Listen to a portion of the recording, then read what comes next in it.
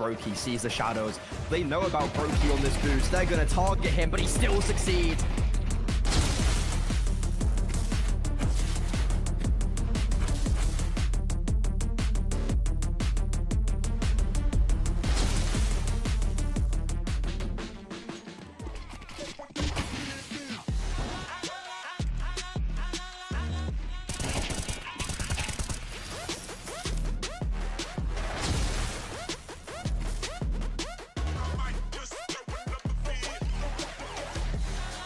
Pistols are starting to push through, and whilst Rops finds one, Carrigan gets eliminated. Rops stands tall.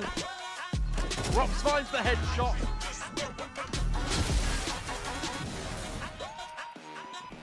Oh, electronic. Well, he'll still have a great time spraying. They all got caught on twist, and now electronic is gonna pat the stat very nicely with an A.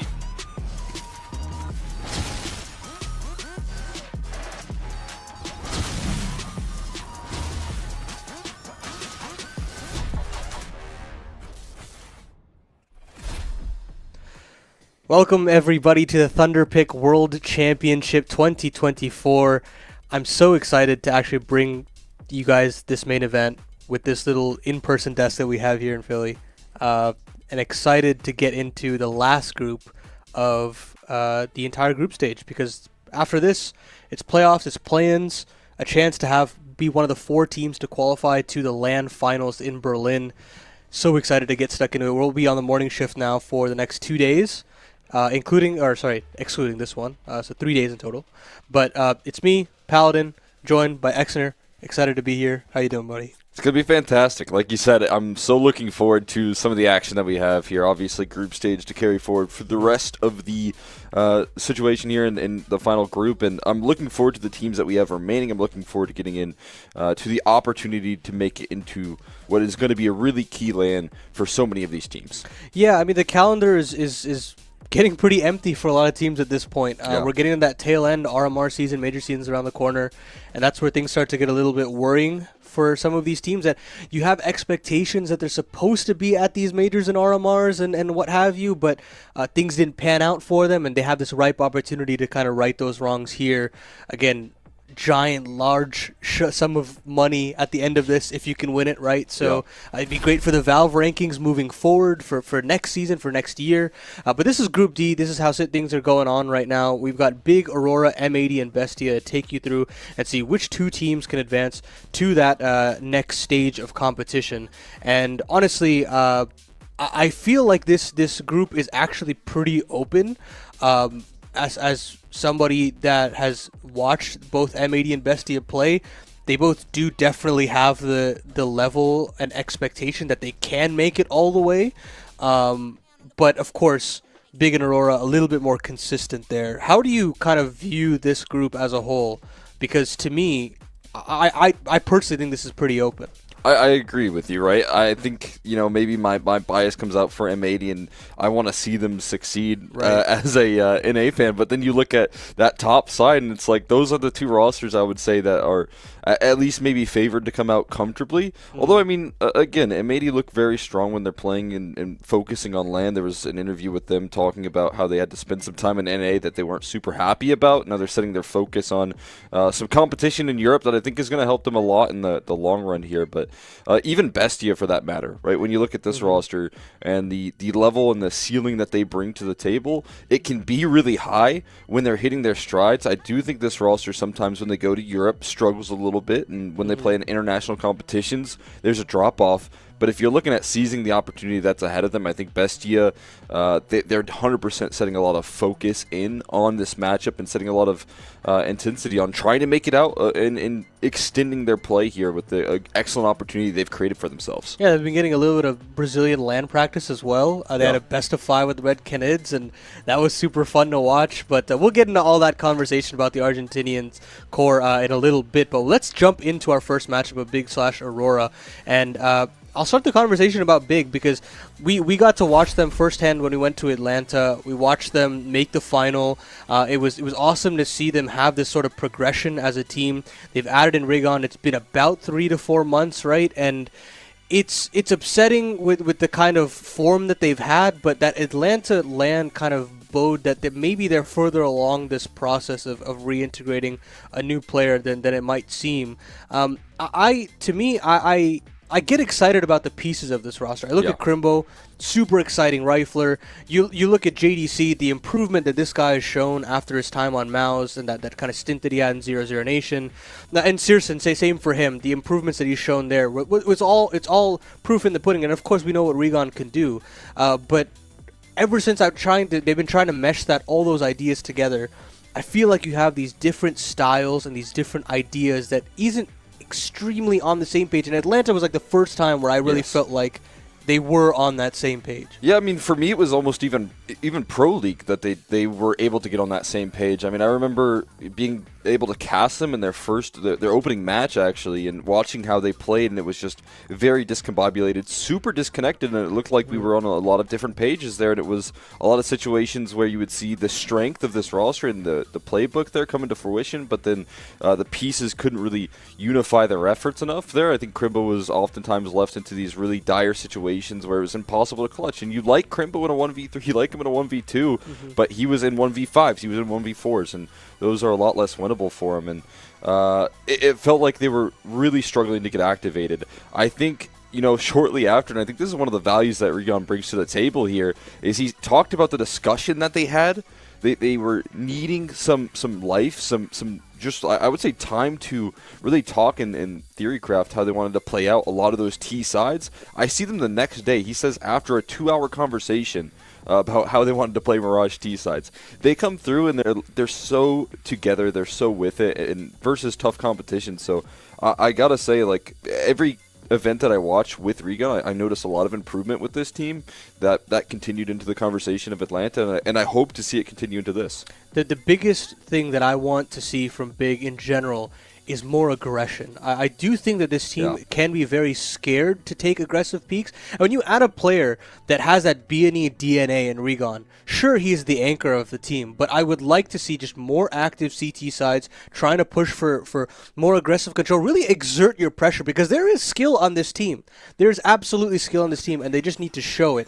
And when they can actually put those pieces together, this team gets very dangerous, and I'm sure many of our talent within the Thunderpick space have put Big to go in as our 2-0 team, and we'll see if they can put pen to paper. But we'll continue the conversation on over to Aurora, who also are in a very similar situation, maybe at a lesser stage, but they've changed IGLs in recency. They've added in Clax, not necessarily to their wanting.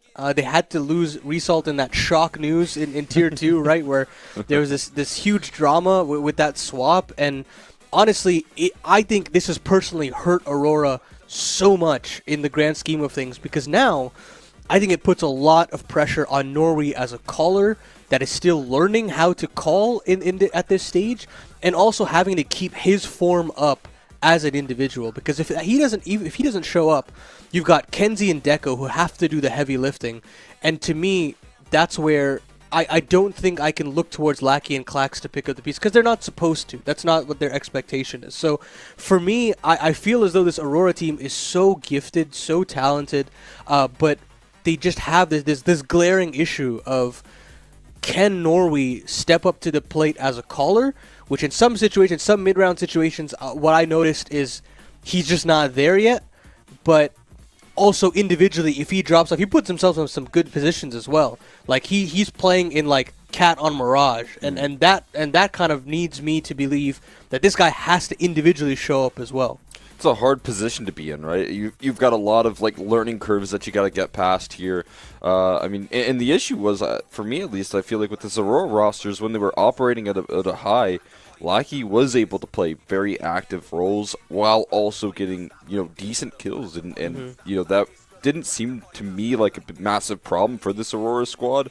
But obviously they're looking to level up their game, and if that's something that Lackey's willing to do, I mean, again, over time, I think we'll see that improvement come through if Nori can keep up that consistency and continue to play active. And as for like you mentioned, that Clax switch up, obviously, like you said, it's a tough hit for Aurora in this squad, but I do have expectations that, Clax in big moments is able to step up to the plate. He's able to show up when it matters here, and he did that, last time in the RMR, obviously, to less avail there, but when he was called upon, he had those big moments, and I think that's a key detail that maybe they're hoping that they can bring to the table for this Aurora squad. Yeah, I think the Clax conundrum is going to be a very interesting one, because I have seen matches where he's on top of the scoreboard for this Aurora squad, and it's great. It's great to have as your anchor to produce as much as he does, but again, it's a consistency thing, and we'll see what Aurora we get on the server today. We can get one that's very dangerous and that sweeps through this group. I kid you not. I can see a real world where this team goes through with no questions asked. But I can also see an Aurora that could really struggle and have to fight through the lower bracket, and that's going to be a very interesting thing to watch as this group develops. Let's jump into the veto. I think I am very curious, because Nuke was an interesting point that I was hoping Aurora would actually go into. I really like what that Nori's been doing there, and I have seen a bit of questionable Nuke there, but they're actually going to float it all the way through. Big takeout Inferno, it's something that they've just been leaning in towards now. I was thinking that they were going to do the 7-map pool thing, but I think they're leaning away from it at this point. I think they just want to go for the Inferno Cormorant. I don't mind this at all. Ancient pick is great. Big going into comfort. Same for Aurora. More comfort there. And then Dust 2 to decide. I really like Big here. At least I feel pretty favorable for them. Just knowing that Ancient's there, having Dust 2, always that kind of calling card for them at the end. Sure, they've kind of dipped off in form here and there. We saw that FlyQuest final, which was like just an Alistair incredible game that just they couldn't do anything about. So I think this might be a little bit more down to scale, and I think that they can manage in that third map if we get there. Yeah, I mean, I think something that you highlighted there when we were talking about Big is their need for CT side aggression and how they play the map here. And I think they lend themselves to a lot of maps that require CT aggression, right? If you talk about Ancient, that's one of those maps that where you would really like to get active, you'd like to get in their face. And again, they're willing to play into Anubis quite a bit, so that's another one of those situations where they're, in that case, it's obviously not flaring up in this map, but it just feels like, for me, if you're dealing with maps that you do have to pressure the issue, you're seeing Ancient and Dust 2 there in big ways that are pretty comfortable for Big, and that's going to require them to come through with that aggression. And as I highlighted, I think there's actually a lot of improvement that Big have been able to bring to Mirage very quickly. So I'm with you in saying, like, I lend myself to kind of Big being favored in this veto. I would have maybe liked to see Nuke come into play, because again, that's always been a really strong core map for Aurora, but obviously leaning against it here up against this Big squad. Yeah, a lot of question marks here in general for this game. I'm looking towards. We'll pull up the head-to-head as well, because I think that this is an important 1v1 or head-to-head, I suppose, between the IGLs, Tabson and Norway. We know what both of these players are capable of. We've seen some incredible things from him over time. So one thing for sure, for Tabson's sake, I think he's definitely not had to do too much in terms of the fragging, because he does have some players that he can rely upon. But he does put himself in some pretty active roles. Like, again, on Nuke, if I had to continue to use that example, he's going aggressive outside. He is taking a lot of space there. He's nading open smokes. He's more active than Searson is outside, which is so important for this team. And again, same thing for Norway on the other end. That example that I use of Cat on Mirage. Your Cat player on Mirage is going to get active in mid-duels, is going to go up in a ladder, try to take those fights in an underpass, and has to deal with that B play. It's a very all-encompassing role. And you can see with these active roles, their ADR isn't even that high. Their rating is quite low in that sense. Now, it's fine if it's this case, but I do think that these two players are going to be the reason why both of these teams succeed. Either Tabson elevates this roster to go 2-0, or Norway elevates the squad to become very dangerous within this group stage as well. Yeah, I mean, again, you have to kind of look at the history here. If you're obviously Tabson, you're feeling a lot more comfortable and confident in this head-to-head, in this matchup in particular. You've got the history, you've got the experience lead over Nori here in a big fashion, in fact. So an opportunity, I think, for Tabson to kind of press on that issue and see if Nori's capable of holding up to the task of dealing with an IGL that comes through in Tabson's fashion. And as you've highlighted, I think there's been a bit of a change in the identity for Tabson coming in the sort of like playbook that Big bring out ever since Regon joined this roster, and what they've been switching up and changing, which I feel like is a much more modern version of Counter-Strike that needed to come through for Big in a desperate way. They needed to show a little bit more of like a CS2 version of Counter-Strike than what we've seen in the past. And again, I think Recon brings that from like the identity that you had highlighted in B&E. So I think even Tabson's just gotten a lot more updated and modern with his calling style, which has been very promising to see, and that adjustment's been made very quickly as well for Big. I mean, it's not been all that long where Regon's really been in this roster. We haven't brought up one player, though, and I want to bring up Deco before we jump into the game eventually. This guy is just so awesome to watch. I mean, I watched a couple of demos. It's been a while. He's completely adapted his game. He started rifling a bunch, and on CT sides, no less. I've seen him op very efficiently. Only thing I've noticed is he's had some motivation issues. I've seen that being tweeted out here and there that he's thinking of retiring after the RMR. I hope that's not the case, but yeah, I am very excited to watch this guy play. Keep an eye out for him. I didn't have him in the head-to-head. And also Searson on the other end. That's another 1v1 that I think is super important because he can also be a huge difference maker for this team, and I hope that those adaptations from what I've seen from his time on 00 Nation can show here on this big roster as well. But folks, I think are we close to game time here, production? Because I feel very ready for this matchup. Yeah, and I'm really looking forward to it here in between these two, and as you highlighted, like just to follow up off Deco and the motivation and stuff like that. I mean, you're dealing with two teams that do have a lot to look forward to in their calendar. They do have a lot on the line here and trying to build up momentum into this tournament, right? If you're talking about both these rosters looking forward to the RMR at the end of the season, and then obviously if what comes after it, the expectations of maybe making a major at the end of the season, and I think that really leads to setting a lot of focus. I mean, right now, really, it would be a time that you would love to ramp up and get to a point where you're confident and comfortable heading into these moments. So if you're dealing with like any sort of motivation issues, now's the time to get past that point. Set your focus on getting some big wins and trying to make it into a land before a RMR opportunity, and maybe just try and shake off some of those nerves and really extend some favor here, which I think is certainly possible.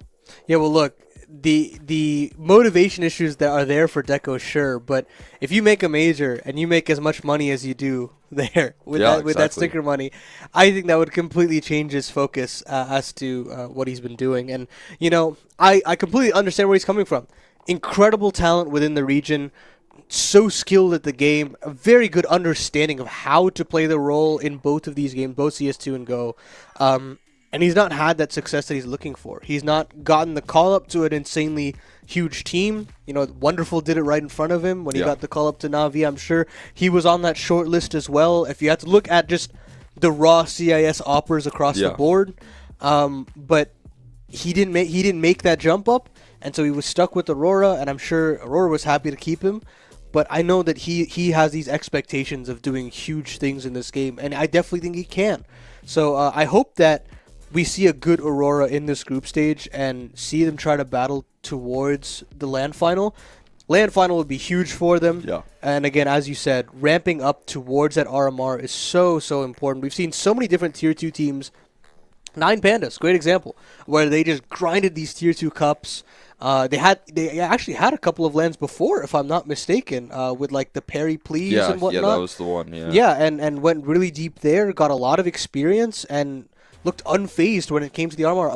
They talked about the LAN experience that they gained from that. I mean, C's was mentioning it a lot, but obviously, like that was a huge deal for him building up a LAN experience. I'd imagine that carried forward into the RMR that they eventually made it through. Obviously, couldn't make it, but I think just like getting a taste of that is such a big deal in terms of like, okay, this is what it's like. Even though there wasn't the crowds or anything like that, it's just a different game. So. Seeing that opportunity and then being able to later down the line capitalize is something that I think so many teams are able to do, and that's what everyone talks about when they mean like ramping up, setting your focus on the major, very important event in the calendar at the end of the year this time around as well. So you're looking to end on an all-time high for both of these teams. And I feel like both of these rosters are capable of causing some commotion in a very brutal EU RMR as well in the future. There's some level of like worry that some of these teams have when they just don't go to a LAN before. Yeah. I know there's two different approaches, right? There's one where it's like, oh, you want to get fresh, you want to develop the playbook, and then go out and just show the world this new playbook. And I've seen some top teams try to do that, and it's fallen right on their faces, and it's just exploded in their face. The LAN reps. Right, and those reps matter so much for a lot of these teams. And I'm talking like top 20 teams, like top 10 teams even sometimes, where, I mean, if I had to go back and give an example, I think about Liquid in the Berlin Major when they were expected to win. But hey, enough waffling. We're finally time for the game. We have two lovely casters to get you through this. Big versus Aurora. Jay and Dweg, take it away. Thank you very much, Paladin. Yes, time to get on to the morning shift for our final day, opening day rather, of the group stages here for Group D, Aurora and Big. Two teams that I would say probably would have the bigger name values coming from the European spaces. However, one team certainly in the better form, Dwayne. Does that lack of form really put the doubts on Aurora coming into this group stage? The way you've got to look at both of these teams, right, is their goal and expectation is tier 1. Now, Big are trying to hold onto that space, whereas Aurora are pretty much trying to push themselves into that marker. So you can never underestimate this Aurora side. Yeah, their form might look weak as of yet, but this is a very winnable game for them in this best of 3. Yeah, that's the thing you have to think about this side, is that they are Aurora at the end of the day, playing in an online environment, which Big historically don't do well on in history. I mean, look, you can talk about the fact of the differences between the two sides in terms of what they're winning out in terms of like their previous best of 3s, but they do far better in other, situations. And this is one of the situations where I do sort of get those PTSD flashbacks to the Big that have lost out to multiple tier 2 teams in previous years. Yeah, but I think you got to forget that, Jay. Like, I know if you look at the last few months, there's a few early tournament exits. As soon as they brought in the man-to iteration of the team, I think Big started overcoming that. They've been a lot more consistent online. I look at them in Thunderpick World Championship last year. They pushed all the way to the playoffs. So I'm not concerned for Big in this group. I think that they've got a challenge on their hands in this opening game, but they should win it out. They are the more structured team.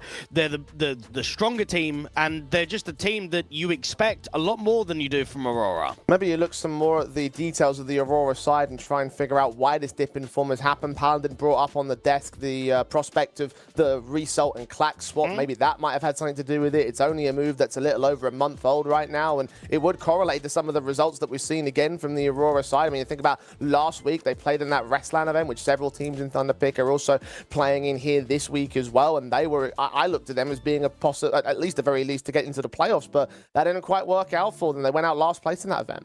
Yeah, they did, but they lose to Art's team after having a really comfortable map number 1. They have back-to-back 11-13 losses with a couple of clutches that came in there.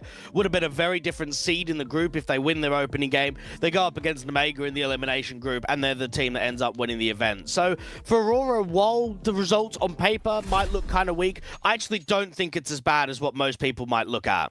Well, you're still going to back Big in this best of 3 series, Dwight? I am, but there is upset potential. So I think we're definitely going 3. You should have comfortability on both Ancient and Mirage for the respective sides. Well, here we go. Pistols to get things started. Duly set in for Kenzie. Upgrades are minimal across the T side board as we start off our final group stage opening day with Big and Aurora.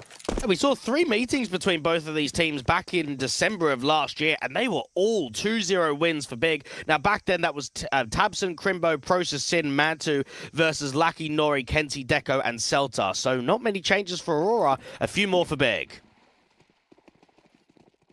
Raps coming in from the Big side as they try and change their initial targets. They were spread out on the default, but heavy-handed over to the B-bomb site. All 5 players ready for the split play hit. The smokes are coming in towards this short position, or long position rather. Nori will eventually see Molotovs coming in towards cave entrance. Kenzie forced to use a smoke against that angle and try and play the edge of that smoke. Deco blinded by flashbangs. They're struggling to take him down, but eventually the firing squad will find that opening pick. The T's are all over the bomb site. Wriggle will fall in tray. The 4v4 ensues and Kenzie goes down to the man advantage of Big. JDC follows it up. Clacks and Nori, 2 versus 4. Locked out of the bomb site. Indeed they are. Good entries coming through for Big, not giving many chances at all to the CTs. They're doubled up at long, but you need a miracle in this. And Nori's trying to find that miracle, trying to force it out against one of these T-sided players, but Tabson's giving him no chances. Kill easy. Clacks backed up and known about being constantly pressured. They push forward towards the back lines. and they will take the pistol on Big.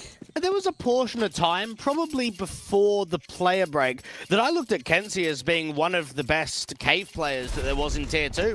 Really disciplined in decision-making, very good with spams, very good reaction-based, but he's been struggling on Ancient for the last couple of months, and maybe that's more correlations to not just the player change, but Aurora overall. I will say that they have been an organization for the better part of 2 years that have been very consistent in Tier 2. Yeah, you might have the odd drop-off here or there and a good run here or there, but they are still a team that can hold weight at the top end of Tier 2.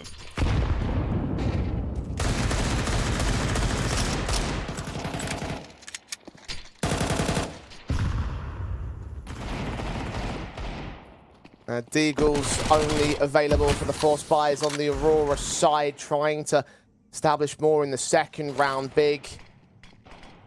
Early starts looking good. Got those smokes up. Pressure initially from Lackey's part of things. Mid control established that Nori should be able to just struggle to deal with. JDC tanks a lot of damage, but ultimately comes up with a man advantage. Kills trying to return from these Aurora donut players, and they're doing a decent job at resisting Big, but they're not able to get these casualties. It's a good cancel there from Big. You don't want to be running through that donut smoke. You don't know what's waiting for you on the other side. You just start accelerating into B. Neko can hear all of the footsteps, but you're alone, so you're going to struggle to do anything. All alone, dead to rights, 2v5, and a number of players that could fall down to these two pistols, given the HP of Regal and JDC and Searson.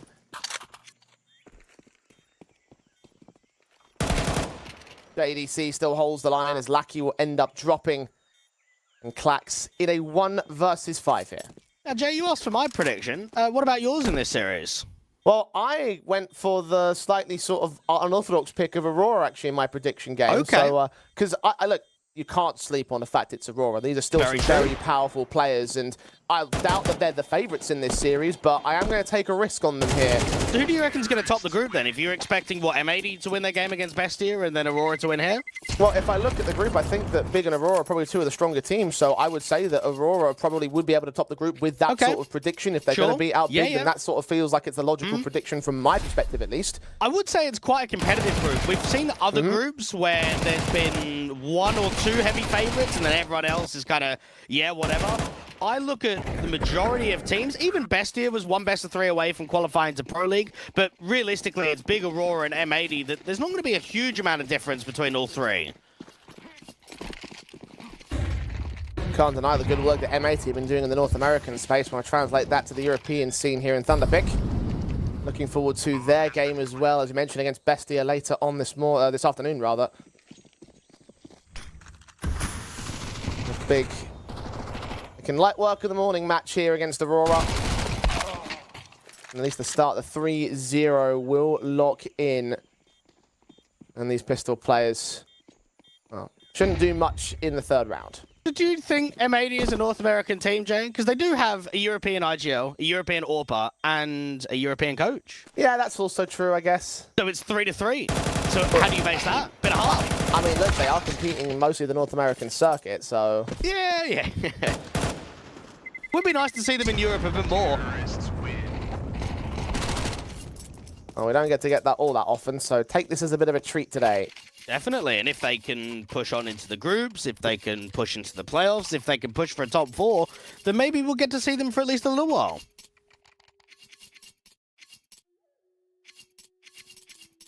Well, both of these squads want to outlast the group itself, of course. Big taking the early pistol in conversion starts. Now Aurora will get towards those rifles and see whether they can contest along the M4s. Aurora need to be able to find a response with a bit of an opening kill. They've been struggling on the kill counts at the moment. You've got just Clax jiggling towards A main. Contact quite heavy. Drop the incendiary as soon as he spots players. JDC, though, with that straight entry out in elbow. Lackey first to fall. A frag to gain.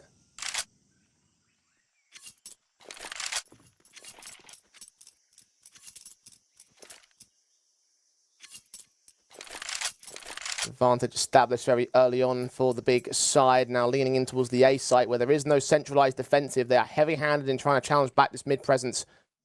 And they will see nothing on Aurora. Big have tactically looked very good on this T side. They've been utilizing some strong timings. They've been running the clock. Rigon gets seen out from mid, but no one's on A. This is going to be a tough retake. You might have a couple of players try and spam the bomb carrier, see if you can deny that from going down.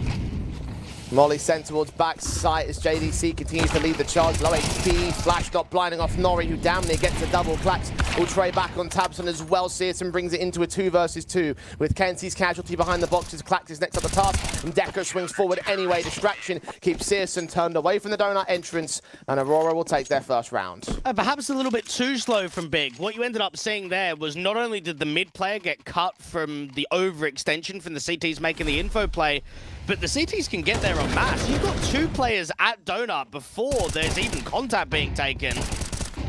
Here it is again. Clax and Nori just straight in position.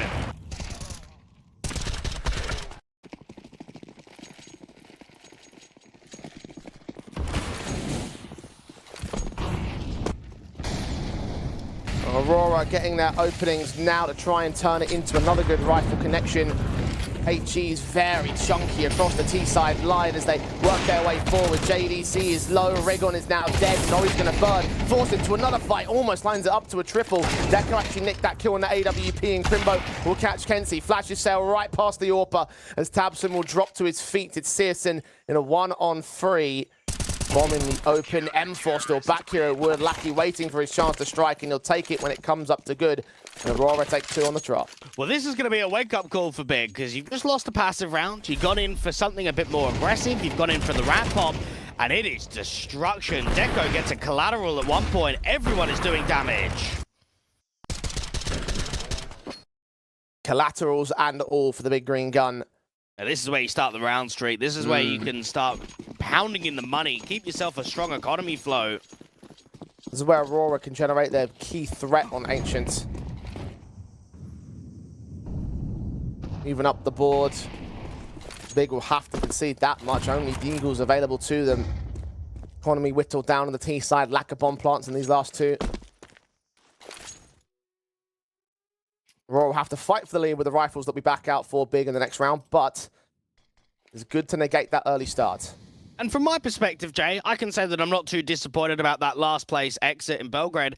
I'm sure it's very different for Aurora. I'm sure from their point of view, they're looking at that saying, like what you said earlier, it should be a top 4. It should be pushing for playoffs. They're a team that have been at the front runner position of Tier 2 for a very long time. They remind me a lot of 3D Max as being sort of that Tier 1.5 team, but they do struggle to get those Tier 1 LAN opportunities. That's true. When you get a chance to go to Belgrade and establish yourselves at LAN, a chance here in Thunderpick to try and make towards the playoffs and at least attempt the playoff position of the LAN itself, it's still difficult to make happen, but Aurora, knowing that they were in a prime position prior to this point, put in the hard yards to try and make that reality. 2 versus 2 is Big. We're going to try and test that reality. Bomb dropped over towards Donut. Nori's expecting some sort of wraparound play. There's only 25 seconds for them to regain the bomb and plant it on the site itself. And Tabson's only on 7 points of health. So this is a 2v2 that's much more workable for Aurora, although they have conceded the bomb, so the retake may still be on the table. I like how passive they're being in this 2v2, though. The last thing you want to do is overextend for fights. Oh, M4 spotted. Bomb not quite denied. Nori got close, but Crimbo swings. Dead to rights on both those players. It's a damaging round for Big with a bomb plant bonus. When the grand scale of things is pretty decent. But Aurora have still equalized. Yeah, Big can be very happy about that. And across the board, we noticed that they've got some strong T-sides beside them. 53.2 round win percentage in the last 3 months on HLTV. 9 wins and 5 losses, one of their strongest maps in the pool. Look at their veto, and they pick a lot of Ancient, pick quite a lot of Nuke, and then Dust 2 is that 3rd map. So to have that as the decider is a good sign moving forward. Now, Aurora need to make sure that they're not being reset after this next gun round, because money is looking low. 1,400, you've got everyone on, what, $1,700 or less, so definitely won't be a buy in the next round.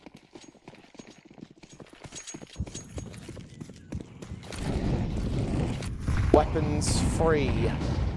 Orps in play. Damage done again early towards Tabson and JDC. Tabson taking the brunt of it out towards lane. missed the spam attempts, but Lackey still turns back in from Donut. Double up against JDC's initial kill, and backing away from CSN's orb, trying to land a returning blow, and indeed he does. 3v3 established by Big. Kenzie is still quite aggressive in here at Cheetah. Watch out for the timing in that duel when the smoke clears against Rigon. Saracen is just plugging that aggressive ramp hold. Get himself into Red Room. Start rotating bodies out to A. This could be an A split with Saracen to cut rotates. Crimbo, Rigon, and Searson regrouping for the A split, although the AWP is broken away from contact, and Klax is trying to receive that contact as well. Has to play double duty, though, and his teammates are not exactly in a position to support him. As soon as they take contact towards the A site, they're going to have to call for backup.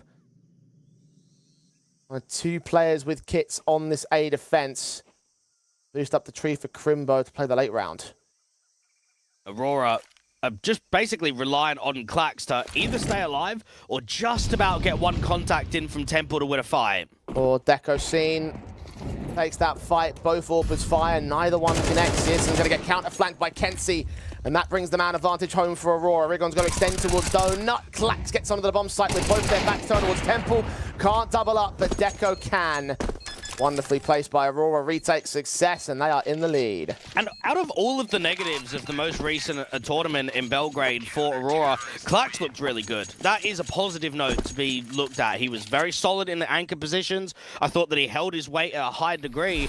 And maybe it is just more about time of being comfortable with playing with some newer players, being involved in a newer system, until we can see that pure level of form. Lucky, good multi, good timing from Kenzie too. Seriously, he was just caught in the open, wasn't he? Didn't suspect Shelf to be a threat. Lo and behold, it was. And the issue with the roster swap, I think you probably are right about the assessment. It's more about just bedding him into the system of Aurora rather than being a player downgrade or such.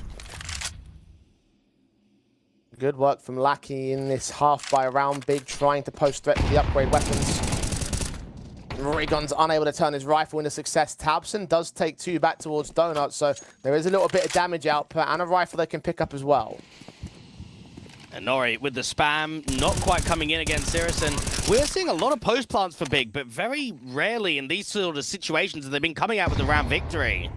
Deco's off, not watching the Temple entrance for Mac 10. Whiffs its kill! Oh, that's not good, Saracen. That's really not good. Tabson, 26 HP to take on 3. Again, maybe able to make it an expensive one with Deco's death. The AWP's leading up to site, smokes it down on the site itself, blocking vision, blind sprays will not look to connect, and Tabson will not get away with the 3 kills in the round. Oh, that looked awkward later. Well, I'm going to be playing at LAN tomorrow, Jay, and I'd hope that I could win that frag, because if I'm not, I'm getting flamed by everyone. How is that not a kill? I'm lost for words. I know it's fairly long range for a Mac 10, but come on. Yeah, that's not great for Searson. I mean, you can see Deco's dead to rights from his POV. He's like, well, I'm dead. Oh, wait, I'm not. Okay. Yeah, no reason to be happy about that one, Tabson. Tactical pause called in by Big. Aurora leading on the CT side. Big have yet to score since their initial 3 rounds. Even Ancient has been typically a fairly strong map for Aurora. I look at it in the recent history and think it's been kind of middle of the map pool, but if I extrapolate that for the majority of this year and even moving into last year, they don't mind playing this. They pick it at times, they let it slide for 3 map deciders. A lot of preparation for Aurora going into Big, and it's a perfect opponent because you actually can counter them. You actually can prepare. I think with a lot of the tier 2 teams, they're difficult to be researched upon and be ready for. And Klax getting caught by the anti-rush util. Lucky's desperate for the trade. Zeko with the AWP can't find anything. At least Kenzie gets 1. 4v3 scenario for Big established. Bomb on its way in towards lane to join Tabson here. Man advantage taken on the Big side, and Aurora trying to get some sort of response in mid. It's not going to happen as Searson catches Nori through the smoke. JDC will take down Deco in the open, and Kenzie is left all alone back to the B-bomb site. And the bomb may well still lean there, but Big have plenty of options and plenty of chances to trade. A strong tactical timeout, wasn't it? Call the attack and instantly find a response. You beat them with pace. It's a lot quicker out to that shelf and elbow angle, and you have the majority of the mid players that are struggling. And Clax just eat all of that utility damage, the incendiary, the double HEs. So Big finds that answer. Let's see if they can find the consistency. And see how things started off in that mid presence. Just enough vision with Nori blind firing, trying to clear out that smoke. Gave the kill away for the Aurora side, and Big are back on the board. Aurora are back down to awkward economy. They've taken a ton of damage in these rifle rounds, even though they've been going their way. You can see what that will do on their first rebuy. AWP on Deco, M4 for Kenzie, but Lackey and Clax and Nori don't feel so confident. Watch out for the aggro play to A main. You've got a spam kill from Kenzie, and the A players are just walking. Tabson body blocks that smoke. Kenzie blind spraying to do damage. You already caught Rigon through the wall bangs. And Clax's D-Ghoul. Crimbo's made noise, taking that bomb as far away as possible. Clax to fire away alongside Nori. And Aurora are answering back with bomb control. A secondary pick towards Donut, towards Elbow Mother may still be on for them as Lackey takes down JDC in Red Room. They're down to 2 players here, so trying to fight back with some stellar orb shots, but taking tons of damage. Both him and Tabson are low. You might just save here. I don't think they should commit for this. It's a 2v3 with no map control and hardly any HP. Don't even attempt it. Don't even try. And Deca's now watching for Tabson. Not quite ready for him, actually. They've isolated another fight. It's still difficult, even though they have brought it back to a 2 versus 2. They have to work together. Tabson will regroup with Searson. What is the overarching call? Commit towards A, mid back into B. Make some noise and try and fake it. Seems to be the A call. Actually very surprising that Deco is that aggressive there. With the knowledge that the bomb was outside of elbow in spawn, you would have thought in the 3v2, just play back and hold bomb sites. Instead, he's given them a window of opportunity, and I'm sure Tabson and Searson look at this now and say, okay, if we can get the bomb down and get into good post-planting positions, there is a chance that we can still win this. The CTs don't make it in time to deny the bomb plant. Into Donut, they make their moves. M4 on one, AK on the other. Lackey on 46 HP. Searson's AWP be the first port of call on the site itself. Kenzie's checking out the back of the boxes. Bomb tapped once. They've got no kits. They're going to have to stick this in the 10-second mark, and they've only really got 15 seconds remaining. AWP shot does not land for Searson, but he's played enough distraction to where they're going to have to escape without the defuse. As Big will just about force out that 5th round. Got dicey, got close. But it is squared the board. Well, at least Searson won the round. He might not have got the kill again. But it is a round victory from Big, and you will be kicking yourself if you're Aurora, because that's a 5v2 at one point in the round. You have all of that damage coming down to Kenzie's position in from Cheetah. Lackey gets a good timing on the Red Room lurk. Aurora's chances of probably going 8-4 were right there.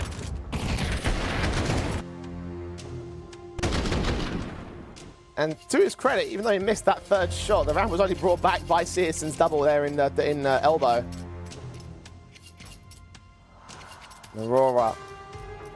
Tactical pause called in for them because I think they realized they probably shouldn't have lost a round like that. Asking themselves how many things went wrong, how can we avoid them going wrong? And how can we surge back into the lead in the late portion of this half? 7-5 is the best case scoreline for both teams.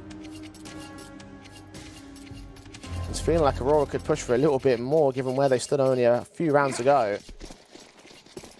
Now they can only get these 2 rifles into the follow-up. No buys from Clax, Deco, or Nori. Very aggressive from Big. This might be another one of the B pops, not the rush. 3 players on B and a very defensive long setup. Moving forward, USP's fighting from Deco, doing nothing. Rigon's taking him and Kenzie. Nori's going to burn rifles. Well, one of them's been dropped. Lackey just best to hold back towards this shelf position and just save the weapon. 1 on 4 for him. Being faced by JDC to take this AK out of the CT hands is a weapon that certainly will be valuable to Aurora at this juncture. JDC will lose that fight, so Lucky will get to defend himself for now. Big won't be looking for the hunt. They will be looking for minimum 6. And Big need to prove to themselves that the last few online tournaments aren't just going to be an early exit again.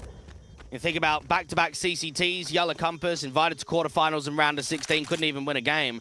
Yes, it might have been a big side that made it to the grand final of ESL Challenger Atlanta, but they've only won a single out of their last 5 best-of-3s on HLTV. It's a positive start on the T side of Ancient, at least. Try and push for 7-5, give yourself a good scoreline difference to transition into that CT half.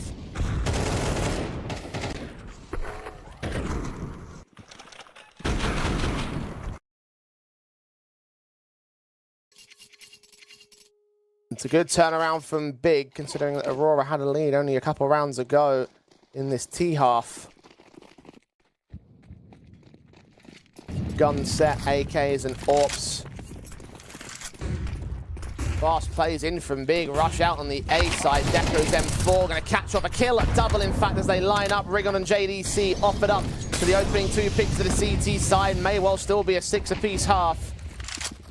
5-on-3 established for Aurora. Big standing away from the bomb site, trying to establish more presence because they've lost that bomb in the open. The blind sprays that Tabson ran right into on Lackey. One returning pick, but they need a little bit more. Now, I haven't casted Big in a little while, Jay, but it certainly felt very aggressive at times on their T side, which is quite unusual for this team. They like to run the clock. They like to be quite systematic. They've had the ramp pops, the B rushes. And then round 12, they're just sending it. They're just running out A.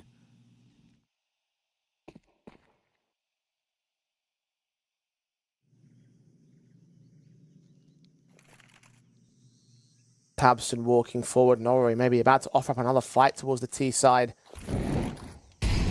Molly start coming in. He's pixels away from being seen. Player in the open as well. Searson's got flashbangs to enable or could just boost the AK up. Is Clax ready for this? Yes, he is. Justin's quick. Orpa doesn't land. Bomb in the open. Nothing they can do about it. Last player caught towards mid. And Aurora indeed will even the half. And at times, we saw some very convincing rounds from Aurora. Sort of 3-4 players staying alive, high-tempo multi-frags. It's just difficult to continue that for an entirety of a half. 6-6. I think Aurora will be slightly disappointed. They certainly could have capitalized a lot more on that 5v2 round. Probably got themselves to 7 or 8. So just being at 6, it's going to be a tough second half.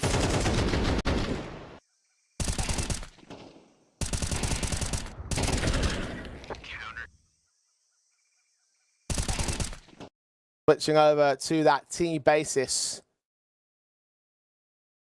That aggression going for the Aurora side. Big, you mentioned before, a lot faster, a lot more aggressive than you'd usually expect from a team that's structured.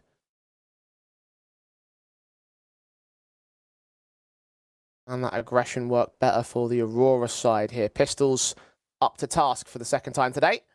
And maybe the whole more aggressive approach is to get Rigon a little bit more comfortable. I mean, remember what he used to play on B&E? It was a very high tempo, a very aggressive play style. And I'm sure Big are going to have conflicting ideas between the players on how they want to progress. And maybe it is time to adapt and to be slightly different, because I think they've plateaued for a very long time and they've stayed at a very similar level.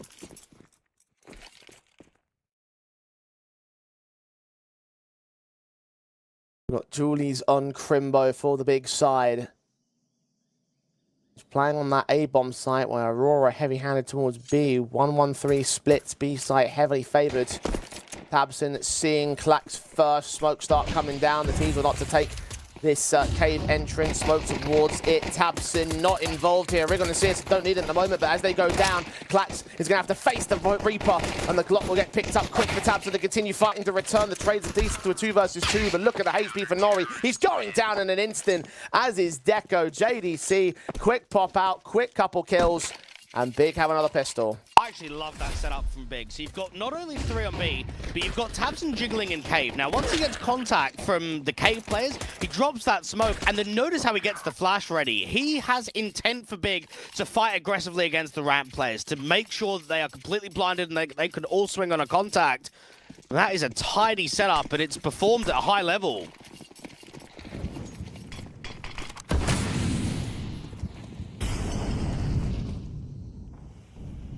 Force buys of Aurora. We're going to try and answer back again in the early round.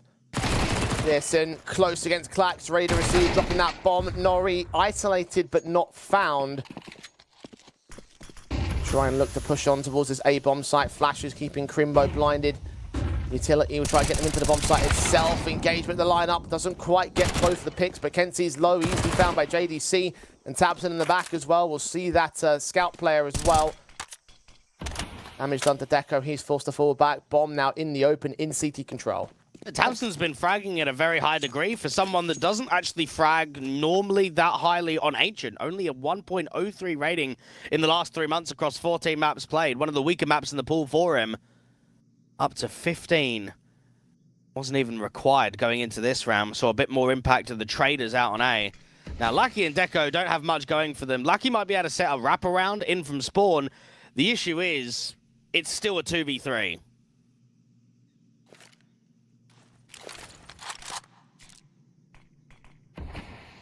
The CTs don't have to make all that many moves to try and hold the round. JDC and Tabson are tagged to the scouts. Rigon moving up, closing the gap. The Deagle from range of Lucky on the backstab. The best he can do is attempt to get a kill or two. The 3 CT standing off against him. Yeah, he will get taken down. And big hold there, 3 in. They hold their 2 in a row in this half. They should hold another 3-0 start at the turns of the half. Started with 3-0 on the T side. Will now look for 9-6 on the CT side. And there is only a single map in the pool right now for Aurora that features a map losing streak, and that is Ancient. 4 losses in a row. They'd love to try and be able to turn it around, but you'd have to say a 6-8 scoreline with now moving into an eco. It seems that round by round, their chances are getting smaller, and there's more opportunities for Big to close. HE damage done to Deco. Tabson's going to pick him up first. There's a deco round from Aurora, of which they're not going to find much in returning picks. Easy fraggings for the rifles and the SMGs. Pearson actually losing rig on there, so that's 1 pick back for Kenzie. Still have that MP9 on the corner to recover the money. Should recover the AK soon enough as well. Kenzie does actually take him down, so again, a little bit more damage to expend into the Kevlar in particular. And they can recover that second M4, and they shouldn't be able to lose too much off the back of that. And I'm actually reflecting on the next best of 3 right now, Jay, with Bestia and M80, and I'm thinking for the Argentinian team, they need to pull off an upset there. Because imagine this. Imagine going down in a group stage of an elimination best of 3 where you're facing either European teams. You've got Aurora or Big. You don't want that. You at least want to give yourself survival chances of pushing yourself for an extra best of 3. And both of these squads are going to be looking at the Americas on the other side and say, we want both of them. Big and Aurora want to try and place first and second in the group.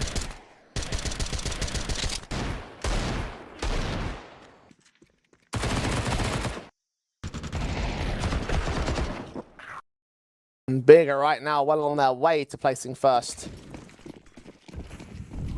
Key threat in their opening game. Aurora try and threaten one more time with the rifle basis, and this is where they did their best work over on the first half. Will it be the same for the second? Early HEs are going to put damage against them first up. Kenzie tagged down by a little over 15 points of health.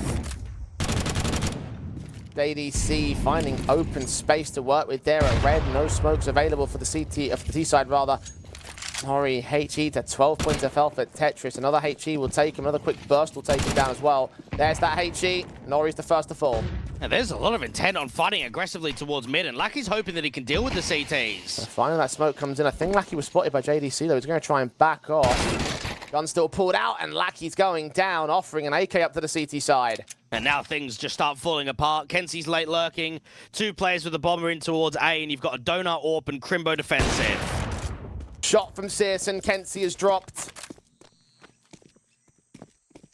Plax and Deco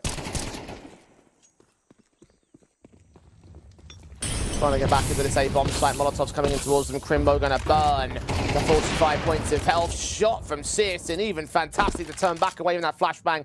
Get Deco. Claxton a 1 versus 5. Rigon's going to take him with JDC's extra support. Credited with the kill in the end. And that is Aurora looking absolutely shamed here by Big. Well, Big were being extremely active in that CT round. There was a lot of movement, there was constant pressure in mid, and they're one of those squads where it's difficult to get respect. They're always looking for a fight, they're always searching for information. Aurora just couldn't land anything in mid, and then there's just no way that Kenzie or Klax are going to be able to do anything. 6 to 10 down, another light eco. They need to try and threaten a round steal in this eco. They've got a decent amount of upgrades at least.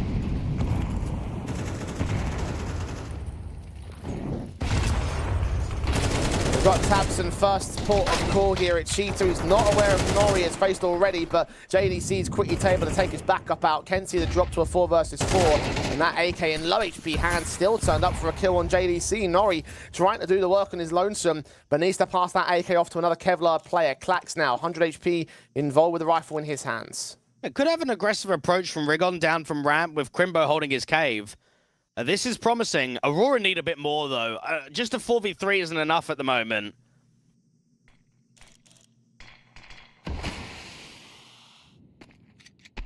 HG's placed well against Nori, will take him. They just look to open up the smoke. Searson can take Klax. The man down as Rigon closes in the pincers on Deco. That second rifle will not get recovered. And the rifle battle towards top mid. Rigon will need to win against him. Nori will be easy to go down. Lackey is the key threat, and he's been neutralized, so no further threats available for Aurora. Nori, if he's lucky, will get away with a headshot. He's known here somewhere. Searson, suspecting he's back behind the boxes, will take a quick pop shot, now being seen by Rigon. So not enough casualties to deficit the economy for Big. Aurora couldn't get that damage output. And Big are closing in on the first map win. And that B&E roster, when transitioning over to Guild, reminds me a lot of the Copenhagen Flames roster, where they all just got split apart at the tail end, didn't they? All got different opportunities. Rigon went to Big, Synopsy and Flatro went to ITB, Senna hasn't found a team, GXX hasn't found a team. Rigon can at least say that he's kept it towards the Tier 1 landscape. In my eyes, Big aren't a Tier 1 team, but they're still participating at a fairly high level. They're still getting their cracks at the odd LAN tournament here or there.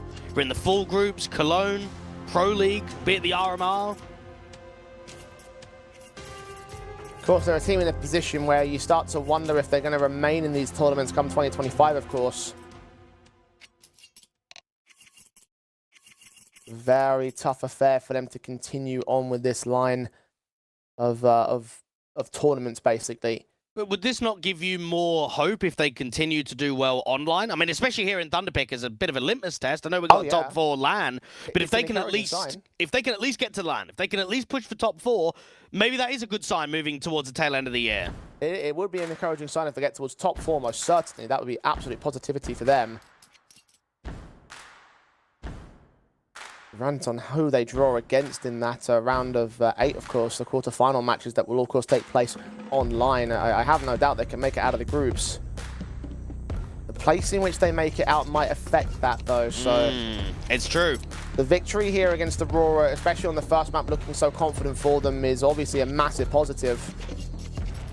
To get that top seed, to have to avoid the likes of 3D Max, the Mongols, and Heroic, who are already through to those quarterfinals. I mean, those are matches you really don't want to be taking on. I'd probably put Big as the weaker team in all 3 of them. Yes, definitely. So, you are right. It's very critical to make sure that you're getting first seed. Aurora, it doesn't feel as if we're going to have much contention out in this second half. You might have a few survival rounds here or there, but it might just have to be the Mirage showing. It might just have to be map 2 until we at least see Aurora setting an example.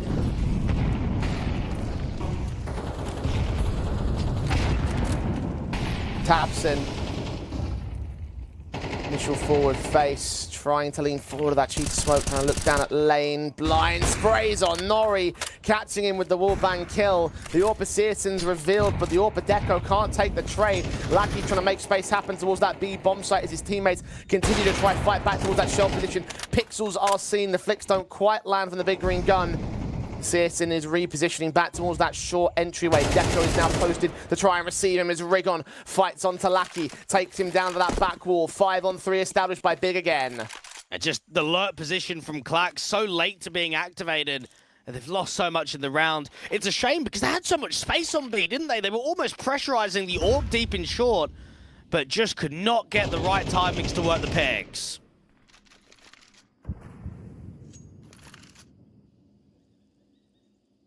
Deco. That's enough for Searson to receive him on that second face. That small little overfight, good enough for the kill, good enough for the round at this stage for Big. A 2 versus 5 that you just don't see Kenzie or Clax taking from here. They're not being flanked or pressured, but time is against them heavily, and there are so many CTs to deal with. tabseN will start to peek in. The timing couldn't be more perfect. Both their backs are turned. Easy double up, and they both go down. Map point for Big. And if you are the cheetah player, it is at times a spam simulator. You are just constantly looking for wall bangs deep into elbow or down from bottom of lane. And from tabseN, it's the greatest of starts to the round in such an important one to close. And Rigon is even being pre-aimed there from Lackey, but the duel does not go the other direction. Aurora, unfortunately, looking a little bit flat in this second half. At least the first half was competitive. Can't say the same about the second.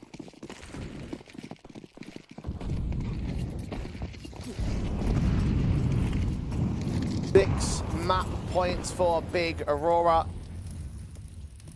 not had a look in on the T side, and therefore you doubt that they're going to be able to bring this comeback in. They haven't taken a tactical. It may just have to be a case they look towards Mirage, where their last weird map played was a victory to their credit, but not the way you wanted to start in this series, especially when things were looking rather positive in the first half, like you mentioned. Thought there might have been some sort of basis to build off of, but as the CT side switches over for Big, Aurora have been losing time after time. They've at least won this opening pick. Look at how quickly CEST takes it right back, though. Nori offering up a shadow of information. A kill gets found. JDC behind red. Backed away because Lackey's cross being undetected. Didn't get checked upon. Here's the footstep of Crimbo check in, and the Galil can take the pick back. So, man advantage held. Searson's been involved to catch the rotators, and Kenzie is down next up. The bomb's on his way. Searson's caught a double. Shadows again being seen as the flicks can't quite land. The incendiary's come forward. Lackey's starting to flank, and Searson's going to get pressured. So eventually Aurora will overwhelm the A bomb site. But can they fend off the Rigon and JDC retake? A great spacing and timing there from Lackey to insert himself into Red Room. The CT's going to have a crack at this. Lounging on the ground floor, tried to get back up towards Tree. Rigon gets the kill as he inserts to the back lines, and Deco will get JDC as Rigon is in the end traded by Clax. It's a lifeline gained by Aurora, but they're not out of the woods here by a long shot. Again, 6 to make up in a row, and there is a strong buy available for Big. It's a big shame for Searson because he gets that kill in Donut, but notice how he just misses the timing. You've got that first aggressive player of Lackey, so you're at least pre-aiming it for Crimbo, but you don't exactly know that he's in there. And then just coming into CT, I don't think Searson could have done much. I mean, he's just being sandwiched from behind him and in front. Take the tactical. The buy still looks pretty good. I know tabseN's looking at this as a bit of a bonus. Get down to the SMG. That tells me that he might have an aggressive move in mind. Press into lane, try and run it down.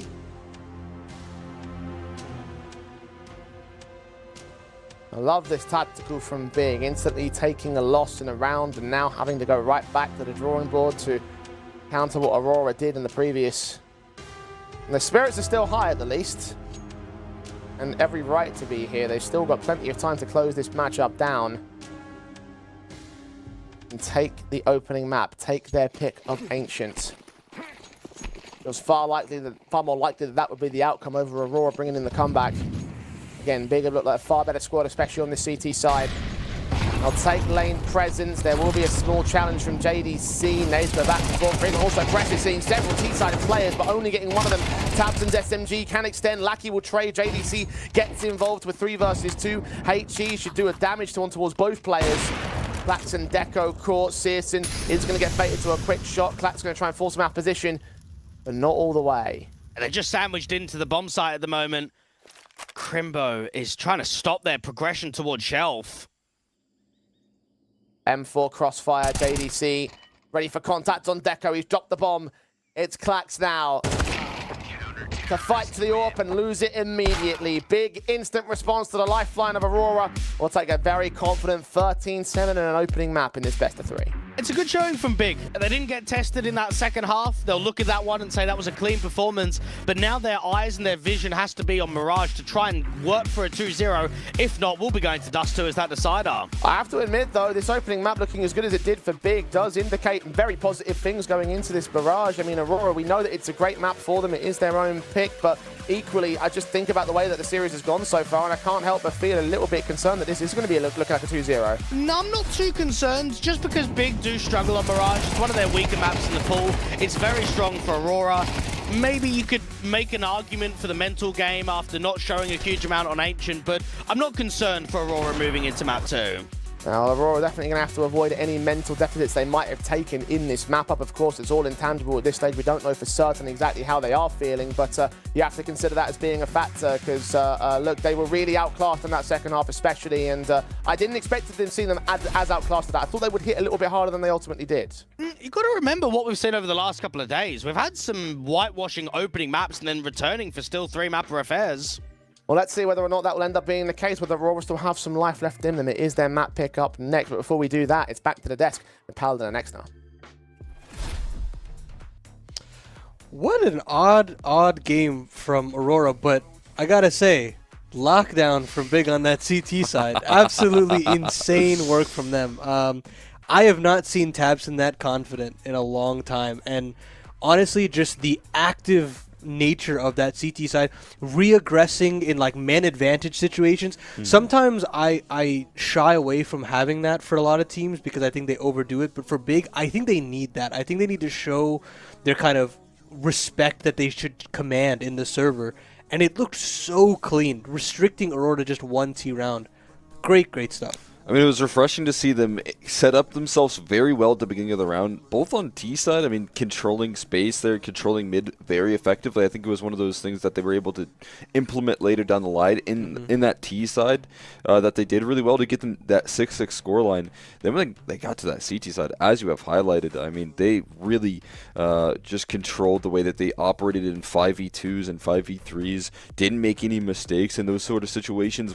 I felt like played a very, like, again, refreshing style where they were always stomping down on Aurora. Never allowed for anything to go wrong in the mid-round and towards the late situations. They're never allowed for isolation on those fights. As you highlighted, tabseN being super active in those 5v2s, just pressing the issue forward, taking charge, and I mean, all in all, you got to give Big so much credit for what they were able to do on that defense. It was absolutely incredible. Just so quickly able to turn on, and even after just a single lost round, seeing that like tac pause come through, I almost don't even think there was a lot being said. I mean, imagine the coach gets involved there, but obviously, like in terms of like just trying to keep the spirits high as well, they so quickly bounced back, and then they come through with a very cohesive game plan to close out the map. You could see that cat aggression that they came through to close out with in that final round. I just felt like it was so well pieced together. Yeah, and I mean, even on those T sides, like they had a couple of like economy breaking rounds, and this was the round that was awesome. I mean, Aurora kind of goes all in, and they get a 5v2. And it's what tabseN and CEST that have to claw it back. They lose bomb control as well. Yeah. They bring it back to a 2v2. They hole up in A main, and the Aurora members are just terrified.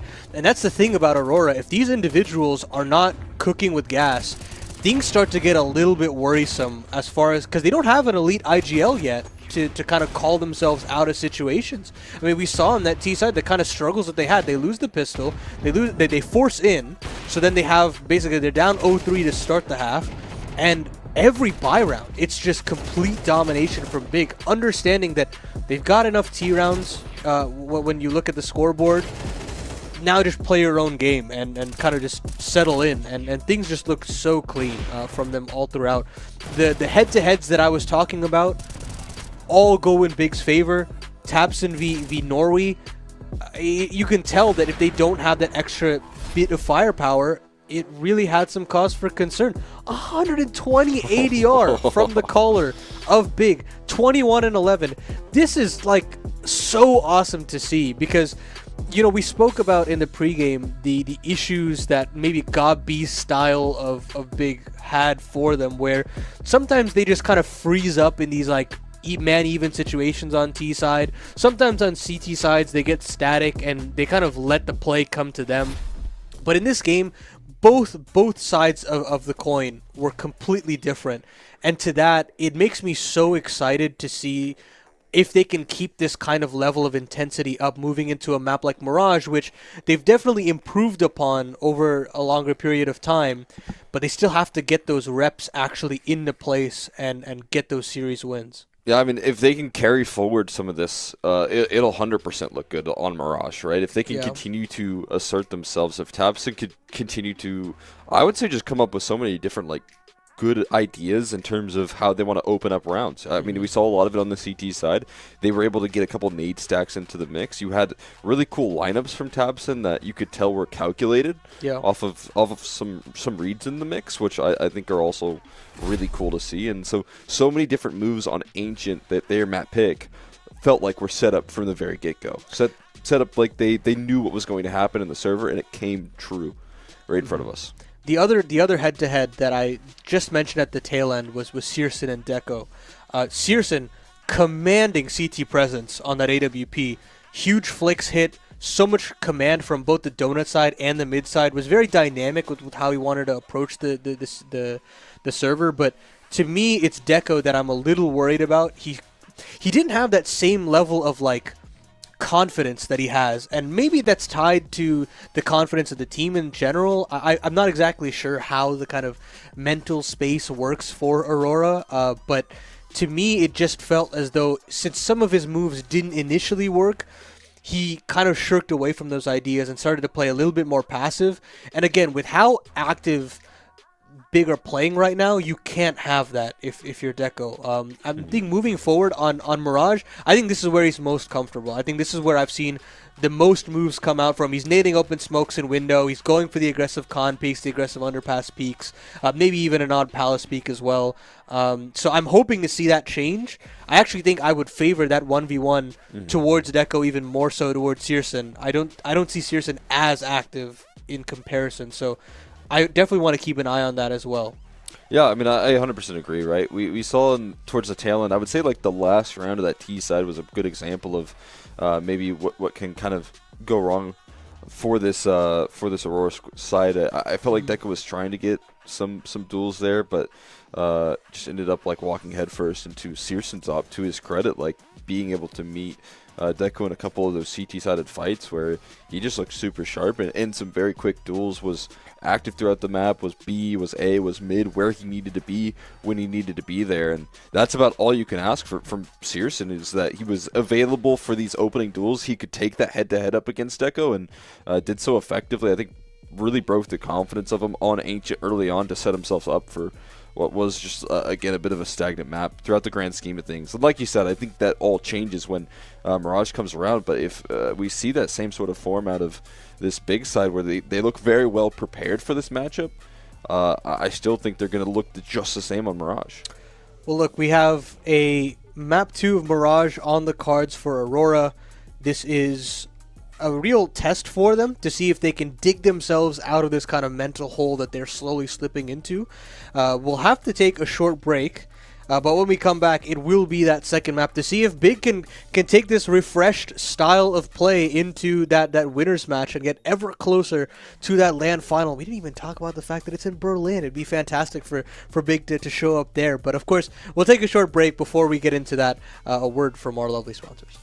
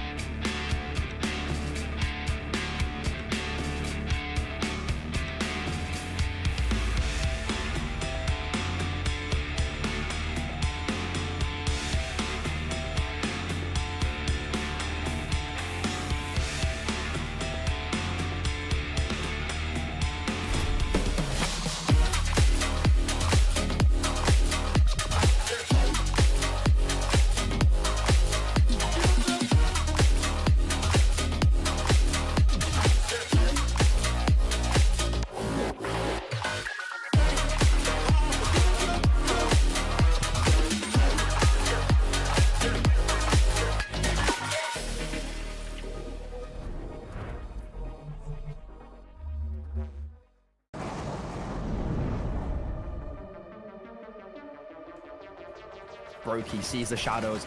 They know about Brokey on this boost. They're going to target him, but he still succeeds.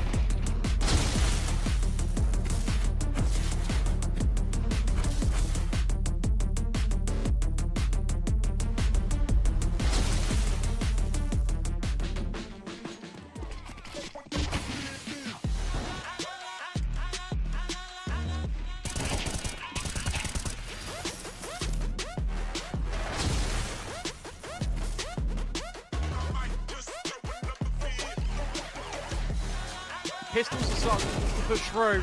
And whilst Rops finds one, Carrigan gets eliminated. Rops stands tall. Rops finds the headshot.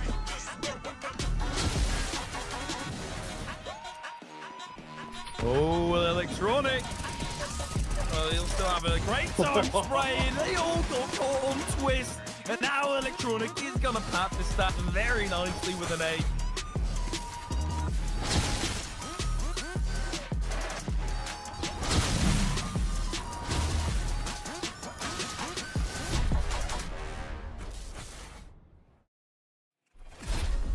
Well, big off to the front first and foremost in our opening series of the day, taking Aurora down on Ancient, proving positive at the 13-7. Now we move to that Mirage. And look, Dwight, you said you're not really too concerned about how that first second half went down, especially for the Aurora side. Do you still believe that we're going to map 3 here?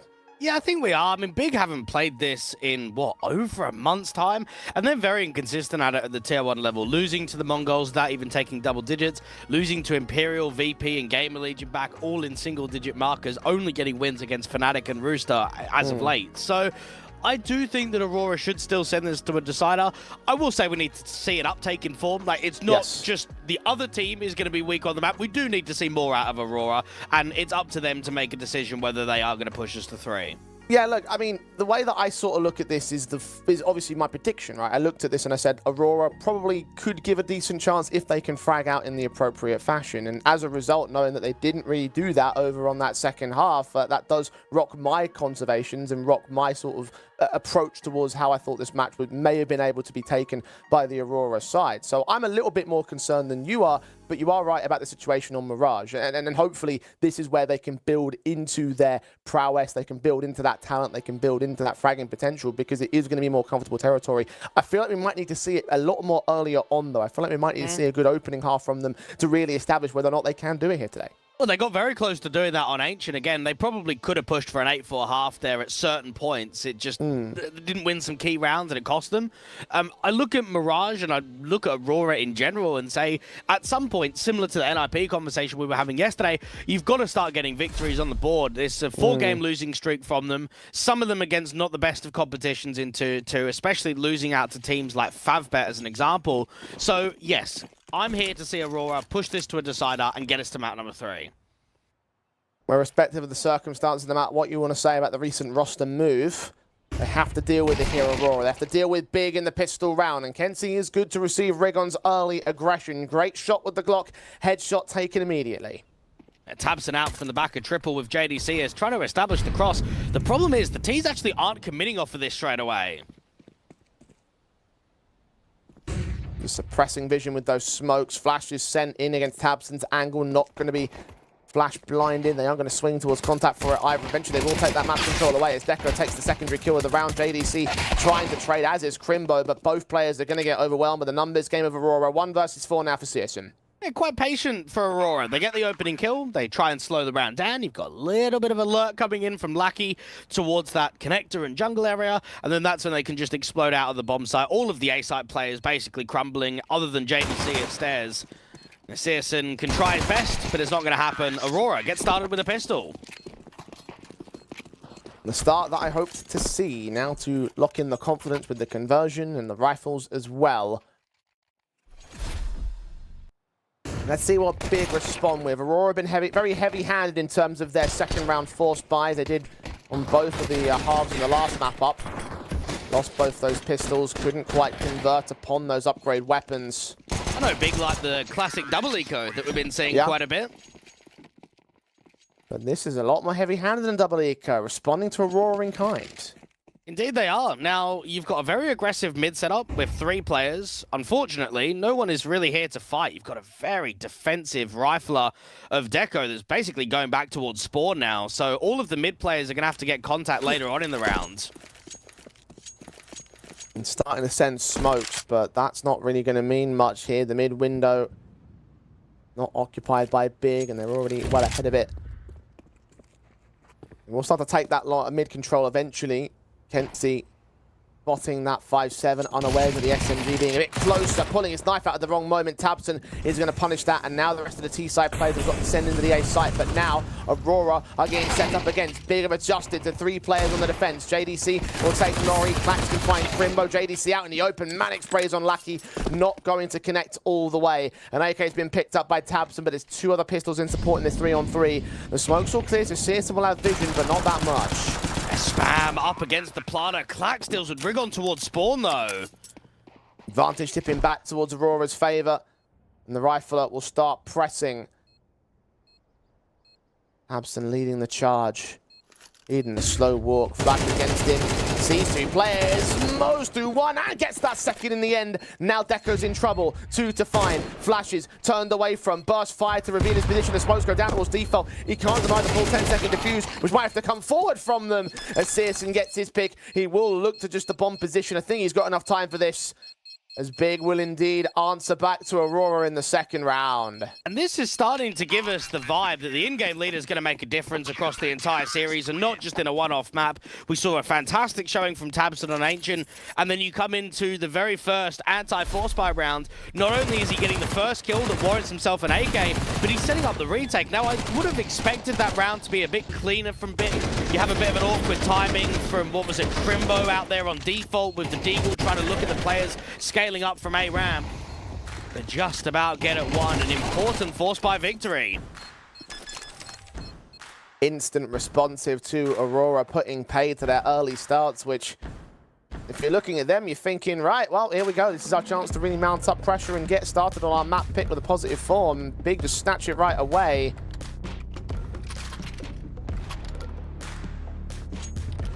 Force buys will return from Aurora. You start to see the formations, the Galils coming in. So, again, aggressive buy strategy, trying to respond, trying to get right back up in control.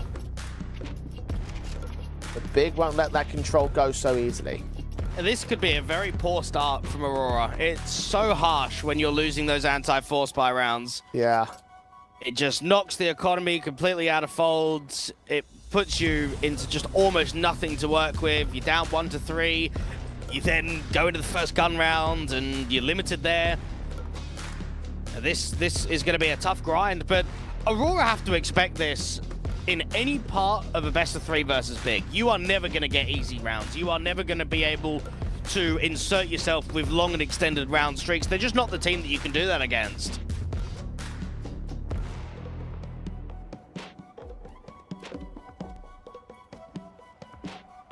The positivity going once again to Big's favor to look to continue to compound the hurt that they had in the second half of Ancient, the confidence that was on their board.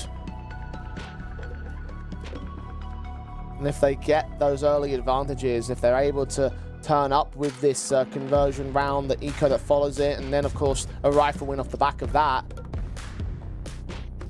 would surely be again reconsidering that 2-0 prospect for Big. Well, I'm surprised that you haven't respected the king of the #1 in predictions, Jay. Why haven't you joined me on Big on this one? I mean, look, I'm trying to outplay you here. I'm trying to see if I can find... I'm trying to take some risks so I can get some extra points, because I'm not that far behind you, to be fair. I would say, if you just copied me, you'd never win. So... Exactly. So I want to win. I'm a competitive person. He's coming for #1. Whether I'll get to #1 may well rest in Aurora's hands, so please, boys, counter steal. Get the second map. Send us to a decider, yeah. I think I did have this series down at 2-1 on the board, so I could get some extra points if they're able to push us to a third map. I'm pretty sure I went 2-1. I would have... the only 2-0 I looked at was the next game of the M80 versus Bestia. But this one, it's got everything going for it from a veto perspective and a team perspective that it should go 3 maps, but maybe there are some ramifications of what happened after round #2.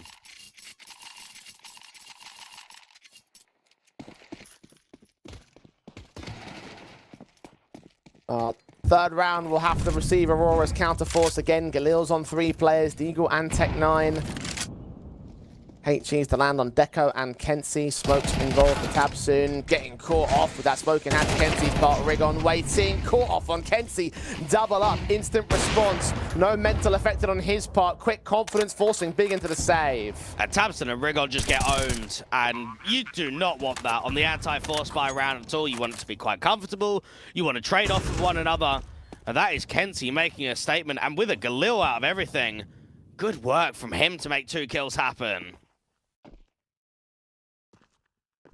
Big will not be able to truly buy back again. They have these 3 rifles in play, but look at the savings.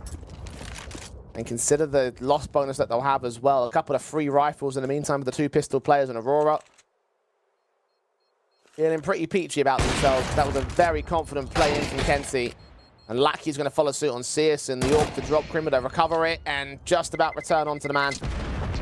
JDC also towards that B bomb site. They're well protected and the teams will not make it to the site in time to get another hunt in. So good efforts there to get that 3rd player because it puts them in an even worse economical state. Well, this is 3 out of 3 rounds that Aurora have been punishing the A bomb site, or at least executing towards it. So in Tabson's mind, do you now think on round number 4, do we stack up A slightly more heavier? Do we leave 3 players to be here?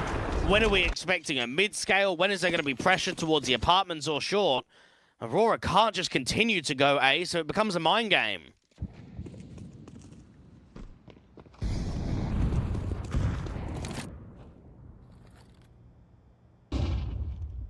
Force around the 2 saved rifles, SMGs, P250. Really not much. Clax working against Tabson and Searson. Pistol does actually bait him into the open to give Searson that pick, so well done from Tabson. Galil in hand, Rigon's going to take some returning damage. Searson still focused heavily on that connected presence. The smoke that comes down will cancel the hit from Aurora. Aurora repositioning and rotating away.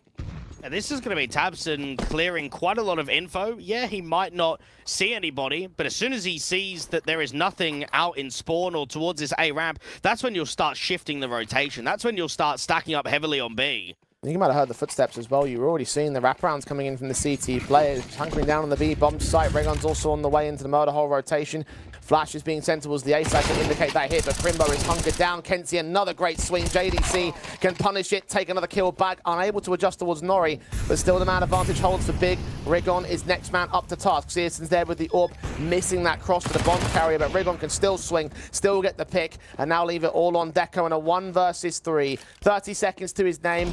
CT is crawling all around him. Good Deagle shot on Searson, but unaccounting for Tabson, he'll take him down. And it's probably the worst thing that you can ask for Big is to have a scrappy game. You don't want this to be back and forth where you're not getting consistent gun rounds, you're constantly resetting one another. You want to tactically be involved, and that's when you can actually have all of the weaponry, all of the util. Decent work from Kenzie, but JDC with the multi. And then even Searson is just distracting with that spam of the AWP. He's roning off a couple of bullets out there in market, and it allows Rigon, who was already on the front side of the bomb side, just deny the bomb from going down and make sure there's an equalization of the score.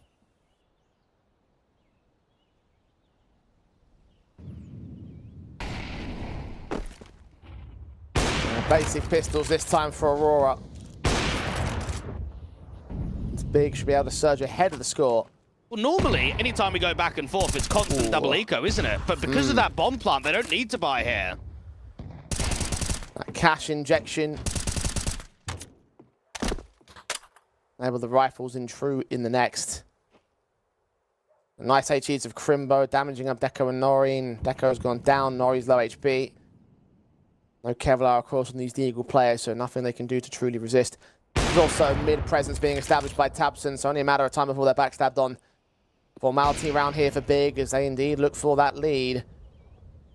Aurora get their next key chance, their first true chance to contest in a rifle round. And I was talking about it a bit on the show yesterday with the stylistic play differences from a heroic NIP versus an NIP against the Legacy and what that means in the server. Now, yes, it might be almost a year since there's been a head-to-head between Aurora and Big, but I'm going to look back at those 3 best of 3s. It was the 6th of December, 7th of December, and 13th of December. We had a 13-8, 13-5, 13-9, 13-8, 13-7, 13-11. Hardly any of the maps were close. And maybe that is something that Tabson and the crew out here on Big can look at and say, fundamentally, we understand how Aurora play. We know what tendencies and what to expect, and perhaps that's making a difference in this best of 3 today. Simple understandings of the players and individuals. Encountering those as appropriate would shut down the one key thing that Aurora can try and rely on here. Very good game plan to have, Tabson, if that is the game plan at this moment. Rifles will set in for Aurora now. AKs across the board. Already, Lackey's taken some HE damage towards top mid. Not a huge amount of it. We'll continue the campaign alongside Kenzie and underpass. CEST taking a ballsy peek forward in the smoke. Doesn't get away with a kill, but neither do Aurora get away with a punish here. JDC starts swinging in from short and does take Lackey. Assassin's lucky that he got out of that one. That should have been a refrag. And Tabson down in con, looking to try and put pressure towards the bottom of underpass. A little bit of a gap in that smoke, trying to generate the fight against Kenzie, and he wins it out. Gap to hold, easy pick, 5-on-3. Tabson considering pushing on Deco, who is mostly isolated here towards mid. He's now starting to receive some backup in Nori.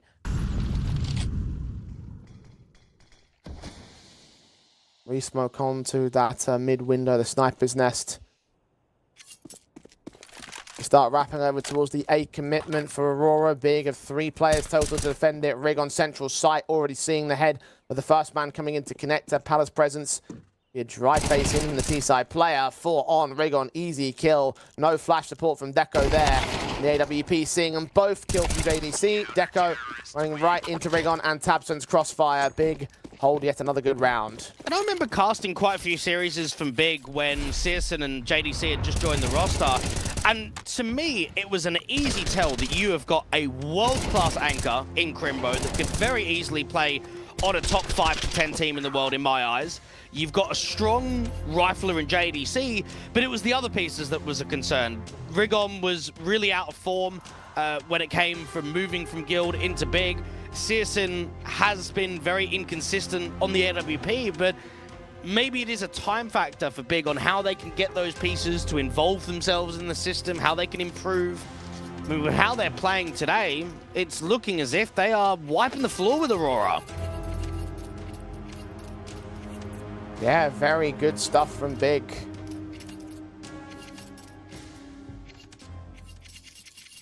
Even though it's early doors, even though Aurora have a lot of breathing room to try and bring this back, the reality is that the quality is just far better from the opposition. And I'd love to see a Big versus M80 for a game for the playoffs, for Sin to be up against ex-teammates, for even Slacks that used to play with a few of them on alternate attacks. More Germans and Americans in that upper bracket final if it does happen. Again, we'll see M80 taking on BESTIA, who M80 are the key favourites of that matchup as well. An advantage for Aurora here, and again, this lightened eco round upgrades are available and low HP across the entire T-side board.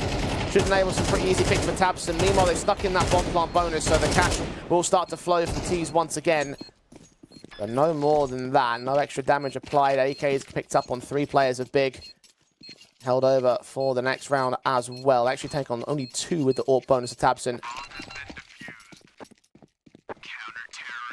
Got the number 5 on the CT board. Aurora, next chance to try and capitalize and try and turn the situation around. Aurora have always been a team that do well in the high-quality online tournaments. I think back to the Brazy Party and Rudevet events. Anytime there's Tier 1 squads in and around the sort of GSL group stage into playoffs, Aurora are typically a squad that can go extremely deep and upset some top teams.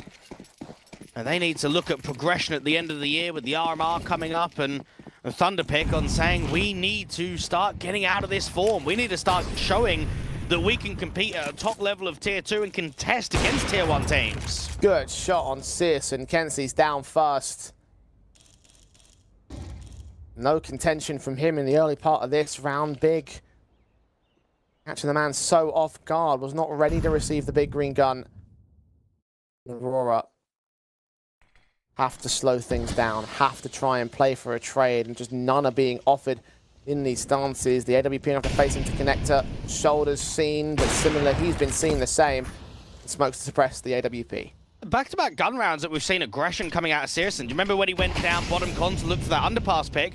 Very next gun round, what does he do? Goes aggressive in the apartments, tries to catch the lurk. He's holding that angle to ensure they can't really take any apartments control back. Captain's caught Lackey. JDC might get caught here with the HE in hand. No. Puts that one perfectly placed on Deco with the incendiary support. There's no smoke available for Aurora, so he's the dead man walking. Clax traded by JDC. He took Tabson out for one decent trade, but JDC's one taps are to behold. He's having the time of his life right now, as are the rest of Big. Wonderful stuff posted up here again. And it's quite easy to look at this and say, oh, Aurora getting owned. Yeah, but what would have happened if they didn't lose the anti-force buy rounds? What happens if they go either 3-0 or they go 3-1? Those rounds can just make such a difference to how momentum is made in the game, to how the economy is being shaped up. And now we're seeing that individually they're losing a lot of opening man advantages in the gun round. They're losing a lot of fights to JDC, Tabson, and Searson. The numbers from Aurora need to be increased. Nori trying to answer back with a Tech 9 play. Deco's Deagle catching Tabson off guard up top mid. The aggression of Big is punished this time by Aurora. They've got a couple of rifles now that they will try and play with. I think your hero weapon was brought in by Kenzie as well. They have to find that. Before picked up on Deco. Lackey was heard jumping up. JDC spray will reveal himself over at the ladder room. The AWP is ready for him. Decent bait there for the AK. Gets out of dodge. JDC knows that he needs to keep fighting, though, because they need to respond on this man and disadvantage. They can't just allow freedom for Aurora in mid. You've got a bit of movement of an info. Rigon's aggressive into Palace. Maybe respect the A-bomb side, give him the plant. JDC's hoping to see if he can catch a timing on a lurk that may have re-aggressed into window. He's going to clear out all of these tight cubby corners. Let's see how Rigon plays against this A execution. It's coming in now for Aurora. I like the idea of give them the respect. Give them the plant and then pull distraction from CT, and then that's when Rigon can come in on the retake. Well, JDC is now on the scene. AK backed up at spawn, watching with the default plant position. Deco's making his moves in on Rigon. This is all timing here in the pillars. Molotovs towards Dark. Deco not spotted. Now he will be. Good adjustment for Rigon. Takes minimal damage as well. The AK of JDC starting to swing in. 3 versus 3. Make it 2 as Rigon can strike back on Clax. There's 15 seconds left. The bomb's not on the site. And now his backup's gone. The AWP to try and run for it. Won't even escape the clutches of the Swiss Superman. Triple for Rigon and a wonderful counter again from Big. I actually do feel for Aurora. I mean, there's no way that he should be winning that fight. That just doesn't make sense how Rigon wins that. He's out of position. He's missed the timing. He has to hard flick to the right-hand side of his screen and get the headshot almost immediately, then transition back into the bomb site and get a triple kill. Everything is just going wrong. And, I mean, even Nori must know, fundamentally, they're not making mistakes. They're just getting caught somehow.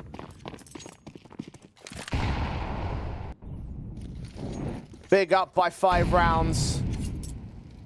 And Aurora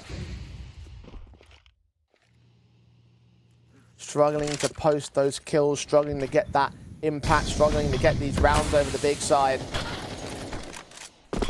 Indictment on their chances, even if the circumstances aren't ideal for them. Things are going wrong and they're unable to make them go right. Lackey even traded out 1-for-1 in mid. JDC and Rigon getting them out advantage eventually. Deco's going to catch Rigon off guard, so 3v3 does ensue. And Crimbo running right into Kenzie also gives up his life. But that bomb's basically committing towards the A-bomb site here. Seen by Deco. Tabson's taken JDC a 1v3. Played a stellar game so far, and this clutch feeling plausible with Deco's casualty. Aware of the second man towards CT spawn. The third one is the key concern, though. Whereas Kenzie repositioned 2. Kits on him, taps it once. That could be turned towards one of these entryways. Is it going to be the wrong one at the wrong time? Max knows that he's off the bomb. JDC getting to the high ground. And just not seeing anything. There's no utility to play with on the man either, so can't just smoke the bomb this position. Taps it, holds it. Duck face swing from Clax is going to get the kill in. And finally, Aurora have something going right. Well, they've got pressure points that work out nicely. You get a 1-for-1 trade in mid, you're trading out of A main, and you've got a late lurk in the B apartments. That was an Aurora side that was setting a default, but also being quite aggressive in nature. The problem is, how much do they catch a break for? One pistol, one round number 3, and they've now been able to finally convert a gun round, which is their first in the entire half, but can they follow up? Can they go completely undefeated moving into that second half?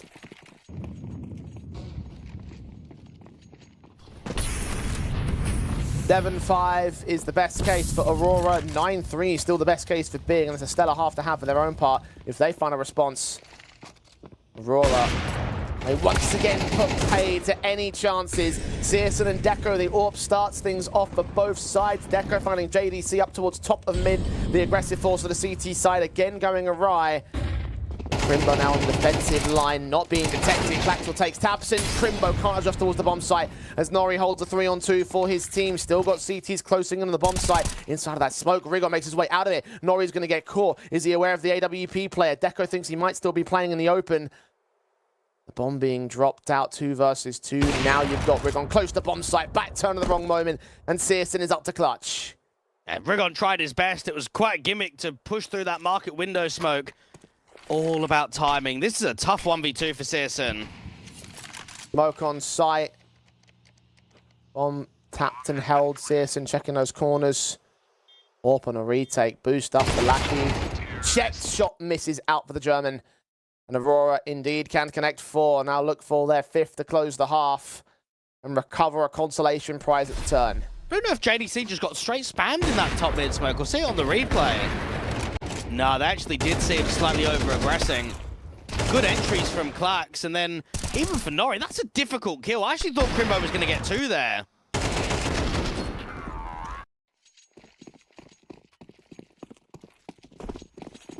One last buy available for Big. SMG for Tabson still weakens it.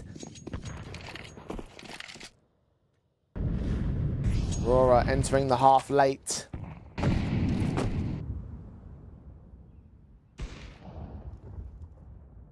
Trying to recover their T basis, where the Big have done extremely well to reach this point. Crimbo receiving utility out towards the B bomb site, but not to the execution itself. He puts the smoke down to ensure that he's covered off in the event it does happen. It's all a ruse here from Aurora. Place that 3rd player in for only a moment as the mid smoke start coming in. They start to readjust towards the default. Aurora starting to show some comfortability late in this first half. Working these picks in from mid, getting the first kill but not being traded. Lucky's now going to start inserting himself towards short. Prods on 2 ends of the map. It's this B site that now seems to be under siege. Crimbo going to get Molotov away from the backside, burning to his demise. Clack going to capitalize on that kill. He's still got Nori lurking in mid to catch Tabson's rotation, cut him off. JDC falls all the same towards market, and this is a lot more likely here for Aurora. Wish we could have seen this a bit more in this half. In the end, they have overwhelmed Big to close the half. Still 7-5 up for the CT side. Aurora can be very happy with that. They had the back and forth, they lost out in the Force by Wars, and they've ended up showing some pretty good T-side depth at the tail end. Now, the scoreline difference, let's consider what we saw on map number 1. It was a bit of a blowout in the second half, didn't see much competitiveness. I think we'll still see a bit more from Aurora. I'm still convinced that this is going to go to a 3rd.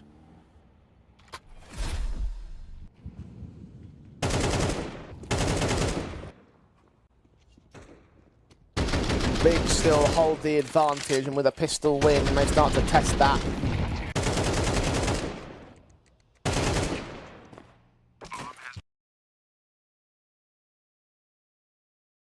Still high spirits in the Big side. Aurora a lot less so. Down by 2. A pistol could close the gap for Big. Put them in a positive position. Once again, a 9-5 scenario.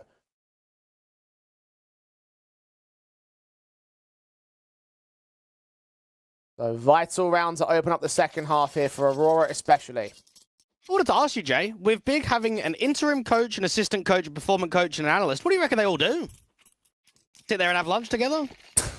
Well, that's one thing they might be able to do.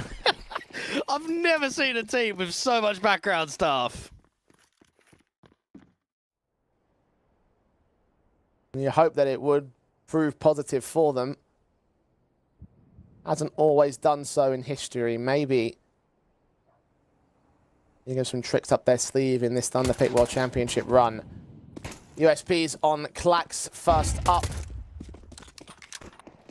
Taking fights out towards CT spawn, going to get pushed away by Big, who are fully committed to the A bomb site. Rigon taking fights over at the murder hole, meanwhile keeping all the entryways covered off. Aurora have no access to the bomb site. They've got to use the smoke to try and break through.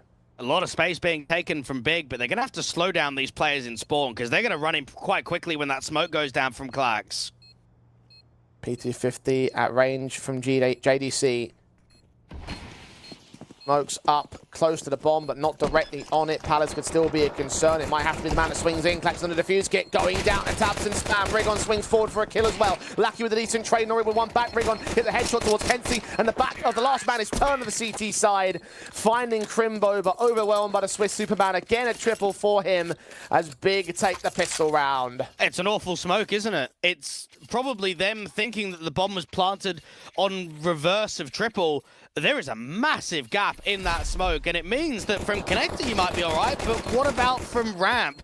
Everyone just tries to get those spam bullets in, and there is a moment that it gets slightly awkward when Lucky and Nori get those kills, but Rigon staying alive, putting that damage down. An all-important pistol from Big, leading the charge. Aurora suffering to their own mistakes. Harsh USPs, no force buys in this round. Hard stack towards that B bomb site. JDC finding Klax first up. Deckerman on the corner. We'll see Nori swinging forward. Searson also gets found out. Matt 10's unaffected. The AK is, however, more than good enough. Although I say that, Deco has dropped him. Mac 10 of Tabson also on little HP, but Crimbo's challenging with the Galil. There's damage being done by Aurora, pretty heavy for a bunch of USPs here. And Deco just caught out in the open, dead to rights on Crimbo's part. Easy pickings for the man. Big will establish that 9th. But Aurora's damage can find them on the reset. This rifle will need to go well for the CT side. I'm going to ask you actually, Jay, now thinking about what Paladin was saying about the LAN tournament being in Berlin, do you think it's necessary for Big to make the LAN? You and I probably both think that they're not a favorite to make it, that they should make the playoffs, but probably not the LAN. But from their perspective, do you think they have to? Well, when a team like Berlin International Gaming is playing in a tournament that gets you to a LAN in Berlin, I'd imagine there is at least some hunger to get that out there. As to whether they have to, it's still going to be a tough ask, honestly. There's some tough teams in the comp, for sure. The goal to aim for, though. The big boys. Facing the rifle buy of Aurora, the AWP in on Deco. Top fragger of his team's board, extending to his 12th kill of the game. 13th, not quite so much. An advantage taken by the CT side. He's hoping for more, though. Only a little bit of damage being done. JDC catching Deco. Klax is ready for the quick swing of the man and trying to adjust towards Palace. Is going to go awry. Crimbo turns it into a 3 versus 3. The A site has been taken, and Tabson is taking the man advantage too. And they've got to put pressure onto jungle. Nori needs to try and get 2. He only gets 1, though. Kenzie alone. Now he needs 2 of his own. Could get caught on timing, absolutely not. Looks the right way, at the right time, gets the right kill, and Big keep this hype train running. Aurora might have gotten unlucky at certain periods, might have allowed this scoreline to go a little bit too far gone, but when the rifles are brought out, you need to find a success, and they haven't in that round. Bigger on victory row. Look at what JDC's done. He has run up to stairs and put pressure onto the AWP. That is madness. Such a good start to the round from Deco, but the German just saying, no, we're going to make sure that that AWP is falling. You have the back and forth spam from Crimbo out in Palace. JDC is running out of A ramp. And what a map he's played. Kenzie running up top mid, trying to establish some sort of trade kills. A 3-on-3 as Searson's AWP establishes the pick back to his backup. The Glock picks up the forward facer, but Lucky and Deco take a couple in return. Crimbo is now known about here. The ball's been lost towards him though. A rifle recovered on Lucky. Deco is somewhere close. Lucky looking to engage from range. Flashbang sent. AK fights, and Lucky will win an important steal round here for Aurora. Yeah, well, they have unfortunately trolled the eco. I mean, that should be a sitter of a round. You really don't have much investment there from Aurora. You've got JDC that wins out an early entry. There's just a collapse on mid, isn't there? There's just so many deaths coming here from Big.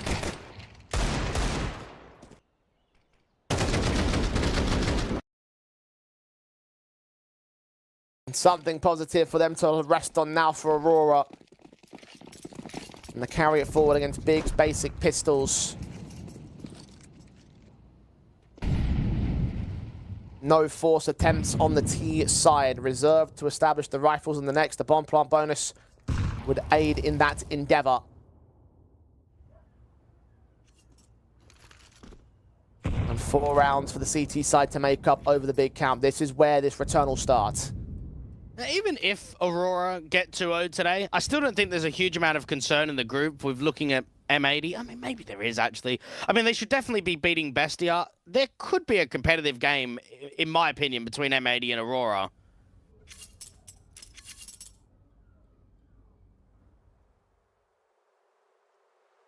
There's all likelihood that that might be a deciding matchup, honestly, so...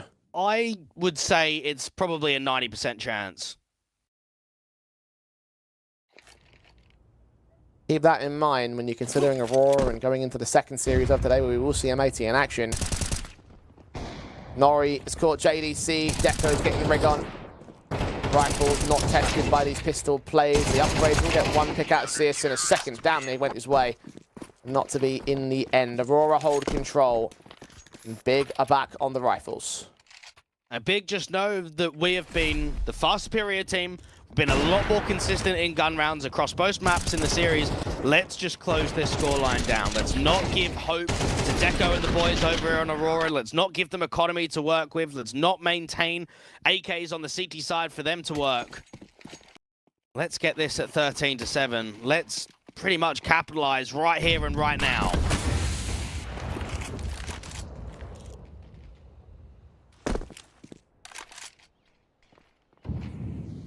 AKs and AWP set on Searson and Deco. Exactly the same position from the last gun rounds. Looking down upon this ramp position for Deco's part. 2 T-side players and a CT looking to provide that bonus fragging support. Lackey runs right into the trap though. Dry face of Crimbo, easy headshot, man advantage. It's the right idea. Deco to hold the angle, the rifler to go in there and create the space. The problem is Big had numbers. Swing forward for Kenzie, unable to find the fights. Does get Rig on out towards Connector.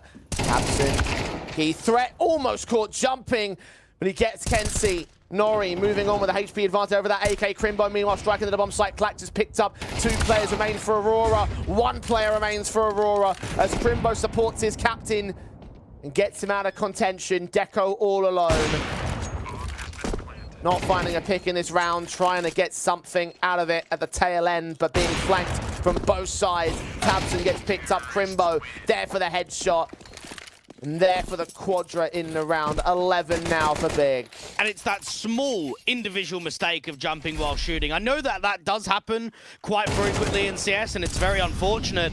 But if Kenzie is not jumping, mate, he gets 2 kills here. And that separates the split. That entirely ends the round from Big. Numbers are in favor of Aurora. They've got a good setup.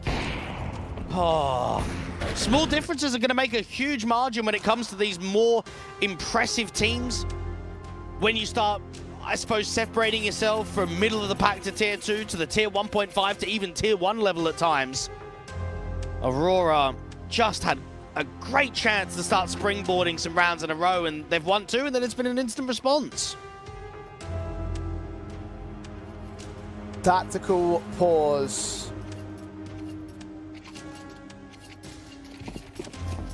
Because Aurora are running out of rounds. 2 to the win for Big. 4 to the return of Aurora. Tabson swings in towards mid. Deco's going to punish that.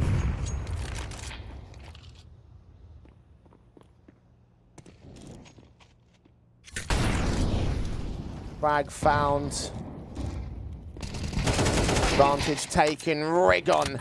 Taken back by Kenzie as well. 2-man advantage for Aurora. Big scrambling to generate some return. Deco's looked impressive from opening contacts. We've seen quite frequently when he's had in the AWP in his hands, he's searching for a first duel. He wants to get that first contact. Won it out previously from the stairs. He's now done it out in mid. And JDC, Searson, and Crimbo have got to recover basically an unthinkable round. A 3v5 with a lack of map control. At least you've got util and at least you've got time.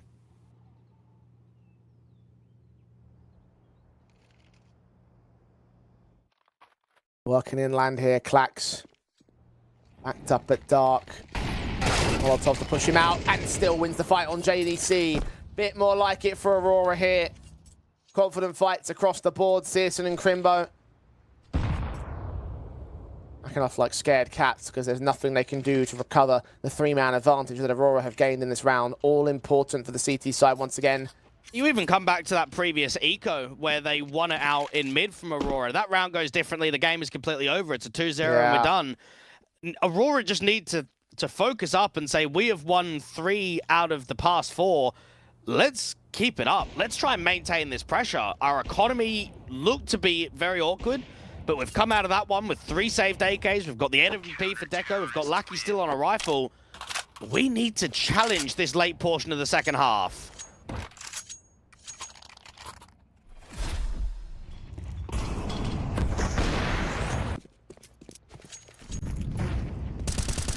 Got a few AKs out of that previous round, Big. Concessions given to the firepower of the CT side setup and nothing that they can do in terms of responsives here. They'll force the issue into this round. Tech9's Deagles, Galil out, Deco straight into mid. Searson caught flash blinded by Klax's initial utility set. Advantage for Aurora instantly found. Deco's looking threatening. He is producing impact in this second half, and he is making a difference for Aurora. Big going in for the exec. Klax is going to need some help from rotators. Smokes to connect to jungle stairs and CT spawn. Klax swinging in, flashbang keeping him blinded, but still did the damage to Rigon. Rigon to not return in similar amounts. Lucky forward of the smoke, 2 to line up, 1 to go down. Now Crimbo's been tagged low, and the HE's coming in close. Damn, they got him as well. Little time to play with for the big side to slow things down, but as they slow it down, Aurora try and find a different stance. The backstab of Kenzie going all the way in towards Palace. Only a matter of time before he closes out the pincers of the round itself. JDC tagged low next by Nori. All 3 players tagged so low here. Kenzie will strike, HE sent perfect. And all will drop here on the T side. And this is concerning for Big, because you had a massive scoreline difference. You were going to close pretty quickly, pretty easily, and instead there is now pressure building from the opposition. You are going to have a very competitive scoreline because now you have to eco in the next.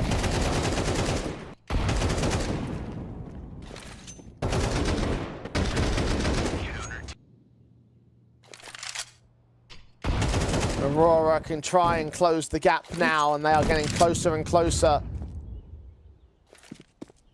Next set of rifles available for Big in round 22. Basics available for round 21. Double digits, almost a guarantee for Aurora, minus something going drastically wrong. And for Crimbo, will go wrong for him, not for the CT side. This is where Aurora know we could not have had a better opportunity of initiating a comeback to force map number 3. Let's get that 13 to 11. Let's make sure that we're not pushed towards overtime. Even in this eco, Kenzie might be trapped, but they're not up against the strongest of pistols. Blackie getting 2, 3, 4. 1 pick taken against Kenzie, the AK that will get recovered very quickly by the CT side. Ensure that that firepower stays in their hands as Big will bring out firepower of their own. Rifles to play with. A gun buy for the team side as Aurora have done well to catch up.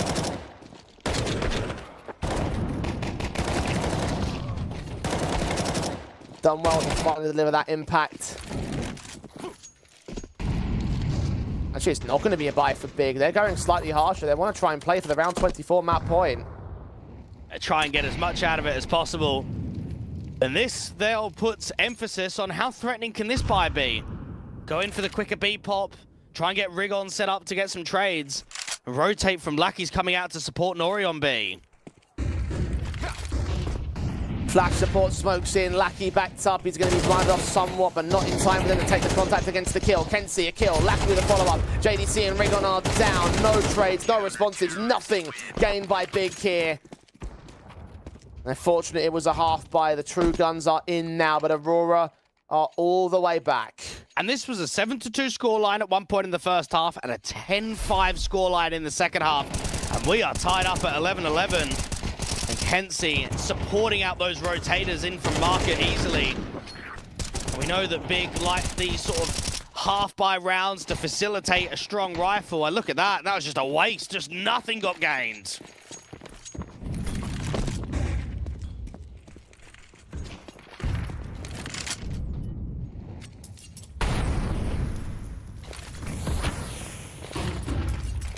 Gonna go quick out again, this time with the rifles in play. Only one player to the B-bomb site. Nori waiting, hiding, holding for support. What a flick to Rigon. Headshot gained in an instant. JDC needs to try and flank him now. And he's got extra support back there as well towards market. Molotov's in. Lackey can't push. JDC might take the fight from beyond the fire as the bomb plant is secured as a 4 versus 4. Oh, there's quite a bit of util to slow down this post plant too. You've got 2 smokes, one of them just being used by Tabson. JDC is pushing into market as well. That Molotov trying to drive Lackey deep with the AK revealing his position. And JDC is going to punish that again. Advantage now for Big. AWP blinded by all sorts of util in his way as Klax takes Tabson. There's a gap in that smoke that Searson can now spot for here. They're making their way closer. A shoulder seen. Searson misses that shot, misses a second. Now JDC's up for task again, but he can't hold on forever. The time's ticked too far though. Crimbo, he's holding his nerve, and Searson will get his kill in the end, which is enough for Big to run it all the way down and hit match point first. It's the right idea for Aurora to go for it. They've got so much cash, there's no point saving. I will say, what a first shot that is out to the van player. You feel let down after hitting that one. That may be shot of the best of 3, but it's not enough. It's JDC's insertion into market. This is the key kill in the round.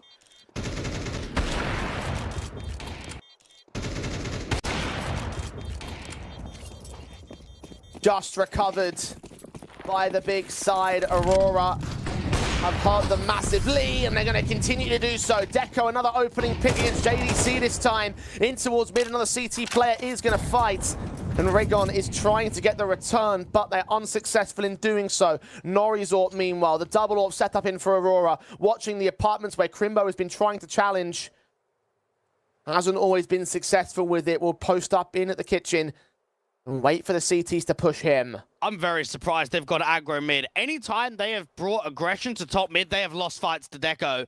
And in round 24, when they know that he's going to be on the AWP, it happens again. Big just needed to slow it down that hair. Just that second or two. Wait for the insta window to pop. Lucky's not been seen. Rigon needs to get this con kill. Smokes in the way. Or watching.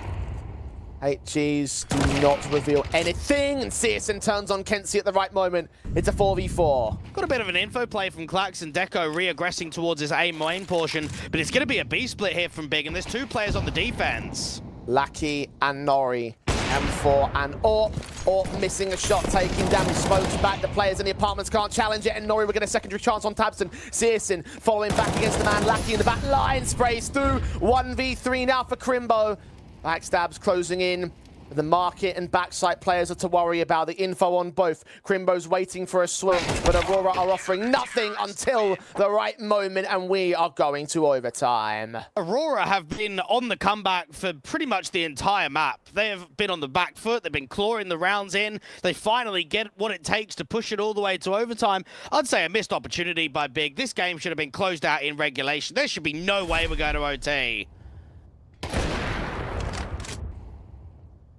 Big had a commanding lead.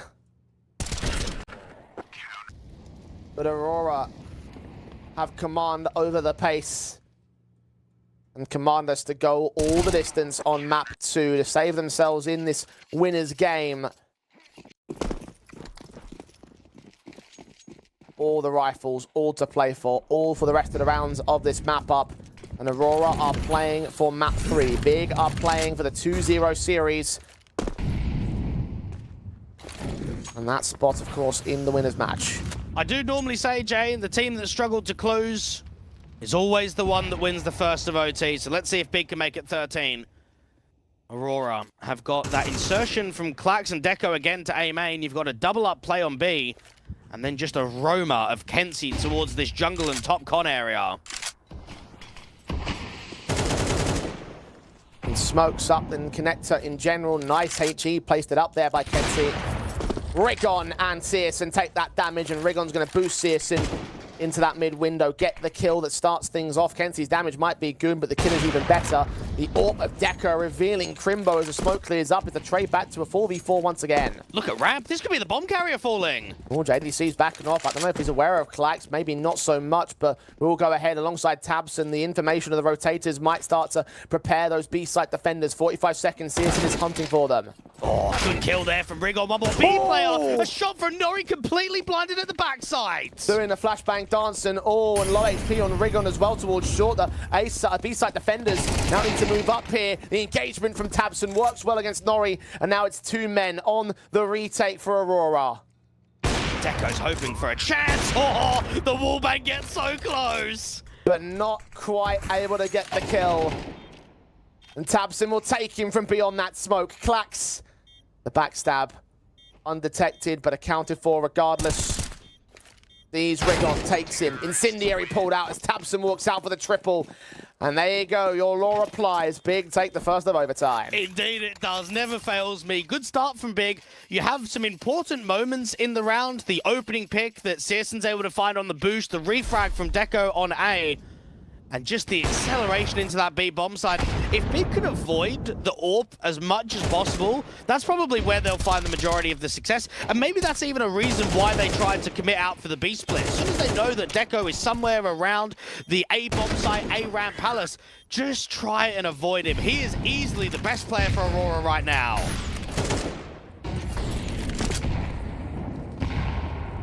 Searson's fragged out Kenzie first. Advantage taken. ADC. Flashbang gets it. Nothing done against him. Him and Crimbo overwhelm the A bomb site, and the confidence has fully returned from Big here. Lackey was seen. That Molotov not extended towards the cubby corner. That one will do, however, and he's going to burn to his death. Doesn't put the smoke out in time. Deco ostensibly in a 1 versus 5. Caught Rigon earlier, but now that he's known, the plant will be secured.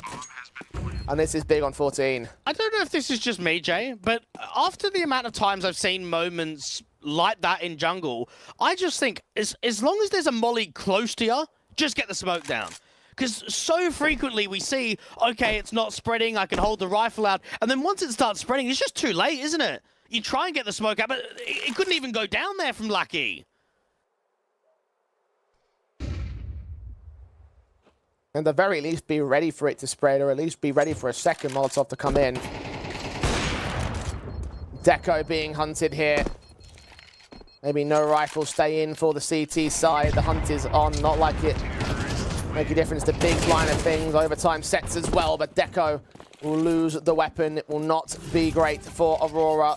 They are overwhelmed. 14-12 again for Big. They are closing in on map and match point once again. I was just going to say, remember the last round of regulation? We saw it actually a couple of rounds, maybe 2 gun rounds in particular, double AWPs from the CT side. Mate, you're not going to be able to do that now, are you? Yeah. Losing back-to-back rounds, and Nori is not happy with how that last round went down.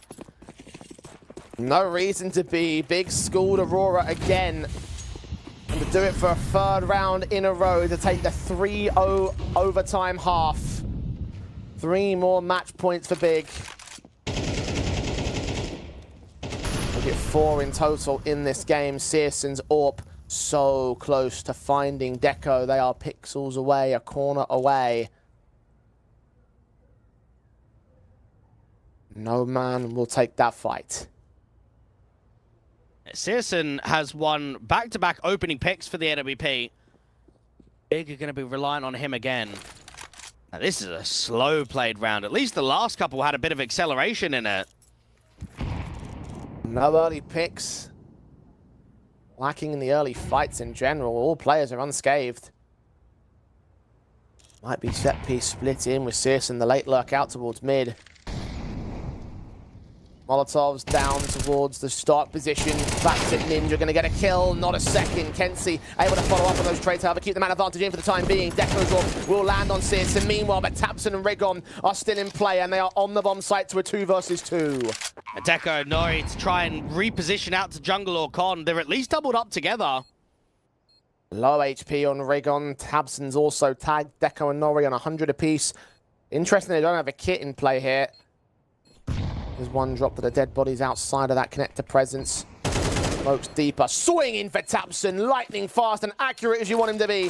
Deco now revealed the smoke to put his position. The footsteps will be heard. Rigon going to wait for him to face forward to that smoke and hiding back here at ramp, waiting for Deco to make his move, and he's caught by Tapson anyway. Triple locked in and 3 rounds on the trot. Big map and match point again. Just feel for Deco. He has been performing at such a good level out here on Mirage, from the first half to into the second, to being consistent on that big green, and he's just not getting the support. He's not getting that impact out of the riflers. Decent effort from Klax, but Kenzie and co needed more on that defensive. And Tabson, the in-game leaders, the one to close the round down. Great swing into the IGL, and then cap it off against the last. Undefeated, the death wish of the 3-0 in overtime.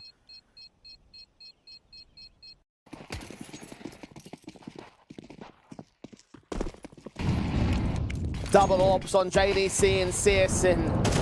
Aurora's going to bring that out on their CT basis. Kenzie struggles with that spray. Comes together in the end. CSN going to face him and not land the shot. The USP comes out instead. JDC's got a pick in the meantime. Deco's orb responds to a 3 versus 3. It's chaos in the early round, and Lackey's backstab going to close in a little bit of peaceful calm until he strikes on Tapson. An AWP of JDC caught by Lackey's HE. Klax got the damage that assisted in that kill. It's Crimbo on the other side of the map in a 1 versus 2 to win it for Big. 30 seconds into the round and there's 7 deaths. That is the most high-tempo round we have seen all Mirage so far. Big trying to contest Crimbo. HE and a smoke. HE plays correctly, would take Deco down on the center of the bomb site. Might provide cover for the defuse, but the AWP is watching at default. Caught off, shot from Crimbo. The smoke on the bomb going to come through. He has a kit on him as well, and Lackey's playing around the box. The defuse can get tapped. Lackey will blind spray and try to return from Crimbo. Time is short on him. He gets the headshot. Has he got it in time? I don't think he has. He'll try, but he'll fail. Aurora stay alive. That's a good effort from Crimbo. Tries to tap the bomb, draw that fight out in the open. Just not to be. All Big need to focus on is that we've got 2 more chances. We should close this down like we should have done in regulation, so let's make sure it's happening in the first overtime. God, how back and forth that whole thing was. Just such a change of pace from Aurora. Lightning fast round, just about tipped in their direction. Big. 1 match point expended. Pearson trying to lock it in on the second go over. Oh, the HE to reveal Lackey, but still he's good against Tabson's headshot. JDC at least keeps that trade coming in quick. And Rigon just going to jump spot, and once he gets contact, he'll smoke in front of him, give himself a lurk smoke. Timing for Searson, saw Klax before the flash came out. Just about landing the kill as well for it.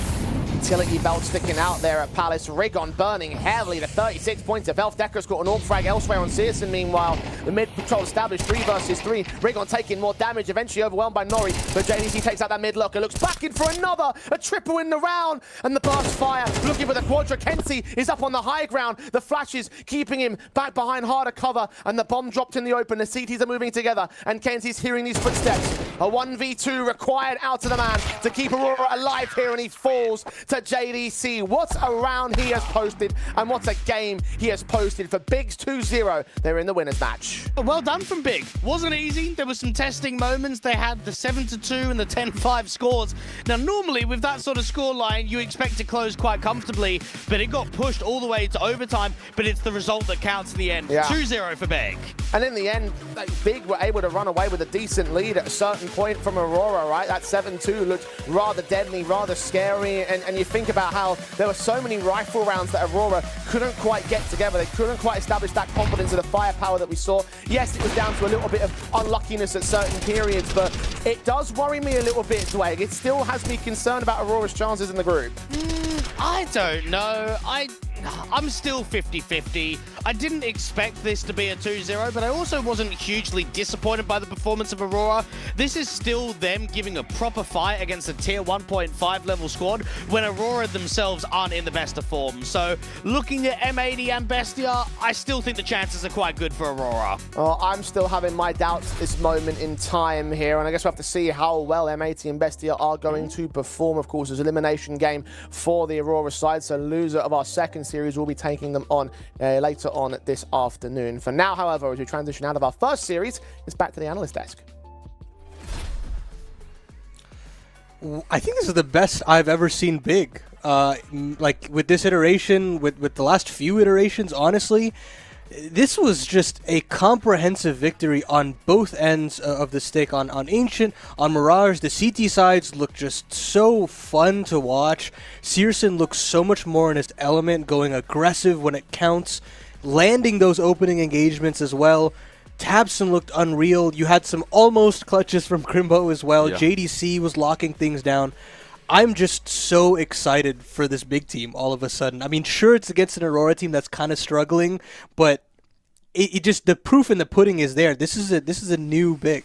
I mean, I really like to see this form out of them. I'm right there with you, right? You see all of these key people stepping up in their roles so effectively, as you highlighted there, and you also have to talk a lot about what they were bringing to the table in terms of like the adjustments, some of the reads to get it over the finish line. Sure, it wasn't the best closing of the T side, but this is a T side that they've historically struggled on a lot on Mirage, in particular. Very difficult to get activated, very slow moving in terms of like how they like to pace themselves. Right there, they found themselves up against a wall, especially when they hit 11, and couldn't figure out a way to close out until we finally saw some really cool adjustments. The B plays that kept on flowing off the back of each other, and sure, it set up like a couple of rounds to get there to finally get it over the line, but you could tell that they were setting it up from the very get-go, and I feel like that's where you really like to see how Big are getting activated here and how they're putting that pressure on Aurora, even when they're in the lead and even when they're commanding that respect. I feel like Big played incredibly well in that sense, and I want to see that carry forward in the future because, as I've highlighted, I think when you talk about Rigon and what he's bringing to the table with this squad so far, I mean, it just feels like he has given this roster a lot of aggressive energy, giving them that identity that B&E possessed, and we're seeing some of the plays in that T side with how vocal he can be and how he can command like adjustments.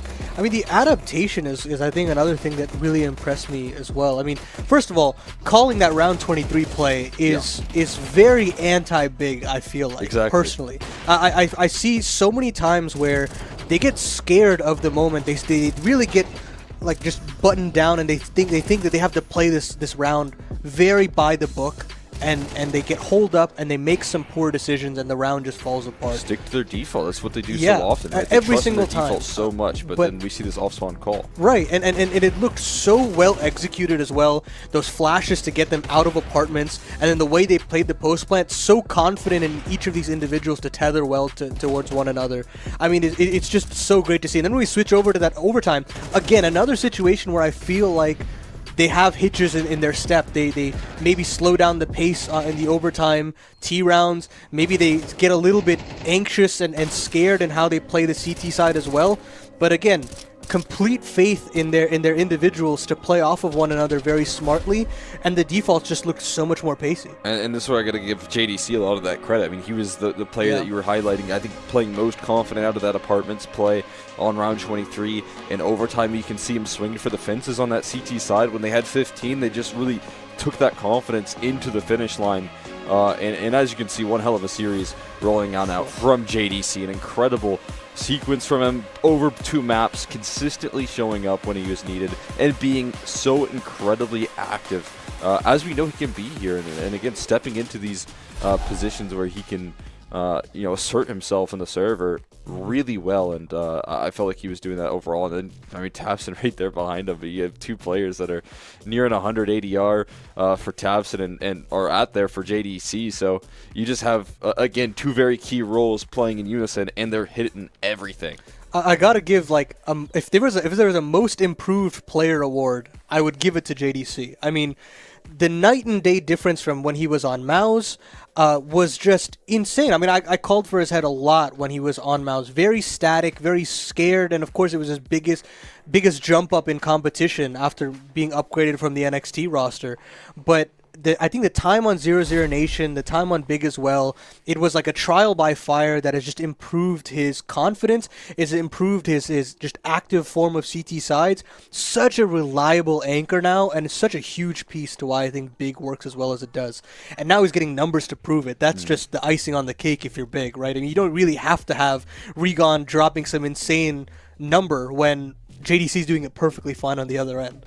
Yeah. I mean, to kind of counteract that on the other side of things, so you have Aurora, who I think still put up a good fight on Mirage. We got everything we asked for out of good Deco moves, as well. don't get me wrong. I mean, Deco was consistently going for opening duels. He was winning a lot of those on the CT side, was a key contributor in that comeback effort there, finding those opening duels. I've never seen such ease of access in these like window fights that he's taking, right? He's sitting in window and finding so many fights. I mean, it was maybe a read that Big had that they could get away with that, but again, it was something that they couldn't quite deal with comfortably. But we do have good news. We do have Crimbo ready to talk through what went right there in this best of three. A good sequence rolling through from the side of Big. We do have Crimbo with us here. And Crimbo, first off, I want to say congratulations on the big win there.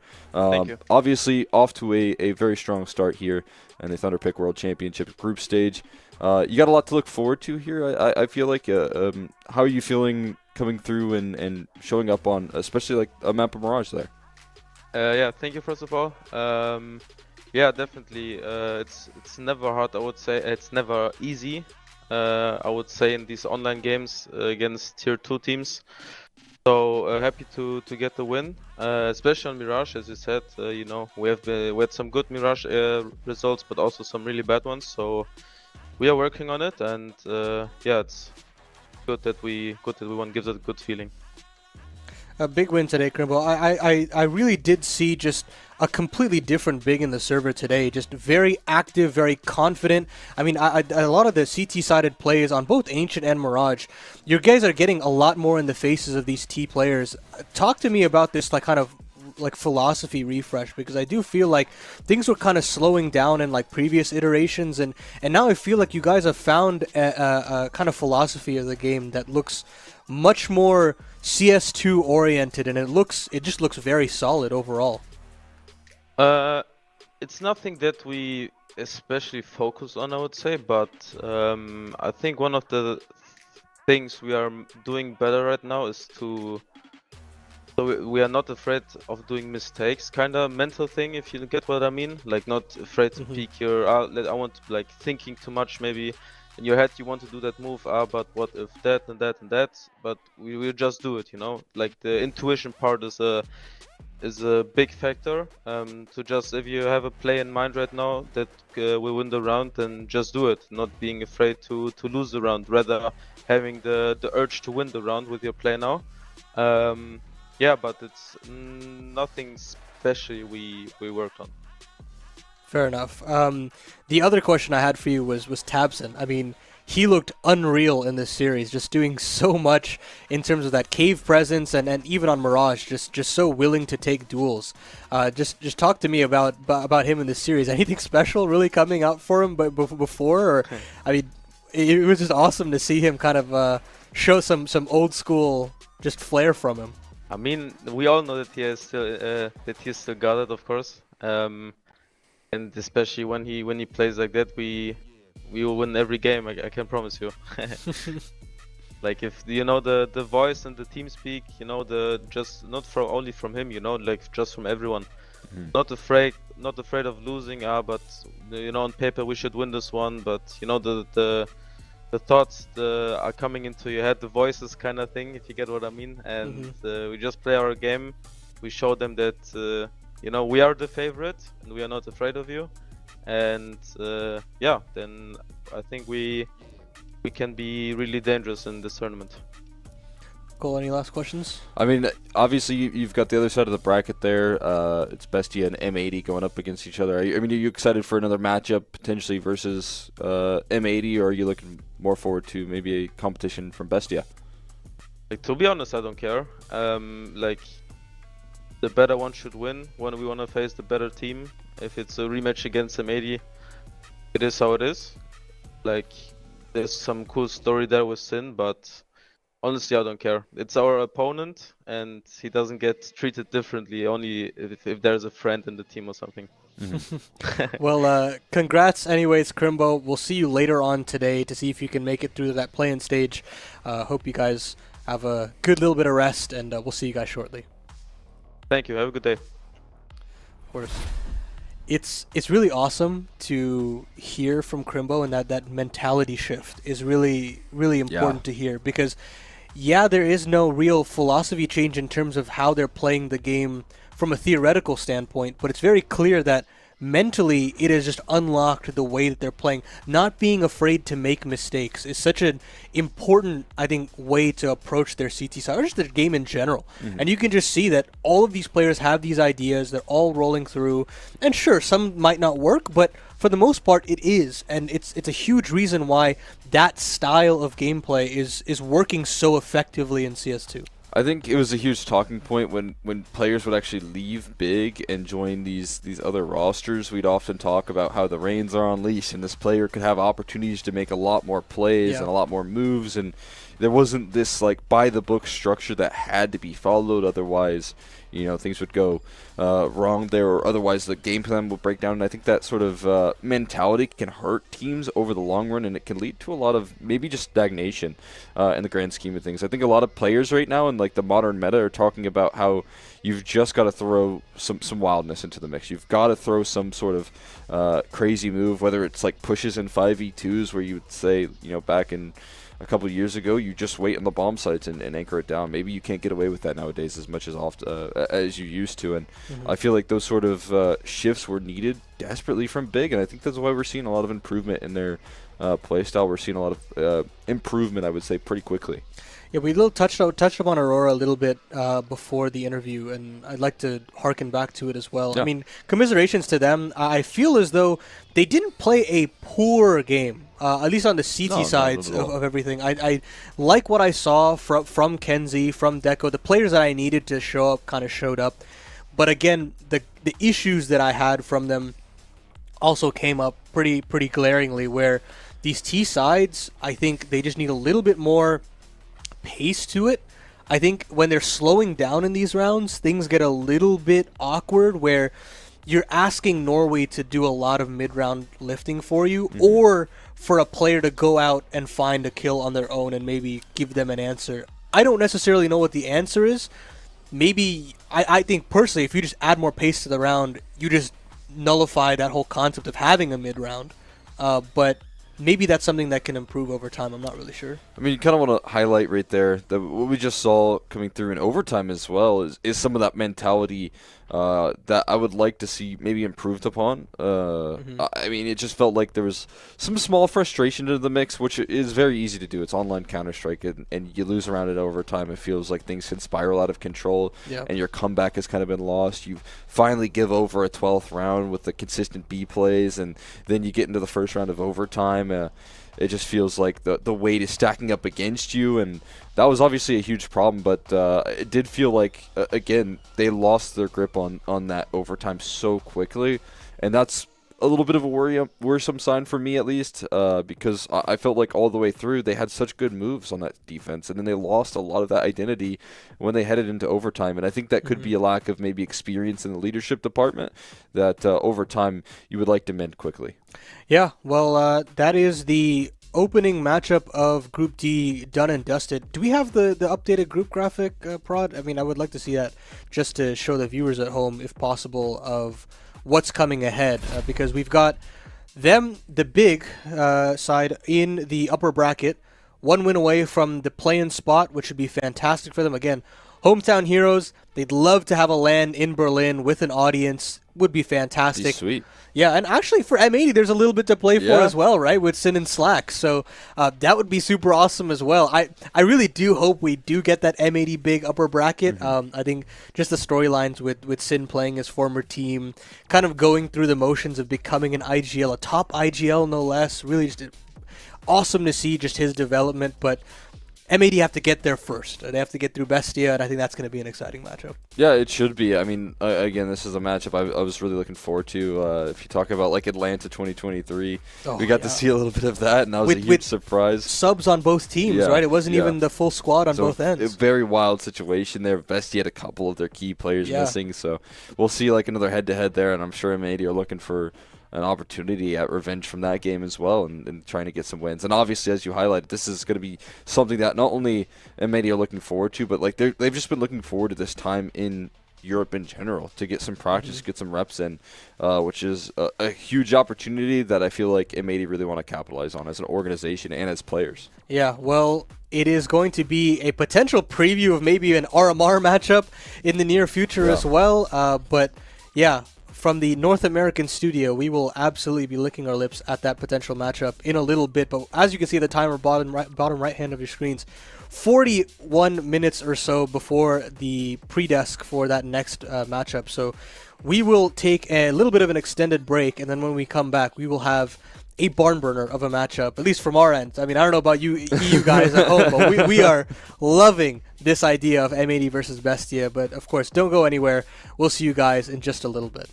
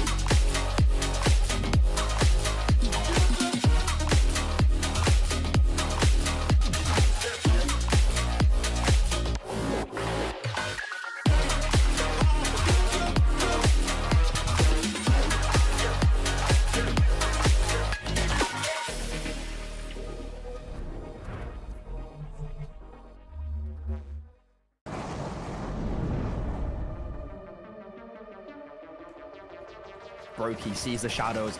They know about Brokey on this boost. They're going to target him, but he still succeeds.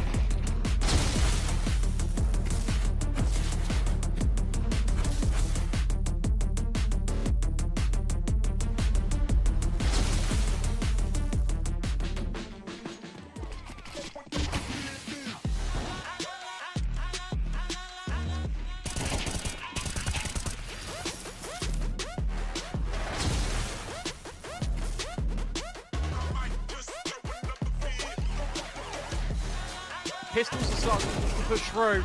And whilst Rops finds one, Carragher gets eliminated. Rops stands tall. Rops finds the headshot.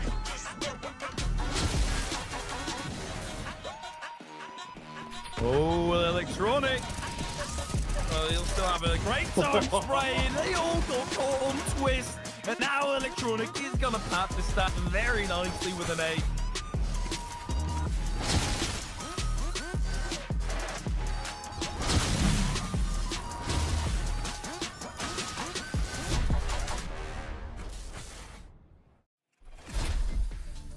Welcome back to the Thunderpick World Championship. We had our first game done and dusted between Big and Aurora, and honestly, super exciting to just see Big look as confident as they did in the server. But we've got a banger of a matchup for you here, and I'm so glad that we're on this game between M80 and BESTIA to talk to you about both of these rosters in as much detail as we possibly can in 15 minutes, because I love both of these teams for their own respective reasons. They've all done some incredible things within the region, and now they're looking to compound that online/LAN success to something even bigger, and that is a huge LAN final for 4 teams and potentially get that lion's share of, what, 850K or something like that? So, yeah. Crazy. Yeah, I mean, it's a huge deal for both of these rosters just to get this opportunity because, I mean, BESTIA just don't get a lot of opportunities in Europe in general in terms of, like, the competitive nature and the qualification slots out of South America.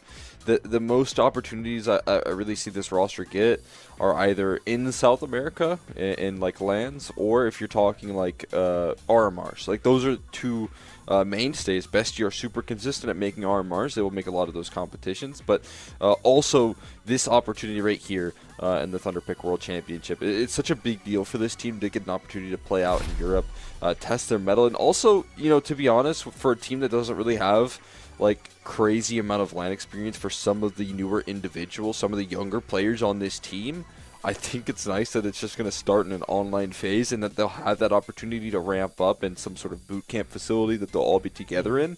That's a massive opportunity for this BESTIA squad, and I think it's a way that you can ease into competition that'll make the job of theirs a little bit easier.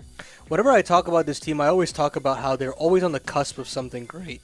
I mean, you think about multiple RMRs made, multiple situations where they're 1B or 3 away from qualifying towards the major, but just not having enough gumption or that little bit of an edge to get them over the top and to get into these big tournaments.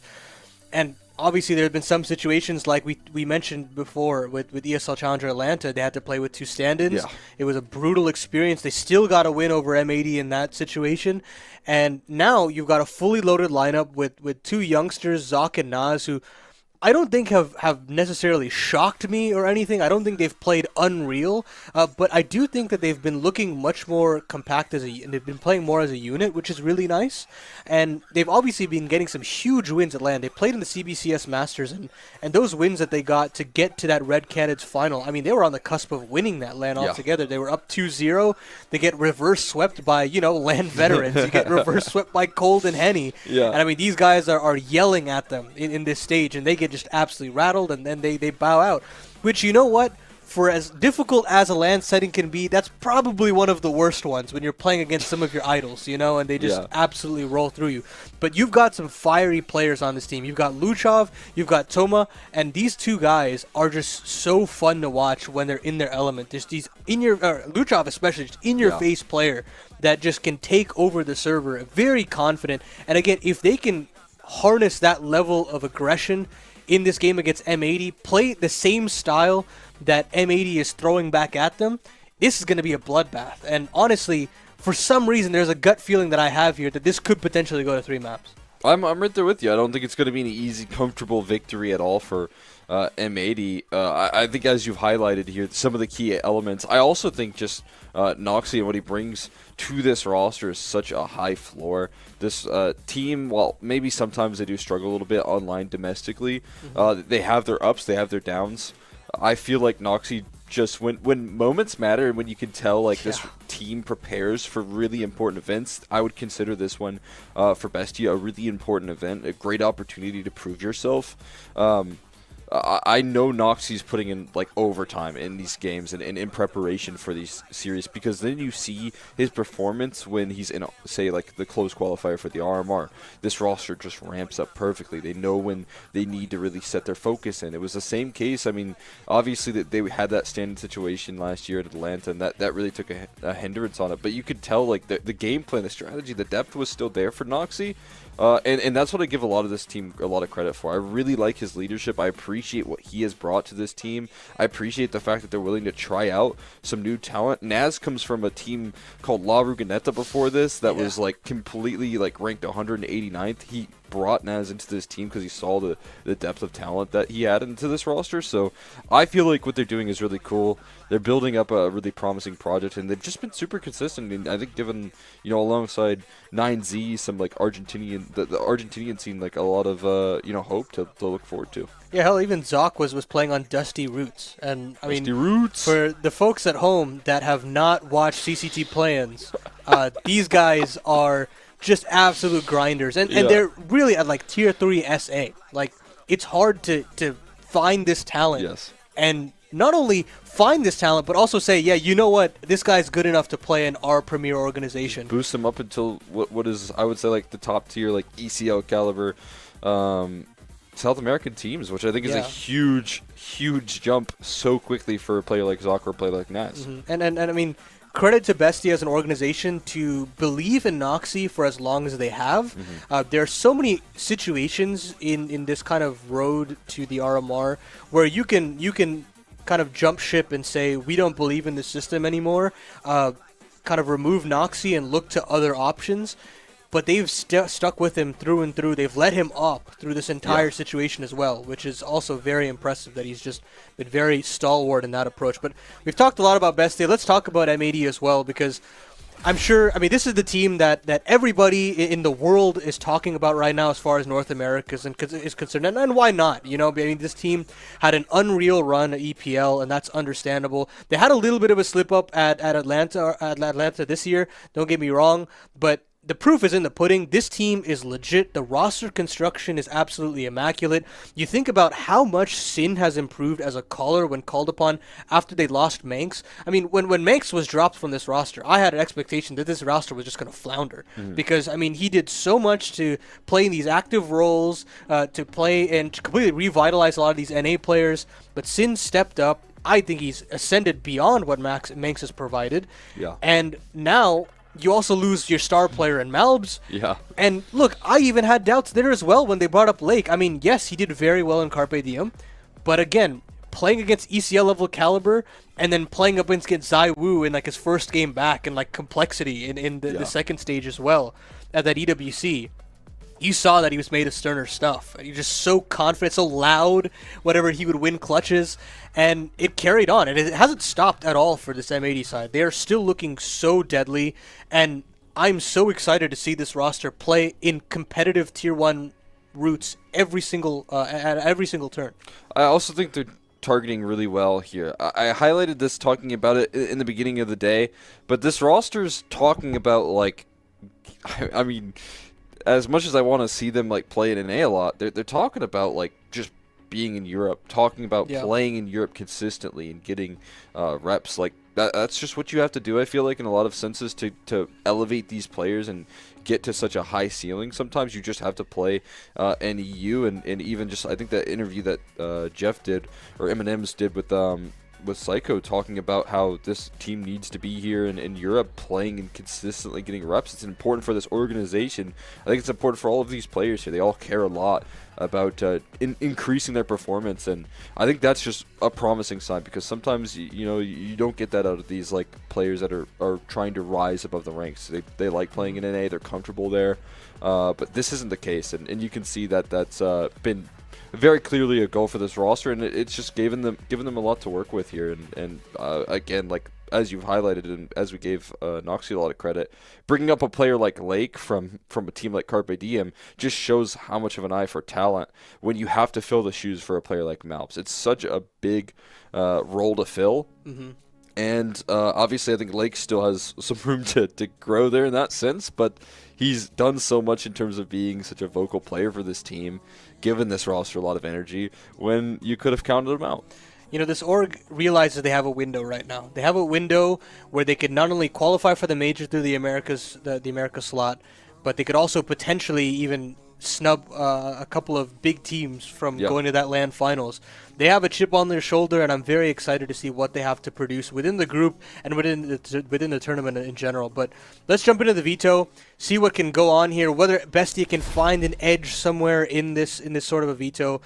They've gone into Mirage, and I don't mind this. I would have liked the Inferno pick, honestly. I think this is where their style works pretty well, but they do get the Dust 2 to end, and that's what I really like for BESTIA. I think they've caused some really big upsets when playing on that map.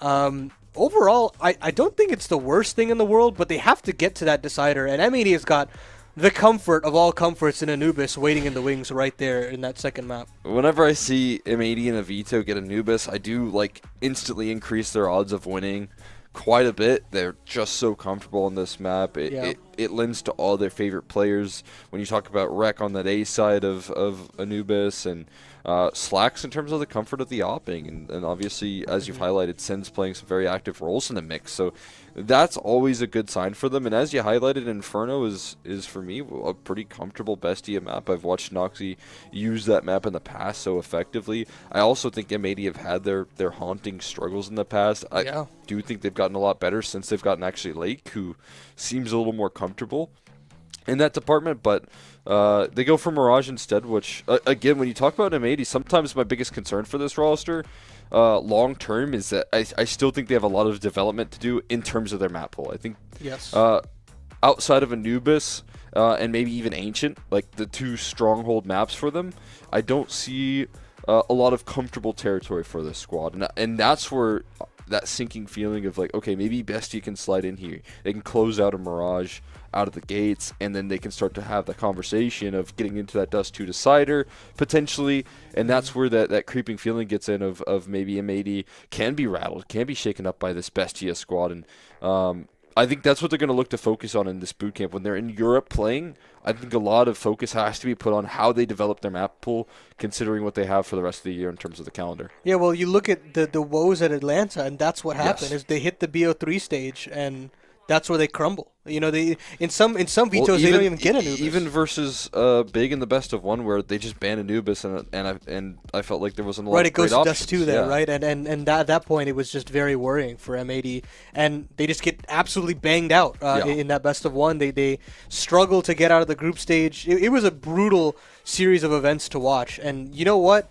The RMR's worst for, it's those best of ones. And I mean, that really rubs me the wrong way. And of course, that's another tournament for another time. But that's just the NA fan in us talking, because we really just want to see the best for this team moving forward. But yeah, Veto looks solid on honestly both ends. I can see BESTIA having a game plan for this Mirage, and if they can get to Dust 2, they'll be very keen on getting the job done there. But for M80, again, comfort with Anubis being there. And of course, their Mirage has also looked very solid in that sense as well, to get that CT-sided start. And yeah, we can actually bring up the head-to-head as well. One of the key matchups that I selected here, Slacks and Noxie. Slacks has been unreal, probably the best German opera right now, bar none, and that's been awesome to watch. But Noxie on the other end, very up and down. I've seen some incredible maps from him, where every flick hits, every opening move hits, and he looks like one of the best South American operas. But I also see some situations where every opening move fails, and then he looks like completely out of his own depth. Yes. And then he has to also call on top of that, and things get a little worrying. I feel like this head-to-head really matters a boatload, because if Noxie's alive and he's kicking, things might get a little bit hot under the collar for M80. I mean, that's what I was talking about when I mentioned, like, when this guy has, like, a lot to prepare for. When he has a tournament that he's looking forward to and preparing for, this guy does play individually a lot better when he's in that position. And I think he's in that position right now where he's trying to get his troops aligned there, trying to get an opportunity, especially when you talk about pressure of like, performing on LAN. It's so nice to see some of these South American events have LAN opportunities. I think that's the one thing that scene is missing to really, extend that scene all the more. But at the moment, like, they'll be setting their focus on getting to the LAN stage, getting to the LAN portion of this event, and preparing yourself, having an opportunity to set your focus on M80, kind of identifying how this team likes to play and how you can work against it is something Noxie's 100% going to do in this matchup. There's no question about it. So I want to see that form of Noxie, and when he's in that boat, he's alive and ready to play. Yeah, I mean, Bestia had a tough route to even get here in the first place. I mean, they beat Crew, they beat Red Cannons, and then they beat Fluxo to get all the way through. So an unlikely South American qualifying team, and now they're looking to do the best with what they have. And I think they have the capabilities of doing it. I know a lot of Europeans out there have not necessarily seen this team play all too much. They probably haven't even heard of Bestia, but if you've been in the Americas scene, you've seen the damage that this team can do, and this org can do in the highest of pressure situations. And I think that this is going to be a head turner for a lot of people to see just how competitive they can be. But of course, there are roadblocks in this best of 3. It's not going to be a cakewalk. I'm not just saying that instantaneously there is going to be an upset here, but the fact that they have Mirage, the fact that they have Dust 2, and the fact that they have just confident coaching staff and an IGL that really just cares and puts in the work is going to be, I think, the telltale sign of them showing some real good stuff here today. Yeah, I'm also M80, like you've highlighted on the other end. It's not going to be a cakewalk for this Bestia squad in terms of who they're playing up against. I feel like when you're talking about players that understand their role so effectively, you're definitely dealing with a team of M80's caliber. I think Rek has been just a revelation. I mean, obviously he's been in the NA scene for a long time now. He's still a pretty young player, but has been very much so developed at the tier 2 levels of NA for so long, and now has become one of the more effective anchors. I mean, this guy's just super consistent. You know what you're getting out of him every game. He's not really going to fail in that sense. You have Lake, who obviously stepped into a big role here and is consistently developing in terms of activity. Also, I think takes feedback very well. From what I've heard from him and talking about Swisher, even Swisher highlighting how he's so moldable and coachable. It's so important that this player who comes into a big organization is able to learn from some of the more veteran players on his team, even though they're kind of all in the same boat of this underdog NA roster. I mean, you think about Rek as a developing player. He was playing on a mix called Ur, right, for the RMR, and they went 0-3. But they upset some crazy teams to get to that RMR, and he was playing out of his mind. EG back in the day, right? Yeah, yeah, I think it was in a best of 1, right? And he played out of his mind. He played some star roles there, and so when he actually got called up to M80, people were saying, "Oh, this might not make much sense." But he had that little stint in ATK that really changed it. Yeah. But anyways. That's neither here or there. We're going to get into M80 versus Bestia. We're going to throw it to our casters, and I'm so excited to get stuck into this NASA matchup. Thank you, Paladin. Yes, we are excited as well. M80 taking on Bestia, a matchup between two very different caliber squads in terms of the level of performance in which they play in, but also in two very different regions at the exact same time. So, stylistic play styles. Dwayne, do you think that might come into an effect here when clashing against these two teams? Well, I actually didn't expect a lot from Bestia in the series, but maybe after hearing the analysts, maybe we should. Maybe there could be an expectation that there's a bit of a threat. I will say that Bestia have picked Mirage, and they played that against MIBR a handful of days ago for the game that was going to promote them into Pro League, and they got 13-1'd. So we definitely need to see a lot more. My concern is that M80 have played in Europe and they've played against top international competition, whereas for BESTIA, they just don't get these chances. They pretty much only play in the local scene. Yeah, and certainly you're going to have those extra schools of knowledge in terms of M80's additions to their game, which is why I'm still going to back them to win this series overall. But let's see how this Mirage goes down first and foremost. And Paladin Exeter definitely looking at the first and the third maps being key opportunities for BESTIA to get involved in this matchup. So let's see whether the Mirage indeed can be one as we get started with our second series of the day. The Thunderpick odds favour M80 as the Pistol of Mirage goes live. Now, outside of the Instaban of Nuke, this is M80's least played map in the pool. Just 2 wins and 1 loss on it in the last 3 months on HLTV. And you compare that to BESTIA, they've got 21 officials of Mirage in the same time window. Well-practiced map. BESTIA will take towards the T side. Start Lake already involved against those 2 picks back to the backside. Luchov and Zuck are going to get kicked up really quickly. Thomasin's also going to fall towards Zen. And just like that, it is down to a 2 versus 5 for BESTIA. Overwhelmed by the pistol players of M80. The bomb now being seen will be adjusted against. Maybe Naz might catch someone rotating in towards Connector, but the footsteps are being heard. He's been revealed. BESTIA, very little to work with now. Indeed there is. Even creating a pathway up towards top con seems unlikely because 2 players are already on the bomb site. Wreck with a responsive. Noxy down and out to Naz. 1 versus 4. Fouled by Slacks. Pistol going very confidently for the T side. And one difference that we have seen for both of these squads is that they've been playing a lot of middle-of-the-map pool officials as of late, and that comes down to ECL being best of ones in that region of the world. Now, you've got 28 best of ones being played for M80 in a single season and 30 for BESTIA. We used to get that in EU a few years ago, but we haven't had that for a little while now. We just have 2 group stages and best of 3s to slog out the season just that little bit longer.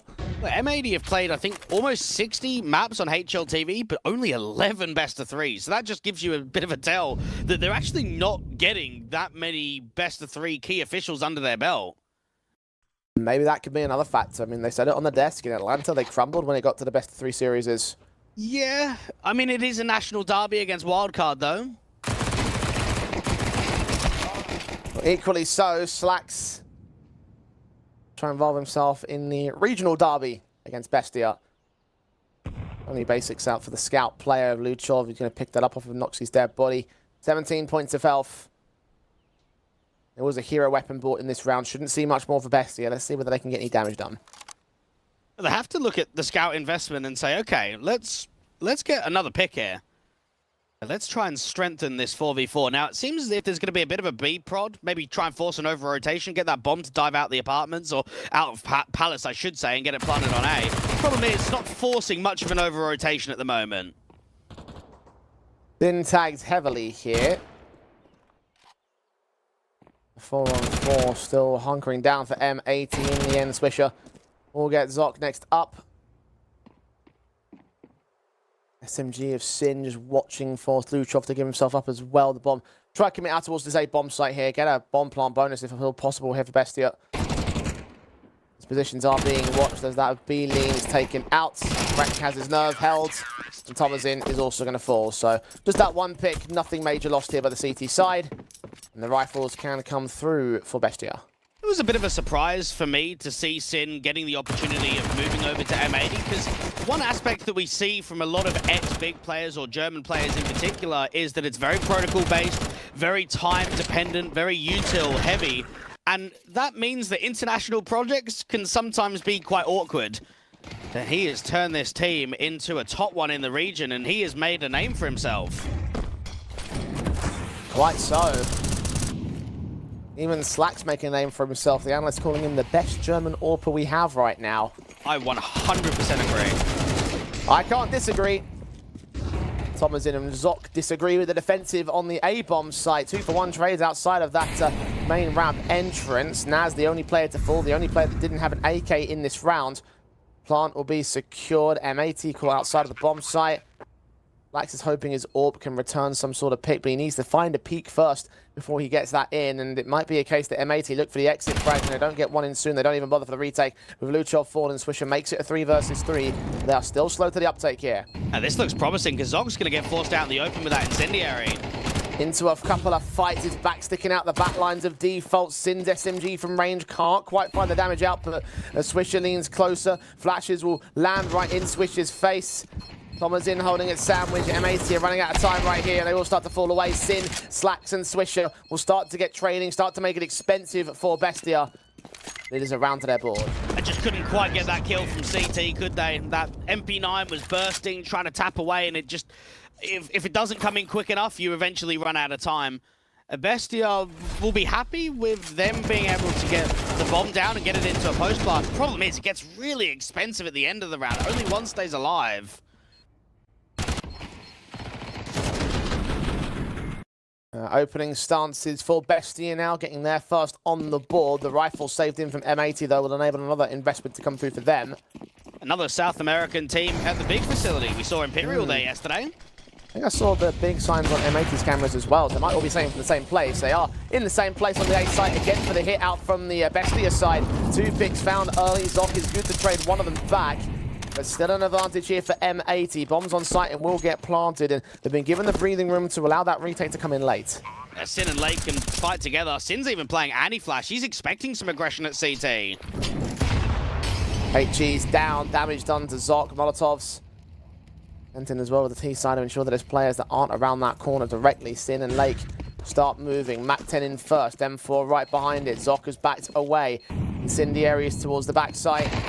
The firebox getting cleaned up. Zoc is right behind the danger box. Damage being done to Noxie as well. God, they love a HG who's this right now. Zoc peeks in, does punish that kill on towards Lake, and Thomasin provides support to the low HP Noxie on the side. 2 versus 2. Diffused, being held. Slacks his good kill. Comes up with the AWP. Sin can find the second, but again, they couldn't get to the bomb defuse in time, so M80 concede another for the opposition. Well, the problem is Sin doesn't have a kit. And he's the one that gets onto that bomb straight away. He's the closest figure, and you can't really do anything. You can't stick the 10 seconds. It would have been nice to have one of the teammates still alive, or if Sin could have picked one up from its teammates as he was strafing out the spawn. It seemed as if M80 had a good chokehold on that round. Good couple of opening picks. Looked strong on the retake. Bestia, it's another round victory, but it's another one where their economy is just getting wrecked.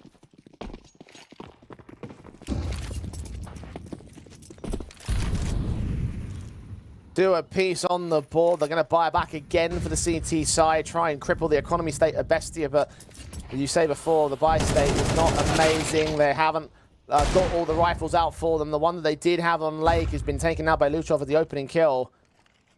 SMGs make up the automatics now. The AWP Slacks might need to have a Slacks kind of round. One was in, just baiting in Rec to take a quick burst. Neither player gets away with mass damage there. Excellent counter spam from Luchov out there in top mid to capitalize on Lake and Con. This MP9 is so alone on A, and there is bodies building towards that area.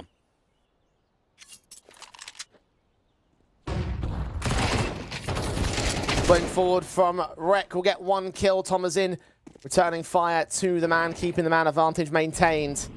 A site basically completely under Bestia control. M80 can't do much about it. Eager to swish up. Hearing footsteps close towards him, but can't find an angle to work with. Flashes, body blocked as well, so they're aware of Swisher's position. Even if they can't take him down, he's got no line into the round. They just look for exits here for M80. Try and make it expensive at the tail end. Just seeing when Naz is there, that AK now pinned in a corner, unsuccessful in getting his kill. Swisher indeed makes it expensive. Extra rifle, they're going to get picked up by Sin as well if he extends up towards that position.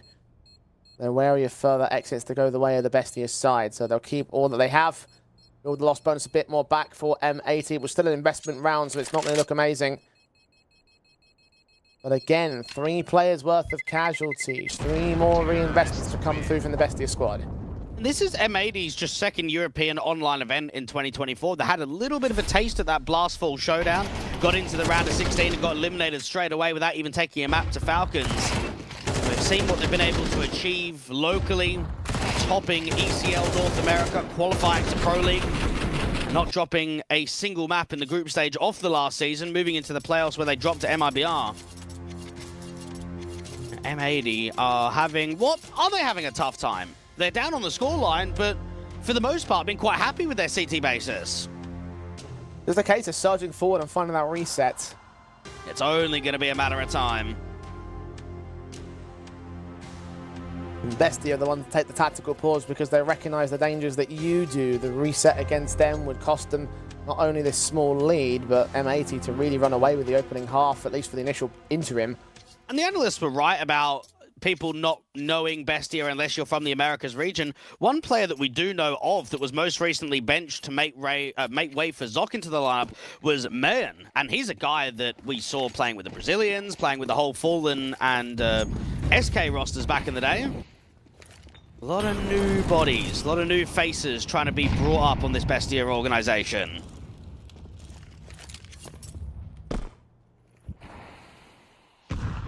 Trying to establish their international output here. M80 take down North America's finest.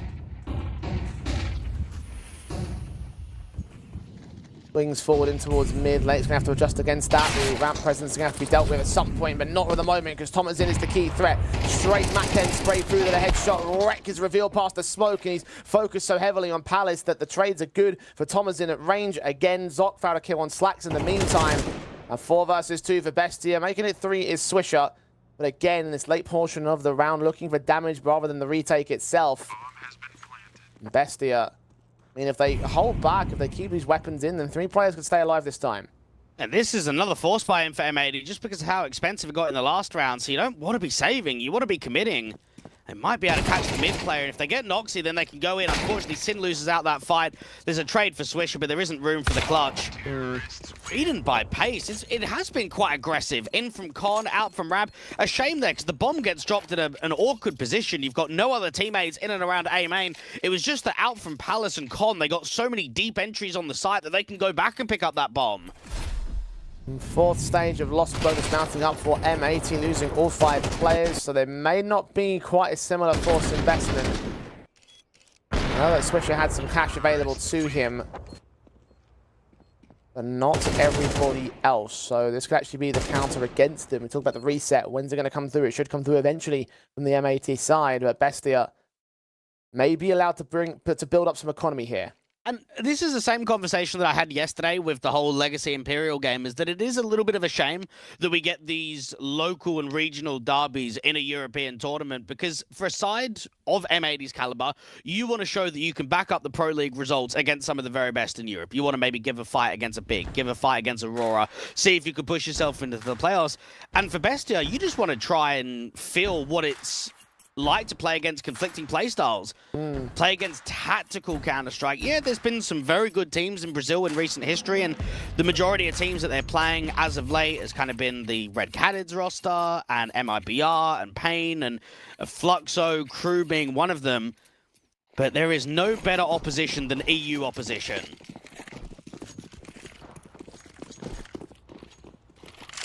And they go Hero M4 on Swisher. He does use some of those funds.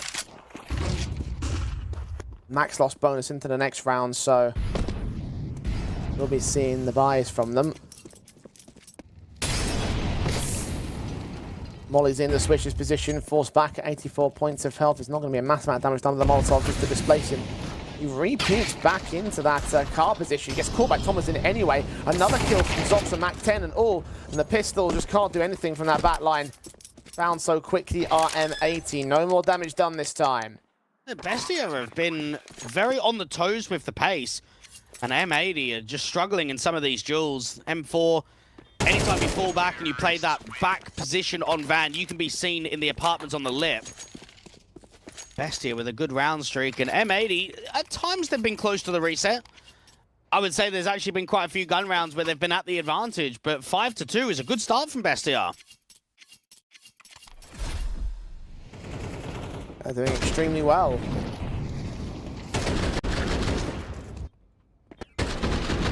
No early dominance for the North Americans. 5-2 on the board of BESTIA, and looking to extend that to number 6 right here on the T side. M80, another chance to try and get involved with a rifle buy across the entire board. AWP in for Slacks, as it is for Noxy.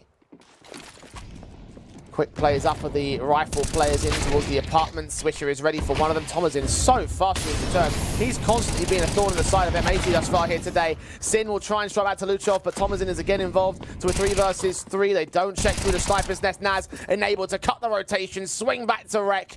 And Bestia uncontested in mid, uncontested in this round. They are looking lights out. Yeah, these guys are unreal. They are playing some very high tempo CS, but also working some good timings. Now, they accelerate quite quickly, consistently in that short angle. You've got a 1-for-1 trade in apps, you got your short player coming out, and then Naz just finds himself in window room. And when you've got those quicker rounds, you don't expect there to be late lurks. Now, Slacks is being pressured from all sides for that AWP to drop. Bestia are giving us one hell of a showing on T side. And all 5 will drop on the CT side, so no rifle to spare. Money lot looking great for M80. Could have found the reset earlier on. They could have had the economical advantage. Instead, Bestia are besting them at this juncture. A tactical. Got to get called in by M80 because they'll come up with an answer soon enough. The last time the Bestia actually played in a tournament with European teams was last year. One of the ESL Challenger lands that they were able to qualify to. But right now, they are schooling M80, beating them by pace, pure acceleration. And this is a Bestia side that do struggle locally to push for a lot of qualifiers. They went 3-0 in the RMR, in the close qual, I should say, but didn't really beat anyone decently. Vikings, KR, Galores, and then Crew at the end. I want to see what they're going to be towards the end of the year against the Pains, against the Imperials, against those top teams that we know there are from the region. We know that they got opportunities coming up next year already. What, in the Pro League? A Bestia? Oh, sorry, for M80 rather. Oh, okay. I confused my notes. That's me being a moron. Excuse me. M80. When their pistols pulled out of the half bite.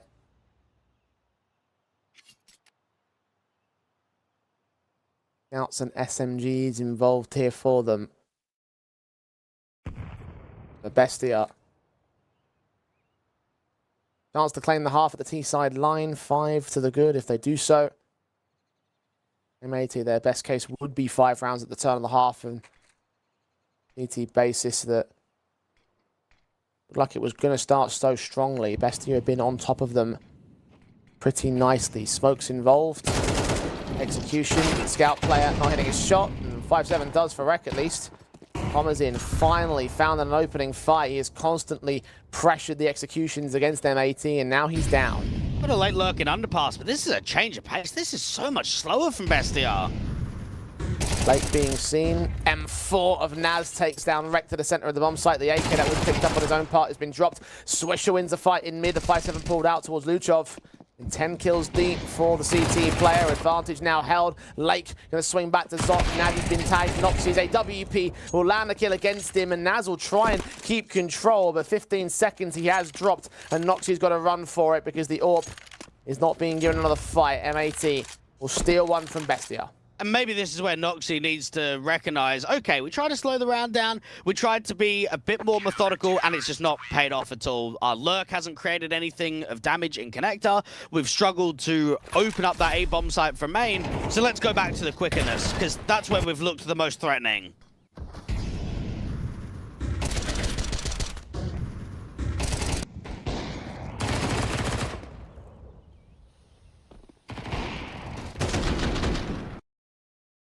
Let's see if M80 can deal with that pressure again from Bestia. The rifles will be out. Chance to return for the CT side. Lax's AWP posted towards mid initially. Will take a quick shot beyond that smoke. Not able to connect anything, of course. Bestia heavy-handed to the apartments. Deeper HE is well timed there from Sin, doing some decent chunk damage onto Thomasin. And you've got Slacks that's already rotating out to the market. This seems to be a good read from the Germans. Sin's going to smoke to post up. Jump face, see contact. and fall away from position. They're going in fast towards the bomb site. Slacks can't hit that orb shot. Backing away towards the back corner. The AKs are trying to reposition and engage here for the CT side. There are flood smokes in the way. Thomasin not being heard. Swisher on site will get Naz instead. Sin is going to follow it up. Luchov and Thomasin get those responsives. 3 versus 3. The CTs are pushed back and the site can get gained. I can't believe the aggressive approach from Thomasin out to market. They're just trying to entrap the CTs.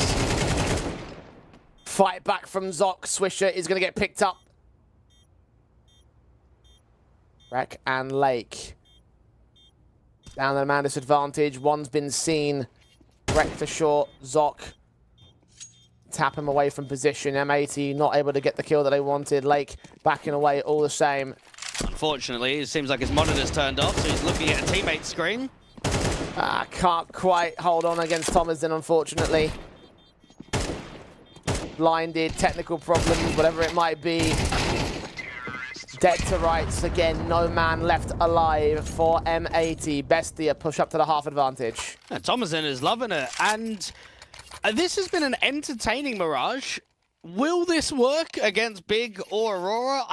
I mean, I'm not convinced. This has been quite gimmicky from a T side. It's been very aggressive, it's been very fast. You've got Thomasin just pushing through the own smoke there at market.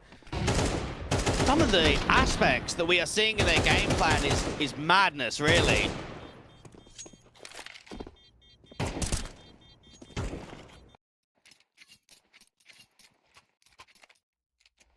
Half advantage established by Bestia, M80. Even if it might be gimmicky, they are suffering to it constantly and consistently. Concerns can continue.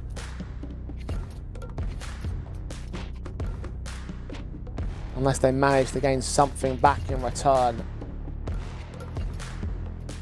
There's no doubt 9-3 is a very plausible half right now for the Bestia side. They are so ready to land it. This is maybe giving Bestia some eyes on the international audience. And this is a squad that's now going to be at 3 RMRs back-to-back. They were able to do quite well recently at that CS Masters event, one of the local Brazilian lands. They lost to Imperial in the opening game, and 2-0'd MIBR to eliminate them, 2-1 Sharked, and then 2-0 Pained in the quarterfinals, or the semi-final, to get themselves in the grand final. They've been able to show locally that they can be a threat, and now we're seeing it here in Thunderpick. Straight up for Swisher. Noxie is going to drop. M80 trying to get these 2 rifles that they've put to scrape together in the next buy. Establish some sort of prominence with them. Flax' AWP out to play, yet to find a brilliant moment from him. The problem is, yeah, he's either on the bomb site that's not being hit, or if he is in the right bomb site, it's so aggressive and so fast with the util that it's difficult to get the AWP in for impact. He has been found out.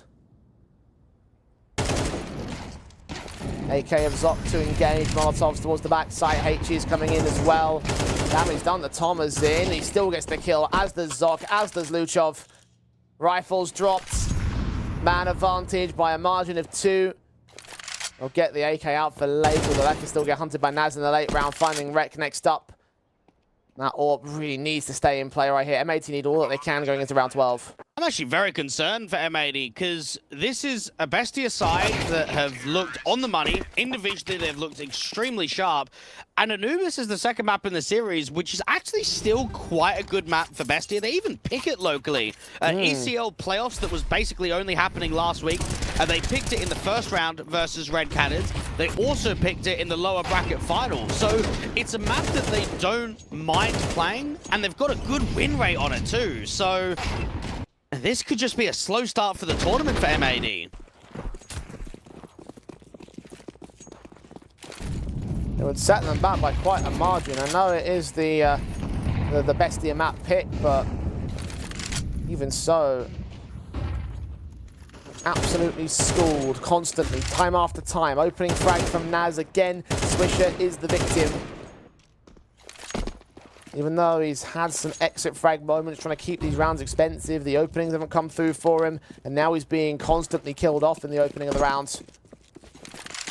no one from M80 able to respond to what BESTIA are bringing to the table right now. And in the very few officials that I've watched here from the BESTIA side, it's normally been Luchov and Tomazin that are leading the charge. Instead, it seems that Tomazin is doing it all by himself. Aggressive play out towards mid. He's doing well to get to. How has he managed that? That is disgusting. Get out of here, M80. M80. Railed them. Get out of here, boys. This is 9-3 at the turn for Hitting BESTIA. so hard. Yeah.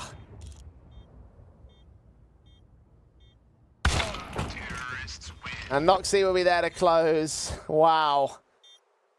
Yeah, there is one key and obvious threat that they need to deal with in the second half, and I'm not sure if it's too little too late for M80. Probably is. The issue, right, is that the first few rounds are really competitive. We had 3v2s on the retakes, 2v2 scenarios where it looked as if they could have forced the reset. It didn't quite happen, but then as soon as they eventually took the eco and got the bias forward, then it started becoming uncompetitive. Then we started seeing whitewash rounds from BESTIA. M80 cannot afford to just drop on a map of Mirage and not show competitiveness. They've got to give a fight back, but you are right. They've run out of rounds. So from this point onwards, it's just about a little bit of survival before you get to Anubis. And again, the desk was discussing the strength that Anubis is in the map pool for M80, but leveled the concerns in every other map in the pool.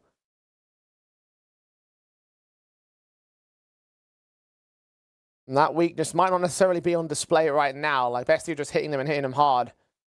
And that's why it's nice to see some of these out-of-region teams in Europe. I know from time to time we get some of the Asian teams, your Rare Atoms that come over, your Tylus.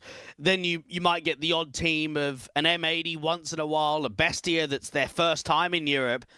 And for the majority of our audience, Jay, we don't get to see teams of this caliber. We don't see the out-of-region teams. So when they're here and they're making a statement, it is enjoying to watch. We've never seen these two squads and their cores take each other on before. BESTIA surprising M80 in quite the good fashion right now. Pistols have gone live. Distraction plays towards the A-bomb site have not drawn away the T-side hold. Noxy's found Slacks is going to double up towards Swisher as the Apartments players have just been outgunned. Lake tagged heavily. Wreck in mid. The bomb's on his way back around towards that A player. The two individuals that went out sacrificing their lives. But is it a sacrifice worthy of a round victory? Not for Wreck. He's next to drop. Two left standing. Lake is still low HP. Sin is still making his way up towards the bomb site. The smoke's in the way of Palace. Won't aid the situation. Lake will get one pick out of the round. But that may be about all they get out of the round right here. USP seeing the last man. Challenge from all sides. Sin can do some damage to Zok. So many more players around him. One headshot gain, no more than that. Noxy will trade him. And BESTIA with number 10. Just 6 days ago, there was a best of 3 between M80 and Legacy that decided which of those two teams was going to qualify to ESL Pro League. And Mirage got played. It was a 13-6 result for M80. It was pretty comfortable. Slacks went 21-5. You have Lake that went 19-13 and Sin that went 14-10. All three of those individual players are just nowhere near to be seen. We are not seeing that same level of impact from a series just under a week ago to what it is today. And be it a slow start to the tournament or a slow start in this series or M80 just not performing, I mean, it's clear they're going to get set back quite hard. Again, is their opposition's map pick. Even so, this has been an outclassing that I was not expecting coming into today. Pistol players will be able to overwhelm Noxy. Naz is there with support alongside Zok, and Luchov getting his picks of the SMG as well. Only one pick against the CT side, which will get recovered that rifle very easily. BESTIA 2 away from the win. It is a monstrous 8-round comeback to make happen for the boys of M80. And personally, I'm not worried about tilt or mental game moving into map number 2 for M80. You've got Sin and Slacks on the roster that are both European players. You've got Def as a coach. I don't think that's going to be a factor. What is a factor is the general level of play. Just surpassing mental and expectations of what we're seeing on the server.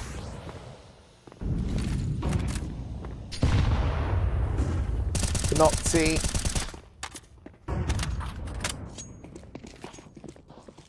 Trying to insert very early on towards that mid presence here. M80 taking early damage towards Swisher once again. He's been a damage sponge over this matchup. 13 kills deep, top of the board for his side, but the impact just isn't there for him or his teammates. Nades to reveal Lake, won't get seen all the way, won't be challenged by anybody else. It's challenged by even more nades coming into that connected smoke. Incendiary lands a little bit too early for Bestia, so he's not going to get forced out in the open. This is all a lurk play though. The real hit's coming into the B site. Now, Lake needs to catch a good timing, though. He needs to make sure that he's cutting the rotates. And now it's up to the short player of Thomasin to try and hold off for as long as possible. Wreck getting not seen. Naz gets on the bomb site, tries to double up, unable to do so. Luchov's found Lakes with 3 versus 3, so the retaking City will try and set up Thomasin. He's going to get caught out towards short of the arches. Wreck will follow up onto Zok. And Luchov is at a 1 versus 2 to clutch up map point for Bestia. Bomb plant comes down at default. And Luchov continues pressing. Wreck to the left, Swisher to the right. Dex to the left, doesn't hit the headshot. Wreck keeps them away from map point. M80 begin the long climb back to overtime. A good work from Rek, the OG member of this M80 squad, a player that's been here for over a year now, and made his name known on Strife and ATK before getting the chance. Naz tried to come in and put pressure on the players on the bomb site directly, but it was Rek with the 4K to get M80 out of trouble. Needed a hero, and finally they got one. But one might not be enough for M80. Looking from Lake towards that mid-stance AKs. Also across everybody here, minus Sin on the Galil. Orp on Noxy with M4's bought for Zok and Naz. Bestia's money state finally getting broken. Took him more than a half to do it on the M80 side.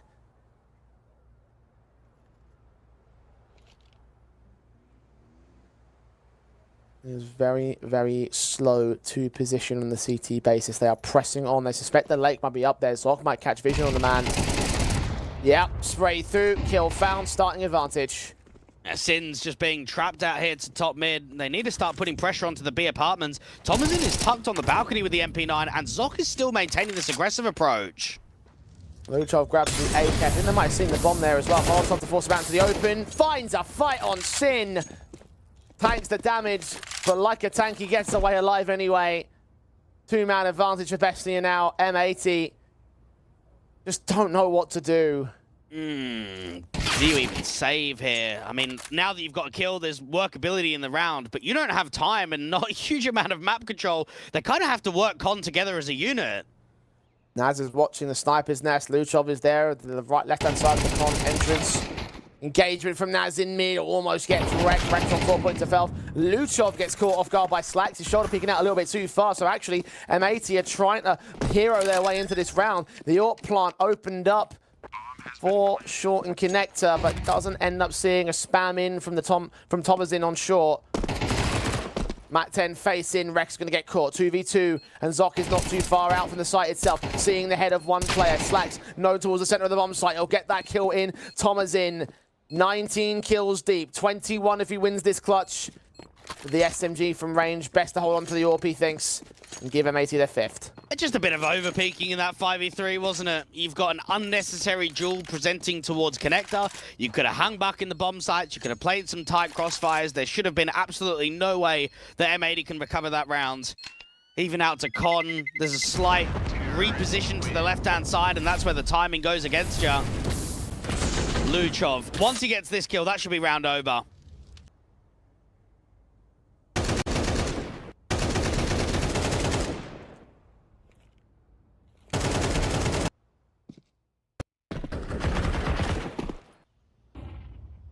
Bestia now face a little bit of resistance, and a gap should start to close a little bit.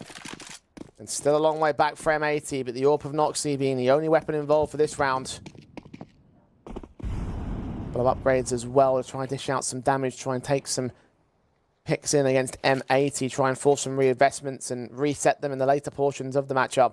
I do wonder if there could be some struggles to close for an inexperienced squad. They might have been playing together for a very long time. They might be doing well locally, but what about against the team of the caliber of M80? What about when you're in Europe?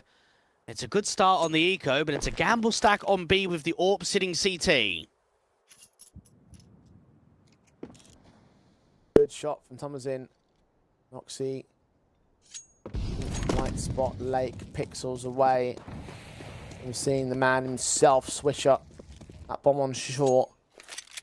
We'll join with his teammates to go towards the A hit in the end. The gamble's actually going to start rotating back towards the B bomb site. Luchov has caught Lake off guard with the P250 at range. A gap in the fence left. Another player should be seen soon. AK's at Naz's feet is going to pick that up.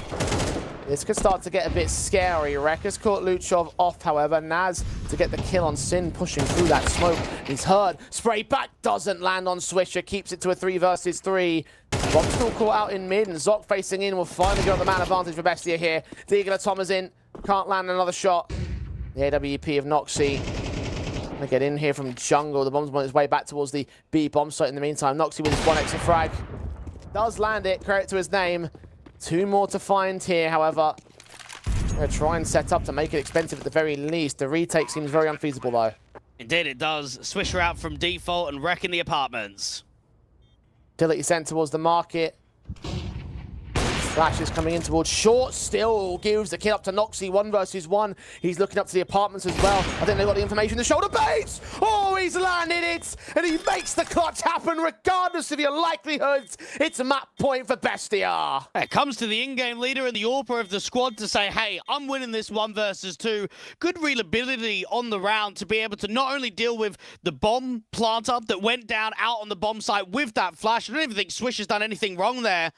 And then pre-aiming out to the apartments. Rek gives him just a little bit of a jiggle, and then he gets all of the kill entirely. 1v2 for the AWPer. Started with a deagle. Starting the M80 side, and just positions that Bestia got pressed on several positions on. A 1v3 for the AWP, though. That was stellar stuff from Noxy. Frustrating M80 once again as they force their way back in for the true grind to overtime. 7 in a row needed. 1 more for Bestia to take on Mirage, to take their map pick. Start for Thomasin's found Slacks. Second lesser so. Swisher, his AK applies. Noxy's AWP is still waiting for them to get out of the apartments. The bomb carrier might get caught inside of it. Shot does miss. Second player also allowed to cross as well. Plant goes down. 4v4 for the retake. Rifle advantage. Still sits with Bestia here. Luchov catching Rek. Looking for another on Sin. On just 3 points of health. Noxy's going to follow up on Lake. And once again, M80 have completely collapsed here. Swisher to find 1 out of 4 in this impossible clutch. They're on the bomb. They're on the defuse. Noxy knows he's pulled them all the way out towards short. And Zoc will just continue to hold his nerve here. The HGs will not deny the defuse. It will not get the kill against the man, and Naz will lock in the pick anyway. 13-5. Monstrous stuff from Bestia. Bestia gave us quite a showing. Now, there were certain portions that the rounds were very competitive with them being won, but there was also moments of pure destruction. It was a very aggressive first half, and it was a good first impression out here on European soil. Most certainly. I mean, look, I haven't exactly watched many Bestia matches. I'll just hold my hands up and say that much. But this is a hell of a way to enter into the competition and defeat M80 on the favourite map pick, of course, which does lead credence to what the analysts were saying. Again, this their map, this their home territory. They've taken it extremely strongly, though, the way going into the Anubis of the M80 side. Are there concerns with this best of 3 for them? There's concerns more on the M80 side. Lake finished on 4 kills. One of the worst individual performances that I've seen from him personally. I thought Slacks never got activated on that AWP. And when you've got 2 key players not performing to an adequate level, you're going to struggle to push for map wins or series victories. And it is very similar to how, not exactly the same, of course, to how that big Aurora match went down, but rather similar in the dominant perspectives. I mean, it lasted throughout the entire map there for the likes of Bestia, and now I introduced this element to the conversation. Like, I know, again, Anubis is so strong for M80, but what are those 2-0 chances now for Bestia? I think the chances look pretty good right now. I've been impressed with what I saw on map 1. Well, let's see whether the impression will go over to our analysts as well. They said this might be a possibility. Paladin, what do you say? I say it's a very reasonable chance. BESTIA are here with a significant game plan. Genuinely just a team gap, coaching gap, IGL gap, whatever aspect of the game you look at here. BESTIA showed that they are going to punish the problems with M80's map pool, and it just looked comprehensive. I mean, that T side had such pace to it, but the pace, it was like this orchestrated chaos, right? It was like they had a great understanding as to how they were splitting into these bomb sites, kept attacking that A bomb site, trying to go at Rec and Lake, and they just had no answers whatsoever. Great win for BESTIA. I mean, highlighted there in the cast, but obviously, again, a really rough performance coming through from Lake, and you just mentioned they're out of the gates, a lot of targets on that A side, a lot of opportunities for him to fight and help out in the defense there, and yet still couldn't quite bring in a cohesive defense on that A side early on. Later in the T side half there, you go to the B side targets, you go to the other side of the map, and it was all this conditioning one off after another that led to an incredibly dominant T side affair, which usually when I talk about especially like South American teams, and I'll actually bar in particular BESTIA in this conversation, sometimes the T sides, they struggle quite a bit on this map of Mirage, and I've actually seen BESTIA have some of those problems in the past year. But when they come through, as I've highlighted, and they look like they're this well prepared for this sort of setups that they're going up against, they know the sort of defense that M80 are putting together on a consistent basis. I mean, it looks so incredible. You had Thomason starting off this game in an incredible fashion. That was a huge problem that M80 had to figure out a solution to, and they couldn't in time. By the time he was too heated up, it was too late. He was having too much impact, and complete turnaround here from BESTIA out of the gates. I mean, this is a result we knew that they were capable of, but it's a very scary sign because, as highlighted, we've talked about the worries in the map pool for M80. I'm not worried about their Anubis, but I'm more so looking at BESTIA and how strong they've looked and how clear the game plan is, and I'm wondering if BESTIA is going to be one of the teams that can say, hey, we know what works so well for M80, and we have solutions to work around what goes well on Anubis for M80. Yeah, there was that round 8 play that we saw in the highlight package there, splitting into B at like in 40 seconds or so, not even 40, maybe even like 30 seconds there, and you've got a late window lurk somehow, and M80 are just head in hands, wondering how are they getting into these positions as fast as possible, and even after that, there was a world where M80 could have started drawing things back, and we talked about that head-to-head between Noxy and Slacks, and you said it yourself, Cole, when it comes to those huge events, when everything's on the line, Noxy finds a way to deliver with the AWP. Yeah. And just so genius with the way he susses out that entire clutch. I mean, he gets one kill on a crossing player, he makes the cat jump, and then completely sticks to his ground, doesn't scope early, sticks around for a little bit longer to find that first kill, and then just textbook onto the apartments player as well in Rec. So it's just dominating performance. I'm sure we have Toma here as the MVP for this map, and of course, huge performance on that T side. Basically, what, like 19 kills or so on that offense. Huge work from him. But honestly, Cole, it feels like the whole team as a whole, just everybody showed up in some form or fashion to kind of pull them over the line here today. I couldn't agree more. It was a full team effort there with the dominant affair, of course. It's going to be everyone getting involved. I mean, obviously, again, T-side entries coming through from Toma were massive. You definitely felt every single time he was present in the server, but the Noxy clutch that made the job so much easier. Just a 1v3 when you don't have any money for the rest of your squad. You were in a save situation. You had the big advantage, but you let it slip. There's a couple of those worrisome signs that I saw from BESTIA.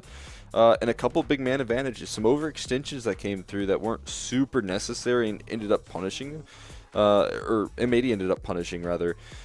And then you see the turnaround come through from Noxy. I think he nullified any sort of concern that this game could be delayed and that M80 could make a comeback with that clutch. That was the nail in the coffin, essentially. And having that availability of an Opera that I highlighted can really step up to the plate when he's focused and when he's setting himself up for success, when he's preparing himself for these big events.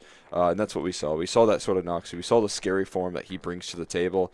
And M80, I think, are in for a huge wake-up call if this, early matchup goes awry for them again. Yeah, and this is with the full lineup on both ends, right? So I remember when we were doing Atlanta that year, we said that if M80 had a Two full stand-ins, roster, yeah, it'd two be fine. stand-ins, yeah. It would be M80 would definitely win, but can't say the same thing in this scenario. Yeah. For sure. But even Zoc and Nas pulling their weight as well. A lot of pressure on these guys to perform at this level of the game. You know, it's still an online environment, but I think for these younger players, there is still a little bit of pressure when you're in a different continent. You realize what's at stake here, a chance to play in the LAN environment, to have a potential domestic matchup with a team that you might have to play further on in the RMR.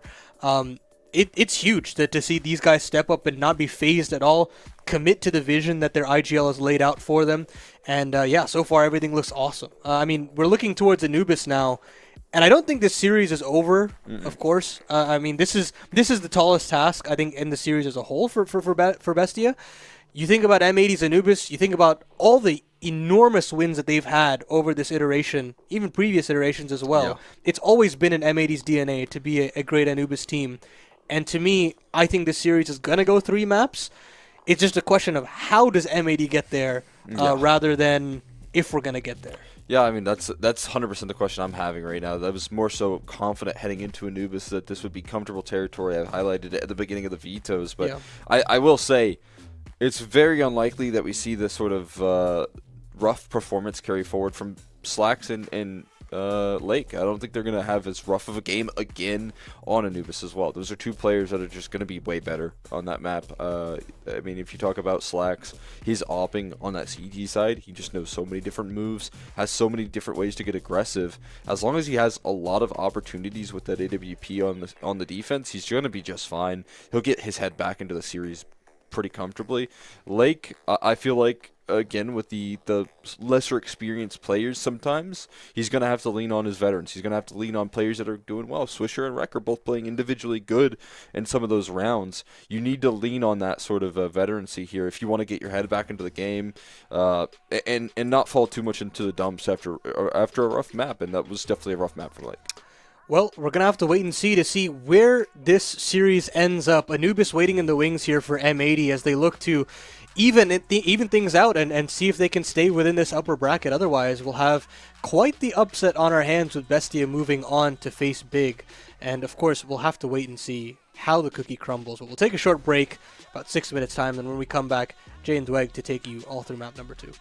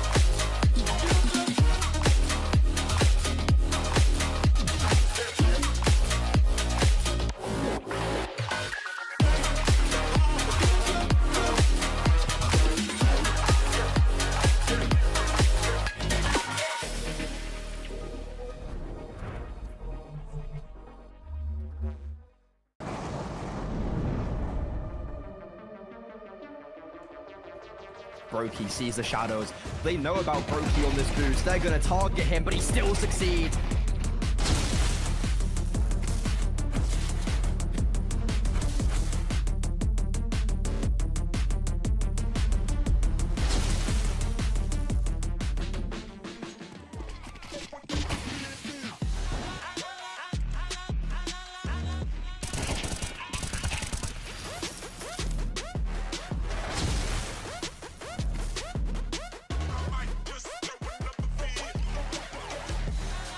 Pistols are starting to push through. And whilst Rops finds one, Carrigan gets eliminated. Rops stands tall. Rops finds the headshot.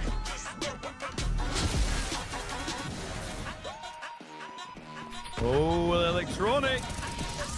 Well, he'll still have a great time spraying. They all got caught on twist. And now Electronic is going to pat the stat very nicely with an 8.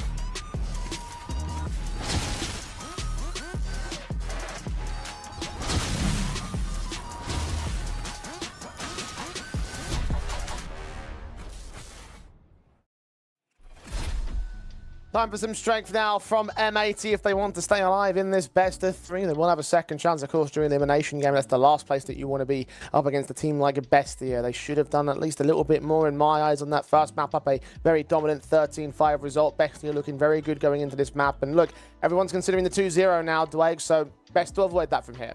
Very much so. And this is M80's perfect chance to come back into it. They're a very good Anubis team. They've got some excellent officials in the last week, absolutely slapping teams of NRG's caliber. So I'm not too concerned. We should still be going to a third map. It's just in BESTIA's perspective. They've already done a very good showing on map 1. Let's see if they can bring it on map 2. And you said it as well before we headed away from the first map that, look, even BESTIA have done really well locally. It's a case now of translating that local success against a very different team, an out-of-region team, I guess you could, or out-of-nation team more specifically in their respect. So apply that to North Americans and try and see if you can make a steal happen. Obviously, we're still back in M80. That was the one strong suit that everyone said they're relying on the most for this side to be able to get into this matchup. I just wonder how close it's going to be, because if they continue to become a threat, you know, if there are guys out there that are posting frag after frag, opening after opening, like certain individuals were over on that BESTIA side, then there may well still be a threat here on Anubis. Yeah, but Anubis is a much more tactical heavy map than Mirage is. It goes through different layers from a T-side perspective on taking space, working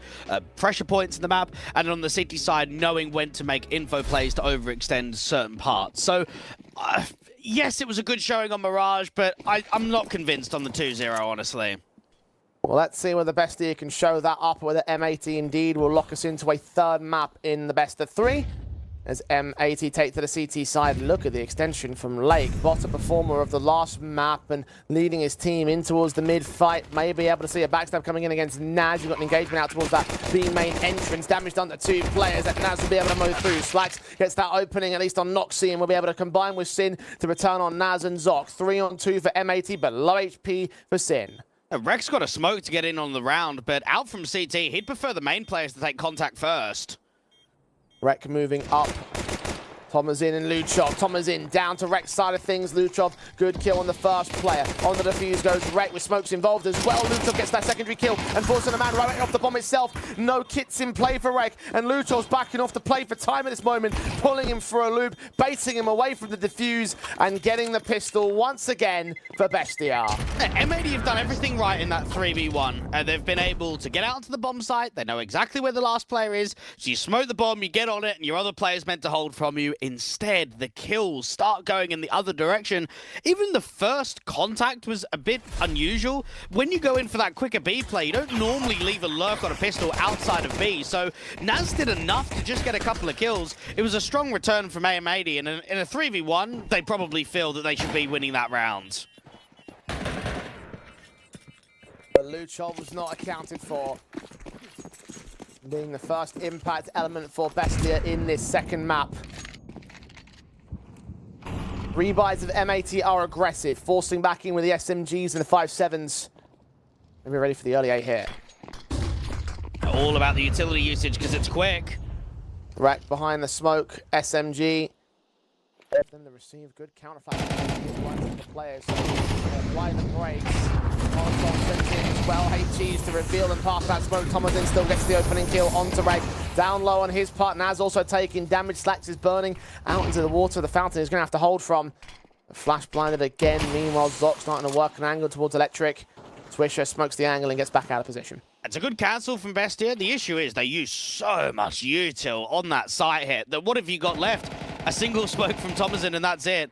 They're going to have to slow play this round and they're going to have to be very key with the AK of Luchov on how he can work a contact kill. Meanwhile, a push on Swisher has started to gather information that they're not leaning into the B site, at least via B main. Smokes up towards mid in that temple position, so there's that piece used by Thomasin, and now they split their way forward. Noxia kill on Slacks, Luchov following up on Sin, so despite the lack of utility, the firepower is still there for BESTIA, and they make it work for the 2-0 start. And it reminds me a lot of how the start Mirage went down. Some really competitive rounds, but BESTIA just being able to edge out. Even on this anti-force buy, looked promising with the info play, but couldn't hold on the site. Swisher up against a lot of players in main. He's making this slightly expensive, but the player from the T-stairs is going to cut him off at the rugs. BESTIA get that 2-0 start. M80 off to a slow one. Again, off to a slow one. Make sure these MAC-10s don't get any more out for the CT side. Noxie can recover an AK that was, or a Galil rather, that was dropped in main.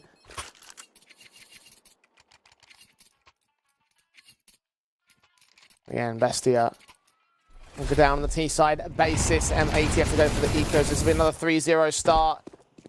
South Americans to lock in yet another opening advantage over the M80 side. Paladin was talking about it earlier on in the show, how the run from BESTIA had to beat Crew, Red Canids, and Fluxo.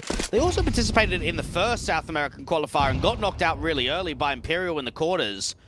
Weren't a favorite in my eyes to push all the way to the main event, but now that they're here, they're making their opportunity of it.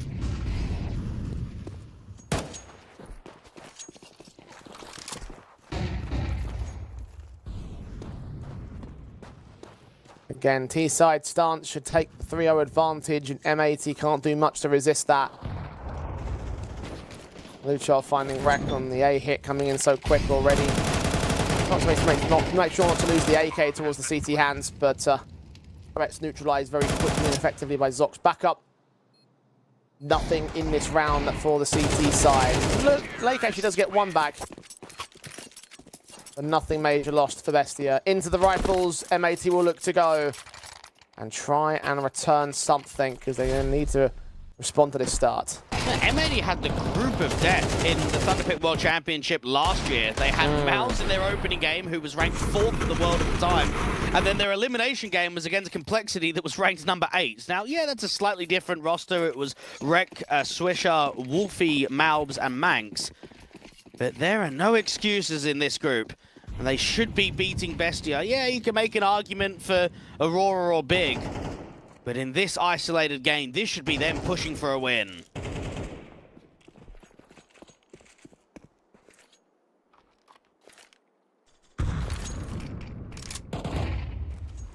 Slow to the default for BESTIA here. M80. And they get the start with the utility here. The HG's landed some common hold positions at the T side, and we'll do a tiny amount on the Thomasin. But nothing of major worth. There is action going on towards that B side of the map, where the flash in can enable Lake to peek out of B main. But not finding anything so far in the early minute. And Naz taking all of that space for the teammate. Being pretty respected by M80. No one in mid to defend outside of camera. Taking that damage, clearing out the right-hand side. Lake didn't spot anything in the canals, and he's going to get on the edge of that smoke. Thomasin's covered off by the wall. He's not into the open. Neither will he seek to be so. Canals not held by BESTIA, and Lake will actually back off before the smoke even clears, so Thomasin will be allowed to push onto that position. His teammates are spreading out to look towards main. Naz is making noise here in mid, drawing 4 players' total attention away from the real site here. Lake can still get a kill on Luchov. Double up, nicely held. Swisher caught Naz in the meantime. Noxie's orb can respond. They need to go grab that bomb and plant it. 2-man advantage for M80. This is a tough post plant. M80 are coming in quickly. Smokes down to suppress one entryway. The other 2, however, Ready to receive from M80. Flashes forward. The AWP will watch for one of the CT entrances. Tom is in just behind Swisher. Noxie getting sin. Swisher revealing himself as well. Blind sprays. HE's not doing much here towards Noxie. Tom is in and Swisher. This is all timing.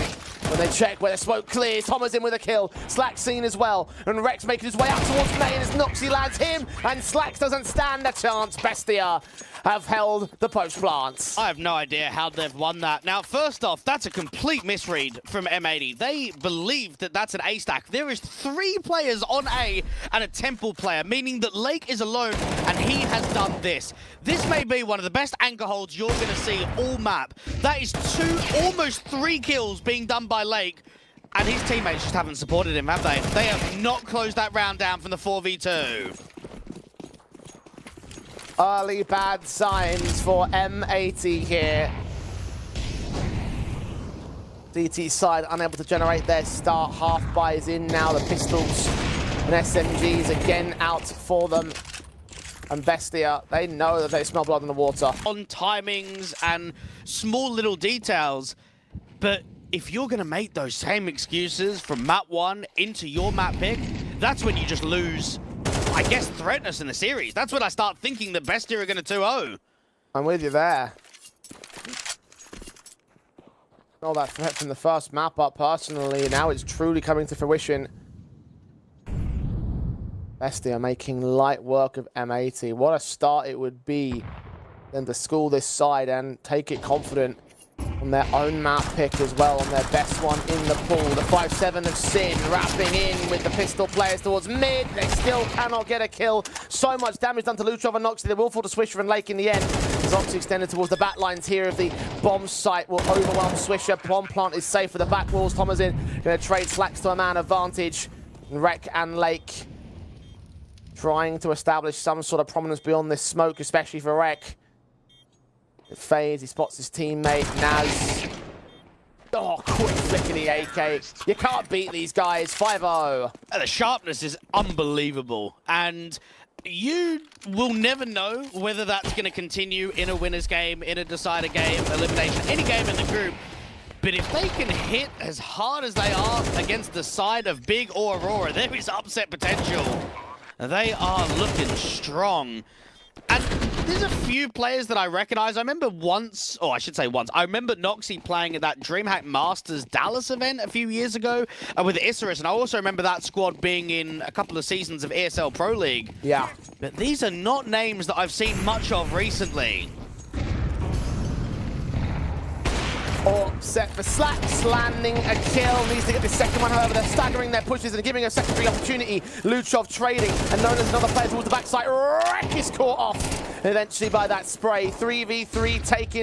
Bestia, the other matey players towards the bomb site. Late with a decent spray transfer, doesn't get it all the way. Sin taking Luchov down with a HE. Noxie on 6 points of health himself. And the AWP in his hands. The smoke's down close and at heaven. Bomb is lost to the T-side player. A 1v2 clutch, which surely should not be won this time. You can't expect so. This is a real strong, powerful position from Swisher. With the low HP of Noxie, this is the round pretty much over and done with. Jiggling the angle, and the AWP's got no idea. And Bestia, they really remind me of B&E, actually. Just the play style that they offer, the quickness of pace, how dry they can be in some of those execs. I mean, they are just brute forcing the trade against the AWP here. Offered up a little bit too much towards Slacks in the end, though. A very good effort even to dish out the damage in the later portions of that round. They'll of course be up for the rebuy, which could counter reset M80 and continue with this strong T-side streak. SMG on Rek.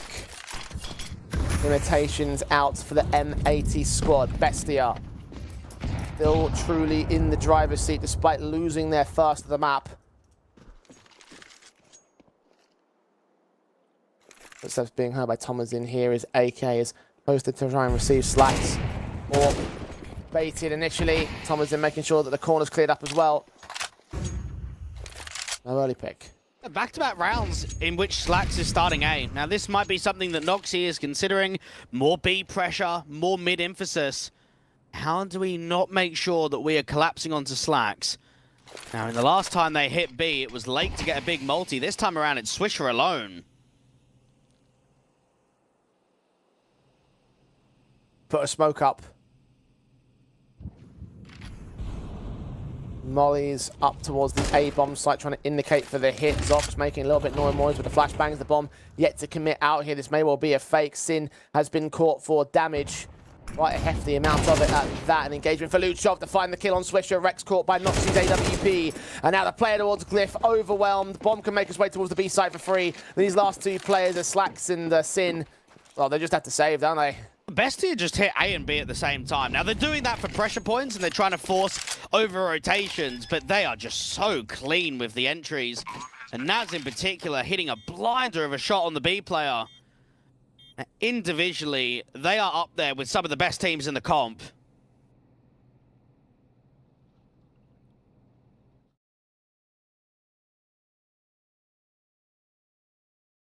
Minimum 6 taken by Bestia. M80 continue to struggle in this series. It's not just the first map pick of the opposition. Well, I don't think they're being active enough on the CT side for me. I'd like to see more info plays, more extensions. We're seeing quite frequently they're doing this 3-1-1 split where they've got 3 towards the A site, 1 player deep in Temple, and then a sole defender on B. I'm not liking how deep they're sitting in the bomb sites at the moment. Maybe they're feeling the fire back to Bestia. Problem is, though, how sharp these guys have been. You peek in towards main control or the canals and you lose a fight, that's early. Well, then you got to do it with util. That's the way to, if you're worried about the sharpness, then you've got to be able to do it off of flash assists. We've only got a couple flashes for this round, only the one AWP Slacks. Mac 10 quick in for Zoc, running down Sin. Not a challenge right there. Smoke towards the camera. Molotov. HGs will dish out some damage on the CT basis. Rek close against Tomazin, who's actually snuck past the man himself. Part of the jump, though. They know that he's out there at main. Plant secured. And the rotations are being accounted for here by Noxie. No threats again by M80. And now I kind of just want to know, are Bestia a bit of a one-trick pony? Are we only going to see this in the regional derby? It's working right now against M80.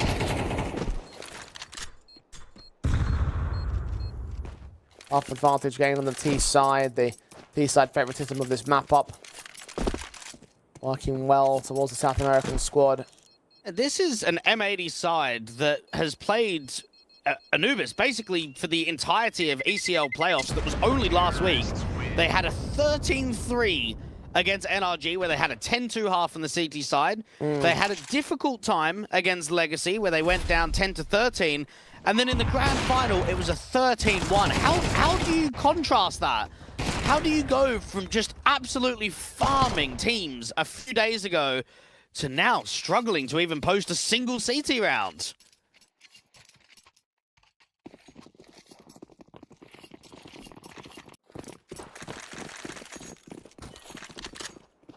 Nothing found by M80 thus far. And at least that previous round, they were able to get a free AK and a secondary AWP for a double AWP setup. Leave a little bit of that investment. That bonus firepower available to Swish's part, but they have to find impact with it. Rex on a single kill. Fight from Naz on a Mac 10, finding Sin. Zox extended out towards B main. Actually will drop the kill to return to a 4 versus 4. Swisher, tons of HP damage done towards him. Naz extending. Lake doesn't have a single clue. The Mac 10's gotten 2 picks against the rifle players. And now Rek is just going to be overexposed. You've got camera that can be walked in upon. You've got A main coming in at numbers, and CTs are not quick for A rotations at all. If Rek doesn't get 2, this is just an instant save. And that's a hell of an ask for him. Naz pressing on towards camera. Shot doesn't connect even to the first man. Down and out to Tomazin. It might not be as much of a thorn in the side of M80 as it was on map 1, but even so, everyone is creating problems for the North Americans. 8-1 on the board, and when is this going to end? Now, geographically, Jay, being in Europe, we don't often see the South American teams, but there was one team in particular that first caught my eye in the Argentinian scene, and that was the Miami Flamingos Gale Force roster. Do you remember them? Oh, yeah, that's going back a number of years. Oh, yeah, that's when Marky was on the team. Johnny Boy and all of those guys. And you've had Isurus, you've had 9Z, you've had a few organizations that have tried to continue to embed at the higher end, but... And this Bestia side, I mean, it's got a core 3 that dates all the way back to mid-year of last. So, talking about coming up to 18 months now. Some of the newer additions. Naz to come in about 6 months ago. And then Zoc has been here 3 months. And I would say this would be one of the more impressive victories in the recent history of being able to 2-0 M80 in Europe. Massive for the organization. Setting them up for 2 opportunities to make it into the playoffs here at the Thunderpick World Championship. They've got opportunities to rush down the A bomb site. Finally, the MAC-10s are going to get overwhelmed by Sin. Naz, however, returning with the M4 in his hands. Rek cannot hit a shot to save his life. He loses his life as a result. Bombs on site planted. Instant rush for Bestia. They've taken it in just 30 seconds of the round's beginning. Low HP on several T-sided players. There might be some trading opportunities. Noxie's seen 2 taken late back. Swisher also known about flashes to contest in. The smokes will suppress on the CT basis. Is Noxie going to push forward with this? I mean, this is ballsy. He makes it work as he's stunned. Swisher is going to get caught. Ah, Bestia are just playing their best game. Now, I can sit here and talk about the whole aggressive mindset on the T side and how it's working and adapting well against M80 City side. I need to look at that round and say, how is Rek not getting 1, man? Yeah. Like, on that off angle, with the T players popping through a smoke, you have to be getting 1. And it legitimately comes down to M80 individually just not showing up today. They have not been there for key kills. They've not been there for even easy kills.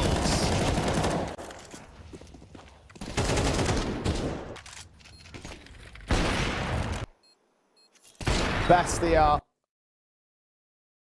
making light work of this series, and call it an underperformance, an off day, whatever you want to call it here for M80. It is a concerning line of form to take into this group when, I mean, it's looking like it's going to be a very simple 2-0 for the Bestia side. Something needs to change. It has to be something big. Big stuff from Thomas in again. Rek down in an instant. Just not allowed to do much here. The HEs towards Thomasin still doesn't even take him out. 14 HP, he doesn't go down. And the players are so confident because they're just hitting everything, aren't they? They're just killing everybody. Zoc is being forced out with Util, and finally there's a bit of counteraction for the CTs, but the trade is insta into electric. Thomasin is still looking to push this smoke late. He's going to get caught by Luchov. And look at Thomasin. Look at this position. Sin has no idea he's in trouble. Knife is pulled out. Thomasin stuck onto the bomb site. And Slackson at main can drop the bomb carrier, but he's lost his teammates. They're so low HP, and he misses a shot as well. Panic and frustration, and he cannot win the fight on Thomasin. A triple for him. Oh dear, I don't even know what to say anymore, Dwag. Well, it's frustrating because M80's trying to play what I would say is proper CS, and at times you're getting plays like that. He has just walked through a smoke on A.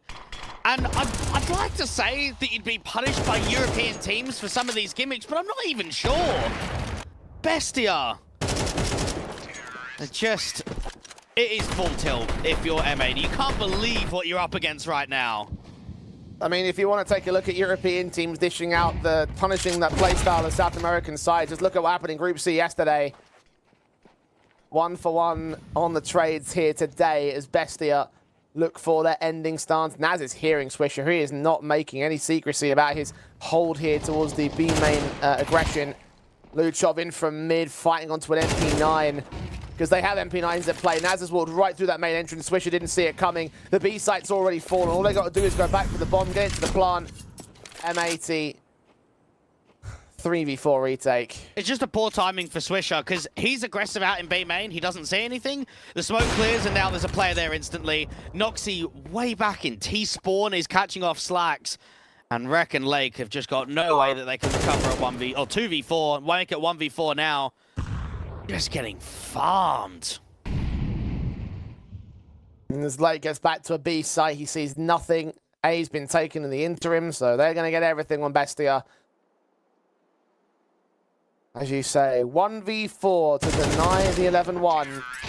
And it's never going to happen. Wow, what a showing from Bestia. And I got to admit, I wasn't familiar with your game. It clearly was something to be behold. This is a wonderful showing from the South Americans. It's a shame, though, that we have the elimination game next and not the winners matchup. Because oh, yeah. I reckon Bestia are cooking. You want to get them up against Big now. You want to finish this series and you want to go straight to that next best of 3. I do wonder whether that time off is just going to relax the guys a little bit too much.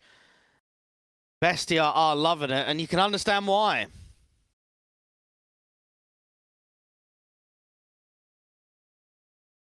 Only a few doors down from the boot camp room that M80 are playing in, perhaps.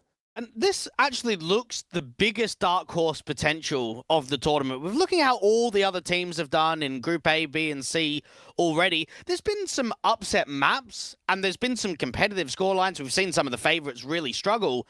But to get owned to this level, we have not seen yet. Yeah, this is one-sided. Completely and utterly one-sided. And there feels like there's really no coming back here for M80. Even the NIP versus Heroic game was more competitive. Yeah.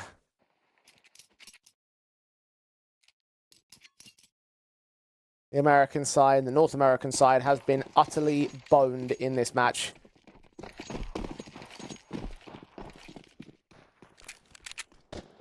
Bestia looking wonderful. M80 looking for miracles. As the pistol of the second half goes live, it doesn't feel like it's going to be very long of a second half. Only 2 rounds required for Bestia, both of which can come through with the pistol and the conversion. Big stack on A too. 3 players to defend. Smoke towards Heaven's going to do nothing because Luchov is set towards the stairs entrance. Taps on, headshot gain. Noxie will get sacrificed. The Julies of Zox on site as well. Sees the bomb carry and is back up, and backup has arrived here for the T side. Sprays back, tams through. Rek gets his second kill of the game, but far too late in the marker. 1 versus 4. A second headshot to reduce them to 2. Tom is in. Next victim, Naz and Luchov know they've got the bomb. They know that Rek can only attack from one angle.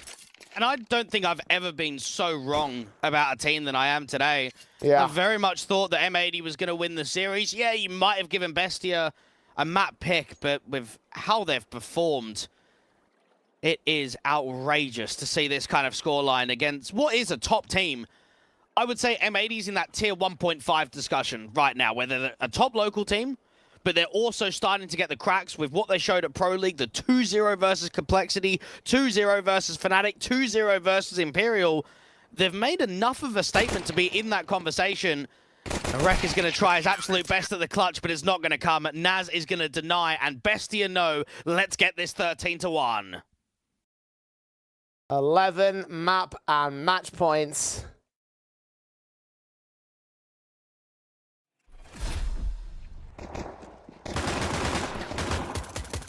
$11 rounds in a row required of M18, even a bigger comeback than the first map up. And I genuinely thought at best that Bestia would get their map pick and that M80 would return on this Anubis and the follow-up third. Imagine being Deco. You're looking at M80 saying, mate, this is where I'm going to drop 30 on all maps in the series. This is where I'm just going to be unreal. Aurora would love a bounce back opportunity, and it may well come in pretty easy if M80 can't turn it around during that lower bracket elimination game. In, dead, Tom is in, doubling up, spamming his way with the XM. Bomb dropped in mid, the rest of the CTs are on the way. This is over. M80, they can do nothing to return this situation, and even Zoc with the SMG will make them look like fools. It's Rek in a 1 versus 5. Got 3 kills in the 1-on-4 in the pistol round. An AK picked up to try and work something else. But Bestia, all they need is 1, and that is all they will get. 13-1, 2-0 in the series. M80 utterly schooled in their opening game of Group D. That's Thomason going 35 and 13. That is impressive. And that's a BESTIA side that came in with an overall gameplay to be very aggressive, to be on the front foot, and individually, they looked like gods. They were so sharp. Yeah, that was something that I guess you could sort of expect to a certain capacity, but not to the capacity that they couldn't completely deal with it over on the M80 camp. And that really was the ultimate difference maker. Like, they just couldn't mount up to those trades. They couldn't deal with Thomason in that first map up, who was just popping off like no man's business, and they just couldn't deal with the level that BESTIA were bringing to the table on that T-side line. So hats off to them. They played a wonderful matchup. M80 back to the drawing board, and you're not going to have long because that elimination series is coming up next. It's an embarrassing showing from M80. They need to at least show quality. They need to show that they can compete. And if they're not doing that against a local team, then what are their chances against a team like Aurora? Yeah, that's the next key concern. Another Aurora were looking disappointing earlier on in their matchup, but this was probably a little bit more worse. Actually, no, scratch that. A lot more worse in my eyes, actually. So, look, got to go back and again try and figure out how they're going to approach this Aurora matchup, because you are right. Guys like Deco are looking at this series and looking at this team and thinking, this is my opportunity to show back up. Yes, we had an awkward morning. The afternoon could certainly be better for the Russian team. And this is BESTIA's first time playing in Europe, and this is the opening outing. This is the first showing that we get from them. They make a statement, and you have to be very realistic now if you're big or if you're Aurora, and you cannot underestimate this Argentinian team. If you go into the series without prep work, without maybe a ground-basing understanding of what to expect, they will upset you. They will put pressure on the favorites. I mean, very clearly, I would be stunned if they didn't get away with some cheeky moments here and there in that big series a little bit later on this evening, because look, BESTIA, they've proven quite a lot in my eyes, and now they'll be gunning to see whether they can prove one more good victory a little bit later on. For M80, it's down to the elimination game, and for us, that's all that we have on this one, Dwayne. It's our time in Thunderpick World Championship over. So for the final time from us today, let's head it back to the analyst desk with Paladin and Exner. Just me here for the closing stage, but obviously, you know, what we just saw is pretty brutal rolling on out there. A absolutely one-sided affair, and I think you all put it incredibly well there, Jay and Dwag. Watching the closing stages of those games, it felt like we had a very missing M80 on an individual front. What I usually highlight is one of the strongest players for this team, and Rec on Anubis in particular just couldn't get activated at all. So many A-side holds that just went awry, and they couldn't really fully formulate some of that success that I know this roster is capable of. They just couldn't quite close out in so many different important moments, and obviously they have a lot to look towards here. I mean, I feel like you kind of have to set a bit of a precedent that you can get rounds in this next best of 3. We know what this roster is capable of in the past, what they've shown us in Pro League Season 20, where they made playoffs and did such incredible work here. I thought this was going to be the turning point. I've seen such good work in this map in the past. I've seen plenty of M80 on Anubis. I've seen way more than most, maybe. But you know, watching them get just broken down piece by piece, this is what I talk about when I talk about BESTIA coming into this game, knowing the stakes, knowing the importance, understanding it, and breaking down game plans of teams that maybe on paper you would consider better, but it doesn't matter in their brains. They're so well prepared. You can see in the way that M80 want to get aggressive in so many different rounds here that they try and get active, they try and get in their face. And it all doesn't matter because BESTIA are always prepared. They're always ready for that next move. They were consistently holding down those flanks. And the post plant, they understood the assignment of aggressing when they were down a man or playing solid post plants when they were up in favorable situations. I just feel like BESTIA came through in an incredible form. And this is what I wanted to see out of the squad when I highlighted them in the pregame, and when I talk about Noxy and his skill in particular as a leader and as a IGL in this squad. I mean, not only IGL, but again, like a very clear leader with this team and in the scene in general, is that he does not let these matchups and these maps, even if it's an online game, he won't let this opportunity go to waste. And I feel like we saw that in this opening matchup versus an M80 squad, and I hope to see it carry forward throughout the remainder because they have capitalized perfectly. And for a team that is looking to take every opportunity they can, because they don't get a lot of these international competition, they don't get a lot of just events in Europe in general, having the chance to really assert some dominance, maybe make it into a play-in stage where you have a chance to lock in that LAN final, that would be just an incredible opportunity.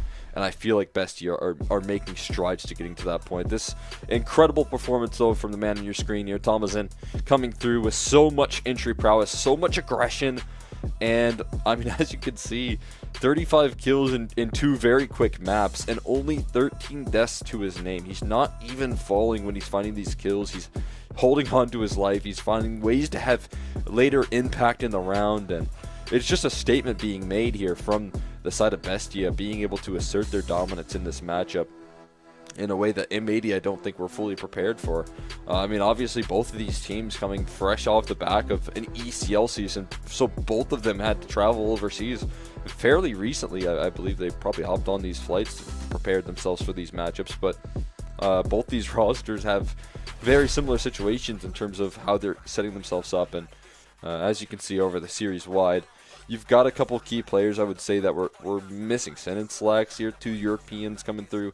Obviously, with less impact, Sin, I know, is capable of much bigger numbers, even though he's the IGLs.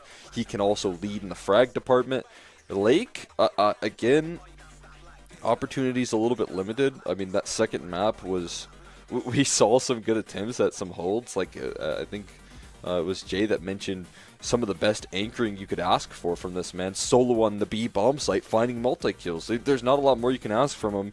But then when you miss out on those 4v2s, I think the motivation just deflates completely, and you're left into a pretty dire situation. So overall, I feel like M80 feeling a little deflated and trying to figure out a way to get back into form quickly, as they do have, as you can see, 86 minutes until their next series is up next. That's not a lot of time to get your head back into the game, but something has to be said in between here and now and then later, where you have an opportunity to put up more of a fight, because there is some of that competition that's going to really be looking forward to what is rolling around the corner there. And that's some competition that you really don't want to face if they're playing in an all-time fashion here. So really excited for BESTIA.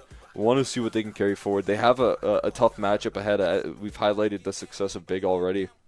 This is a team that if you are prepared for, that's impressive, but I feel like Big have also been redefining how they like to play Counter-Strike in general.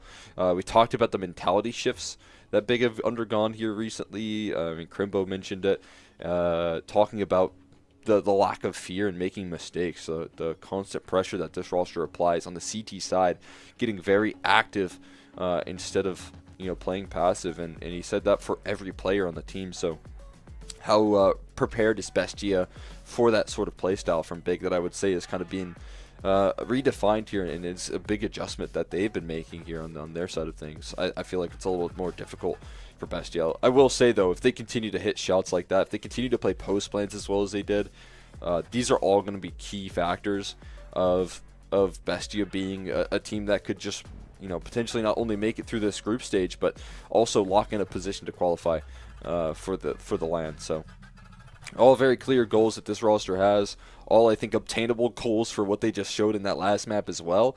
I think there's a certain opportunity that they can make that happen. But obviously, as you can see on the bottom of your screen right there, we do have a bit of an extended break. We're going to be going into our first elimination game here of the last group. So make sure you stay tuned, as we'll be back for the pregame. You'll have a new set of casters and a new desk coming up next. So of course, in 80 minutes or so, we'll be kicking off the pregame there and ready to roll through. It's going to be M80 taking on Aurora.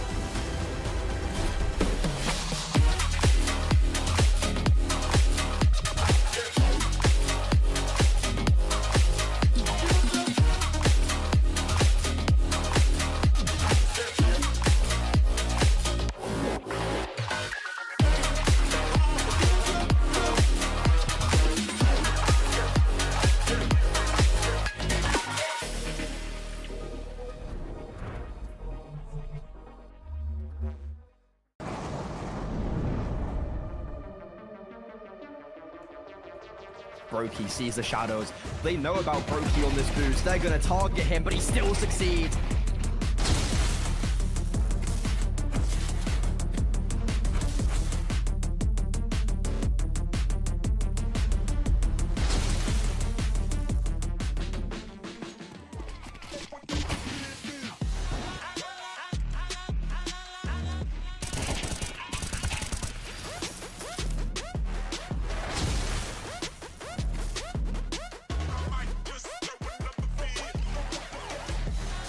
Pistols are starting to push through. And whilst Rops finds one, Carrigan gets eliminated. Rops stands tall. Rops finds the headshot.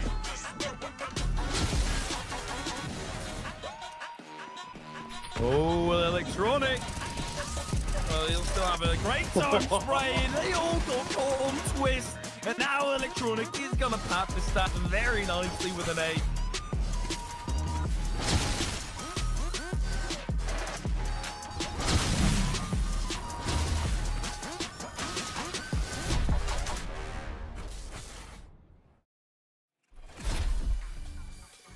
Welcome back, everybody, to the Thunderpick Online Finals, and it's been an action-packed day of CS. The action, of course, being covered by Paladin and Exner with Eternal J and Dweg on the mic earlier, and now it's just going to be Josh and I, just downplaying us, you know, straight off the broadcast. But no, we kicked off the day with Big defeating Aurora, and then BESTIA surprisingly beating M80. And I say surprisingly, but I think there's quite a few narratives we can play around with. M80, though, going into the next matchup we're looking at, Aurora and M80, they're probably the team that has the shorter end of the stick going into things. I mean, what a game that last one was, wasn't it? The big Aurora match earlier was somewhat to be anticipated. The second map was nice and close. I think that's sort of a bit of a silver lining to take away from Aurora. But other than that, yeah, they weren't anything too special. But that second game, I wasn't expecting a BESTIA win full stop. In the fashion that they did it, though, was quite marvelous. And honestly, it sets a real precedent for this. You know, after that last game, I was a little bit fired up. I was ready to go into this and sort of be off of the back of, wow, like, what did we just witness? Enough time's passed now that I think we've all sort of processed it. But yeah, for anyone that missed it, a 13-5 and a 13-1 victory from BESTIA. The 13-1 was actually on M80's map pick as well. So just absolutely wild scenes. They'll move on to that next game against Big in that upper bracket matchup. And, well, both of these two teams face elimination, but both are hungry for their spot in Berlin. And, well, it's all or nothing here. Now, when it comes to that game earlier on, I can't help but feel that, you know, I'm trying to work out sort of how that's happened, because M80 haven't actually had a game like that at all in a long time. They haven't had like a complete whitewash like that in weeks, even months. You say that, right? But the best time to be an M80 fan was when they were getting those victories against Fnatic, when they're beating Complexity, right? When they're getting all these victories where you generally think that they're playing a game that has not been expected of them, right? They were starting to build up almost a cult following with how fantastic they had been looking, but right now it does feel like it's hard to call it a honeymoon period, but their Cinderella run has started to die down. The Pro League performance, yes, it was something else, right? They beat Imperial, they beat Fnatic, they beat Complexity, but then it started to slow down a little bit, and specifically within this tournament, right, they have not had a great start. Like M80 as the North American representation, they have looked completely lost against BESTIA on both the maps that they ended up playing. So that earlier game, that wasn't a very good representation of how we generally expect M80 to be. However, I will say this, I'm not really sure why the general narrative around the game that they played previously was that M80 was just going to completely stomp them, because listen, BESTIA are a team that was constantly getting practice against their regional counterparts, right? Like, you're getting practice against like Pain, you're getting practice against like MIBR, Imperial, you're getting to sort of be in this bubble that has very high quality practice. And although M80 did have that Pro League run, that doesn't necessarily mean that they're able to maintain a very consistent practice schedule that would otherwise be found in Europe, and which is why like tournaments like this one are so important. I think for these guys as well, right? So they proved themselves massively in Pro League. They've been absolutely dominating the NA scene. They've had a couple of other opportunities to play within Europe and against other European teams as of recent. That was Blast Showdown and the Esports World Cup. They didn't do very well in either, but they were both quite punishing formats. Blast Showdown was 1 best-of-3. They lost it. They got knocked out. And the Esports World Cup was 1 best-of-3 and 1 best-of-1. So it didn't really feel like, there was much opportunity for them. I feel like a format like Pro League was much better suited. Yeah. I will say, right, I think a lot of people were expecting there to be a drop-off when they lost Malbs. That wasn't the case. They brought Lake in. He's been fantastic. He wasn't earlier on today. He actually got 10 kills across the 2 maps. He had an absolute disaster of a performance. Swisher was very good, though. Despite the fact that they only took 6 rounds collectively, he finished with 27 frags, and he was looking on fire. My thing right now, though, again, just trying to sort of work out what happened earlier and how that was such a whitewash. Perhaps jet lag, right? I don't know when these guys flew in, but their last match was in North America. It was in Challenger League, and it was on the 21st. That's only 3 days ago, right? And I think that, when you're a team and you're jet setting and you're bouncing between North America and Europe, it can be quite difficult. I think it can be quite mentally and physically taxing, and to sort of rock up in a new country across the pond, right? Completely different time zone. You set up your gear, and you're basically expected to perform out the box. I think that's a tough ask, and I think perhaps what we saw earlier was a little bit of a result of that. Listen, jet lag, whatever the case may be, right? I kind of think of all these little details in the same light as I see astrology, okay? When you're playing CS, that is part of the equation. That is packed within the lunchbox of your skill, and, there's tons of teams that have to go through it, right? So I get it. Some teams have to go through it more than others, but then again, that's just simply part of playing the game, right? It's part and parcel of it. So can't really give them that many excuses. Now, I will say that M80, they did furnish a very high skill ceiling. We've already seen what they're capable of doing, right? But the issue is that, especially within the Thunderpick World Championship, the match we've already seen today, is that they've also shown us that the skill floor can be really, really harsh. And it's kind of hard to make excuses for them after their performance against BESTIA. But I'm very hopeful still that performance was a bit of a one-off, because there's still a very, very good chance that they can get something done in this elimination game. Now, of course, they're not against easy opposition by any means. They're looking at Aurora, and I want to quickly look at their roster as well, because Aurora, they are a very, very tough cookie to crack. Obviously, you look at their roster, the one player that jumps out at you is going to be Deco. He generally is the player that is carrying the hell out of them. And, maybe I'm being a little bit harsh when I use the word carry, but there is a lot that comes onto his shoulders. And generally speaking, Aurora, within the Thunderpick World Championship, within the game they played previously against Big, they had a pretty evened out performance, and that is honestly a good sign. You lose to a team like Big, you do it in a close enough fashion, that's not the end of the world, especially towards that second map. They were able to go the distance, they were able to go to overtime. But the issues that I've been seeing personally in Aurora is that they've had this shroud of calling issues around them. Paladin talked about this earlier as well. They were kind of struggling to make their T side come together, and then when they're playing the CT side, there was just a big contrast versus Big, where they're starting to turtle up. They're respecting numbers theory too often, which kind of leaves them with a lack of information, especially when they have soft advantages like a 5 versus 4. Honestly, I think these guys have been pretty underwhelming as of recent. Obviously, the core of this team's been together for a couple of years now. They made the last change that they made, which was back in August. It was a little bit of a switcheroo between Clax and Result. That was a trade-off with 9 Pandas, where I think they maybe got the worst end of the stick. Clax was fantastic when he was on that 9 Pandas roster. Since coming here, he's been okay, but nothing too crazy. And it's sort of been the start of their downfall a little bit. They had a decent performance when it came to Compass last season, but other than that, sort of average performances within the CCT tournaments. They played 3 of them. They got sort of late stage invites. They came last at Bet Boom Daha. They came last at the RES finals. And they're a side that have gone from sort of earlier on in the year winning big events like the Sky Esports Masters to just sort of you know, being really average. And they're definitely a step above the tier 3 tournaments, and that's why we do see them in sort of these bigger events. But they've been really struggling to prove themselves in that time. So yeah, I don't know. I don't know what sort of needs to change. I mean, you say Deco is the superstar here.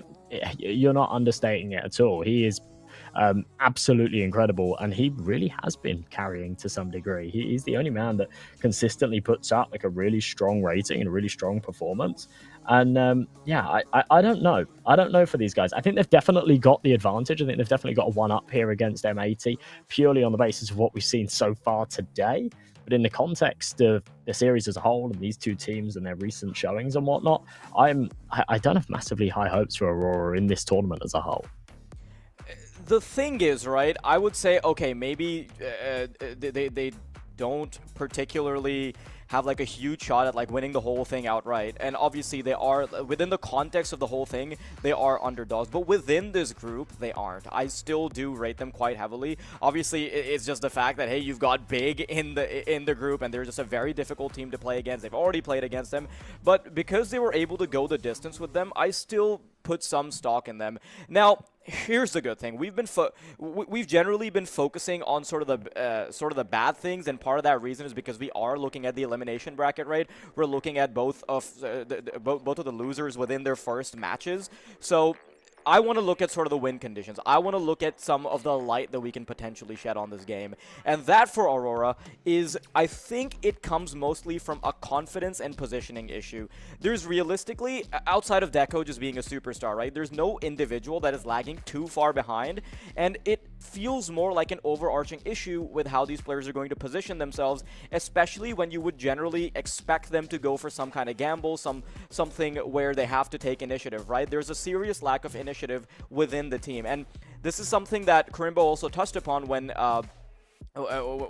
he was being quizzed in the interview, and he talked about how Big has the budget to make CT side mistakes. They're not going to get punished individually. They're not going to get punished internally within the communications department if they take the liberty to take gambles. Because listen, every single CT side play, it's not a mistake if it doesn't work out. Counter-Strike is a game of percentages. You can go for a duel that is 90% of the time going to be a victory. That 10%, you shouldn't get blamed for it, because otherwise as a player, you'll always feel turtled up. You will feel like you can't go for these duels, and I think a little bit more of that from Aurora would probably be what changes that. You could probably see that with the staggering that was happening on their T side. They were often getting stuck in the B apartments of Mirage.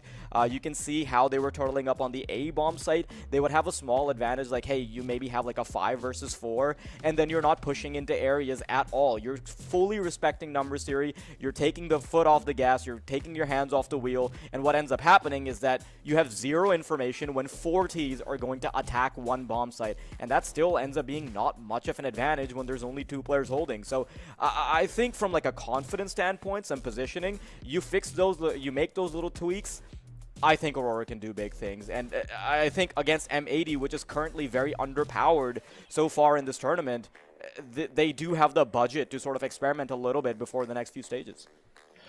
You could potentially be right, yeah. A looser leash, and perhaps Norway just sort of allowing his troops to spread their wings a little bit, because everyone is very mechanically capable here within this roster. I'm interested to see what maps we're going to see in this series, actually, because, you know, Aurora is a team that have 2 very strong maps that they often pick into, and it really comes down to where their opponent's weaknesses are. And those 2 maps are Mirage and Nuke. Now, for M80, Nuke's their permaban, so that one's gone. That does leave us with Mirage. And whilst Aurora have had some really bad results recently, and they've lost their last 5 best of 3s, really the one constant for them is the fact that they're really good on Mirage, and they actually win it most of the time. When you factor in that M80 have just been dealt a brutal loss on it, where they were only able to take 5 rounds against Bestia, I think they're probably looking at that Mirage as a bit of a daunting one, to be honest. You're saying that Mirage is daunting while we have Anubis right there, and I mean, it takes some balls to pick right into Anubis, right? Like, they weren't... it wasn't exactly a very confidence-inspiring show when you look at it from the perspective of M80. They had 1 whole round, just one singular round to their name, and that was on the CT side against BESTIA. A 13-1 loss, and they're going to straight up go back into it. And you know what? Controversial take, I guess, but I like this. The reason I like it is because they're not respecting that particular outcome as anything but an outlier. And when you're in the elimination bracket, you have like 5 minutes to prepare for the next game, right? You can't be doing it. You can't just suddenly throw a spanner in the works and change up your game plan. No, you need to commit to the game plan, and you need to go down with the ship. And that is realistically the only thing they can do. Like, trying to make a very late adjustment, especially when they're now realistically going up against a slightly stronger team than BESTIA, I don't think it would work otherwise. Yeah, you're right. You come in with a game plan at the start of the day, and you really can't afford to be sort of changing it on the fly when you have a bad map like they did earlier. The reality is Anubis is a very, very stronghold map for them, and has been for many months now. And Aurora are actually pretty terrible at it. It's one that they play. It's one that they often float. They allow their opponents to pick into. Sometimes it even comes up as a decider in their best of threes.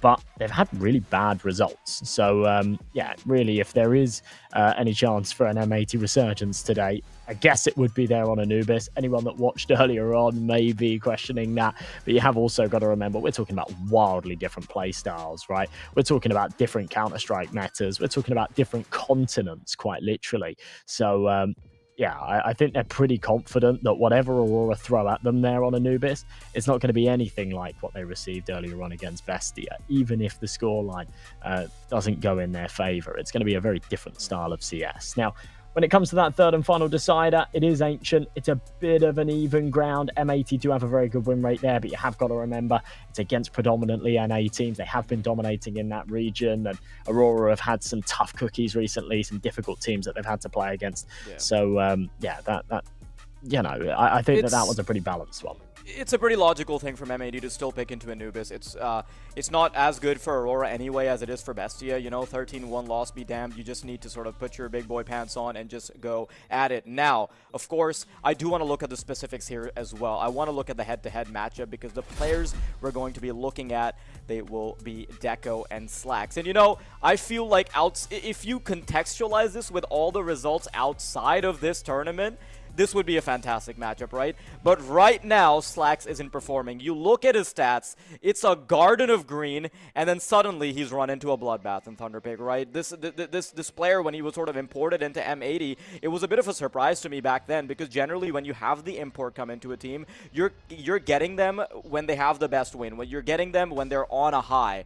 And they actually picked up Slacks when he wasn't on top of the world, and despite, you know, going to North America and playing against a different, well, maybe you could say, like, hey, he's playing against a lower caliber of opponent, but even against the big dogs, his performance has actually shot up. So that was a surprise to me. You get an import, you actually improve him within a continent that doesn't have as much practice partners, that doesn't have the same caliber of competition. So Slacks was the man to watch earlier, and Deco, even in the matches that they've been losing, even in the match that they just lost against Big, he was putting up numbers. He wasn't suffering as big of a defeat as we thought he would be. We're about to find out whether or not these two players are going to be butting heads, or if it's going to be their counterparts within the rest of the team that will be taking the limelight. But if I gaslit you by saying that it's just Josh and I, it's actually Travis and Hayes taking you through the action. Take it away, boys.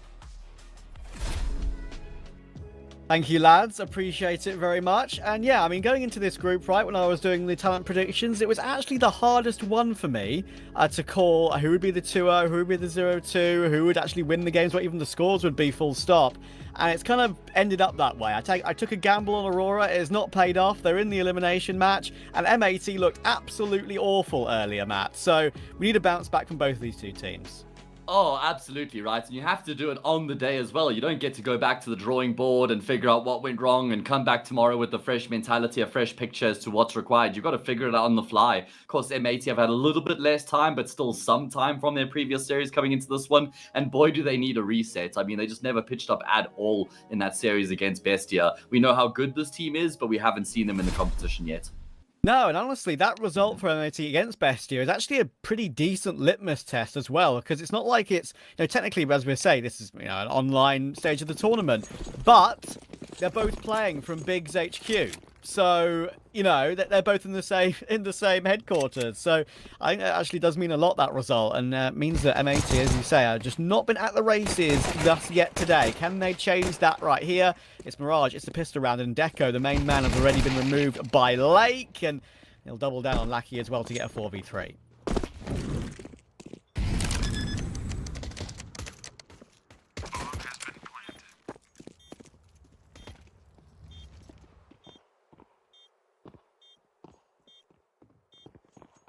Okay, well, we're going to need a retake here from M80. They've got themselves a man advantage, and that doesn't mean it's going to be the easiest one for them. They do not have a kit, so time is of the essence right now. Trace the name of the game. Clacks towards Broken Wall. Has done well in the round so far. Last bullets in the magazine is going to collect a headshot as well, and surely that means no chance for Slacks. Yeah, he's got no kit, I'm afraid, as you said, and he's just trying to get a little bit more kill reward in play here. He knows he's probably going to be dying to the bomb anyway, so he may as well look for the kills, but Clacks will remove it, and that's a very good work. Good start to the game for M80. They need an immediate bounce back, and they need to get something on the board early on against Aurora. I do very much agree with, with YLT and MNJ, right? Like, Aurora are just not what they used to be at the beginning stage of the year. And I thought, maybe with the last couple of, it's being sort of the event before the RMR, they'd really look to try and ramp up and improve their form. But there's so many question marks about the team, about how Clacks will fit in. I like him quite a lot. But, I think when it comes to Deco, obviously there are still massive question marks about how long he's even going to be on this team, or even as a professional full stop. So, yeah, it's a weird state we find Aurora in, to be honest. Yeah, I mean, we'll see what Deco does when he gets that sticker money sent over to his bank account. Might just change how he feels a little bit about the game, if they do qualify for the major, of course. So that would probably tip the scales in the favor of staying and competing. He's only 23, so he still has a few years ahead of him, I think it's safe to say. Either way, yeah, this Aurora team is absolutely in limbo. I think if they fail to qualify for the major, we can certainly expect more roster changes. And it's not even easy to say who you think should be changed on this team, because they all certainly have a case to be made for their place in this team. Now, MAT, they've decided to go for the force buy here after losing the pistol, and initially they were stacked up on the A bomb site, and unfortunately they've kind of departed at the worst possible moment. See, okay, this is 1, 2 in total, but of course they still need to deal with these A site players, and now they've pretty much done that all well and good. Force buy for MAT will not be working out. Lake will have the Galil, but we'll try and fall away with it. Slacks is looking for something top mid, and maybe confused that he can't find anything. But it will be a scout and Galil save to at least have something to work with in the next round.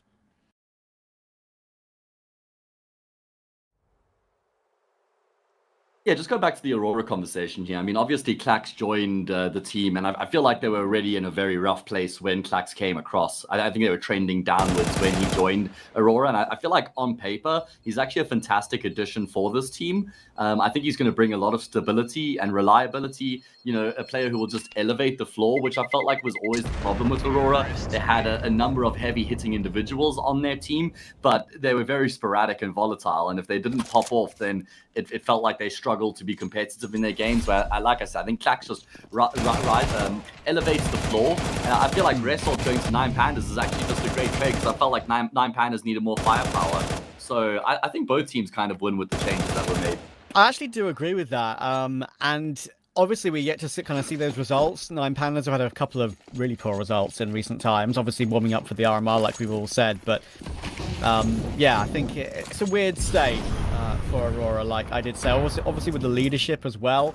Like if you have Lackey still on the team, and now Norvi is the in-game leader, like, Lackey needs to really improve individually, I think it's fair to say. And has he done that? I'm not so sure. Norvi was always the sort of duo with Kenzie. It was the Kenzie-Norvi duo, not just on Aurora, but on Fours as well. That was always so dangerous at this level of Counter-Strike, and I feel like that danger has kind of dissipated, I'm afraid, in recent times. Yeah, it's true. Definitely seems to be somewhat nullified. Remember himself and Kenzie, when this Aurora team had first formed, were just the heaviest hitting duo, the rifle duo in Tier 2. No one could really hold a candle to them. Yeah. They've had a couple of periods like that where they look incredible. Never when it's mattered, though. I know, that's the biggest issue, right? I mean, I think it's fair to say one of their better performances was in the in that ESL Challenger Yongshiping this year. Sure, they won the Esports Masters, but I think that was changed to an online event, if I'm not mistaken. They also didn't they make it to the finals of the Melbourne Challenger? They lost to MIBR there, if I'm not mistaken. Yes. So they've had some good runs.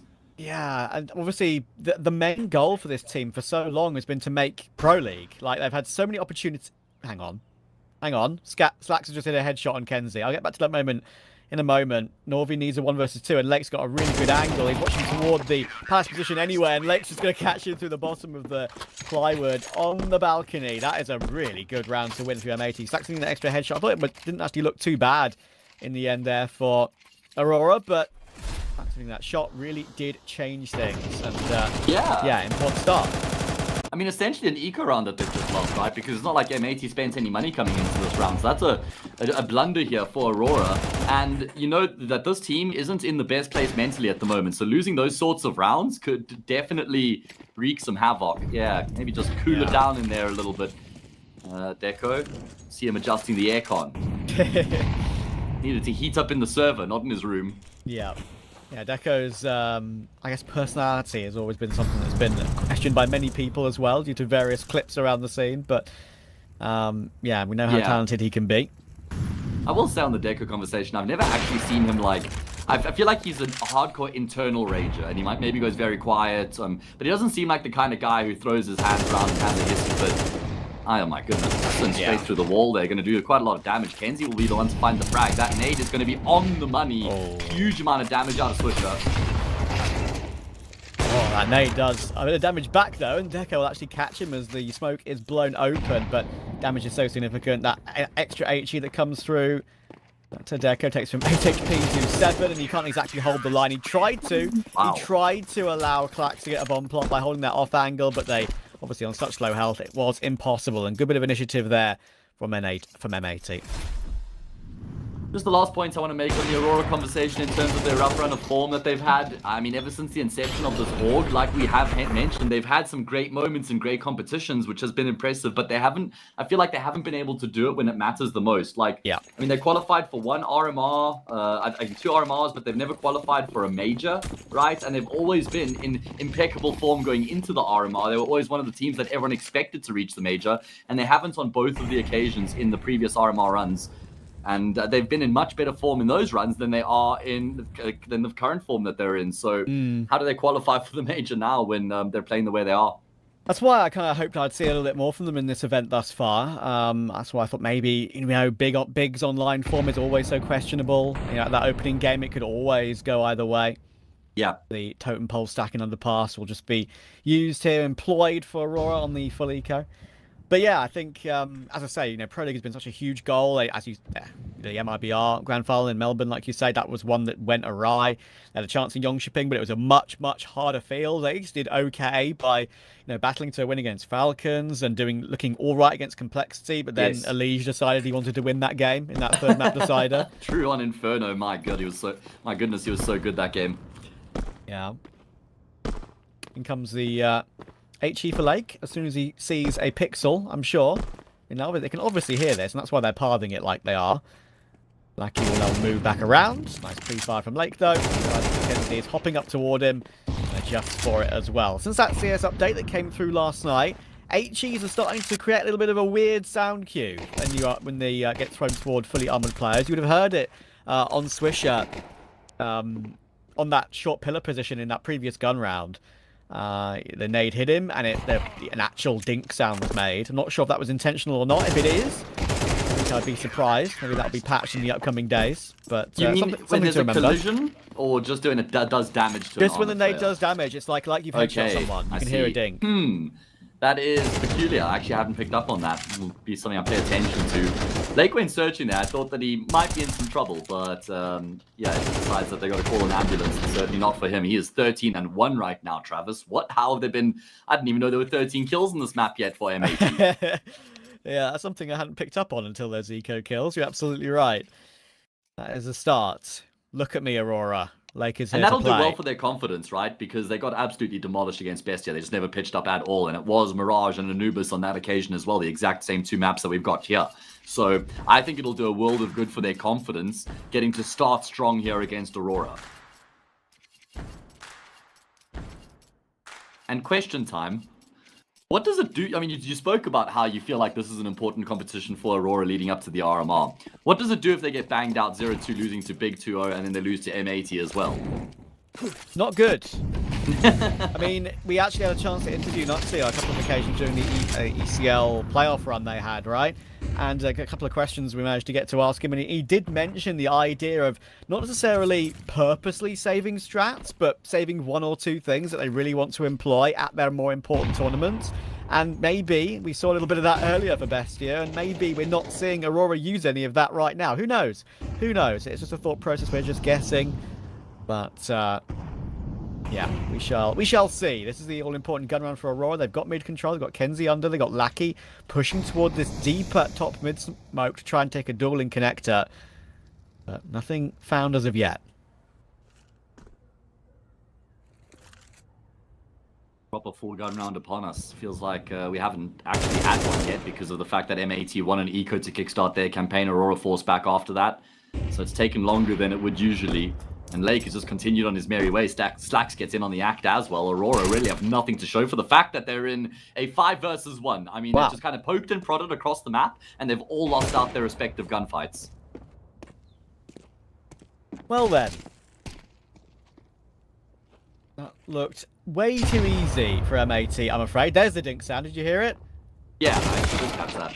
Yeah, on Deco, and that nade comes through. So that is something that, you know, I'm convinced it's an accident in that update last night. I would be very, very surprised if that was on purpose. Of course, we had that for a little while in the very early days of CS2 when the, nades coming through toward any player, when it would explode and damage would be done, you actually hear like a bit of a weird goosh sound. This time I'm hearing a dink. When a player has a helmet, I'm convinced that's not intentional. I mean, sometimes there have been things added to the game that haven't been in the patch notes, but I'm there with you. It just doesn't feel like it doesn't make any sense, right? Like logically, because then you're getting so much info out of an HE grenade. You're not just doing damage, but you can actually figure out if if there's a player there or not, right? So feels like it's a little bit a bit too much, I would say.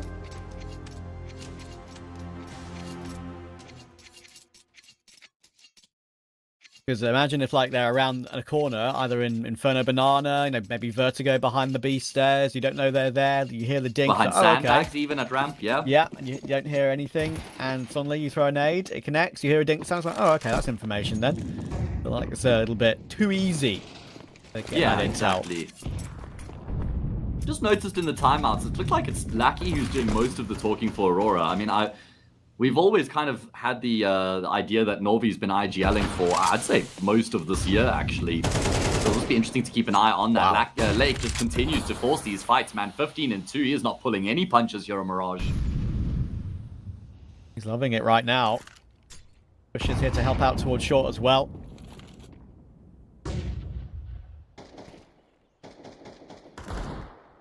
He caught a glimpse of Norway's head, so Lake would have the info that there's probably a player in connector here. Fully prepared for it, and continues on his merry way. That's a KD of 8. Not too bad.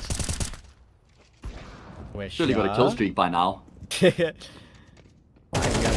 Around here with all 5 players alive. This is going to do wonders for M80's early bank. Just Clax with 18 HP and a deagle, and Deco with no armor and a deagle remain.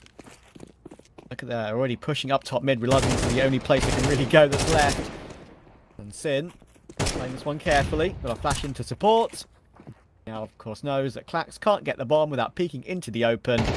Well, Clax is screwed, I would imagine here. And there Yes, we go. sir.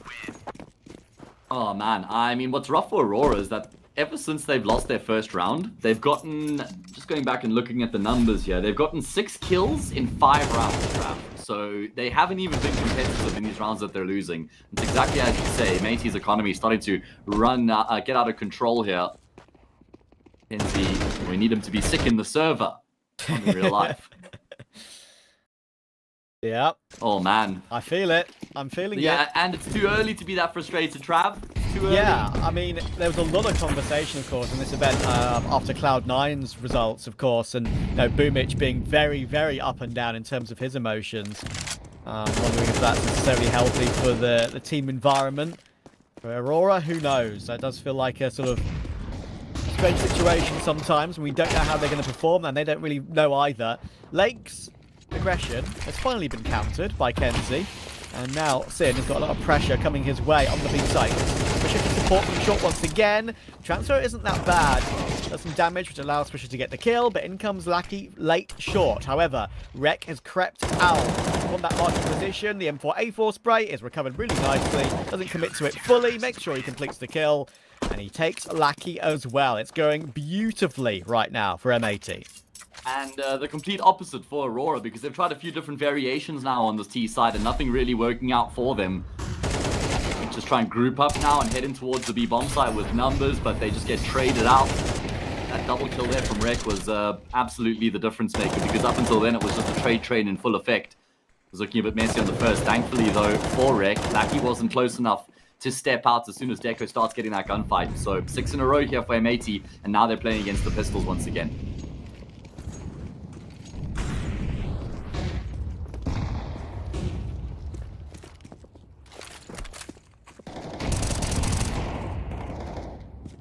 Got to make sure that they do keep the respect here, though. Yeah, I mean, obviously they've played very assertive and proactive the whole game so far, have M80, and sometimes, especially against pistols, that's something that can catch you off guard, and suddenly the game could change. As you can see, one has just come through there from Deco, so good with the Deagle. And Lucky maybe is a bit closer towards CT than Rek was expecting, but there are 2 players here to support that. Slack's in play as well. All good. He'll deal with Norvi as well.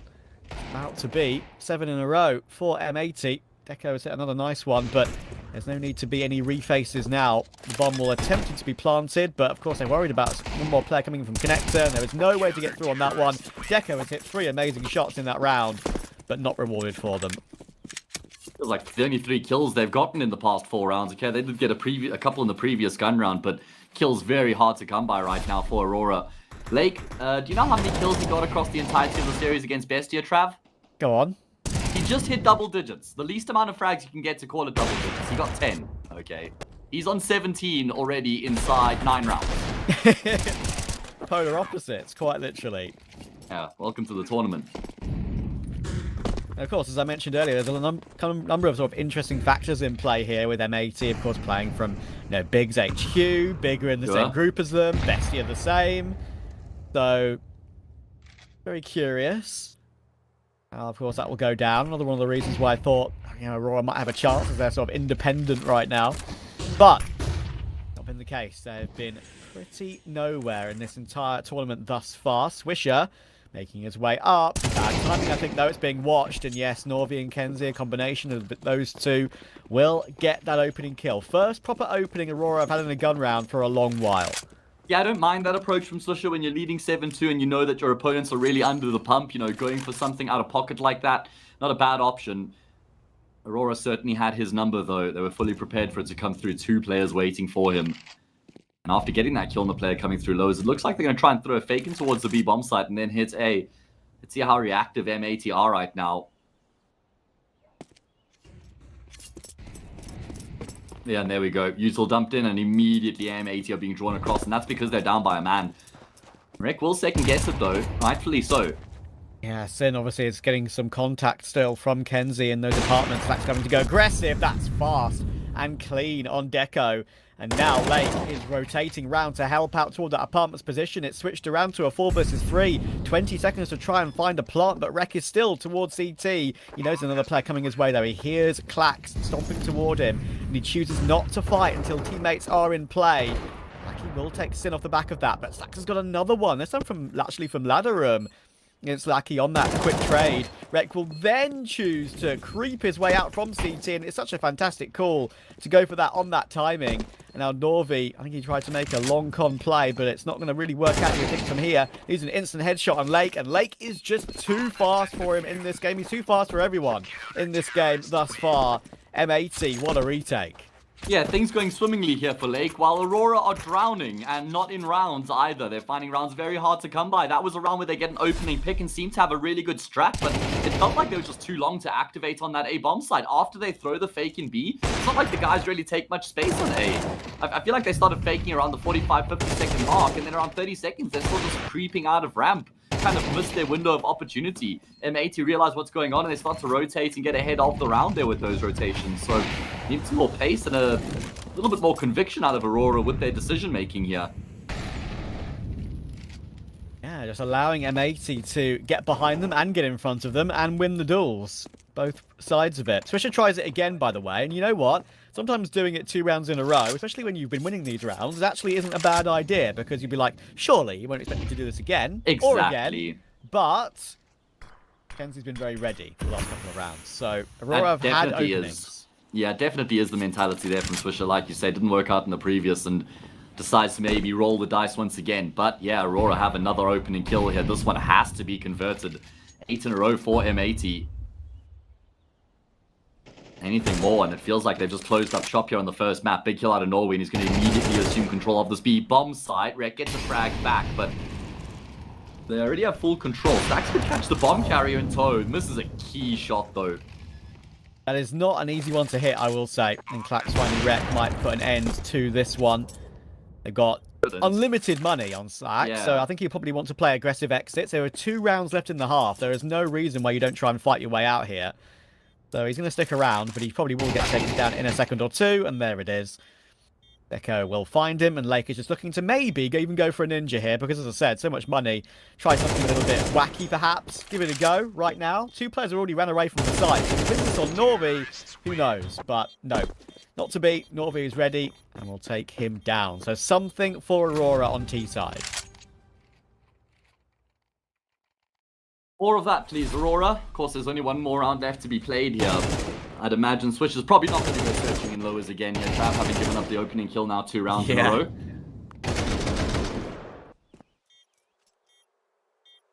I would think not. Feels like 8-4 is really important for Aurora as well. 9-3 would just leave them in such a rough spot going into that second half. Not just by the scoreline, but mentally as well. This is their map pick. Of course, it is Anubis next, a map that Aurora, I mean, they've fallen off on lately, but they'll still back themselves on it. Big kill out of Kenzie. Kenzie's been the main catalyst in the recent rounds, and he often is that man to be that player to sort of drag Aurora out of a hole whenever they're in it. Rek reacts for 1, almost 2. It was so close to that second. He does critical damage to Clax, down to 7 HP, and with Swisher finding Lackey back into a 3v3, and Aurora walking wounded. This might be very difficult to hold on to, and Sin has even found the most healthy player in Deco. And Swisher will aggress once again to deal with Kenzie, get a bit of revenge from the previous rounds, and Clax won't be winning this one. I mean, how has Norway, or sorry, Kenzie top mid not actually gotten that kill there on, was it Sin who just comes back through the smoke, or Swisher, I can't even remember, but he was caught turned looking the wrong way, and he was still just able to turn 90 degrees and frag Kenzie. Of course, Kenzie was low, didn't make it easy at all, but that was messy. As is this entire half been for Aurora. Concerning signs. And we knew that there were concerning signs coming into the series, but they've only been amplified. Yeah, I thought they'd perhaps ramp up in this particular tournament, but I've not seen anything to believe in that just yet. They did okay to bring it back to overtime against Big in the first best of 3, but even, you know, Big's online form can sometimes be a little bit up and down.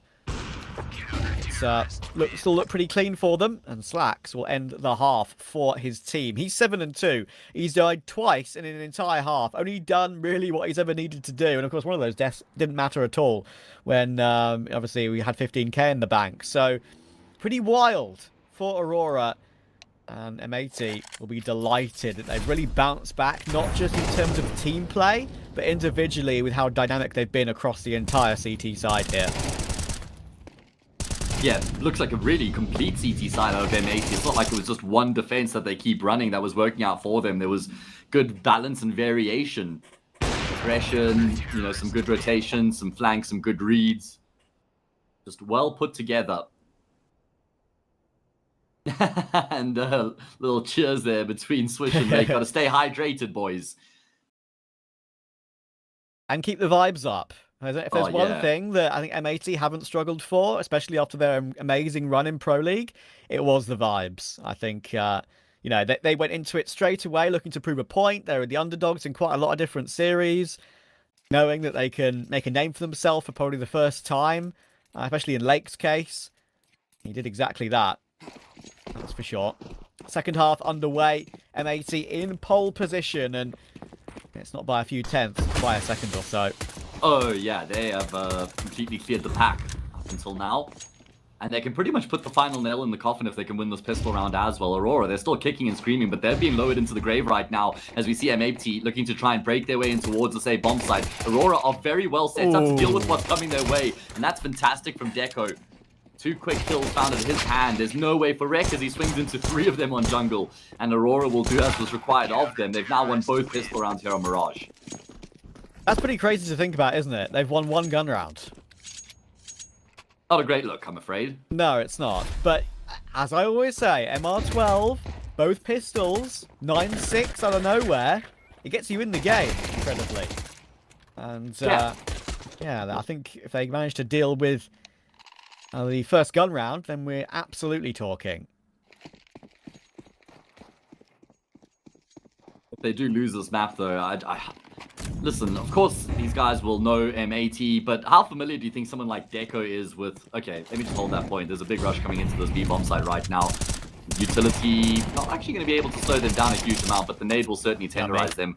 How much do you think someone like Deco knows about Rek or Lake? I mean, obviously, he's a very good player as Deco, but I don't know how much Counter-Strike he watches. And I think when he sees those sorts of names on the server, he's thinking that these guys are, up-and-coming North American players, and he should just be bossing them in the server. And if they lose a map to M80, I could imagine that just compounds the problems.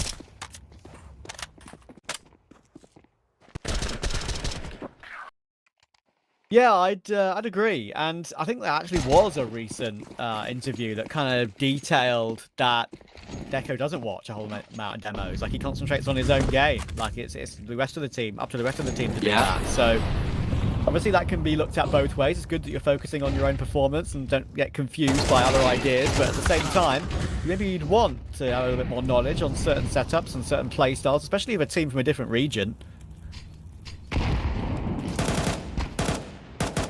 Okay, well, first gun round is upon us here in the second half. Oh, Rek looking for some timing, emerging out of Palace.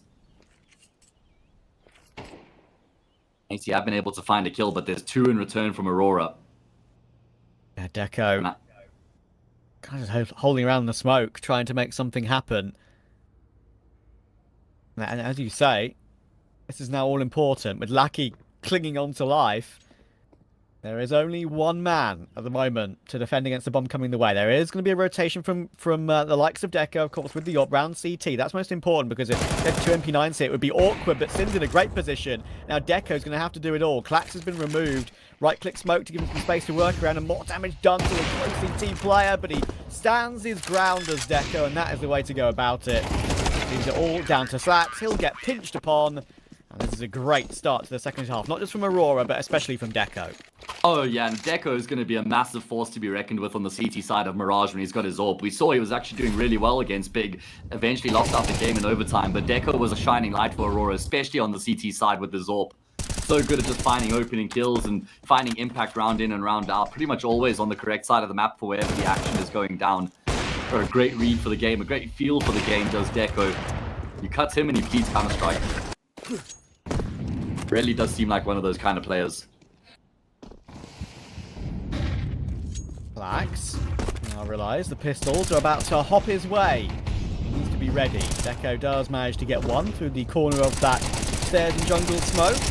Kenzie and Clax. Oh, actually, Kenzie will get run down. That's an M4 that can be recovered for Lake, but he gets caught. Gets caught by Lucky.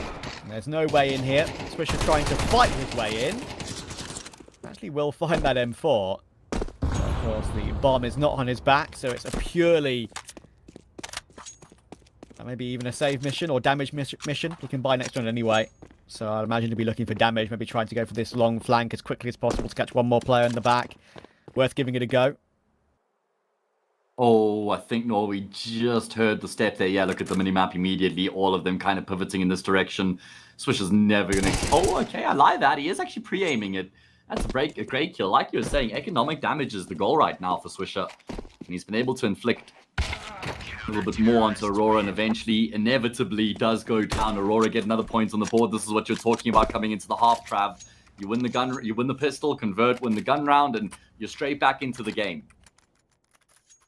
I do sometimes feel like, although, you know, it can go both ways, don't get me wrong, I do feel like Aurora, with their firepower, can often kind of look a bit better after they've played a T-half. Do you know what I mean? It's kind of hard to explain, but at the same time, you want to warm up on the T-half. You know, if you don't get it going too early, you recover on CT. And I've seen that quite a lot as like a pattern from Aurora. When they've had bad games, they'll recover into a game on that CT side, but that hasn't really been the case in more recent times, as they've kind of looked, I guess, average overall. But that is a good piece of initiative taking in the following round from M80, realizing that Deco could very easily have that line towards short. And here's sort of Reign of Terror. The early stages of the CT half is now over, early round for once.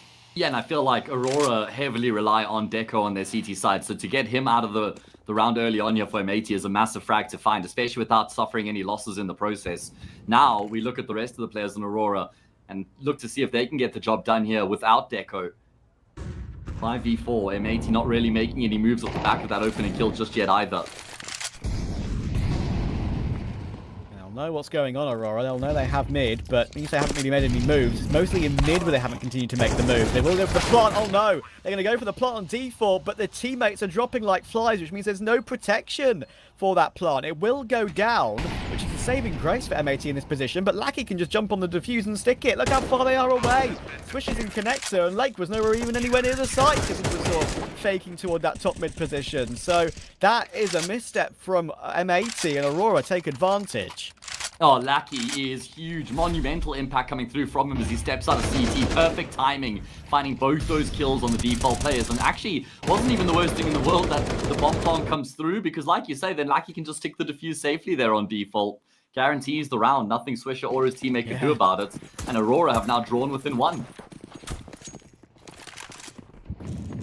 That's an awkward one for M80. They will not want to watch back, but one they'll have to, that's for sure. How, obviously, with your player that was pushing close CT to cover CT, getting caught out by a stairs player, that was the worst start to that particular situation. Because then you have two players, one of them looking to move forward to protect the planter, and the other one planting. So both caught in transition in a way, and it led to the nightmare. So the gap is 1. Aurora have some money in the bank to work with 2. M80 forced, of course, to save in that previous round with the Swisher and Lake AKs. So, need a bounce back.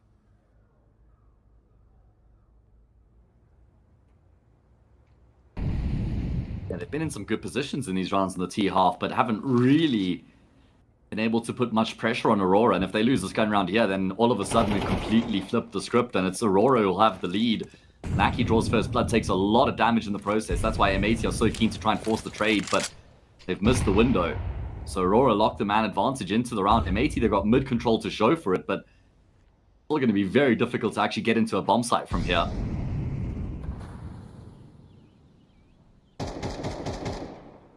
See, know what's going on. Bottom corner and towards short. They're going to go for a counter boost on the short bricks though, and that could give Slacks a bit of a look towards the site, but he'll drop down, and now he's in no man's land. Should easily get caught. You think, when's the Norby peak coming through? He's actually choosing to play it safe. He's playing it silent, and you know what? It might cost him. It absolutely has. Slacks destroys him. And Sin has only not just found Clax, he's found Deco as well. Kenzie, oh my word. You're right on the time. He was creeping forward on a decent timing, and the bomb wasn't exactly near the site yet. They were trampling their way up to try and get that one down. But again, Slack's on point.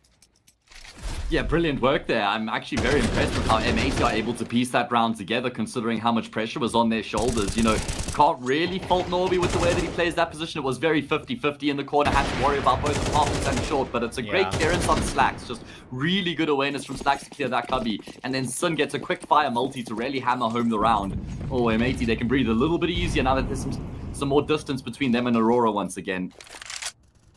And also, should Aurora lose this round, then it's almost tickets here because they don't have any money. So, yeah, right back onto the back foot. They had that one buy in arrears that I mentioned. Yes. Fall back on, and this is it. And Deco's got his ult. Swisher will go down, and Lake is actually looking at himself quite lucky to get that one, considering Lackey was pushing him down as well. And MAT don't have really much control around the map after those opening duels. So 3 versus 4. Aurora looking solid once again. And yeah, I think you're absolutely right about the Norvies position there. I understand why you didn't want to push forward because of the apartments situation, knowing there was one player there. But the bench player going down was the biggest issue, and Slax does incredibly well. He's going to have to show more of that here, though. Recover this situation. Yeah, they've proven that they're able to do it before, but this one's going to be even more difficult because they don't have an extra avenue of entry into a bomb site. All 3 players clustered in towards middle right now. Not ideal. It looks like they're just going to try and venture their way up catwalk short into the B bomb site, and they're actually... Is the AWP of Deco here in position? They'll walk into it. He's missed his shot. That's going to cost him his life, and they know about Lackey as well. So this should net them a bomb plant at the bare minimum.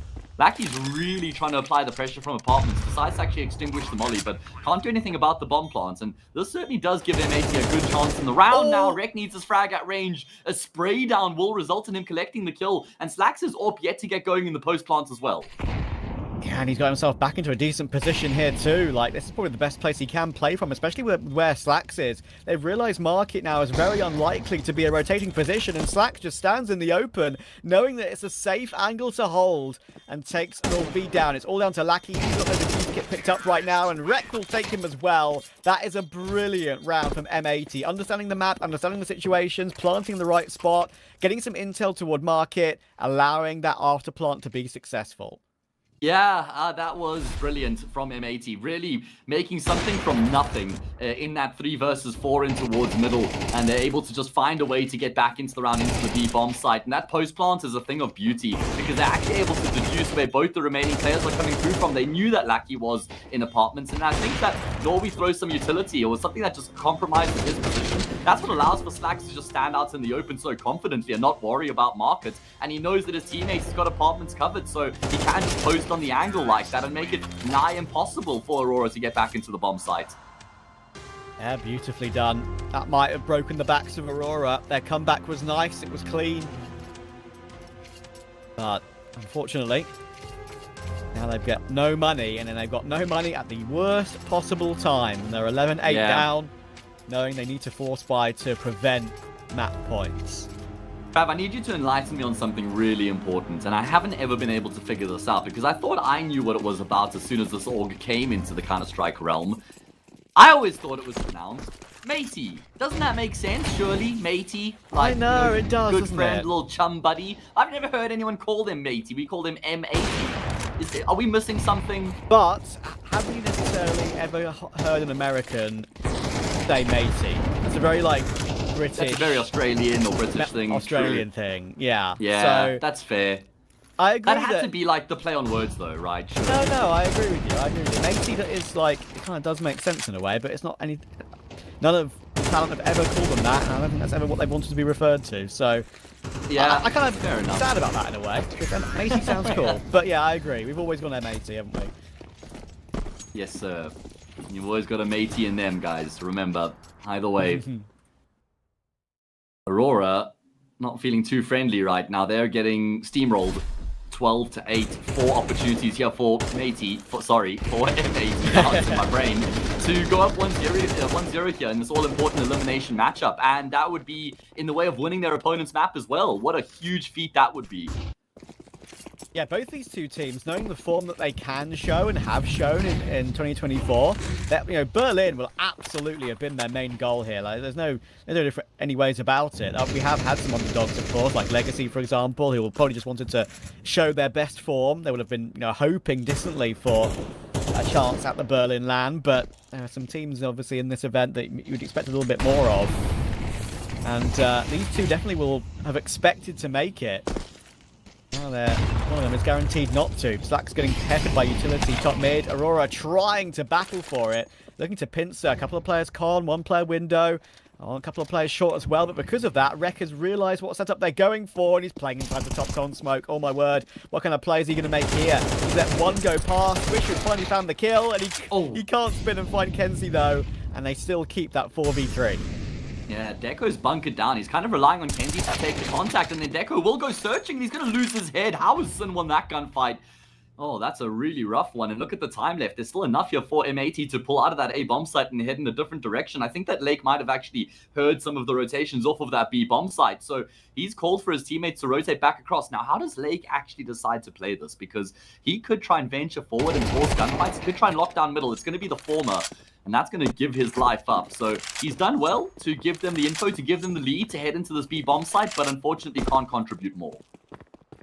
Could this one happen again? This time there's a bit more of a significant issue. We've got no slacks to post up with an AWP, and Sin is only 13 HP. Swisher might have to take point here in this one, and Aurora, it looks like they're going to rotate all three players in through market. If Sin finds one, it could set up Swisher for something special. There is no kit. They have to go quickly here, Aurora. If he finds one Sin, it could be big, but he doesn't. Now Swisher in apartments couldn't play off of a trade. He's got to win 3 duels cleanly. Can he waste enough time off the clock to maybe deny that defuse? He's been spotted out now. It's going to make it doubly hard. That nade won't catch Lackey, and that is actually quite well sorted out by Aurora. Yeah, it actually, as you say, well pieced together retake there, just always completely cognizant of the fact that there could be somebody at the market door entrance. I mean, the post-plant position's very disjointed there from M80, one player fighting market, the other bunkered down in apartments. Like you say, Swisher was heavily relying on his teammates at least getting a kill, because he was never going to be able to 3v1 from there, especially with Aurora having their smoke grenade. Either way, Aurora have kept themselves in the contest here. 3 more in a row required. You see what I mean about Deco? Have you ever seen Deco desk smash? I haven't. It's mostly verbal smashing, I would say. True. But it's mostly internal as far as I can tell. Yeah. Quick mention to people in chat who have enlightened us. This has actually jogged my memory now. I've just completely reminded me of this one. M80 is actually an explosive. It's like a type of explosive, like a type of firework. Yeah, I remember the old grenade. Which is their logo as well, obviously, their old logo. So, yeah, I think that's the whole reason, you know, we don't say matey. M80 is a type of an explosive? Is that what you're saying? We don't say that's the reason we don't say matey, pretty much. Okay. Yeah. M80. All right, fair enough. Well, there we go. Twitch chat, the all-knowing being, one entity. I did know that, but I'd completely forgotten. So, thank you, Twitch chat. Sometimes you're helpful. The third caster here, basically. Sometimes Twitch chat is helpful. Who knew? We should do call-ins. We should do call-ins with Twitch chat and let them join us for a round. Either way.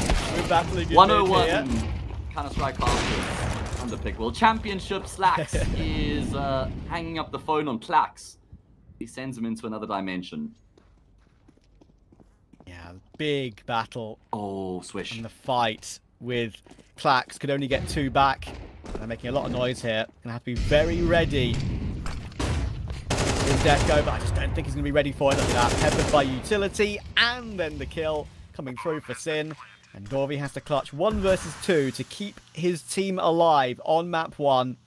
Swisher and Sin in this 2v1. 1 low, of course, but Norvi's got no kit. He's gonna have to try and force a fight at some point. He's gonna try and use a smoke to lure them out into the open to get information on where they're playing from.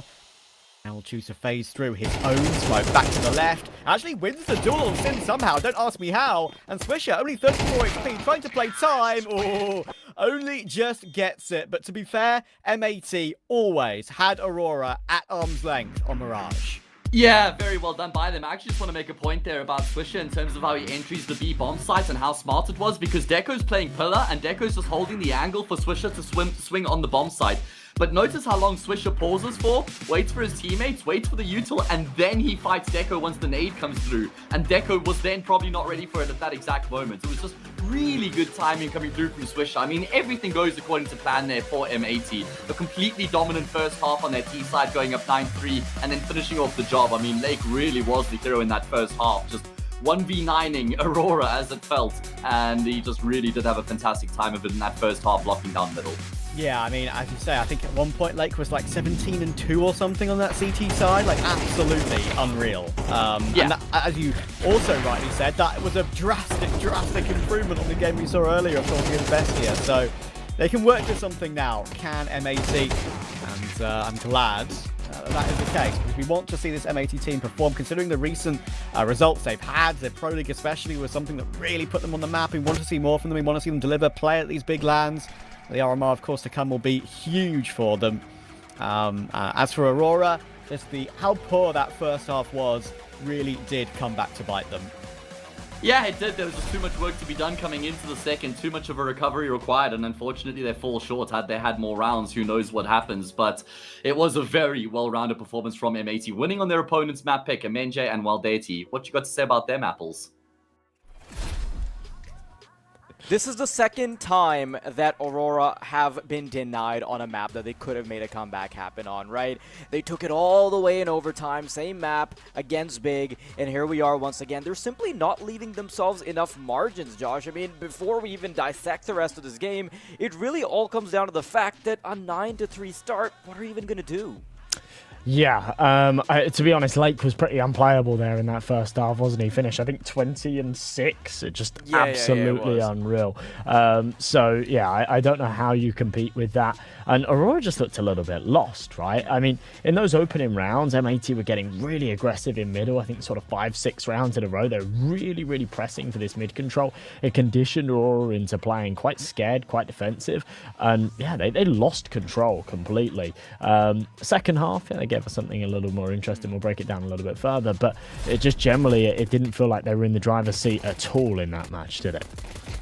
You can tell that M80 actually had a bit of a different game plan because, listen, if you're M80, there's a good chance that you lose your confidence after the first game, after you've lost that first matchup, right? But it didn't really seem to be the case.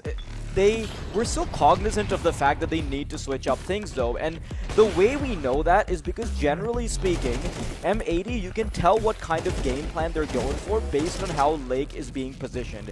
You look at all of their CT side, Lake is putting himself in all of these high-impact positions. He's taking the bull by the horns. You see him pushing up underpass. He's often being sort of the player that is within earshot of the enemy team just to try and make sure that he's going to have a finger on the pulse by the time things start to get a little bit tricky. And there's a reason why he had those 20 kills, right? He was putting himself at all the right spots. He was constantly taking engagements, and his team was actually setting him up quite nicely to be able to do that on the CT side. But that kind of space being granted is very difficult to replicate when you're looking at the T side, and that's, I think, where the trouble started. And, you know, you look at the first half, it's all hunky-dory. We see M80 completely shut them down, but then Aurora actually had a pretty big difference towards the second half, where the head-to-head of Slacks and Deco didn't matter in the first half. It did end up almost being the difference maker. Aurora, they're able to come back into it because Deco is hitting his shots, everybody's starting to fire on all cylinders, but I think just the lack of the AWP until the very end for M80 is one of the biggest difference makers there that even allowed for it to get as close as it did. There was a round that we saw, I mean, it's long gone now, there are the replays, but a couple of really key swing rounds, I think, that even though Aurora weren't in control at any real point, it felt like it could have been a turning point. One of them was absolutely round number 10. That entry kill that Norway got with the underpass over aggression, and then everything just fell apart, right? They went for a single prong peek in mid, died to the AWP Slacks on short. The B-Apps player was completely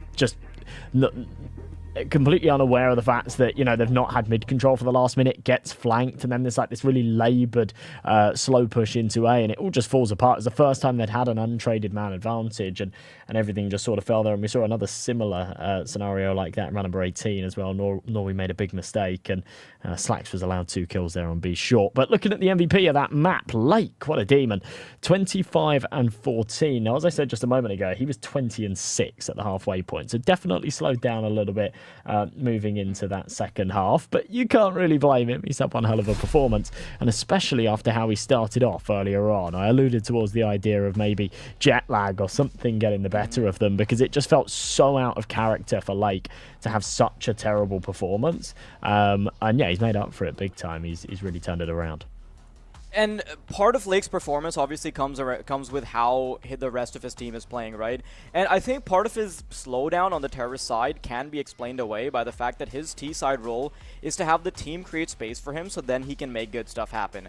Unfortunately, the rest of his team was having trouble pulling away numbers from him so he could activate later. And even in those like difficult scenarios, right, he was still being problematic to them. When he wasn't being given the resources, he was still being annoying towards middle. He's he's poking into connector, he's doing all these little things that are simply making the game just a tad bit harder for Aurora to play, even if he's not furnishing the kills. If you can waste just a bit more time as your teammates are heading into a bomb site, that is good enough as the lurker. That's good enough as the player that is generally just on an island, and that is why I think he was just a big difference maker, even when it came to the T side. Now, I would have really liked to see Slacks have maybe a better performance towards the start. Maybe if we also saw Deco being more active towards the start of the game, it would have been it could have been an even more entertaining watch, because we could have actually seen them butt heads properly. But of course, there is another map. Josh, you got any thoughts for me, sort of going into the next map?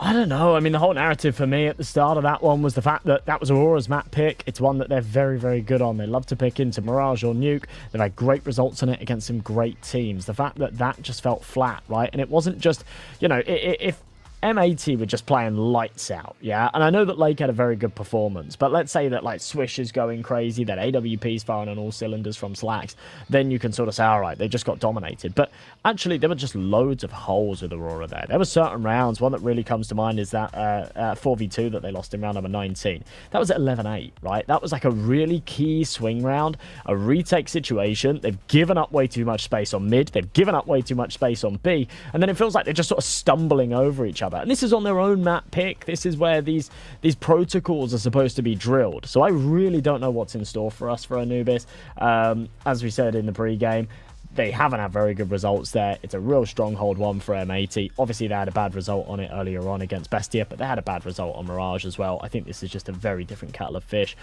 I feel like we're teed up for an M80 2-0 from what we've seen so far. But, yeah, I don't know. What are your thoughts? You think so? I mean, I'm still not feeling all that convinced, to be honest. Like, yeah, Mirage, sure, it can go any way, right? But I mean, I kind of see your point, because Anubis is generally just the weaker area for Aurora, and if M80 want to get this done, I think their best chance actually is getting it done 2-0.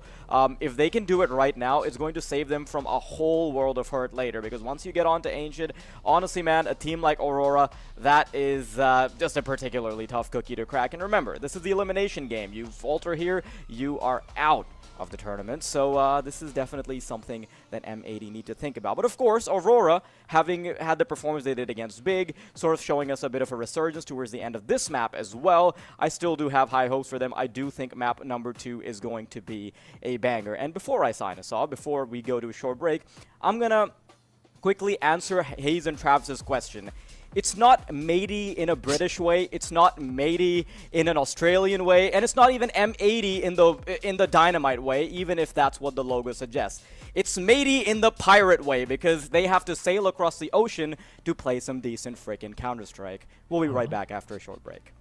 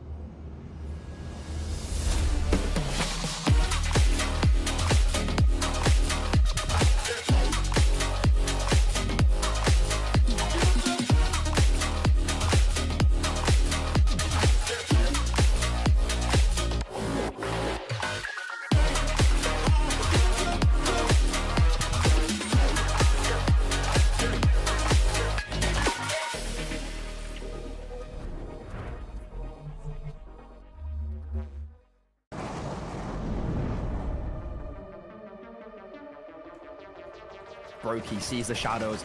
They know about Brokey on this boost. They're going to target him, but he still succeeds.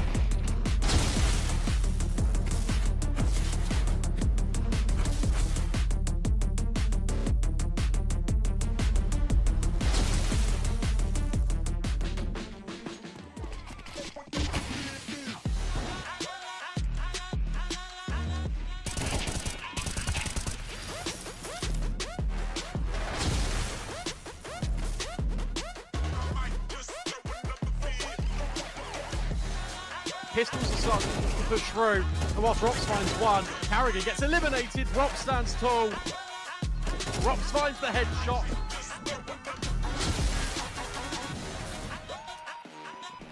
Oh, electronic.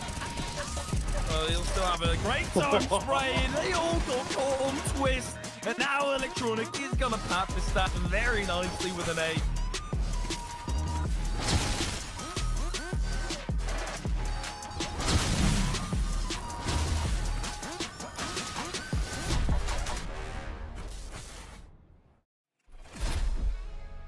We need more from Aurora, a team that, me and Matt have covered a lot of in 2024. We've seen them at their peak and what they're capable of. At the moment, it really feels like they are nowhere near that, and M80 are one map away from eliminating them on a map they love a lot.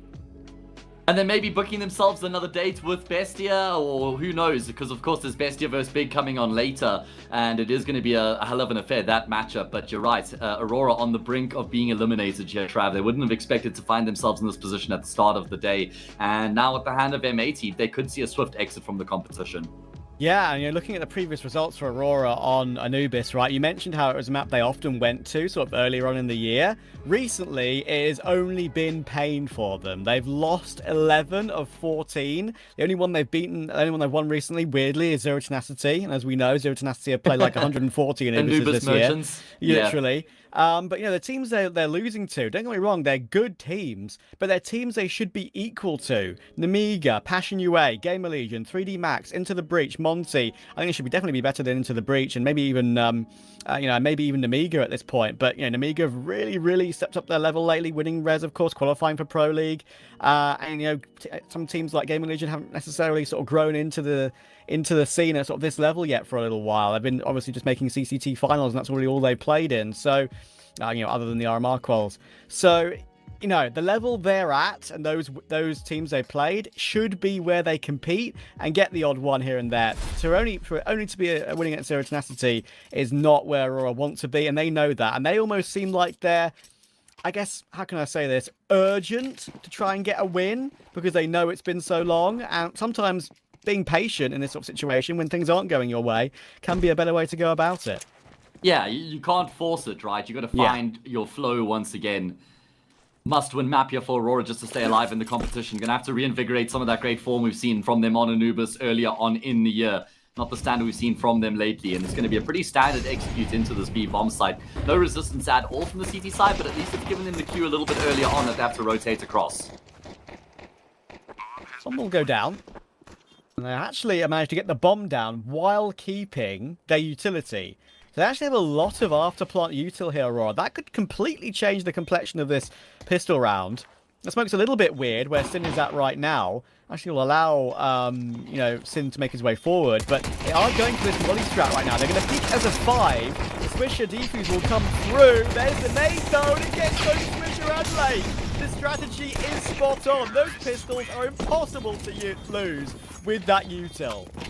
Yeah, I mean, yes, with the HE grenade, absolutely. If there was a kit there from M80, I think that they probably complete the defuse in time. And I think if you're going to play the retake setup on the CT side, you always need a kit in tow. The one problem there for Aurora was they were all 5 in towards B main. Not really ideal post-plant positions for them, but they do make it work.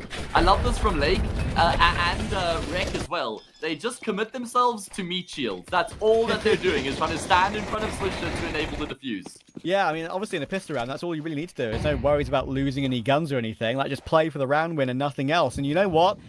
M80 probably play that the best they possibly can, and they still lose it, just because of those nades and the mollies.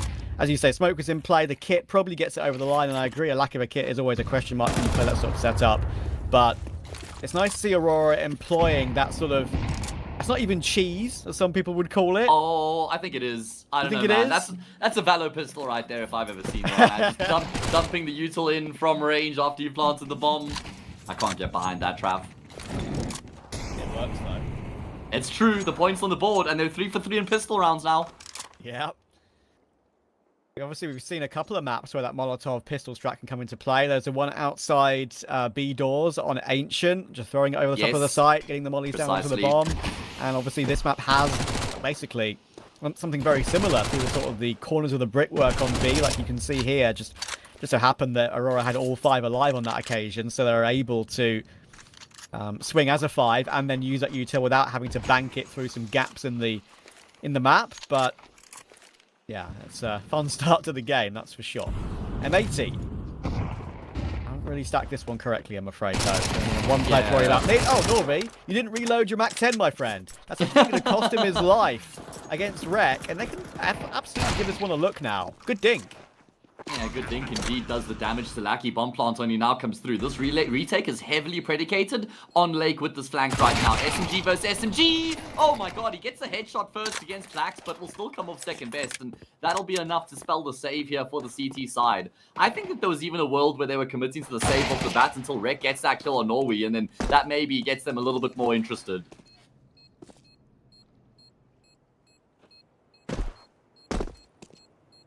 Just trying to see if there's one player around Beach being a little bit cheeky. He'd be right. Not on the angle maybe he's expecting, though.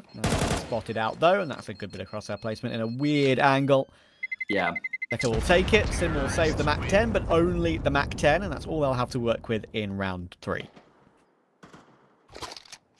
Good start for Aurora here. Exactly what they would have hoped for coming into the second map. So this map was picked by M80 earlier on in their series against BESTIA, where they came off second best. They lost 13-1. They started on the CT side on that occasion as well. So hopefully they've learned from their mistakes and missteps in that previous series. Yeah, incredible, right? I mean, that game against BESTIA is something to note, just how BESTIA look against international competition. Sure, it's an America's opponent, but it's an international event. And considering they're both playing from the same headquarters right now, same surroundings, there's no excuses for either team. So, good stuff for BESTIA. Very impressed by them. Going around, trying to farm up some money. Helped out by Clax. Recovered MP9. A bit more powerful than the MAC-10. Nice to use. Blake will get a nice 1 dig. And, oh, okay, Clax has hit another. Switching POVs there. Seeing it from Norvy's angle, realizing how quick that death was, but Lake is pretty stuck, and I think Deco realizes that he could still be in this E-box position. And there he goes. Lack of armor makes that impossible for Lake, and it will be Aurora who go up 3-0. A couple casualties in that anti-eco, so at least some damage inflicted for the CT side as we now sink our teeth into the gun round. And we look to see if we can witness an improvement here from M80 compared to their game earlier. I wonder if we see a change of pace here from Aurora. They're going to carry a number of SMGs over into this next round.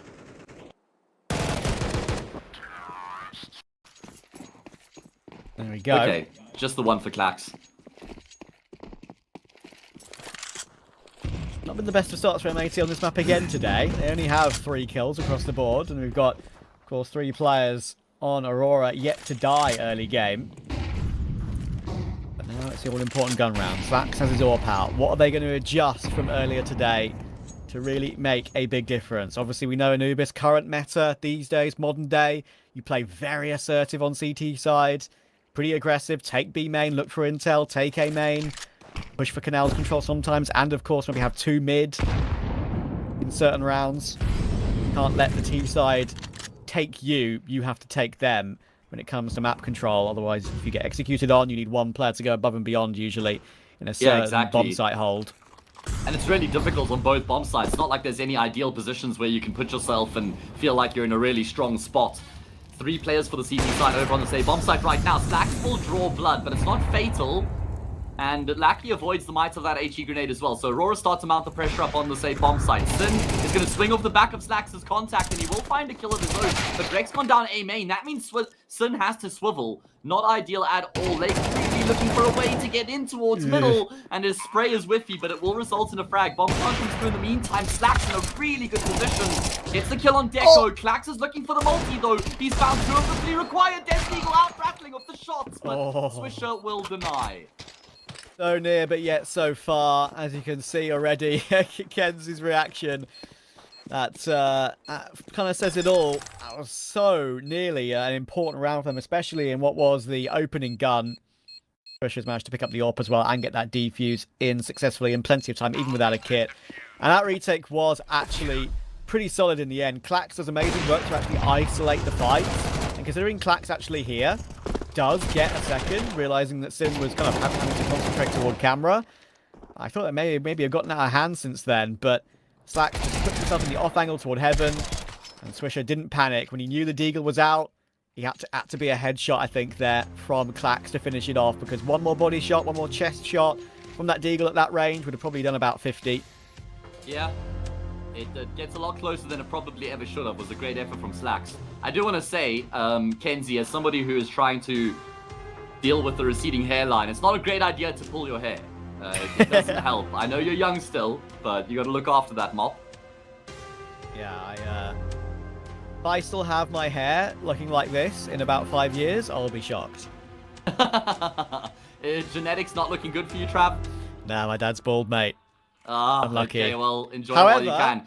However, my grandpa is still alive at a magnificent age of 95, and he still has some hair at the back, even now. Okay, so it might be a bit of a lucky packet. Maybe it skips a generation. Maybe you're lucky enough. Both my grandpas still have hair, so... Little bit of grey curly hair at the back, yeah. Okay, well, we take that. It counts. Okay, well, it's going to be another gun round to come through here. Both AWPers on opposing angles. Doesn't really look like a fantastic buy here for M80, despite the fact they won the previous round. A couple MP9s and a Farmacia in the mix.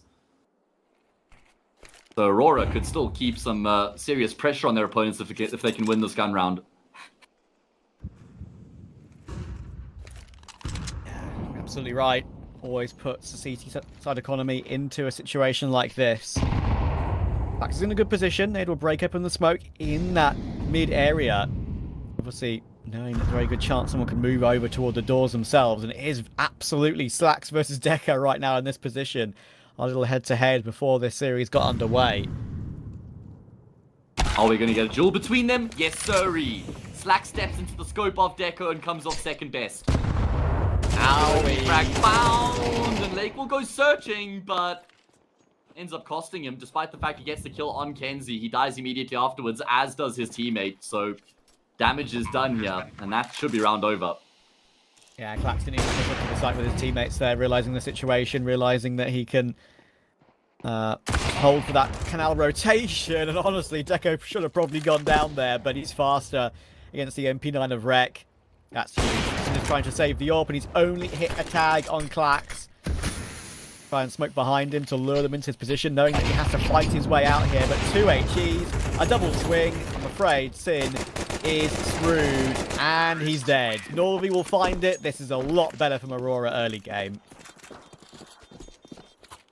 Yeah, looking a lot more complete from them as they go through the motions here. It's looking very sustainable in terms of how they're winning their rounds. It's not like it's just a pocket rocket strategy or two that's come to the table. It's been very calculated and methodical from them. Systematic in terms of how they take their control and set themselves up for a push into the bomb site. They'll be pretty happy with the start they've been able to put together here on Anubis. Indeed. It's going to be one of the easier rounds they've had to contest so far in the series as well. You know, as well, we were talking, as this is an eco, I'll quickly talk over this for a split second. You know, we were talking earlier about that nade sound when that opponent has a helmet and you can hear the dink sound now.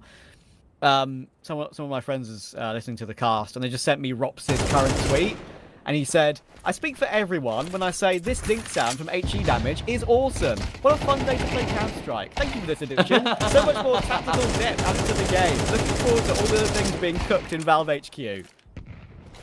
I don't /S. detect a hint of sarcasm. Oh, okay. Well, thank God you had it /S. Otherwise, I never would have been able to tell.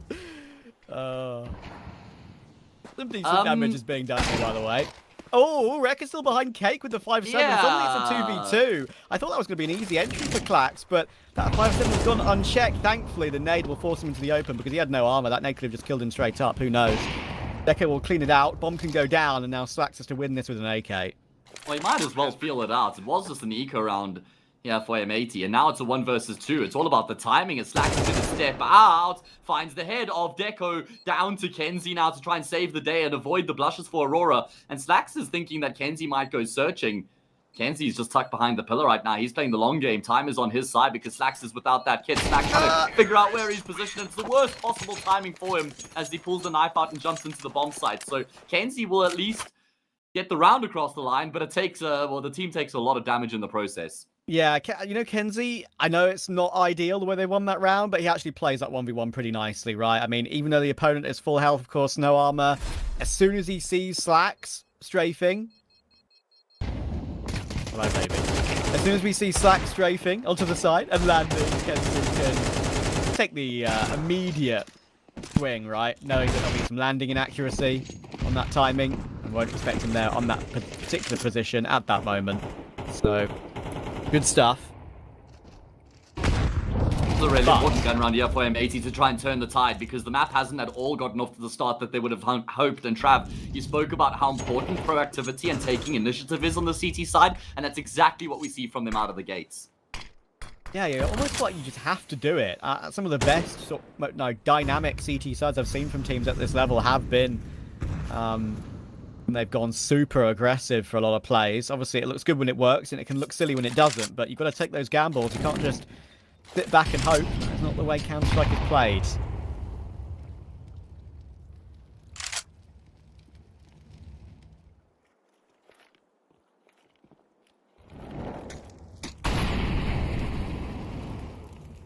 Right, well... after getting that opening pick, they've even gone venturing for more. Have a look at Swisher on the minimap. He's already got a big flank coming through B main, so a lot of info gained in the process. Norby has kind of still been able to weave his way through canals, though, so it could be a bit of a false sense of security here for the CT side. Now, Lake's kind of realized that he may have to pivot back in this direction. Swisher will pull the trigger on Lackey, and he hears the util being reined in on that B-bomb site as well. Big frag, though, on Lake. He's taking a lot of damage, though, even though it's a big kill. I mean, they might be able to do something with this because the plant is possible, but this is where the battle really matters now for Klax. He needs this one, and Rek will find it. And even though the bomb is planted, too many positions to worry about. So, that is something to get us going here for M80. They not just want to run with 1 player alive, they want one with 3 alive now. So, let's see where we're at. Feels like they just have to survive this first half. Honestly, if they can get, I'd say, like, rock bottom bare minimum 4, then I'm still keeping them with the chance here going into that second half. Either way, good to see that M80 have the conviction to go for those sorts of plays, not going into a shell because of the name value on the opposite side of the server, not thinking, oh, Deco could have an AWP post on the angle, we can't go for that play. They're backing themselves, and if they can win this round here, they break that T-side economy and they can really start to build into this defensive half.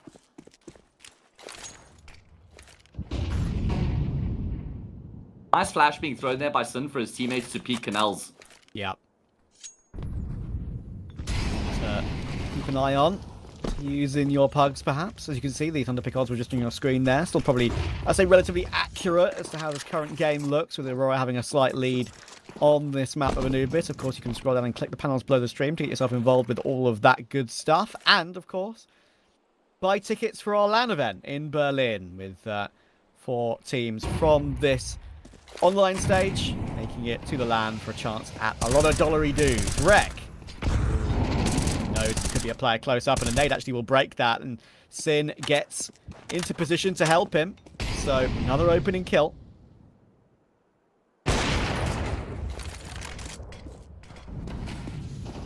Narrowly missed out there, and it's actually going to be enough to send Aurora packing after they get the information as to where Slax is positioned. And just try and group up and heading towards that B bomb site, split their way in. Couple players heading towards B main, few remain in canals. Time ticking away though. Fresh smoke B main is going to be difficult to traverse. It looks like they're still in limbo. In the meantime, M80 are making moves. They've got the reach here, Trav. They're padding up the defense on this B-bomb site. Yeah, 25 seconds, and they can even play a bait setup perhaps in toward that plat position if they really want to.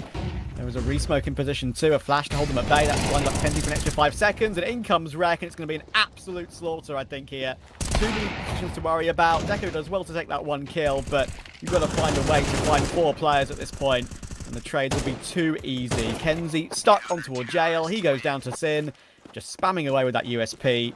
And M80 are very much in this one now. Aurora going to be on low econ. The gap could be won very quickly.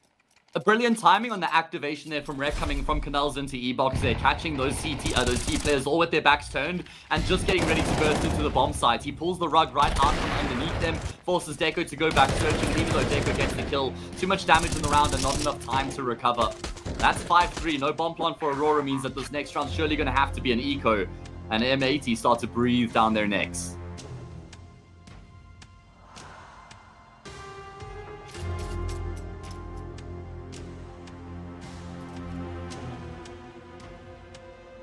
I feel like this is a very common sight when we look at the player cams of Aurora. One player maybe with a sort of a tired look with fist on the face, and one more fiddling with, you know, different settings, trying to get things to work for them. Lots of talking. Of hands and heads. Or if I say hands on heads every time we go to the Aurora player cams, they're not looking like they're having fun. I don't remember a time we've gone to their player cams and they've been laughing across the board, sort of feeling good, right? 1? Okay. Yeah, and you know, and it's gonna tell a tale about how long that's been, perhaps. It was the full defuse from Lackey against Falcons on Nuke and Yongshiping, if you remember. Okay, well, that's only 4 months ago now, so probably not a great look, and the fact that you can remember that one, yeah, probably paints an even bleaker picture. I do like that a lot, though, just leaping into the angle. Rek has a lot to do to try and recover the situation. He's got Slacks to try and provide some support, but a missed shot there from Slacks is going to mean Deco can close the gap. Rek has it all to do from the back of the bomb site. Thankfully with the A4, he's got extra ammo dancing around the bomb site. This is a masterclass from Rek. Yeah, and Deco may have nabbed that AWP away, and he actually does have a path to retreat, but he'll very easily be cut off, you would think, soon. Trying to avoid all possible sound cues he can make with the water, but now he's running. Swisher's got the first of 3 kills here. Oh, hang on. He's actually baited out that kill, baited out that position, and now a duel can come through. He has to try a jump shot. And you know what? Considering the situation he was in with a second player pushing down, I understand why he gave that a go. Now, they have to focus on the next gun round. Yeah, I feel like if Aurora loses next gun round, the pressure ramps up exponentially at that point. They'll really be feeling the heat in the server. Rek does so well. What a brilliant individual moment coming through from him, losing his teammate out. Cameras initially, Slacks missing his shot. Rek was worried about A main and cameras, had so many different angles to try and deal with. Just really intelligent positioning from him to try and keep himself covered with each of those jewels. And look at this from Swisher, just leaping into the canals, and he'll force the fight immediately with Kenzie. Rek is on the opposite side of the map this time, but will continue to find impact. However, after he's gone down, Aurora, not going to ask any questions, just immediately takes face in this B-bomb site.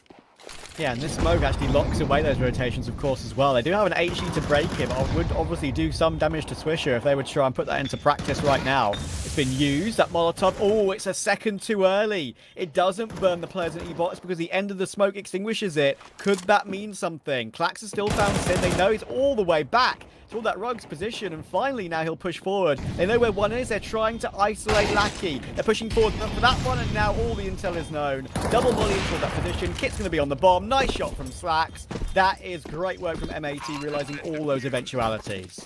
Yeah, I think that Clax just misplays his hand there because he's trying to play that really late flank lurk roll where you activate in the post plant, but they didn't have the numbers for him to actually go about that type of a play. He had to be on the bomb site. They needed his assistance because, I mean, it was a 4v3, which isn't awful for Aurora, and they get into the B bomb site, but the problem is Clax's canals. So it's essentially a 4 versus 2 at that point for M80. And once they actually realize that Clax is there, they kind of make the call, okay, we don't need to fight with him. Let's just focus on the bomb site. Let's just leave him there. Exactly, as I said, like, they know where one is, they just need to find where Lackey is. We've got 3 players to find where Lackey is. Lackey would have had to have gone completely above and beyond on that situation. Anyway. We're back even again. Aurora down to their half investment with the Galil on Clax.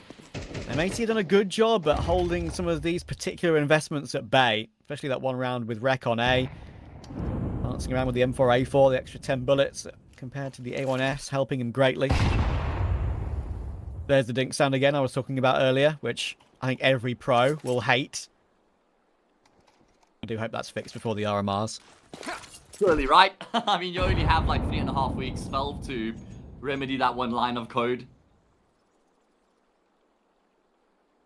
Gotta let them cook. Either way, Rick.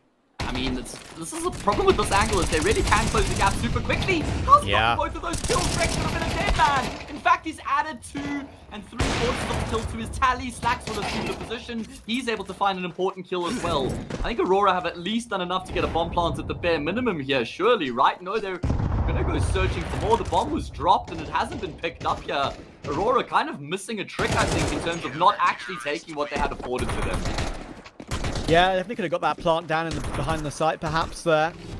Rek does really well. I mean, I completely agree with you, actually, with how Rek played that one, right? If that's a gun round, I reckon he gets overrun really easily there. Of course, pistols move faster, we all know that, but that particular angle he played and how he sort of set himself up relies on the opponent's missing shots. Because obviously they see you, and then he takes a second or so to pull out that smoke, get it down, pull out his weapon again, all those little bits and pieces that put him at risk, but he does well. He gets his 2. And here's a matey staying proactive again here. Look, 2 players rushing straight through mid immediately. The help of a flash. 4, oh, Lackey can't see a thing. And Lake will get one on Norvi as well. Oh, and he gets out of dodge. The player that was in Canals decides against not holding window. I thought that would have been not an obvious play to make, but an ideal one in that situation, considering that Aurora knew they'd crossed the bridge. Kenzie decides instead to prioritize to take control of E-Box, which isn't a bad option either. Bush has also gone searching in and amongst the thick of things, so he's in T-spawn inside the first 35 seconds of the round. Bomb's not going to have a problem in terms of actually getting onto the site itself, though. Man advantage for M80. If they end this half 7-5, I don't know a way back in for Aurora. It's going to be really difficult. Yeah. Tends to be how it plays out. Oh, this incendiary could be nicely timed here for Lake. He's just jiggling for now, but if he throws it in the next 15 seconds... Oh, okay, there we go. He gets the intel first. They're going to have to run through it. Of course, barely any damage to that incendiary. Absolutely useless piece of utility these days. And now Lake has mollied himself. Look how much damage the molly does instead. It's combined with an HE, sure, but it removes him from the round. Swisher. Swisher. Oh, he wants more. He wants more than just the one. Will catch Clax coming off the plant, and he knows where the second player is. And Kenzie's down as well. It's all down to Deco. He's stuck in no man's land on the site. He has to force duels both separate ways here. He's trying to play in that temple smoke, but I think he's possibly been spotted out, and he misses the first shot. He's been smoked off. He needs something ridiculous now. But they put him down to 6 HP. Swisher jiggles him out of the round. Nothing you can do about that. And the long con flank from Swisher is brilliant. I know this may be difficult to remember, but Aurora, didn't they start off like 4-0 or something like that? Okay, 3-0 and then 5-1. They didn't win another round from that point. They lost 6 in a row on the favorable half of the map. M80's map becoming alive on the defensive half. Far away improved compared to what we saw earlier on today against BESTIA, where they won a single round on the defensive half and lost the map 13-1. Swisher, what a beautiful play out of him as well, right? He decided to go for more than just that one guaranteed kill. He finds 2, and that basically secures the retake. He even finishes off the job. So brilliant impact out of him. Lovely CT side. Even Swisher combining, pushing through B main after his teammates fight middle, knowing the attention would be on that part of the map. They're just flowing right now. Yeah, and the main thing about that play from Swisher as well is he knew exactly what was going to happen. He knew the planter was going to come off that particular position, maybe jump backwards through the smoke. He knew that was a free kill, and then he could just pre-aim the jail player who he'd already seen. So, had that under lock and key there, did Swisher for sure. Pistol round underway, though, and oh, no. Flax and Deco tried to go aggressive. Norby's responded, but Lake is here. Great second from Norby. That was very hard to judge on a slightly different angle than a normal headshot position. But now Lackey's gone down. They're trying to battle back. It is back and forth in this pistol. Aurora fighting fire with fire, but getting caught from different angles, and Swisher gets the last comfortably. That could be a nail in the coffin for Aurora. Yeah, you hear those shots from the Glock, Trav. Each one of those is a hammer home on that nail into the coffin. Even to a little tune there as well. Singing the song of death here for Aurora. 7 rounds in a row. Oh my goodness. First pistol round M80 have won in the series as well, and it's a timely one to really try and push this advantage over the edge.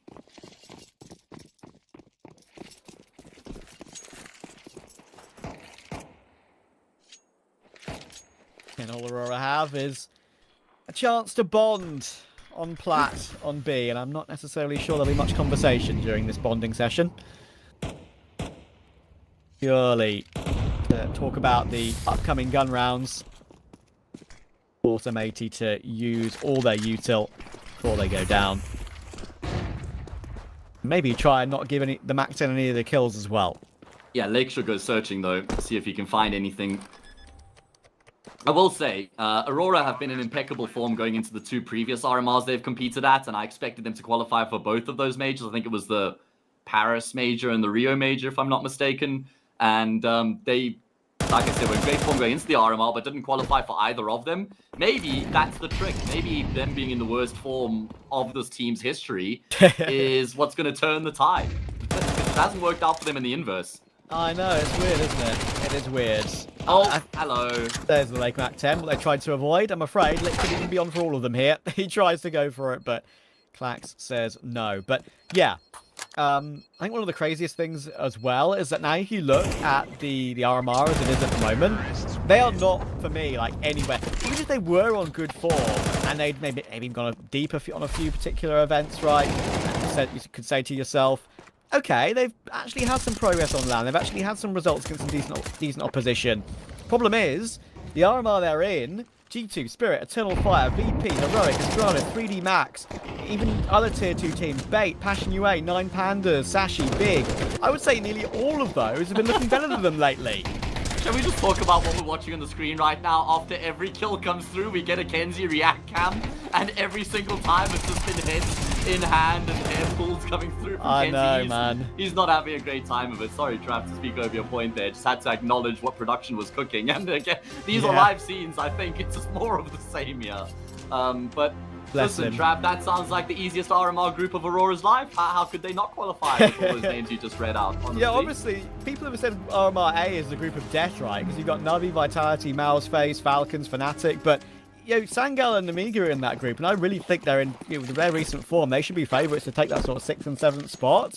RMR B is way more wide open. You have no idea what kind of NIP are going to turn up, no idea what kind of Astralis are going to turn up, and you've got teams like Passion UA, as I said. A great example, I think, for me is one that are absolutely looking to prove themselves on the bigger stage, knowing what they've looked like in Tier 2 this year. So where Aurora are right now is really hard to gauge. Yeah, it's a good point. It feels a little bit soupy. Either way, this has been very solid from M80 so far. 8 rounds coming consecutively. And if they can win this gun round here, I reckon the map and series are as good as done. And look at the play that they're going for to try and finish off the job. It's going to be brute force into the B-bomb side. Slack's boosted up, not with his beloved AWP. He's got the AK posted on the angle. Swisher's playing smoke fade as well. Aurora just bunkered down, not offering up any gunfights. So now Swisher will activate, caught a glimpse of an elbow, and he will take the head. And there's still one player in the bomb site, but not for much longer. That is just such a simple yet perfect call to make at that stage of a round and at that stage of a game. It's very early. Aurora haven't got any information yet. What did I say about being assertive on CT side and needing to get intel, needing to get kills early? They've let M80 do it to them, and that's usually what happens. Yeah, it's a good point. They just let M80 have their fun, do as they please, and it works out brilliantly. Swisher with some wonderful entries. Boy, is he having a game right now. A number of rounds on the CT side where he was very assertive and making those plays you were just referencing, and he didn't take many resources. Remember, he was like pushing through B main on those flanks by himself, getting so much impact, allowing for his team to lock down the rest of the map. Swisher's just been monumental here on Anubis so far. Yeah, it's always cool when Swisher looks like this because he's not necessarily the player that you look at on M80 as the point man. Now you've got Rek on the team, Slacks on the team, even Sin's individual level has been amazing.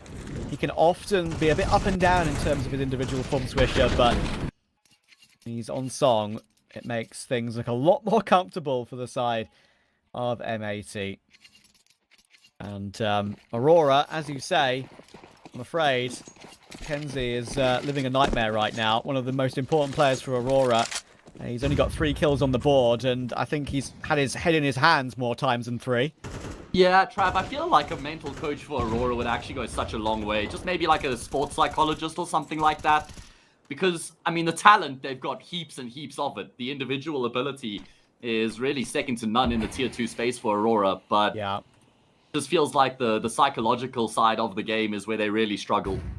And the thing is as well, like, it's not like we're beating up on Kenzie because we're like, we want them to improve. We want them to really deliver when it matters. And Kenzie is one of the players that we've enjoyed watching at this level for such a long time, and we just don't want to see him basically struggle. It's basically what it is.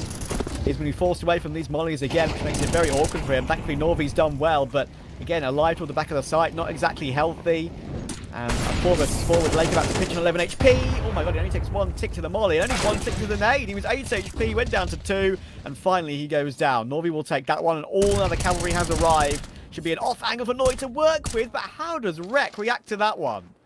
That is a very good question. Thankfully, though, Klax will be able to pour cold water on his efforts as he does come through from canals to get that kill, and Swisher's going to, I think, fake as though he's rotating away, selling all of these audio cues.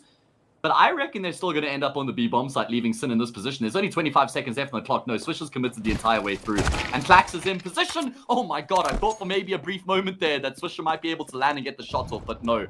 Not entirely sure what the plan was, leaving Sin all the way on the opposite side of the map. Surely if Swisher was going to try and go A like that, Sin would have been keeping the pressure up on B to try and keep Aurora's focus on that side of the map.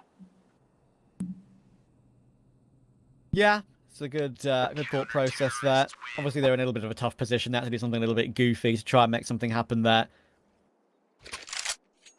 There is something to work with. In a long time. Yeah, not wrong. Not wrong. It's been all M80. They were 5-1 up, Aurora. That was a long time ago.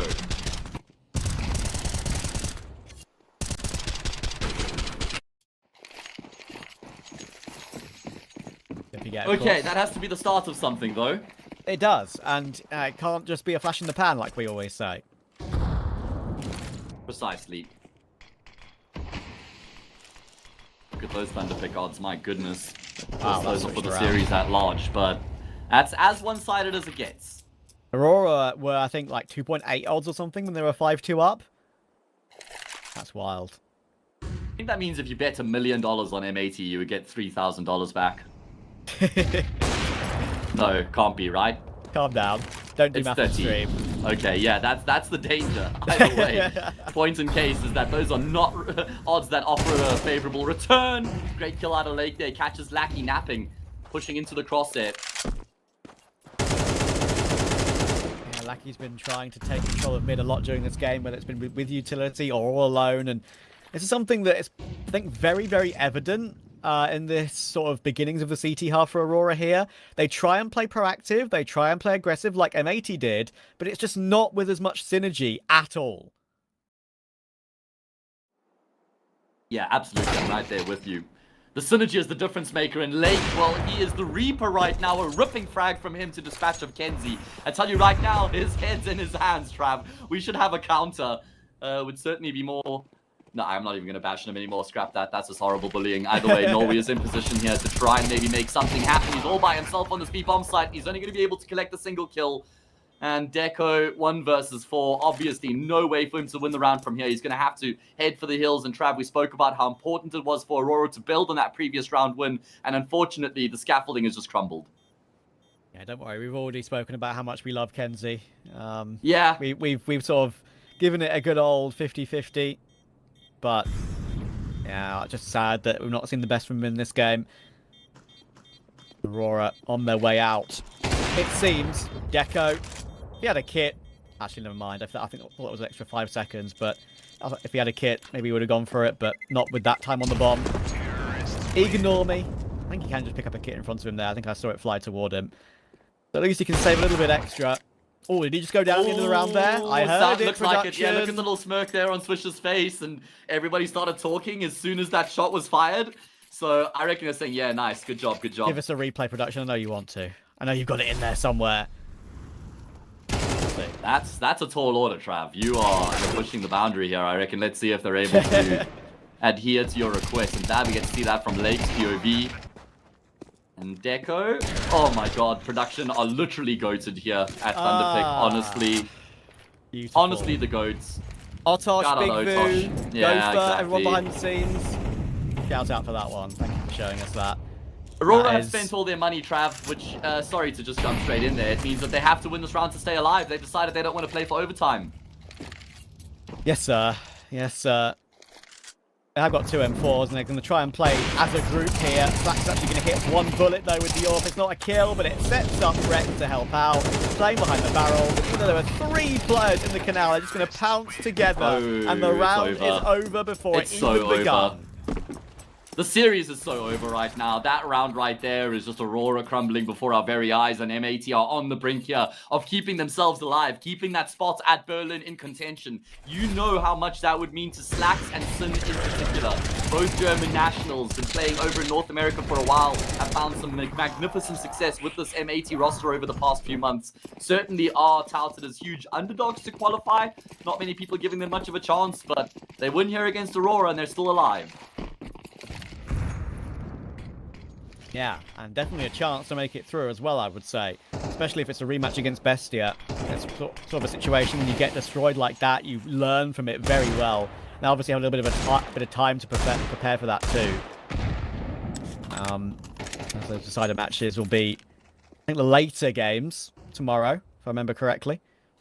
Yeah, I just don't think you got the memo, Trav. Bestia are the best team in the world. So... Come on, Aurora. Man, they were leading 5-1. 5-1 at one point. They've lost 11 of the past 12 since then. That is just disastrous. What an awful picture that paints. I know. Form not looking hot at all. Deco XM of all things. In mid.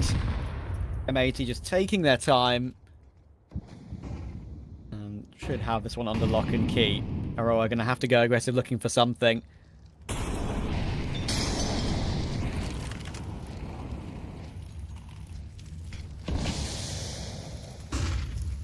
M80 taking their time a lot more than we've seen from them throughout this T-side so far. As you say, Aurora kind of going searching in towards middle, looking to maintain this part of the map, would give them a quick rotation in either direction. It's going to have to come in towards B. It's only Norway here right now with an MP9 and a Dream. It's going to require something magnificent from the IPL, and he isn't even able to get a single kill. Bodies hitting the floor, and M80 are on the brink, Trav. Comfort for M80, and what a bounce back after what we saw from them earlier on today. Aurora do not look like the Aurora we've seen this year. Lake gets 1 more toward Clax. That puts his tally up to 18. It was Lake had such an awful series earlier. Now Deco's got to kill 5 players with an XM. I'm afraid that's just not going to happen in any universe. Kenzie is tagged down, and you can see his reaction. He knows this is done and dusted. Aurora, 16 health, being eliminated from the Thunderpick World Championship. M80, a great bounce back. The round is done. Just some bullets in the smoke. They now know where he is still. And it's gone. He gets eliminated by the Glock, and Aurora are gone from the Thunderpick World Championship. Without even winning a single map, Trav. They did not win a single map against Big, and they got completely demolished by M80. What a showing coming through from the North American squad here. Massively impressive from them. I mean, the first half of Mirage was brilliant. They got tested in the second for sure. The extra rounds they got in that first half is what pushes them over the edge. But here on Anubis, they're just in a league of their own. Despite the fact they were down 5-1 at the start, they stay true to the game plan. They keep up with what they had coming into the map, and Swish Will, he's feeling it right now, man. Just knocked Aurora out stone cold, and he's looking for a little sack tap there as well. That shows you how good they feel about that series. That was, I think, nearly everything that M80 put into practice, especially in that second map when they were 5-1 down. Everything worked, and how assertive they were on CT is exactly how you play Anubis in the modern day. I'm afraid these reactions say it all. Yeah, we could run quite the montage of the Kenzie react cam, I'm afraid. These are, we're not looping them, I promise, guys. These are not looped highlights. These are... Kenzie, if you watch this, I love you. I hope you get back to your best. Yeah, we all do love you. We know what a ridiculously talented individual he is, but this was not the showing from Aurora that we ever expected coming into this event. Unfortunately, they've been eliminated without winning a single map, which is disaster class for them. And Group D really taking some shape now, Trav. Yeah, I really thought Aurora might come into this one looking a little bit better, you know. They need to ramp up for the RMR. That's the all-important thing for them, and I even predicted them to do well. And look at that. Shows you what I know, huh? Yeah, but, look what I predicted, by the way. I said Aurora to get eliminated 0-2, and it absolutely came right, Trav. I'm 3 for 3 today, mate. Bang on the money. Well, there you go. At least one half of us has got it right. But we'll hand it over now to Josh and Faraz to talk about where Aurora might go from here. Listen, I don't know where they're going to go, but they definitely have probably an opening for a sports psychologist within their ranks right now. Because, listen, you might have lost in Counter-Strike, right? But I feel like half the battle was lost outside the server. What do you think, Josh? Yeah, I'm with you there. I'm kind of sat here with a bit of a smug look on my face because, I did say we were teed up for an M80-2-0. Aurora just didn't look their best there at all, did they? And, the narrative as a whole was definitely that the mental game was just lost there from Aurora. They get knocked out without winning a single map. At least, they don't have to travel all the way across the pond empty-handed. It's maybe not so much of a journey back home. But, yeah, it just was a really uninspired performance, wasn't it, from Aurora? Yeah, and it's very surprising that lack of inspiration from Aurora was met with the exact opposite force from M80. They look chilled out. Like, this does not look like a team that got totally 13-1 like 5 minutes ago, right? Like, it wasn't the case. M80, they had a fantastic resurgence. And, if we break down some of the rounds, we'll get a chance to look at the replays in just a moment. But it really did feel like an all M80 show. They were completely running circles all over Aurora, with the exception of maybe the start. And what really impresses me is that you go into map number 2, right? You know that you've struggled on that second map before. You struggled in that 13-1 fashion. You're starting off again in a 5-1 position. That cannot be great for your mental, right? But surprisingly enough, they chill out. They get right back into it. They look fantastic. What else can I say? Yeah, I mean, talking about that start, right, especially after losing their map pick and in the fashion that they did, I wasn't expecting to see too much structure out of this, but actually they went straight into the pistol round with a very, very regimented setup that worked nicely. And, the sort of following rounds that came were very convincing. They made it look quite easy in these openings. This round, they were really tested. In fact, it wasn't this one. It was the one afterwards when they were against the Eco. They were really tested. They won it, but it went down to a 1 versus 1 against literally pistols. And not upgraded pistols either. It was USPs. So, yeah, that one got a little bit dangerous. But generally, they looked very positive in these opening rounds. Then the second that they started to lose control, everything just went out the window. And you could just see. And what's so wild about it is that M80 don't even get to see that from their POV. We're seeing the cams, we're seeing how sort of frustrated Aurora are getting. M80 don't even see that firsthand. It'll be something that they'll notice later on when they watch it back, and they'll realize, like, oh, we had that in the bag from like round 8 or 9, right? Maybe at the time it felt a little bit closer. Yeah, and after those initial rounds that they were able to sort of get the resurgence on, it really did feel like M80 they were just going to run circles around them. And, when you pick into a map, you're going to feel confident. You know that Anubis has all the advantages on that terrorist side.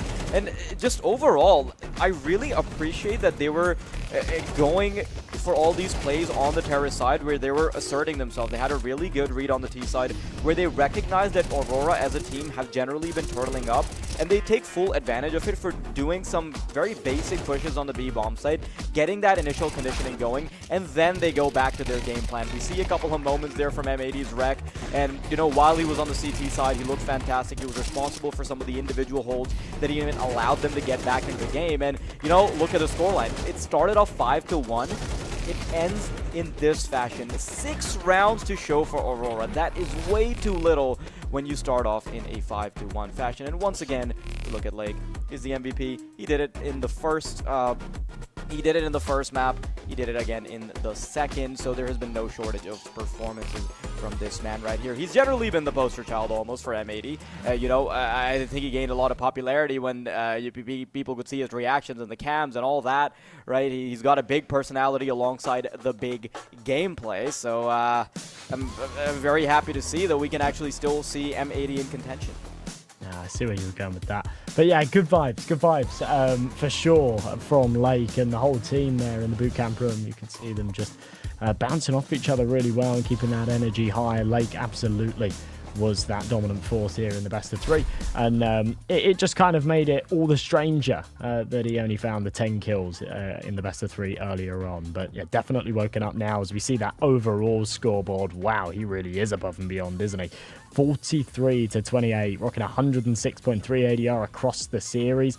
It's only really when you lay it all out in front of you like this that you realize just sort of how little damage Aurora were actually able to output in this series. Deco, who even posted sort of a decent kill count, was struggling to have that impact in terms of the damage. Kenzie, who we could see on the cams, getting really frustrated round after round.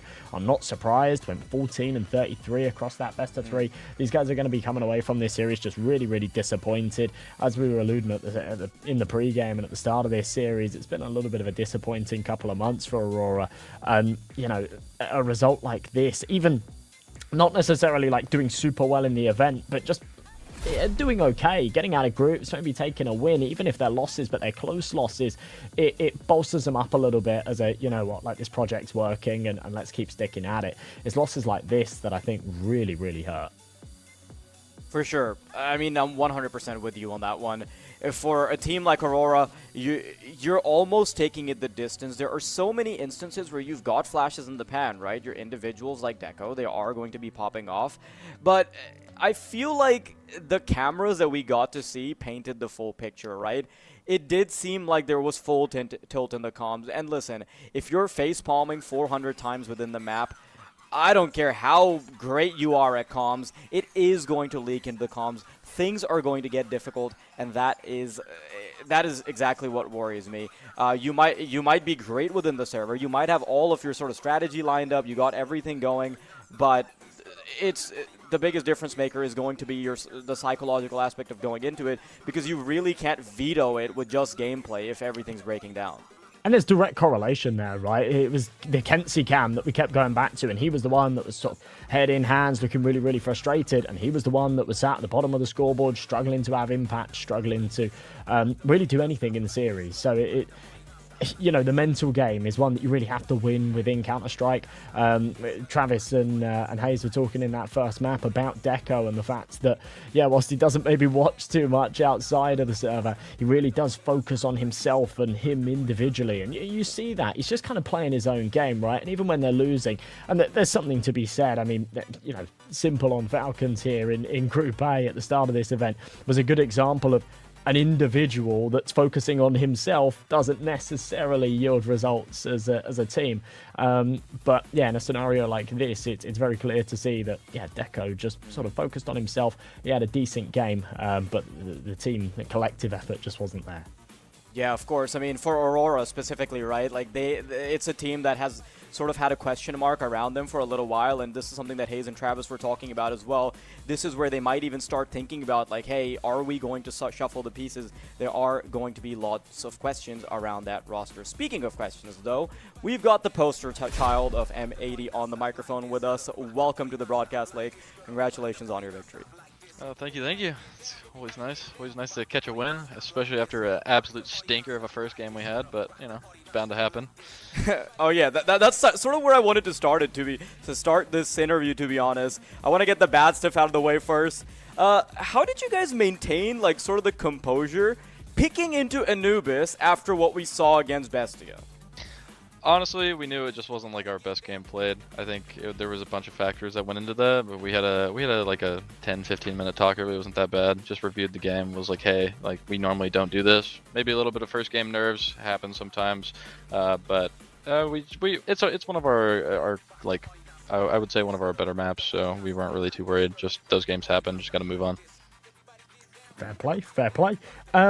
Now, you've won this game. Obviously, you're going to be facing up against the loser of that upper bracket match. Would you like an opportunity to have that rematch against Bestia, or would you prefer a new opponent in Big?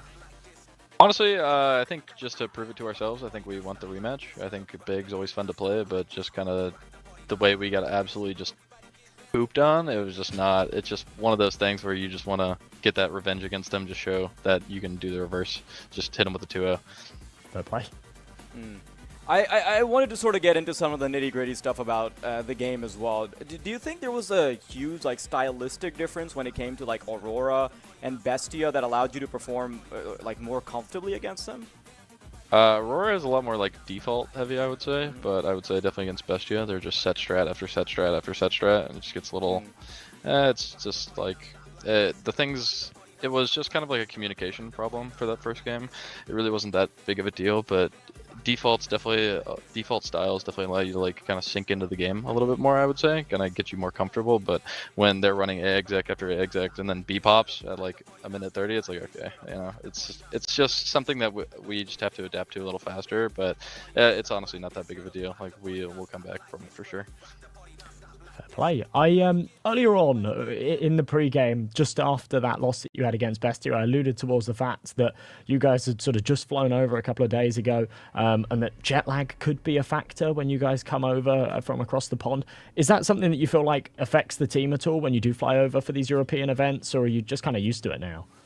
I mean, for me at least, since I haven't been doing this very long, I think it definitely affects me a little differently than those guys. I think they're a little more used to it, but I think it's definitely comes into a little play there. Like I don't think it's anything too crazy, but I definitely think that everybody's just kind of getting used to being in Europe again, just kind of getting like set into it again. Like don't see a lot of sunlight, so that kind of helps with you know, fixing your schedule when you come over. But just trying to get outside, get some sunlight, just fix it a little bit. Everybody's a little more on edge, I'd say.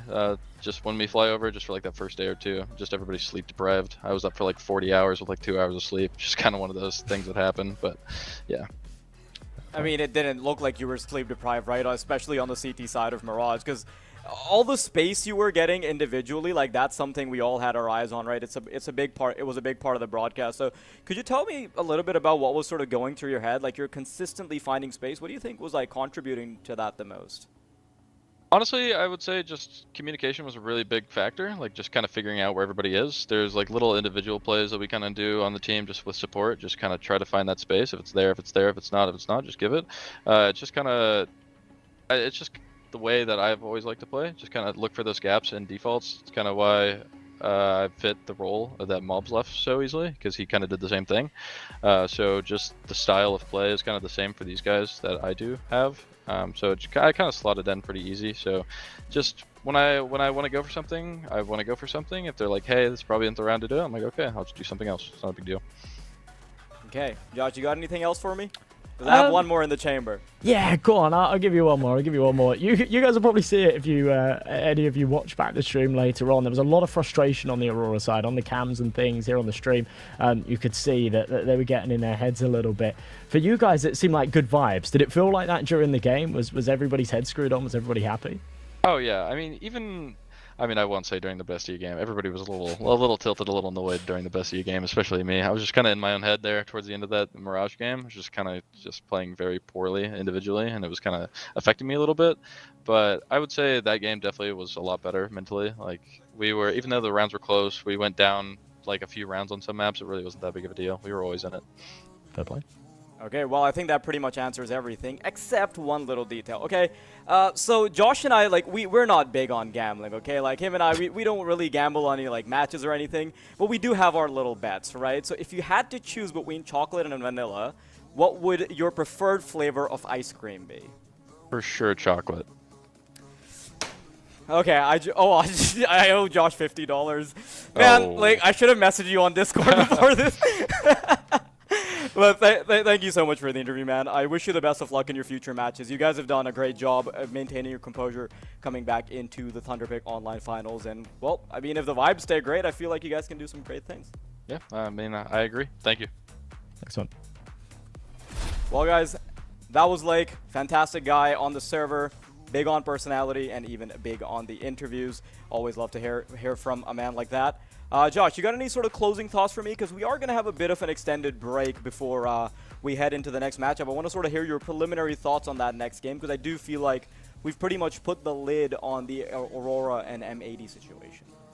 Yeah, honestly, I really don't know what's in store for this BESTIA big game. They're two teams that we really haven't seen against each other, have we? When it comes to you know, that M80 matchup against Aurora, and even if we do see M80 versus Big down the line or something like that, then there's something there, right? You can say, okay, these teams have played in the same tournaments, and whilst there's not direct parallels, or at least not too many of them, there are lots of, you know, these guys played these guys and these guys played these guys. With Bestia and Big, it feels like just like a complete stark contrast, and I don't know. I think Bestia could be a real thorn in their side. I think with the difference in playstyles from what we saw earlier on against M80, whilst I'm not going to go ahead and make this kind of really bold prediction that they could win it, I think that they're going to be a dark horse. I think they could give us some surprises for sure. My issue for Bestia, like the one thing that I'm particularly concerned about, right, is that, listen, Bestia were able to overpower M80 by sort of surprising them with, like, the faster defaults and, like, the faster executes, right? But because of the type of team that Big is, I think it's a team that's very used to this, right? Like, when you have someone like Tabson on the server, he's not going to be surprised by any of this. Like, he's not one of the new kids on the block. Like, you throw old executes at him, he's going to punish you every single time, right? So I just feel like Bestia being able to take advantage in that sense, and knowing that, you know, the teams are actually watching the other games, and teams are actually doing like their last minute prep just to try and get an understanding of trends towards the end, that might expose Bestia's weaknesses a little bit more. And obviously then a team like Big also gets that warning by watching the M80 game. That's something that particularly worries me for Bestia, but I will say this. There's still a team whose practice partners are sort of in a bubble. They're able to like cook up a lot of strategies like without really exposing themselves to anyone. They're a team that has secretly just been getting better. They have like so much firepower behind them. I do think that second game, or the last game of the day, is going to be an absolute banger to decide who is going to make it to the 2-0 bracket. But that being said, we're going to be going to a bit of an extended break. When we're back, you'll be watching the fourth and final match of the day. Keep that tab open. We'll be back in a bit.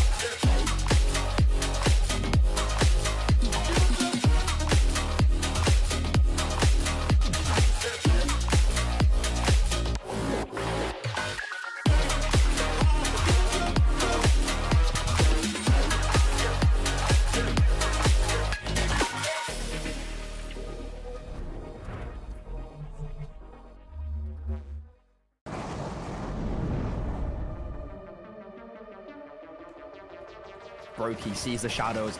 They know about Brokey on this boost. They're going to target him, but he still succeeds.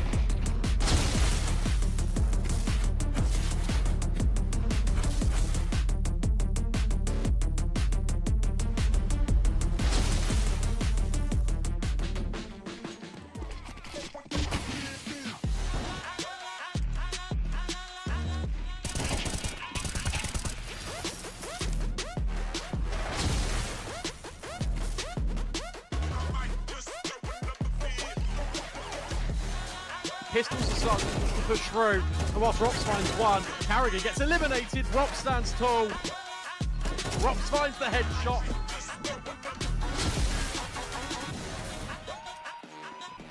Oh, electronic.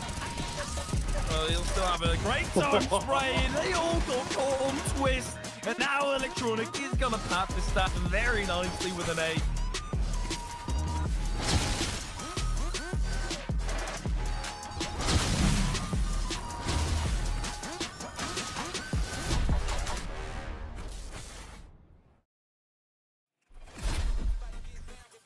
Welcome back, everybody, to the Thunderpick World Championship Online Finals, and we're about to go live with the 4th and final matchup of the day. It's already been a fantastic day of CS, maybe a few upsets in there, and definitely some results that we did not expect, especially not the BESTIA 13-1 M80 situation, Josh. That was definitely an interesting one, but right now, BESTIA's mettle is about to be tested once again. The final match, of course, being Big versus BESTIA. Yes, I think they should be feeling fired up after that last result as well. A bit of a lengthy break. They don't have to... There's nothing really for either of these teams to do within that time other than just sort of sit back and watch and wait. Potentially, either one of them could be playing up against M80 again in that lower bracket. I think BESTIA would be feeling confident if they have to do so. But yeah, in general, right, they can watch that Aurora game, they can sort of take some notes, maybe they can use it as a chance to get some rest, especially for the BESTIA boys who've come over from South America, of course. But this is going to be a really interesting game.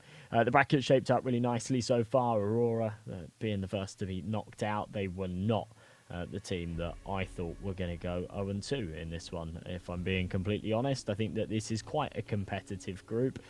Not the most competitive of all of the groups here in the tournament. I think Aurora sort of had a very good opportunity to get out of this, even if it's not through that upper bracket, but through that lower bracket path, and they were just completely denied it. They didn't even really come too close. For sure. All of the matches we've seen today, right, I'm kind of surprised that we end up seeing as many 2-0s as we have. And, like, the question right now in my head is that going to be the trend going forward? I mean, we've covered 75% of the day already, but I really doubt that Big versus BESTIA is going to be the case. I feel like Big have shown a few signs of weakness when they were playing against Aurora earlier, and BESTIA have actually shown us that they're kind of at the top of their game right now. It kind of reminds me, I mean, obviously you can't really draw that parallel just yet, but it kind of reminds me of how M80, you know, when back when they were playing in ESL Pro League, they just had this little Cinderella run. They had these 3 matches that were absolutely out of this world. They were playing fantastic, and I think this online finals might actually be the place for BESTIA to do something similar to that and finally surprise everyone. Potentially so. Yeah, potentially so. They certainly surprised everybody earlier on today. Now, I think that Big, no pun intended, is a bigger fish. But yeah, BESTIA have been impressive. Now, when you look at their actual ratings recently and their win rates on maps and things like that, they've been unbelievable. That is, of course, because they've been playing against well, I was going to say predominantly South American opponents, but actually exclusively South American opponents, and they have really solidified themselves as one of the best teams within that scene. MIBR always seem to be a bit of a thorn in their side, but outside of that, they are a very, very competitive side within that region. We will break things down with the rosters, see what players will be playing for each team and who are the men to look out for, of course. I think that there's an interesting storyline here with BESTIA in terms of who's AWPing and who's calling and whatnot. The IGL Nocte, the man calling the shot, sort of previously picking up that primary sniper. Now Zoc's taken some of those duties. He's the most recent addition to this team, joining just 3 months ago. And it's an interesting talking point, because we covered a game the other day. It was a Monty Gen match, and we were talking about Shield and the fact that there's so much responsibility, right, when you are the man calling the shots and you're that primary AWP player. And when you're playing different maps, and we were talking about it on Nuke, and just the fact that it's a little bit too much responsibility at times. I mean, you're trying to have that impact with that AWP whilst you're also looking at the mini-map. You're trying to sort of align your troops and actually sort of keep a hold on the round and the game. It's very tough. Now, in South America, obviously, that godfather, the man that they all look up to being fallen, maybe it feels a little more obtainable. But yeah, I think it's always a smart call to sort of separate the calling and the AWPing duties. But yeah, a good team here, a good team in this Bestia squad. The issue is that you essentially have to make a trade-off if you're Bestia, right? Either you have to give someone like Noxy, who has a little bit more experience in that department, and you know they have been doing, sort of using him as the IGL consistently before, or you essentially have to give up the reins to a man who is relatively... I mean, he's not really proven just yet, right, in terms of, like, taking the reins, like, calling the shots. So, although that is going to bolster your AWP potential, it also kind of puts you at risk of, hey, our IGL might be falling apart. We don't really he doesn't really have all that experience. But for now, though, it's been working out just fine. Now, I think part of that, it's a bit of a...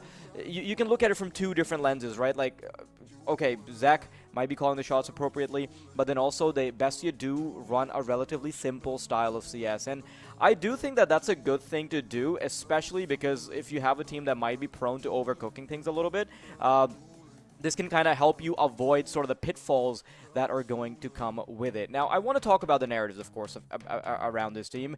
Bestia, coming into this tournament, they were a relatively under-researched team, especially because their practice partners can't keep their sort of strategies hush-hush, and their region allows them to sort of play within the bubble. So I think that is one of the advantages that they are going to have. And they had this really, really aggressive T side back when they were playing against M80 earlier this day, and something like that, I believe, could also really topple Big, who have started to show a few cracks in their defenses. If you look back at the game that Big were playing against Aurora, some of the aggression from Aurora was very, very difficult for Big to challenge. Now, I will say this, though.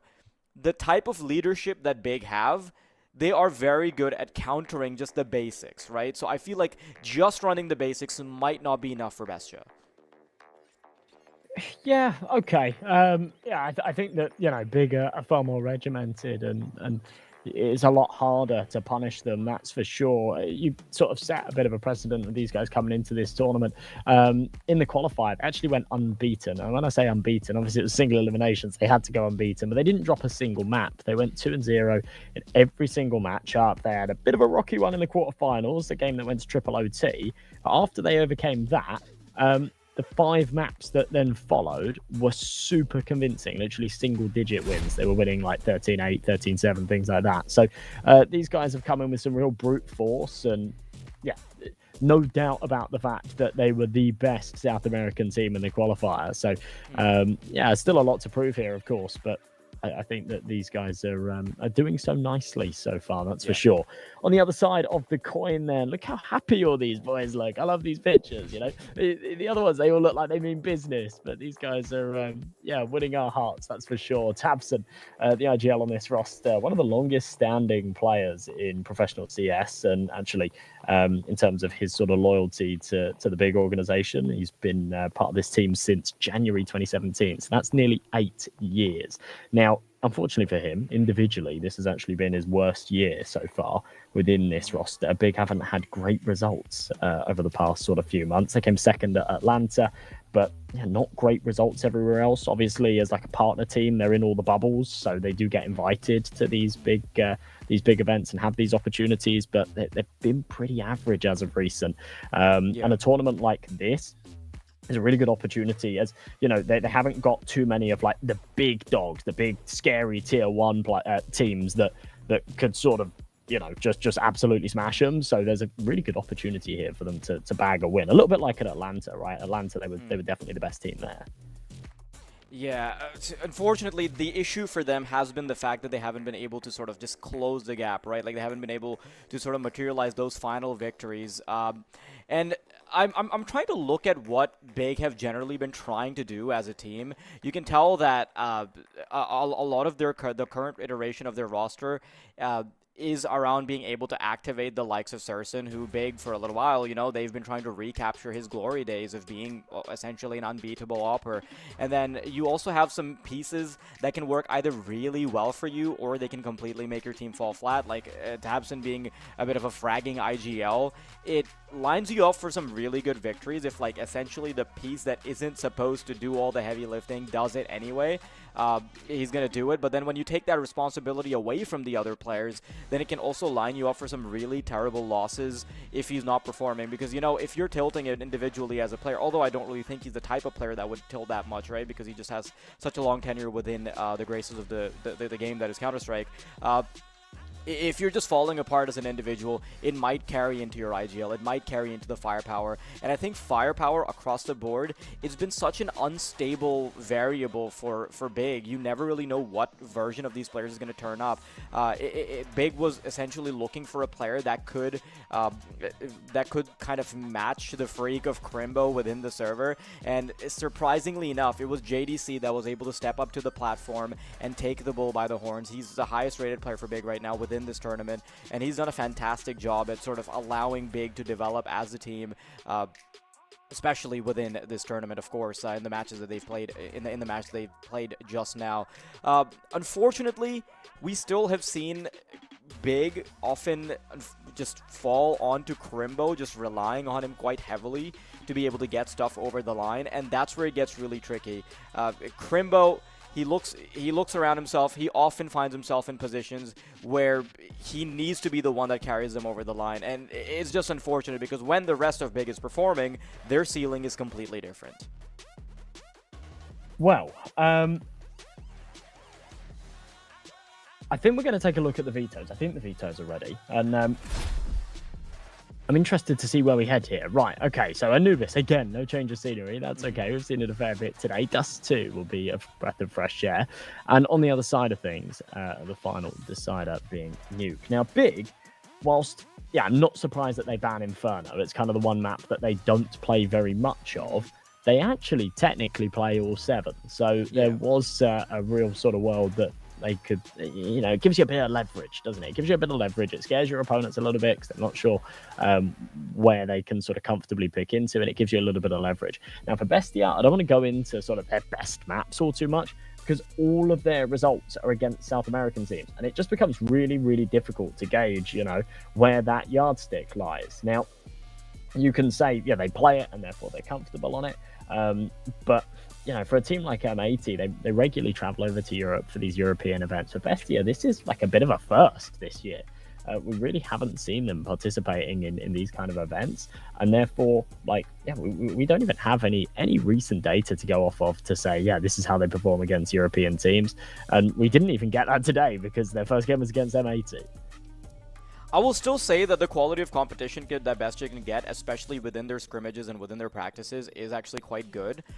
So I wouldn't be too surprised if they're actually the team that makes it out of this group victorious. It would be such a cool showing from them. Honestly, it would probably uplift their entire team to a whole another level, not just in terms of confidence, but just being able to elevate your status to then later get better practice because you're getting all those invites, because then you're becoming a part of the conversation when it comes to the nicer practice groups, and then you also have arguments to make to be able to sort of frequent Europe because you think that this is a team that is worth spending a lot of money on within the boot camps and things like that. So definitely a lot on stake for these teams. Big, obviously, they kind of have to defend themselves as the favorites coming into this one. I feel like for Big, it's inexcusable almost, like within their own camp, if they end up not qualifying with like a 2-0 record, because even a blemish would expose too many chinks in their armor, and that's something they don't want. They know that they're the heavy favorites coming into this tournament, especially within this group, right? Like, they have to solidify their spot. It's not just enough that they scrape by the qualifier, they scrape by the finals.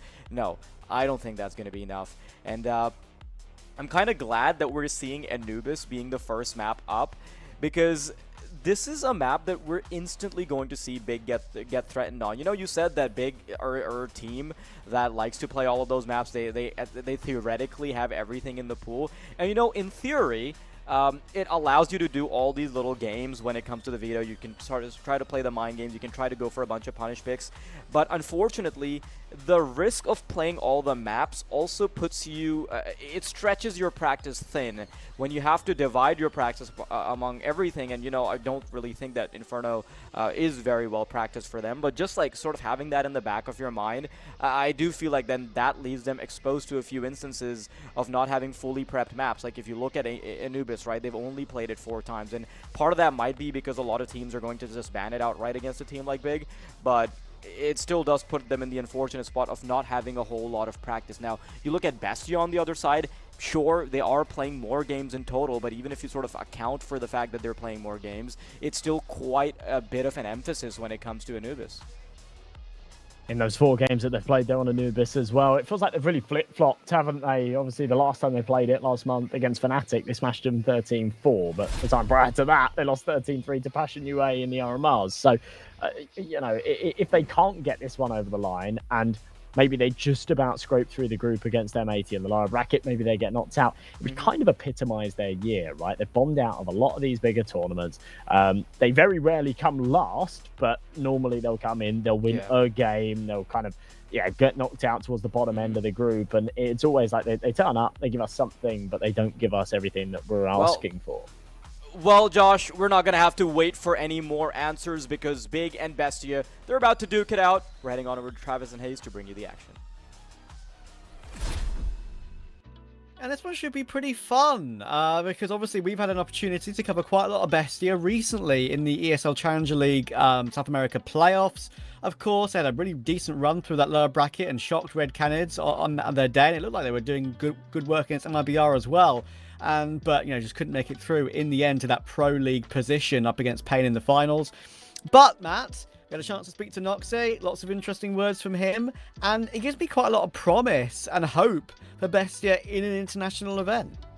Yeah, I feel like they're transcending their regional competition, right? They've been hammering home for a long time there in South America, and they've been able to afford themselves an opportunity now to compete with some European teams. Of course, they did draw M80 in their opening match, who they absolutely thumped, but now they get a taste of some German Counter-Strike, and they certainly have got their work cut out for them. Big came into Group D as the favorites. Of course, the LAN for this event is going to be in Berlin. They're Berlin International Gaming, so the goal here is to qualify for that LAN event. But BESTIA are certainly not going to be any pushovers. You and I have thoroughly enjoyed by what we've seen out of them recently. You know, like you said, in that pursuit of the Pro League spot, qualifying for the RMR, qualifying for this event. They've been a very stable team. So I feel like their floor is actually really high, which makes them difficult to beat. Yeah, and also difficult to beat because maybe lots of teams don't really haven't really felt out their style in a direct matchup, of course. You know, first time matchup, of course, with BESTIA against so many of these international lineups. Yeah, and how they performed against M80 was stunning. Sure, M80 came into the game slow, don't get me wrong, but BESTIA were unbelievable and showed some of that aggression on that CT side, especially on Anubis, which really, you know, proved how good they were at it in those Challenger League playoffs. Of course, we were big enjoyers of Luchov and Thomasine. Thomasine was unreal earlier today. And of course, Zoc has kind of, as the addition of this team, kind of provided some decent floor. You mentioned how the floor is being raised on the roster, right? And I think for me, Zoc is obviously the Uruguayan joining an Argentinian team. People sort of questioned, are you removing Mayan for Zoc? Like, Zoc was on this Dusty Roots team. Was that really the right choice? Mayan's the most well-known Argentinian player, arguably. But he seems to have sort of slotted in a hell of a lot better. And as we said, kind of help BESTIA round out their team better. Yeah, I mean, I've been massively impressed with how BESTIA have actually progressed over the years. You know, you think back to the Isurus days, Nox, of course, the sole surviving member with that previous team, or by GL just carrying it over, and BESTIA just plugging away within South America, climbing up the ranks there, making some deeper runs in their regional tournaments. Of course, had a great run at the CBSC Masters, where they lost out in that best-of-5 grand final to Red Canids as well, despite losing the first 2 maps. But that's only built more character with this team, right? It's not like that loss completely broke them, and they haven't really recovered since then. They've continued to just plug away, have faith in their systems and their belief, just fine-tweak and fine-tune things throughout the process. And now we have a team that's, you know, ready to be competitive on the international stage at this level, as far as I'm concerned. I'm big BESTIA enjoyers as well. Either way, let's see what they're going to be able to put up on the server here against Big. They certainly do have their work cut out for them, but it's not unfathomable for them to make an upset happen. We found the start game button. There was a quick game crash that we have resolved, and we are live into the pistol in this matchup, of course, that will get one of these two teams into those quarterfinals and a chance to play for Berlin. And as you rightly mentioned, Berlin playing, playing a LAN in Berlin. That was almost a must for them. That's where I feel like they've come in super motivated to this tournament. And JDC has the first point of contact. The back shown as they try and launch their way in. Unfortunately, they're launching their way into an absolute blender. Zox the only man to get a kill, and JDC and CEST do a lot of the work. Okay, well, welcome to Europe, BESTIA. That is one way to get a taste of what's coming their way. I feel like BESTIA have been very good on Anubis, and it was actually M80 who picked it earlier coming into BESTIA, and it just speaks volumes to how comfortable BESTIA are on this map with them picking it into Big here in this particular series. Big are Anubis enjoyers as well, so don't think that this feels like a punish pick by any stretch of the imagination. Yeah. That's why these sort of matchups are so interesting. See how these sort of teams go well against this sort of opposition. CEST is actually forced into main here. He actually does really well. He's got 2, should be 3. Oh, good strafe from Thomasin. Hang on.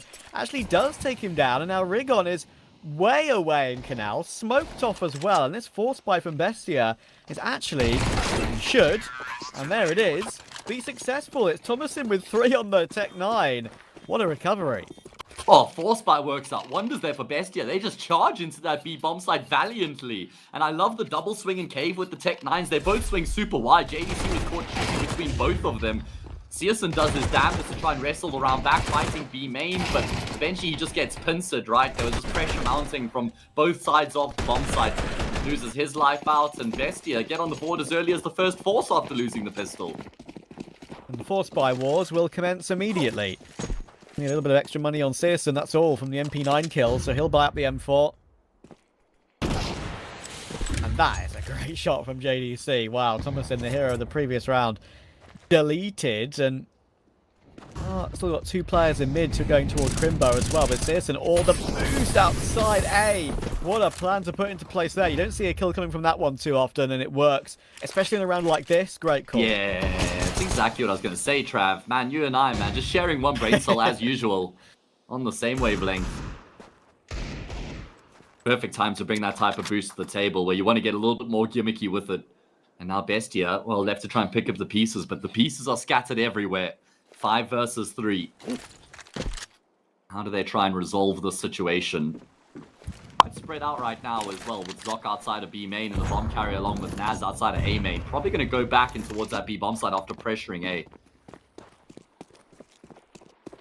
It's a little bit of utility to pick up off of the body of Thomasin after JDC hit that one dig, but Tabson, I think, has got a lot of information here. I'm pretty sure Big understand what's about to happen, but JDC does get caught by Zoc instantly. This is big flank from Tabson, but only a P250 though. Only a P250, and now Zoc's got his gun back out again. Can Tabson get the drop on him while utility is drawn? Yes, he can. That's going to be an M4, but Naz and Luchov have done great work in the meantime to recover it. 2 versus 2. That had to be the duel to be won, though. Now it's all down to Naz. Dancing with the pillar. Tabson's cleaner. And the old captain of Big steps up again. That is brilliant. Honestly, such good work coming through from Big. Tabson had a crazy series earlier on today against Aurora. He was just popping off like crazy, especially on the first map. And I actually think it was the Force Wars that set that second map in motion between Big and Aurora on Mirage. There were a number of Force buys traded back and forth. In similar vein here, it's exactly how Anubis has started as well. I like how accurate that was as well on the last. It looks really easy, but sometimes those are a little bit nervy when you're 1 versus 1 and you have the intel. Naz had the opportunity to choose when to peek, which side to peek. Tabson didn't know. A great reaction. And BESTIA are going to keep the pace really high here. Tabson trying to fight for it again. JDC needs 2 here, you would think, but the angle of smoke doesn't really work out too well for him. And Crimbo, looking to recover instantly, will get taken by Thomasin. That was a lovely shot. And BESTIA with the instant force buy in return. All the rifles in play still. It's like they weren't really on an eco at all. Are going to recover it. CEST and Rigon. Now just Rigon. Thomason 1 versus 3, or Thomason 1 HP to spare. Look where Luchov was, by the way. He would have had to drop down and flank him on 37 HP and probably make noise. So that was a big kill to take, and you can see what it means to him. Yeah, look at Thomason just hyping up the entire team right now. He's had a multi-kill in both of the rounds that Bestia have won. The pistol and the small spy here to answer back. So we're just trading rounds back and forth here on Anubis right now. Yeah, you're right. JDC had to get a multi from that position. Thomason just locked in. Very good awareness from him. Doubles down from that position. A single point of health was all he had to his name, but it was enough.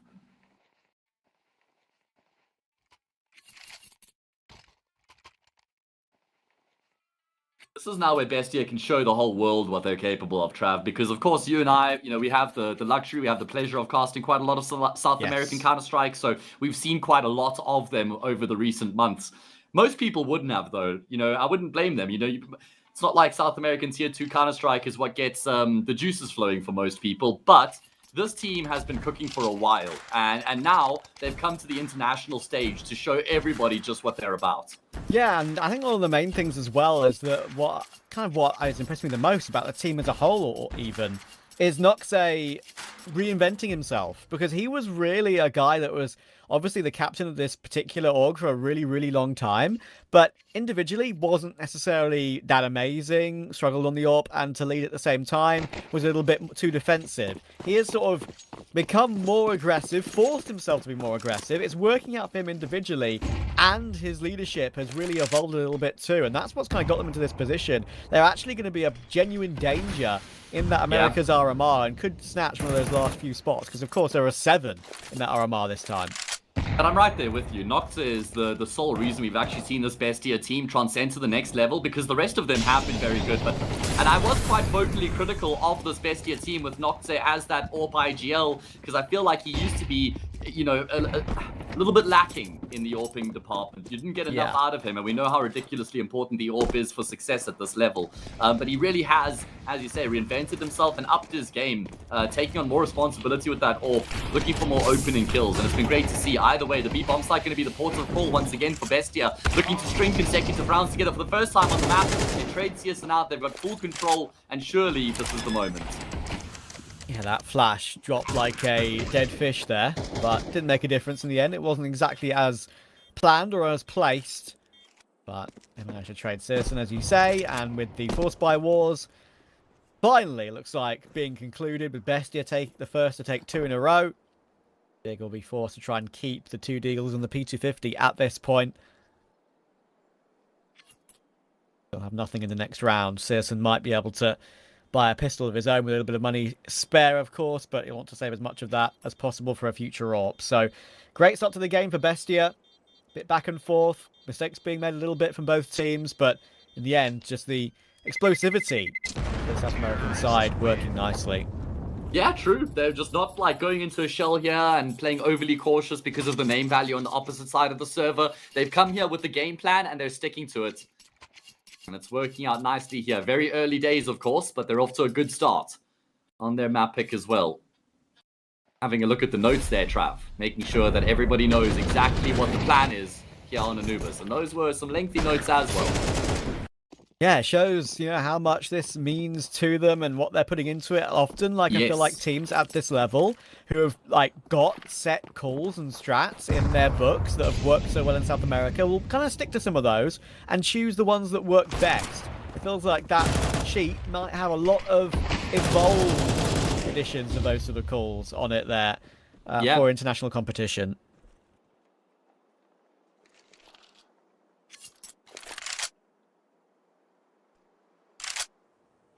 They're actually the second lowest rated team coming into this event, are Bestia. Wouldn't say so by the Counter-Strike we've seen them put on display so far. What I was thinking though, Trav, is if Bestia, let's say they win the first map and on the brink of winning the second, what if their internet just magically stops working, you know, or the power gets turned off in an important round? I think you're saying that for the reason I'm very much aware of, because of where they're playing from. Yeah, exactly. Poking a bit of fun of the fact that they're at the big boot camp facility right now playing against Big. I know, it's a kind of a weird one, right? I mean, one thing I think is really cool is that I think these couple of results actually gives us a very accurate litmus test, good peek from Naz, actually gives us a very accurate litmus test on where these teams are, especially the M80 Bestia result, I felt like. Because M80 are there too, by the way. They're all at the big boot camp. So that felt like a very accurate result, as if they're actually playing the LAN stage already almost. This is technically the online stage of these finals. Yeah. But yeah, I think that's a very accurate result in a way if you want to look back at it in the future. And obviously maybe only people that have watched the game or necessarily worked the game like us would have remember that situation and remember the fact they're all at the boot camp together. Yeah. So it's an important thing to note. Exactly. Just bring that point up. Very level playing field. I wonder if there's a world in which we get the server hosted at the big bootcamp facility, and then they essentially are just playing on LAN against each other. I mean, quite obviously not, but just I know. Funny thought exercise, you know. Same venue though, which is it does make a difference, I would say. And yeah, I think it's actually really cool. I mean, firstly, props to Big for allowing these teams to take part at their own boot camp. I think that's actually like really nice of them.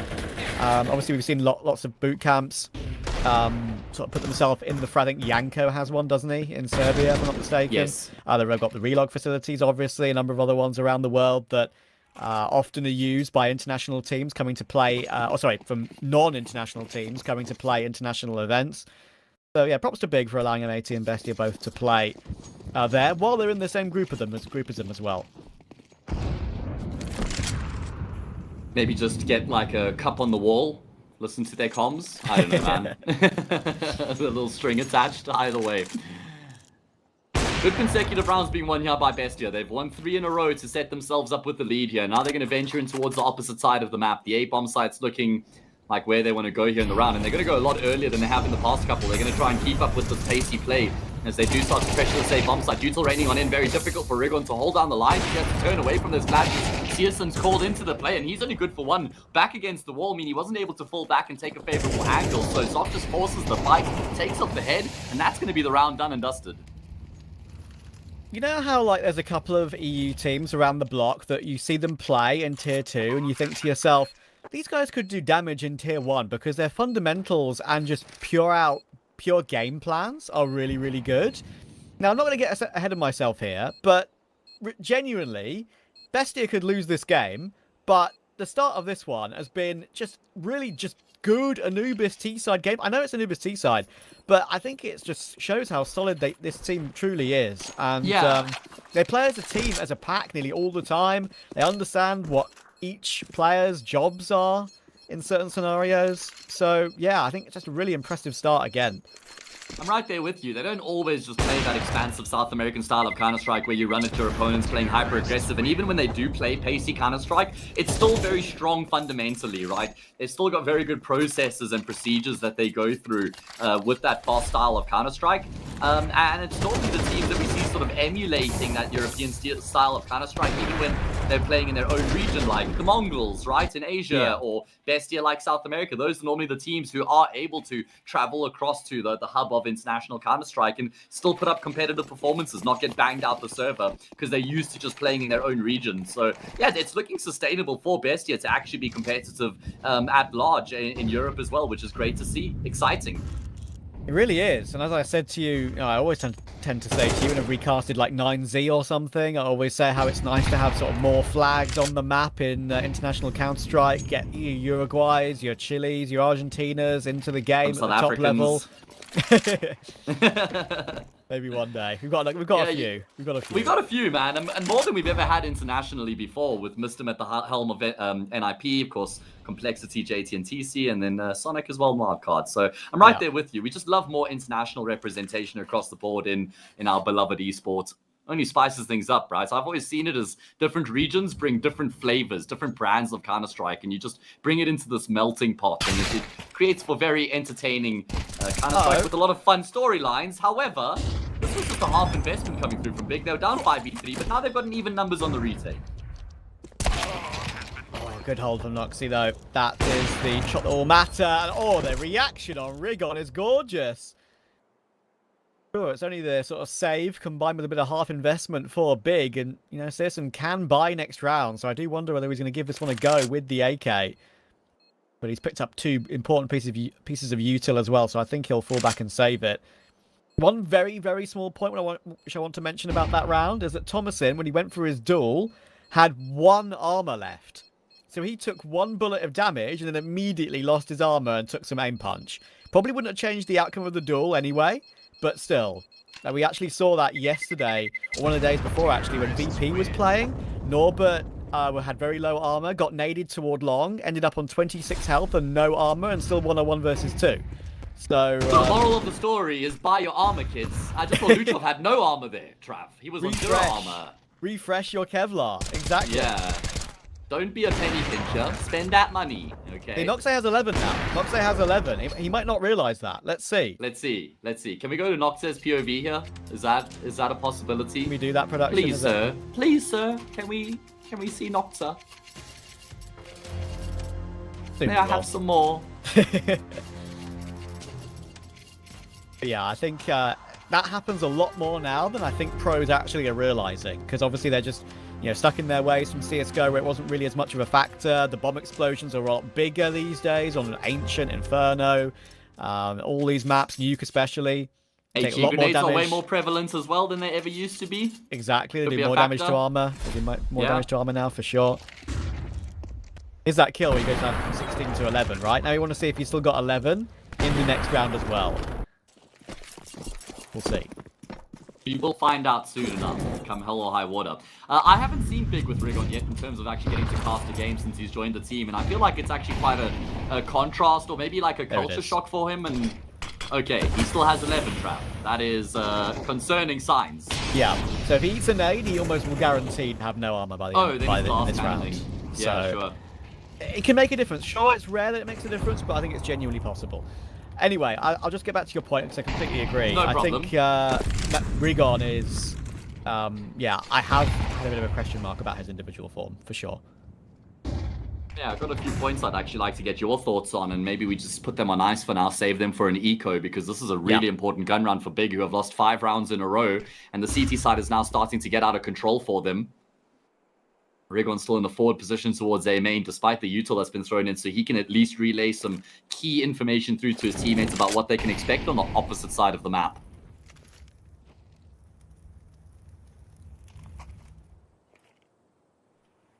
ADC playing back plat with Tabson behind the site with utility drawn, can re-molly and re-nade whenever he feels like, and the resmoke will come through now from JDC. That actually might call BESTIA to go through, but Rigon's doing work as well. In the midst of this B play coming in, Rigon's got his 2 pieces you can see in that canal area. Now Zoc needs a 1 versus 4 native blow from the smoke, and Tabson wins the duel anyway. Tabson's been very, very sharp individually for Big early game here, and they get an all-important CT gun round. Not just here, but in their series earlier on against Aurora as well, Tabson was mega, honestly. I think he might have been the best player on the server for Big. CSN, I actually caught most of that game. CSN struggled. I mean, he got some kills, but he also missed a lot of elementary shots. So, gonna have to see CSN settle into this game here, as Big have been able to win another round back.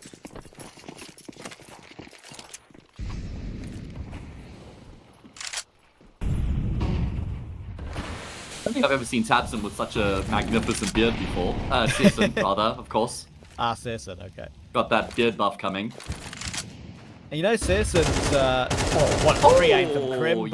Love that. Crimbo is one of my favourite players to watch, and especially in the clutch. That's a lovely start. But yeah, I mean, CSN in particular, I think he's really improved his individual form as well. I thought he was a real big issue for Big, and that's a genuine pun intended, because there were so many games where he just did not look up to speed on CS2 whatsoever. I still think Slacks is better, slightly, but CSN's improvement has really made a big difference for Big. Yeah, I mean, there was actually a period in the early stages after CSN joined Big that I thought they would have been better off just keeping Mantu. Yes, agreed. Yeah, CSN has improved his performances as of late, as you suggest. Either way, big hit coming in towards the same bomb site. Big have the numbers on the side of the map, and util damage raining on him. That's not going to disparage Thomason, though. Commits as the tip of the spear. He'll get cut down, and the numbers here for Big prevail. Oh, it's comfort. It's comfort. It's all 5 alive. That's going to really set them up on CT. And you can see Rigon bringing the cheer, bringing the chatter, and the happy chatter as well. The replay of that Crimbo pre-aim with his crosshair as well on the replay. JDC uses a dot cross there. Maybe that made the difference. Who knows? I don't know about that one, Chief.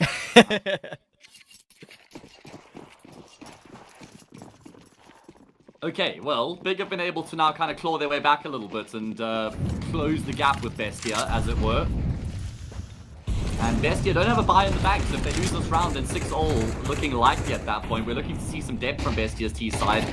These initial plans haven't been working out for them. What do they have to fall back on? CSN falls back, CSN's the angle. Neutral just tears his head right off. The molly doesn't go deep enough to burn JDC out, so he can actually remain in position here. Tabson does fantastic with those 2 kills. Then JDC will pounce after not getting mollied out. Does punish them with a single kill. Rotations have come through as well. Crimbo's going to be a lot closer than what they expect. Catches the first on Nocta, and he finishes off the job as well. Beautiful there on the rotations. Crimbo as well, don't get me wrong, the job done by Tabson and JDC was absolutely solid, but Crimbo just shifting into the site and then staying behind the site until he was absolutely sure that BESTIA just would not assume a quick rotation was already there. And the adjustment for the second on Thomasin was clean. And Big, 5 on CT is already good. If they get 6, I think they're set up pretty well.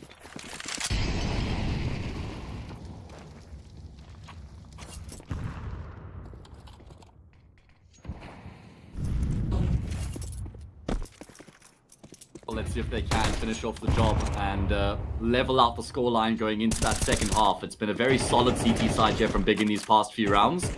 Feels like if they've just shut down the early round from Bestia, if they've just shut down that early round play, the earlier aggression, then Bestia haven't had much to fall back on. That's why I'm saying we need to see some depth now from Bestia on this T side. Plan A no longer working. What's that to fall back on? It's going to be a flash through the smoke there to overwhelm JDC. Tabson called into the fray next, and he might have to just give up the bomb side.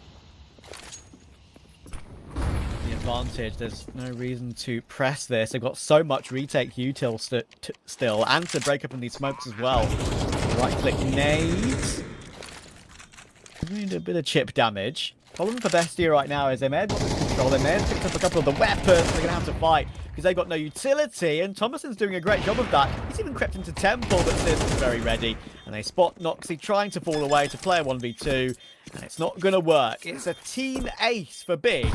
Even this up at 6 apiece. Yeah, and I don't know if you caught that, but Crimbo was actually being very vocal in the retake as well, and he was just clearly relaying what he thought needed to happen because he's the one who had the utility as well. And it's just good to see that Crimbo's really come into his own on this team. Of course, he's been here for a while, so he's certainly very familiar with the level and will feel like he has his space in the team to make those sort of decisions and take control of those situations. But he has a brilliant mind for the game, and you really want to see youngsters sort of stepping into that confidence and giving them the space to make these reads and these contributions. It was a real NT from Thomasin, but felt like he had to go in for more. He knew that Searson was the AWPer, I think, rotating into that temple area, and obviously trying to take the AWPer off guard with the rifle close range is actually a pretty decent call. If he gets that kill, it's actually tough for Big to find the answers. Noxy doesn't have to sprint away and can maybe stand and fight to play a crossfire. So, not a bad plan, but not to beat on this occasion. That's pretty cool. You can see it on the monitor behind them. I think they're using the... Yes, it is. They're using the Steam overlay notes feature to have their match notes on it rather than a piece of paper. And that Steam overlay notes feature obviously does save whenever you open Counter-Strike. It doesn't just disappear. It doesn't reset every single time. So that's a really cool little... I know it's a very small point, but I like that a lot.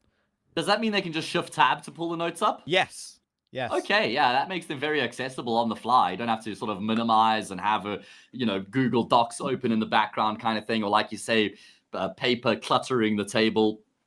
That's a nice one. I don't think I've seen that before. I see Big have got the standing desk as well, which I appreciate. Always love a standing desk, Trav. I think it's time I invest in one. Yeah, I sit down too much. That is a fact. Oh, look at how archaic Big are. They still have their notes on... Oh, it's toilet paper. I thought those were their notes. God's sake. It was a great start to the game from BESTIA, and I'm very impressed by their fundamentals, but the reality is Big should be considered the better team, and they did recover that half very, very well on that CT side. If they can continue that momentum into the second half, once you get the full squad returning. Yeah, Kumbo AWOL at the moment. Yeah. Not AWOL on the server. Certainly would have been a low-hanging fruit joke to make there if he was struggling in game, but we can't make There that. he And here we go. is. He's returned, even closes the door. So well trained. Clearly not born in a barn, Trav. So well trained. What do you mean he's not a dog, bro? Come on. Well, man, you so often people come into a room and just leave the door open. Even takes the Zin out there as well. Nicotine levels maxed out. Let's go. I will say I always close the door, so. All right, well, there we go. Your team door closing. Oh, dear. All right, with Crim Boss back into play. Another great first half. Some really important kills from him. 8 and 4 for him. The pistol round can now get underway. He's one of the 2 players to buy up utility. Tabson's got a molly and a flash, and a couple of smokes have already been used, and they're going pretty pacey on this one. Noxy, you've got to be ready, my friend, and he is not. Rigon has deleted him immediately, and with these smokes up, it's a very fast plant. Yeah, I genuinely think this was Big just saying, get a taste of your own medicine, Bestia, and they're going to flash their way through the smoke as well. Oh, brilliant flash there from Kumbo. Rigon able to capitalize. He's running out of bullets, though. Looks to try and tuck himself in the corner, but won't get the reload off. It's okay, though, because Big still have the man advantage, and JDC, that is brutal. The one tap to just rip Zoc's head off, and there should be no way back into this clutch here from Naz. He will receive the same treatment as Big get the lead. Another solid pistol from JDC. 3 kills on the board for him. Look at the way Rigon enters the site there. Noxy had an opportunity. Even if he gets that one with the dualies, even 1 kill like that could easily change the outcome. Noxy could have danced around, maybe got another. But the instant entry makes it comfortable. And Bestia will choose to force, actually. Yeah, as was the case in the first half, right? Bestia won the T-side pistol with the exact same strat, and then you saw Big force up and win their force spice. Let's see if Bestia can emulate that as well. Otherwise, they're going to start to seriously feel the pressure here for the first time in the series.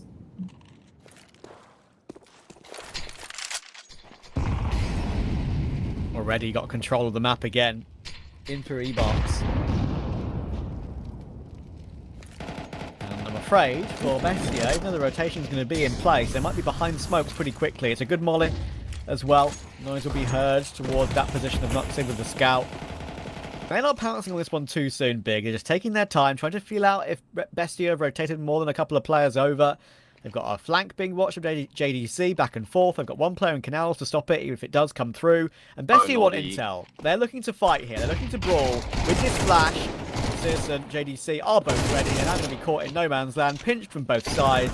And Noxy, even if he gets 1 kill, it would be a miracle. He does not. What a great anti-force that was from Big. I think that was a bit of a doggy poo-poo flash, if I can be completely honest, because it bounces off the wall. You could see how early JDC actually turned away from it, so it doesn't blind up either players in E-box, and it makes for easy kills. So needed a better flash there. See? Both turns, unimpeded. No pop flash there, man. A little bit dog water, I'm afraid, that one. Only a little bit. Only a tad.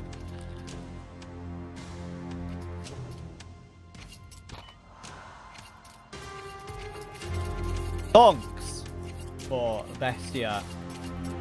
Want to get their brains into gear and what they think is the best course of action to begin this gun round. Yeah, After the and it's the first time we're seeing them be really tested today, right? Because against M80, Plan A just worked out perfectly. They didn't actually have to scratch beneath the surface and dig a little bit deeper and get tested and challenged like they are now by the group favorites who have got the goal of qualifying for the LAN event in mind. You know, Bestia is just an objective on that path, whereas for Bestia, beating Big would be monumental. It's not like qualifying for the LAN is the ultimate goal. I mean, they'd love to, but it's 2 completely different perspectives for both of these teams in this series. Yeah, you're right. It feels like as we kind of touched on earlier, it feels like a must for Big. Berlin International Gaming, not at a Berlin LAN, and which they had a chance to qualify for. That would be a travesty. JDC should die here. It took a while, but he does. He gets 1 before that AK was stolen away from him. It's on the back of Zoc now, and they'll realise that there's a bit of a setup toward B, perhaps off the back of this Big. So Crimbo has taken mid control. Goes down toward Temple. Lots of space to work with.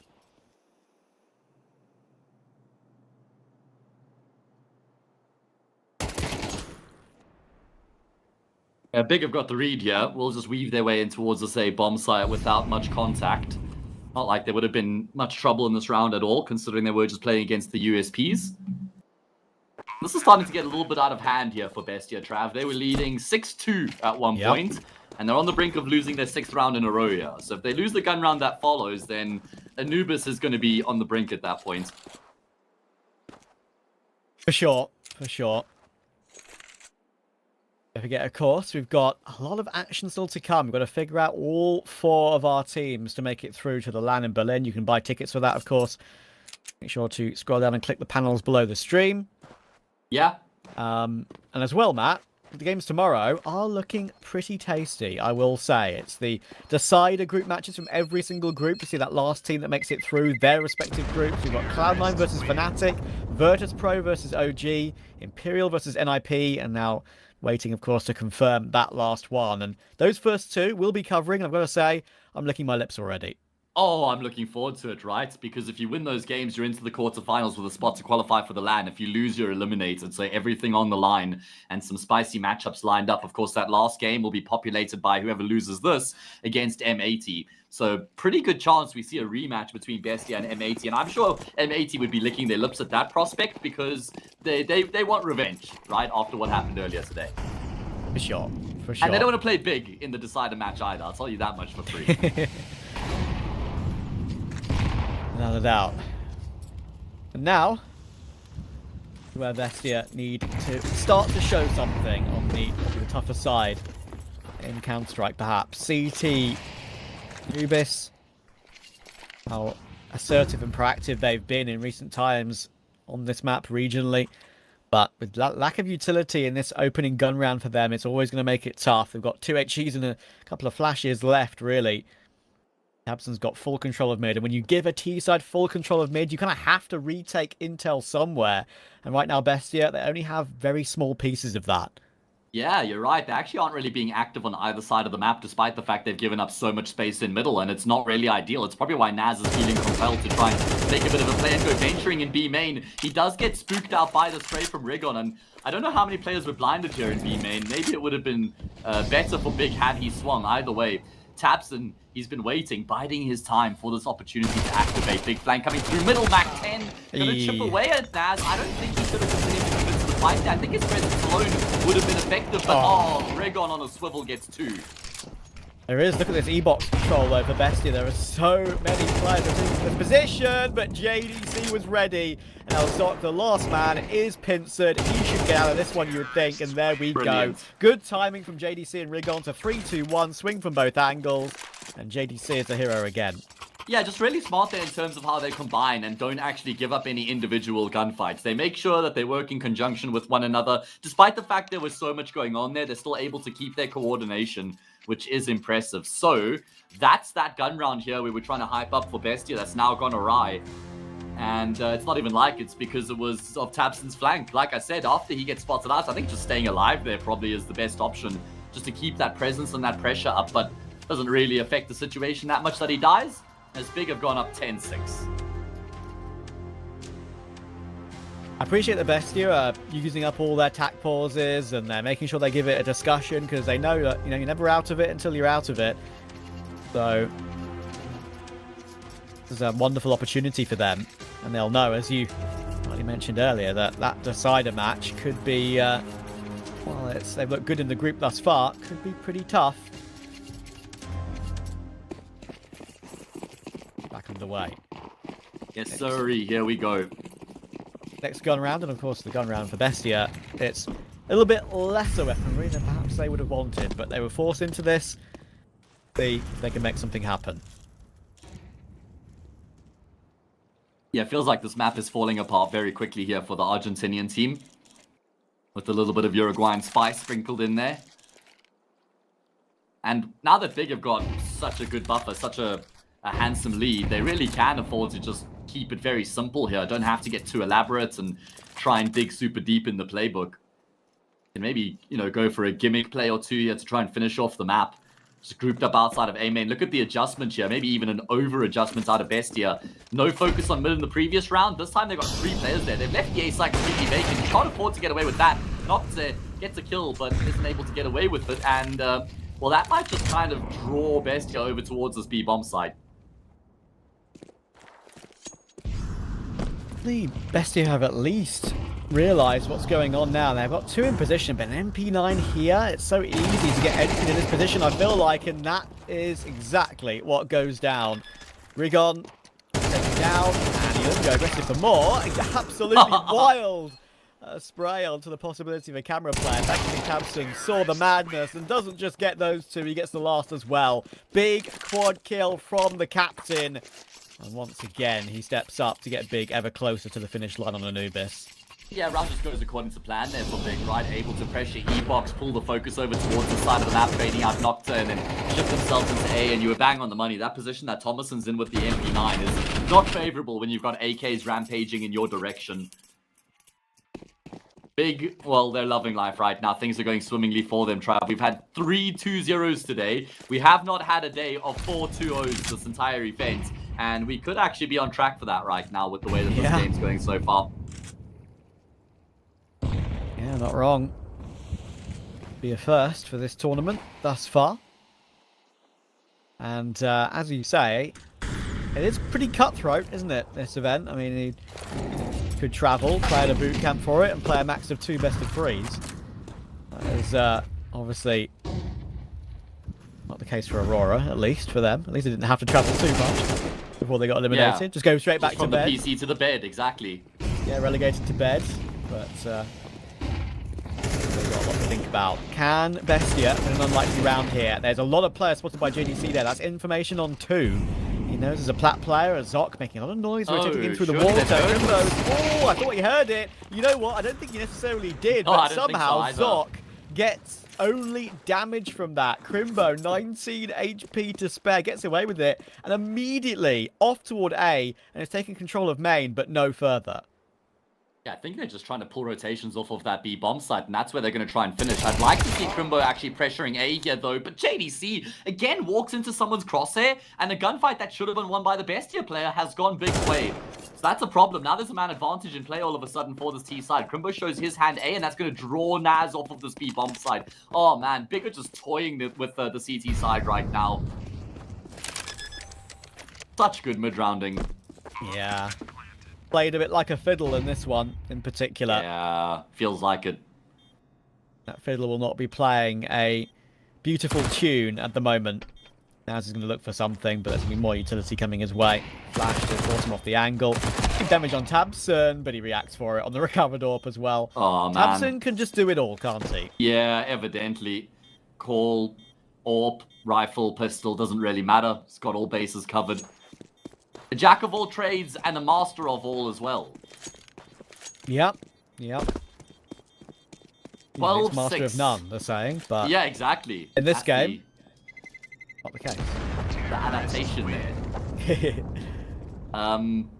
I will say, Zoc kind of loses the plot in that round. I mean, he's just pushing forward way too aggressively, making way too much noise, and I'm there with you. I don't think Crimbo heard him. I think he just wins the gunfight because Zoc misses so many shots.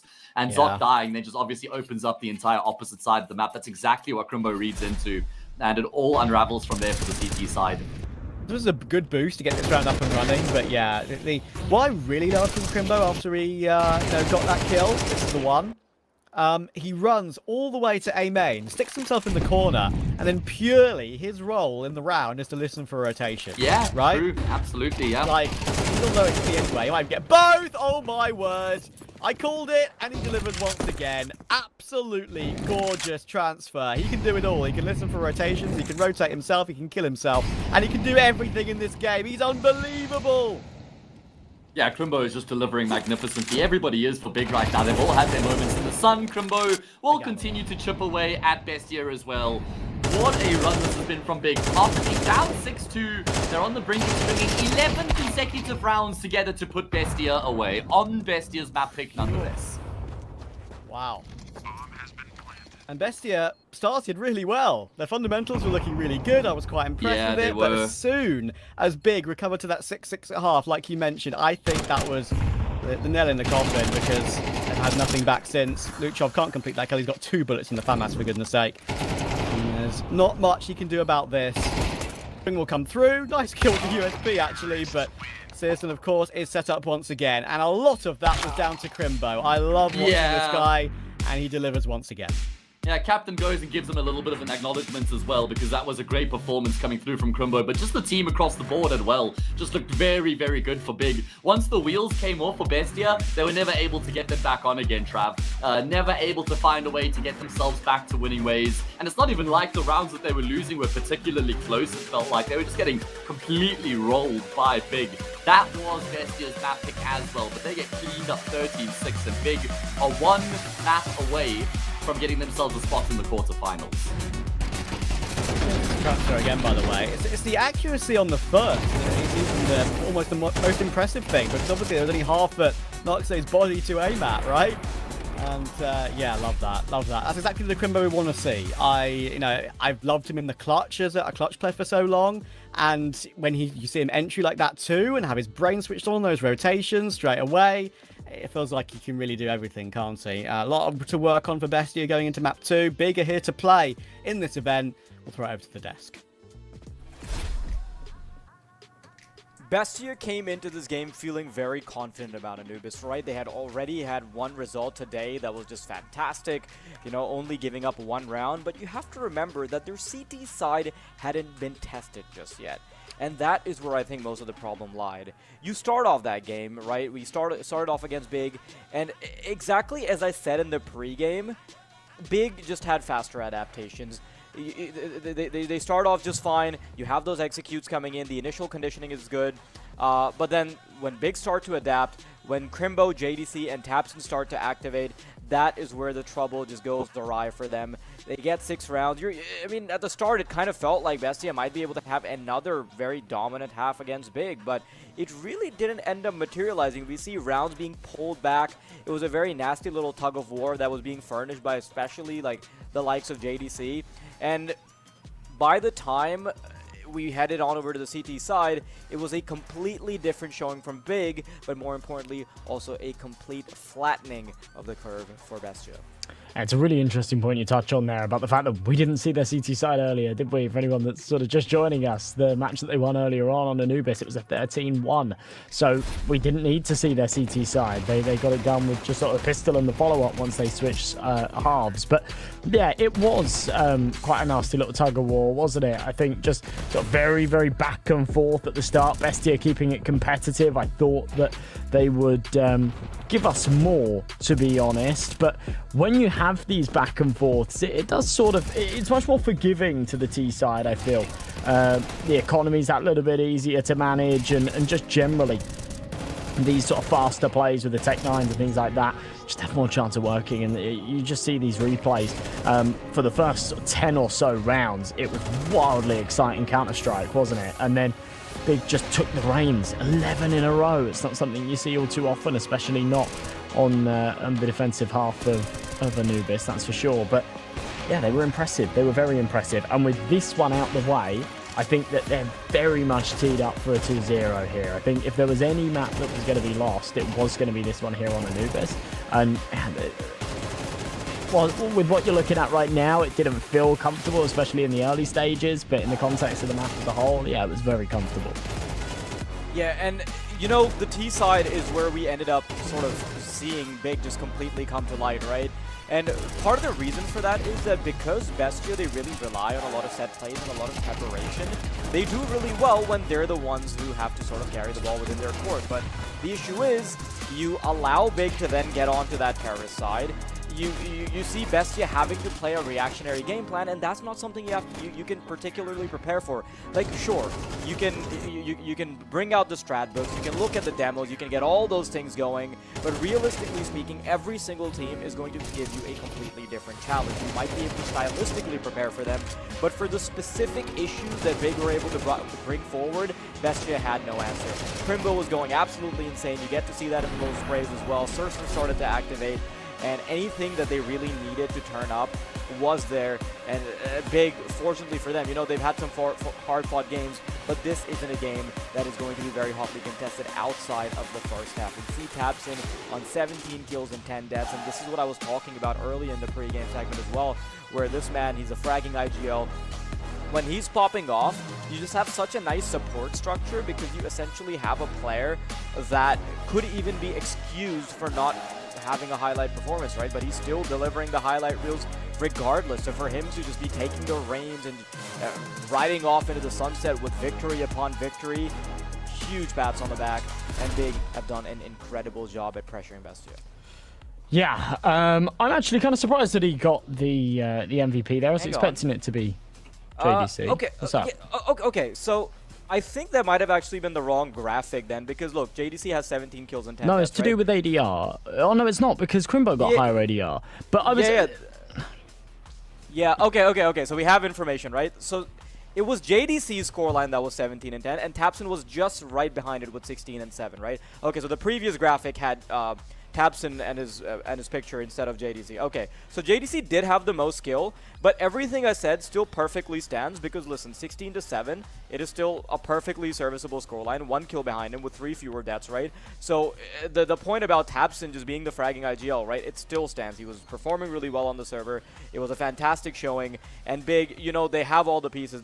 Sometimes they'll have issues where all the pieces aren't going to activate. Like, you know, we saw a couple times where Serson wasn't really playing up to the mark within this map, but it's okay. They didn't really need it just yet. And considering the fact that it was Bestia's map pick, and this was supposed to be one of Big's weaker maps because they generally don't like exploring it very much. They've only played it 4 times. 4 times prior to this game, and they had only won it a couple of times.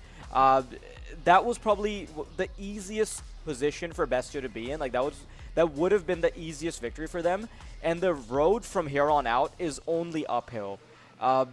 This is just going to get more difficult. They had to get that first map to sort of guarantee the decider, and I'm not really sure how Bestia are going to cope with it. Yeah, I was going to say that Tabson, at the end of the day, even though he wasn't sort of top of the scoreboard, he was having massive impact with that calling. And when you look at it on the other side of things, right, when you actually look at the other side of the coin, on Bestia, Noxe, the man that was calling the shots for them, like 26 ADR, I think that was. He got 4 kills across the map, was really, really struggling to have impact. But at the end of the day, Tabson called a great game of Counter-Strike there. He recuperated the troops after a bit of a rough start when they were on their CT side. They managed to pull it back to a good half, and then he called a great T side as well. So, yeah, no doubt. I think that they're going to be feeling super, super confident going into this second map, and I'm anticipating them to win it. For sure. Big, they have set the foundation for greatness, right? And although their game against Aurora was quite hard fought, I do still think that just coming into this group, right, the expectation was just always going to be there. They are a cut above the rest. They are supposed to be the big dogs. And I feel like coming into this, they probably didn't even expect any pushback up until they get to the later stages. And it's nice to see that Big are able to put their foot down, but it's also very nice to see that we have seen teams like Bestia who aren't just going to go out in the 0-2 fashion that we expected. Like, personally, I had Bestia at the 0-2 pen down, and maybe I wouldn't have admitted it, but you know, Thunderpick posts all of our predictions, and like they tell everyone that we've sort of like pissed the bed when we have bad predictions. So you know, I can't really do anything about it. I haven't told you about this, but I did highlight it with production. So on those first couple of days, or those first couple of groups, we were told to predict the scores of all of the matches, and then on the right-hand side, who's going to go 2-0 and who's going to go 0-2, right? Now, I put 9Z to lose both of their games in the score side, right? So I was like, okay, right, so they're going to lose these games. But then I put Fnatic to go 0-2, which isn't even possible. And then 9Z lost both their games. They went 0-2. But I didn't get the points because I'm an idiot. Listen. It's actually a big brain thing to do, right? Because maybe you're just trying to optimize your chances mathematically, right? You're just thinking, oh, okay, one of these things has to happen, right? If you need like a minimum number of points, you kind of do like a paradoxical situation. Yeah. So you have like your feet wet regardless of whatever happens, right? So listen, Josh, this is like your 130 IQ play right there. I respect it. Nobody else should. I'm only respecting it because you're my colleague. Otherwise, I would, in fact, be making fun of you in the Twitch comments. But that's enough waffling. That's enough yapping. We are going to have to take a short break so we can sort of recharge the yapping engines, bring back the generators for the next game, and we'll see you in just a bit. Be right back.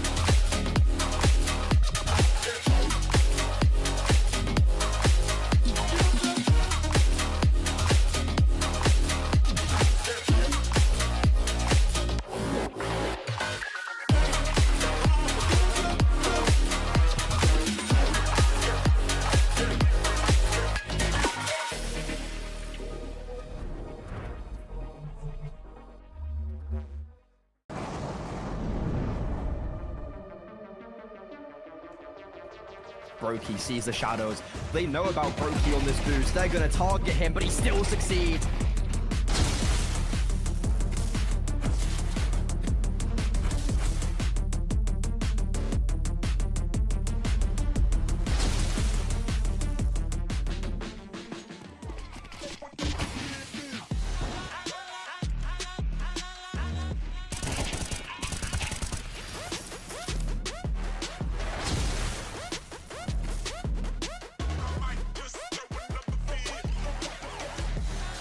Pistols are starting to push through. And whilst Rops finds one, Carrigan gets eliminated. Rops stands tall. Rops finds the headshot.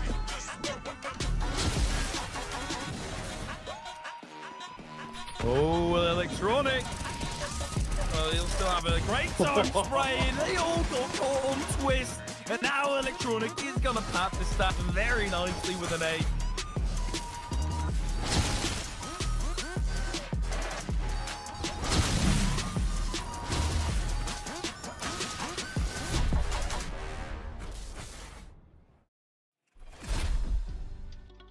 BESTIA are in the game for a little bit on Anubis, and then as soon as Big recovered to a 6-6 at half, they never looked back, and they looked brilliant in doing so as well. Crimbo having so much impact all across the map, and I think Tabson as well putting in such a super performance in terms of the impact kills and certain afterplants and big moments.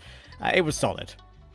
Yeah, it really was. I think that's a great word to use, solid, because they were getting tested at the start of the map, and we were kind of wondering, okay, are BESTIA going to run away with this as well? And Big got the ball rolling, started stringing rounds together on their defensive half, and then we never saw BESTIA, able to win another round after that. They just completely disappeared off the server, and that was their map pick of Anubis. And I was posing the question in the middle of the map about whether or not they did have depth to their game and were going to be able to fall back on something and get competitive once again, but evidently not. And now they have a hell of a job lined up going into Dust 2. Yeah, if you remember those 2 kills that Noxie got on the B site, when he on the A side, sorry, when he was on the pillar and flicked to the left with them coming back through camera, I think they were probably one of the last 2 kills that he got in the entire game, and that was very early game. And obviously, we've been sort of singing his praises about how he's reinvented and how his individual levels looked a lot better. Obviously, that was a lot of it is against regional opposition, so we need to see that improve on Dust 2 against Big to see if they can get one over them in this series. Big 1 map away from those playoff quarterfinals. Exactly that. And it would be in dominant fashion if they do it here on Dust 2 without losing a map. They would seal that spot straight into the quarters. Not sure any other team in the competition's done it without losing a map. We'll have to go back and check some results. Either way, BESTIA, CT side start for them here. They've got a very tough job on their hands. Like I said, that is quite the double swing coming through from Rigon and JDC, and there's no one to swing through the smoke off the back of the flash. That feels like a bit of a wasted piece of utility either way. Rotations coming through thick and fast from the CT side, and some great taps out of Luchov bring it back into a redoable situation. Oh, I bet now he's so frustrated. Oh, never mind. Maybe he's not frustrated. I was about to say, I bet he's so annoyed there's a Molotov for his position on a pistol round of all times. But you know what? He's helped out by Zoc and gets a fadeaway headshot of his own. And suddenly it switched back around. Luchov got this one underway. And thankfully, BESTIA are able to compound it as well. Look at the setup they've got, realizing that Crimbo's fallen back to long. They're in a line. And Crimbo, I think, has shoulder peaked 2 of them. There's no way he's getting out of this one. That is superb recovery work. Yeah, you peak one, you peak all. That's the name of the game with the setup there. And you're right, it's a great recovery after how quickly Noxel went down. Have a look at the swing here. JDC and Rigon combining, but then Luchov has his say. And that's a name we haven't said much of, right? Luchov is such an important player for BESTIA. He's one of those guys who's normally on the front lines, so happy to get his hands dirty, be in and amongst the thick of things. But we didn't see much impact from him at all. And we're going to have to see an improved performance out of him in particular, and Zoc as well, right? Zoc also really struggled in that first map, had a few questionable rounds. So BESTIA certainly have their work cut out for them. We know what this team is capable of, but they're playing against the mighty Big right now. And it's big on Dust 2. Historically, one of their strongholds. Maybe not as much in the modern day, but they've always liked it. They've always liked it. Tabson has as well. So, see how BESTIA are able to counter that. It's that solid start we mentioned. They survived with 4 on the anti-eco. And then you mentioned, of course, recent games that BESTIA have played regionally, of course, on Dust 2. Obviously, if you look at percentages, they look better than Big, but again, you have to count the teams they've played against. Obviously, that does skew things. I think the most impressive ones they've had lately, probably against Red Canids.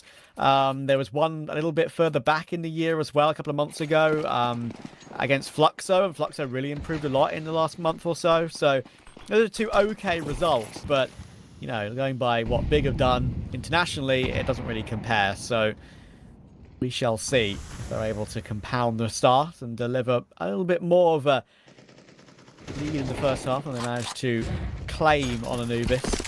Oh, I like this a lot. Middle of the round, just throwing themselves in towards the top of middle of the back of a flash. It nearly works out so nicely for them. Unfortunately, Big are able to just compose themselves and lock down the line there towards the top of middle.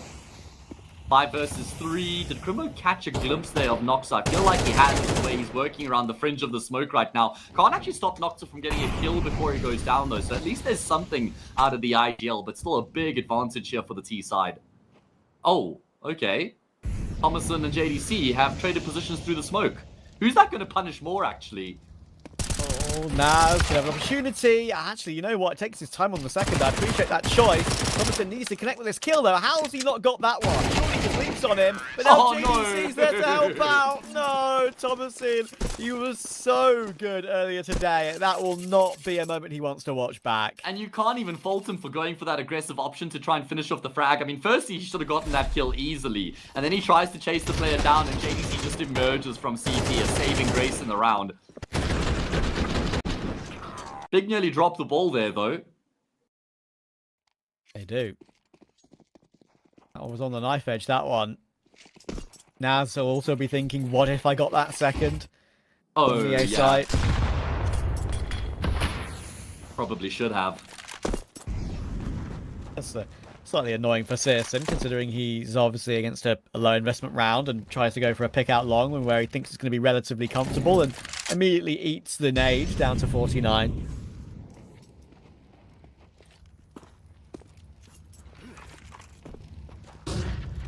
Yeah, I mean, it is just an eco round coming through from BESTIA. They have got a scout and a Desert Eagle in the mix, so some potential to do damage. Rigon preempting some sort of a boost there, and it's a very nice second kill as Zoc tries to fall back to the safety of the bomb site, but not allowed. And I was trying to make a point earlier about Rigon that I actually forgot to go back to, and I was just going to say, I feel like it's going to be a very big, or it would have been quite a shock for him stylistically, going from Bad News Eagles and Guild Eagles to then join a team like Big. Completely different styles of Counter-Strike, right? Big like to play slow, methodical, calculated approach, whereas Bad News Eagles were very well known for their very aggressive style of Counter-Strike. Lots of space to kind of make plays on the fly, a huge amount of freedom for the individuals, whereas Rigon's joined a far more rigid system here in Big, where kind of has to just not just evolve as a player, but just try and slot into a system that he wouldn't be familiar with, right? Yeah, I get that. And obviously, I feel like he has struggled with that quite a lot in the bigger games for Big, internationally, on the big lands. Have to see if he can improve. Certainly online, he's improved a little bit, has Rigon. I think he's been quite imperative on a couple of matches, but there's a lot more we need to see from him before I consider this transfer a big success. We'll have to see. Yes. Okay. I know, big is a word that I have to use sometimes. I know. It's just it's one of those things you can't avoid. I know. Kimbo. That's big, though. That is for sure. Oh, and now Molly is actually going to spread enough. Knocked his 4 stars into the open. 2 points of health. Lucky to have his life intact, but he's trying to have an advantage here. A large opening kill. There we go. Yeah. Get some synonyms going here. Taps could be in some big trouble. And he is. Okay, sorry, I'll stop. Yeah, we will both stop now. I know. I'm sorry, chat, we're being cringe. Chat, is this an L? I think it's an L. Rigon will get the bomb. Rigon will get the bomb planted on B, and JDC has hits a great reaction there on Zoc, stopping from going aggressive. Rigon will even go for more as well. Knocks his 2 HP from that Molly incident on long earlier on, and Big have fought the way through to a comfortable one here. And I think Noxie might have a lot on his plate to try and save this too. What a skibbity toilet Aura Riz. Shut up. Coming Shut up. through from Big. That was I'm a not double allowing this round, to happen. We're too old, Trav. We're too old. A couple 27-year-olds just trying to keep up with the lingo. No, every time I hear that, if anyone ever utters that in my presence, my automatic response is to say shut up. So I'm sorry, it's not personal to you. The Nico. Yeah. Shut up. Shut up, shut up. Exactly, yeah. I feel like that Steve Buscemi meme with the skateboard and the hat on backwards. Like, yeah, I know the lingo. Don't worry, chat. I've got your side. I know you don't want to hear that madness. Keeping me in check. All right, Who wants to hear that? Big are keeping BESTIA in check right now, as they've been able to win 3 consecutive rounds, and we've seen already that once Big get the ball rolling, BESTIA really struggle to try and stop that wave of momentum and interrupt it, get back to winning ways themselves. So they've got another challenge on their hands here. Again, I like the timing of which they're using their attack pauses, though. It kind of seems the same throughout the game. It might not necessarily have worked out long term. Fortunately, they've lost the economy game early on the CT side after the pistol victory. So yeah, I mean, we know Dust 2 to definitely be a bit T-sided, I feel like, these days, but the whole game is. So you need to find a way to be proactive on this CT side. Yeah. Wait for another 1 minute 40 until we can find out what their next plan is. Also makes me a little bit more circumspect as to why BESTIA chose to start on the CT side here. I mean, I'm right there with you. I feel like Dust 2, when the map came back into the pool, it was very heavily T-sided. I feel like we were regularly seeing like 9-3 halves and then come back into overtime from there. But it certainly has just leveled out a little bit since then. I'm thinking like 7-5 T-side, but still leaning T-side, right?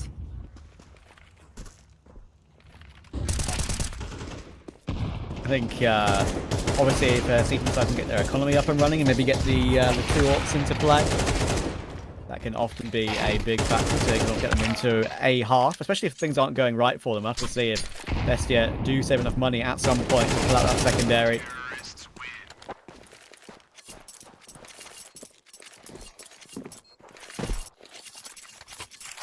And actually, in this tournament a couple of times, we saw it on Heavy God for Cloud9, saw it on Blame F for Fnatic.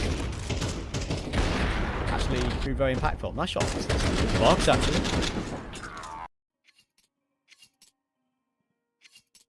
And there we go, Trav. Bang on the money. Double AWP setup being invested into here for BESTIA. Zoc has that second sniper rifle at his disposal. So let's see if this will be the recipe for success. There's the nade. Even though it only does 3 damage, you get to hear the dink sound. Valve, please fix. JDC will deal with Noxie already, though, as he tries to look for something. And Zoc, with that AWP, will hit a tag on Searson. Just see that and hear that elsewhere. But again, big find openings.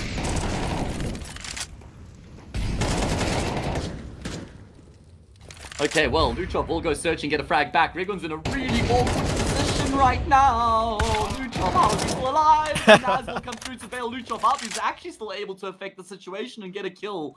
That is quite remarkable. Just 1 hit point to his name, and he's going to be able to get out of dodge for now as well. Okay, Bomber's in the middle of middle. It's literally on the 0-0 axis in the middle of the map. I bet that's not entirely accurate, but you know what? I'll give it. I mean, it's close enough, I think, Trav. But nearest makes no difference, as they say. Yeah. Couldn't get more central than that, I'm sure. Crimbo has got too little map control as a solo player to probably win this one. 35 seconds, waiting to see if BESTIA make a mistake. Luchov, of course, 1 HP. Check long, and I'm sure if he sees nothing long, he might just decide to save in pit or something along those lines. Yeah. Just tuck himself behind long doors. It was a really fine line in this round as well, because I think if Rigon gets that kill on Luchov, it plays out completely different for Big, because Luchov still got another frag after that, right? So, actually worked out really well there for Luchov to stay alive, tucked in the corner. Buying time for Naz to come through and bail him out. And that will be BESTIA winning around Brett back here, breaking the streak. Has to be more where that came from, though.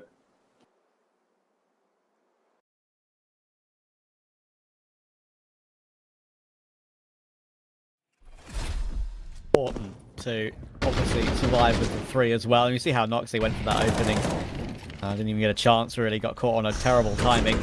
But once again, it's Luchov to do some great work. I think I have been just as impressed with him as I have been with Thomason, actually, in recent times for BESTIA. Oh, yeah, agreed. Feels like Thomason's more like the princess of the team. He gets that star player role, gets all the support, you know, all the utility gets set up, whereas Luchov is the guy who's just does the grunt work, honestly. Yeah. But still gets so much impact. Very reliable fragger is Luchov, and a lot of fun to watch. I agree, actually. Yeah, plays a lot of important positions for BESTIA and often does great work.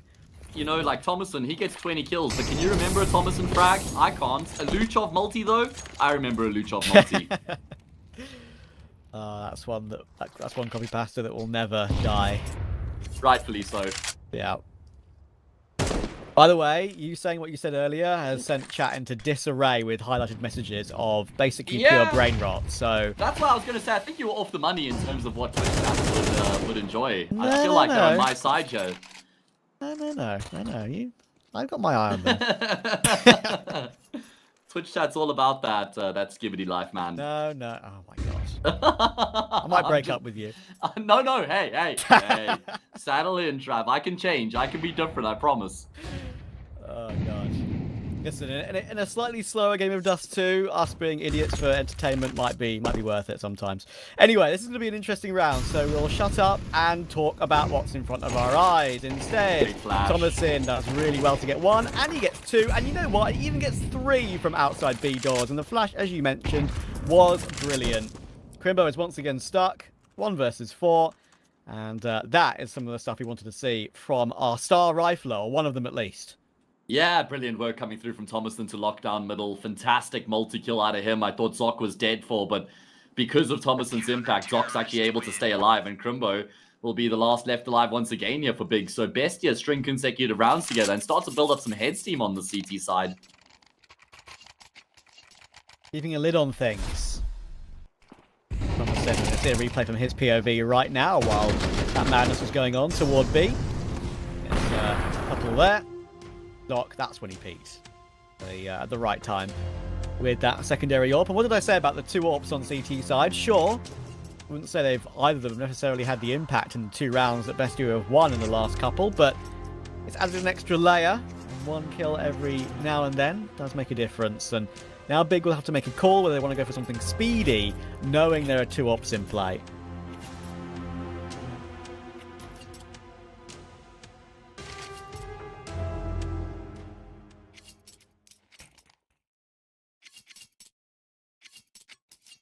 Yeah, it's not a bad option. I mean, that's generally what teams revert back to. Maybe a fast long take into an A site hit. Just trying to avoid that AWP on the B bomb side altogether, because it's really difficult to push into B when there's an AWP posted on the angle. Your flashes have to be perfect. Luchov has been tagged though. They're juggling that second AWP around. It's his turn, Trav.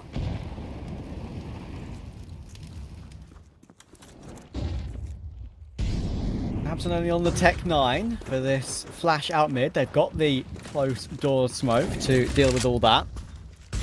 Take that mid control. Looks like actually that BESTIA wanted to maybe fight for a bit of cat to begin with, but they've fallen back off of it now. I'm thinking mid is a bit more of an issue, and they've got a pincer from both sides. So we'll see.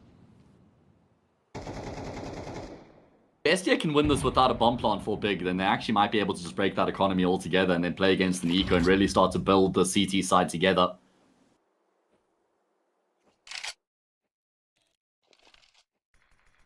We go into the later stages of the round. We haven't really hit a late round situation just yet. Maybe the previous could kind of be regarded as one.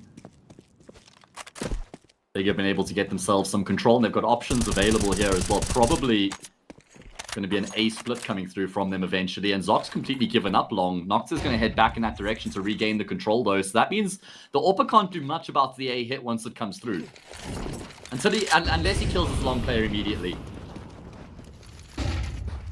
Oh, the flash, the counter flashes. Rigon's so blind on elbow right now. 20 seconds to try and get this one done as well. It can be pretty awkward. And there is not safe. So there's some good trade on Zoc. They're surely going to overlook Goose. Oh my word. Naz bit whiffy on that one. He's still alive here. Thompson, here's the rotation, using the new box to perfection. But now he's the last one alive. 4 seconds. They have to run him down, but he's just surviving so damn well right now. And the smoke actually covers his position. Who would have thought it? Crimbo may have got the kill, but Thomasine, what a hold. The only way to win that round there for Big was to try and get the kill within the time that was left for them, and they're not able to find Luchov on the box there. Brilliant work coming through from him, repositioning, catching the player crossing on catwalk, just making moves in and amongst the chaos there, capitalizing on how much was going on around him. And now they have a lead. Sisson still has his AWP though, and Zoc has been tagged to 8 HP straight away. Always. The life of a B player on Dust 2 can be incredibly painful, and actually he'll choose to drop a little bit of his utility over to Thomason as well, knowing that it would be a tickle from death. So, see here for Big, they have got this slightly lower investment, and the counter utility will be immediate. But I think for me, if I was Bestia and had an idea of what that sort of weaponry they had in this round, I'd still be a little bit nervous, because these are the sort of ones that can get out of hand with the singular AWP, but it's been removed. That's the all-important shot. They're going to try and play pass to parcel with it, but Noxe says no. Yeah, just reassumes the angle, finds another frag, and that should be enough to hammer the round home here. Big still going to venture into this B bomb site eventually, but the damage has been done. Thomason, by design, this lurk smoke does leave this gunfight available, so as a T player, you can step and just pre-fire this corner. But they're not going to go for that. They may even be compelled to just save the AWP here, If they're not able to really find a way into the bomb site, carrying it over could make the most sense. However, that maybe gives them a little bit more motivation in the round. Unfortunately, it doesn't really help them in getting onto the same bomb site. Luchov hasn't necessarily shown his hand yet, so he should be absolutely fine, and there we go, he is. And JDC gets that extra with the Tech 9. A little bit nervous for a second. One of my favourite things when we have all 5 player cams on screen at once, and they're all in the same location, is if one player walks past behind them, they came at exactly the same time from different positions and from different angles, and it looks like they're in the Matrix. It's kind of funny. Yeah, coach has been pacing for Bestia, man. He's nervy. Yes. Yeah. And no wonder. I do the same, actually. When I'm nervous about something and I need to send a text, I just walk back and forth rather than just sit down, Yeah, but there's something therapeutic about it. Like when I'm on an important phone call, it's the same thing. There's something about being able to walk up and down that just keeps the brain operating. I don't know. Either way. Weird, isn't it?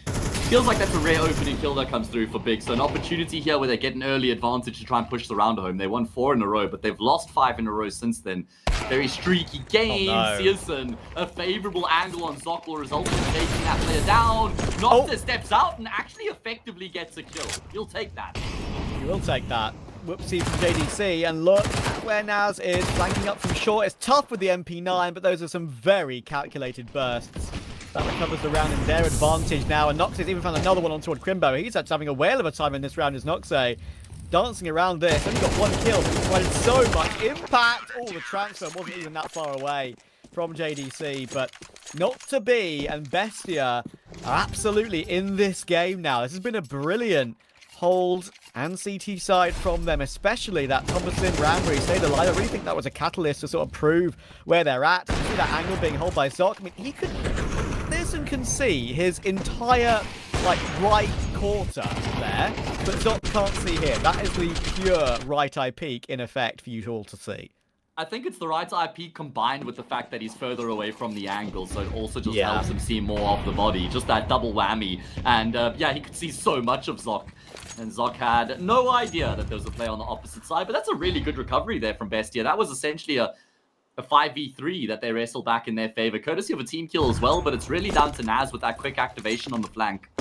So Big are kind of left scratching their heads here because they certainly did drop the ball in that round, and well, now they've got Galils and light utility to try and deny Bestia a 4-round lead going into the second half.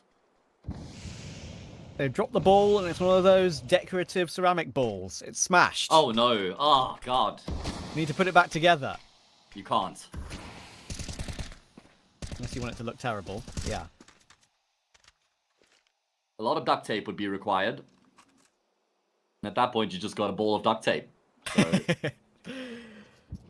well, Can Big get 5? 5 is not that bad at all. But Bestia will be delighted with this recovery, and Noxus had a lot more impact. Still on Orpa's map as well. Good to see from him. Oh, but that's an entry from CEST, and thankfully for Bestia, there are still 2 rifles here, but it's whiffy. Runs out of bullets in the open, and JDC will pounce on Luchov as well. 4 versus 2, Bomb will go down, and Bestia, unfortunately for them, they have to go for this, and they can't even do that, because Tabson has lurked in toward mid doors, and has caught both of them on the retreat. So 5 it is, that's okay. I think Bestia will be the happier of the 2. I love that Tabson gets up and goes across to Crimbo to give him a little bit of a high five there as well. Oh man, okay, 7-5. I mean, Big, I guess, will be okay with that, but certainly far from ecstatic. Bestia certainly the happier of the 2 teams going into the second half right now. Kind of feels like everything just works out for Big, and that's the first time in the half where they just had a really easy round like that. Yeah. And actually, I think it deserves to be mentioned as well. That's the first time in the half where Tabson has a bit more impact. I know it's like consolation kills at the very end of a round, which they probably have won anyway. But that might just sort of paint the picture of how sort of absent he's been individually compared to map 1. Yeah, he was 1 for 9 going into that round, Trav. So good to see him getting it together right at the tail end of that first half. And he's absolutely going to have to be a factor here on the defensive half as well. Let's piece the picture together here, Trav. So from Naz's... Oh, okay, never mind. We'll play that game a bit later on. Lots of util coming into this round for Bestia. I'm a big fan of that. And Crimbo's, well, he's just taking 61 damage. That's not a love tap. That's a backstab. Quite literally. Quite literally. Who was the culprit? We'll have to find that out in the replay, perhaps. I'm sure they've got it somewhere. Production, they've been on point. And there was the assist. It was Rigon. You naughty boy. At least he's made up for it and gotten a couple of kills, but he will die to Luchov. And of course, Searson's tagged down to 16 as well. So Bestia have a slight advantage here. Actually, the 2 players left are the 2 players with no Kevlar, but it's not going to matter if Noxa hits shots like that. Down to JDC. He can't react to it either. What a pistol from Noxa and from Luchov. 4 between them. And that is one of the messiest pistols from Big I've seen for a while. Yeah, a bit of a wry smile there from JDC. Not sure if he's too happy with that. Probably just a little bit of disbelief. And there we do get the replay. Even from a third-person perspective, is there anything this production can't do? That's what I want to know. Okay, well, that's the perfect way for Bestia to kickstart their campaign in the second half by winning the T-side pistol. That really ramps the pressure up here for Big.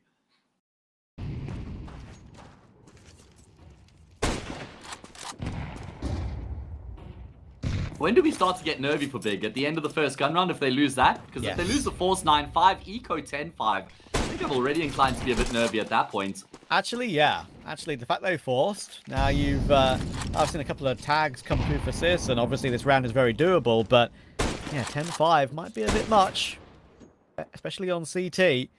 Yeah, and especially because they were leading 4-1 at one point, makes it even more brutal. Yep.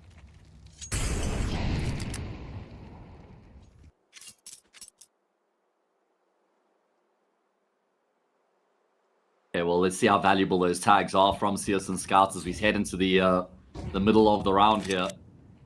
Bestia with all 5 players grouped up in middle. I mean, they can sort of just go towards either bomb site from here. Problem is they're so light on util, Trav. They have a single flashbang to actually get into the site itself. Pearson could have a field day. Oh, they are leaping his way toward him. Another tag. That's Naz now down to 7 or 14. Thomasin on 17 himself, but thankfully they've managed to find one on toward Crimbo. Oh. Still could do great work here. They're going his way.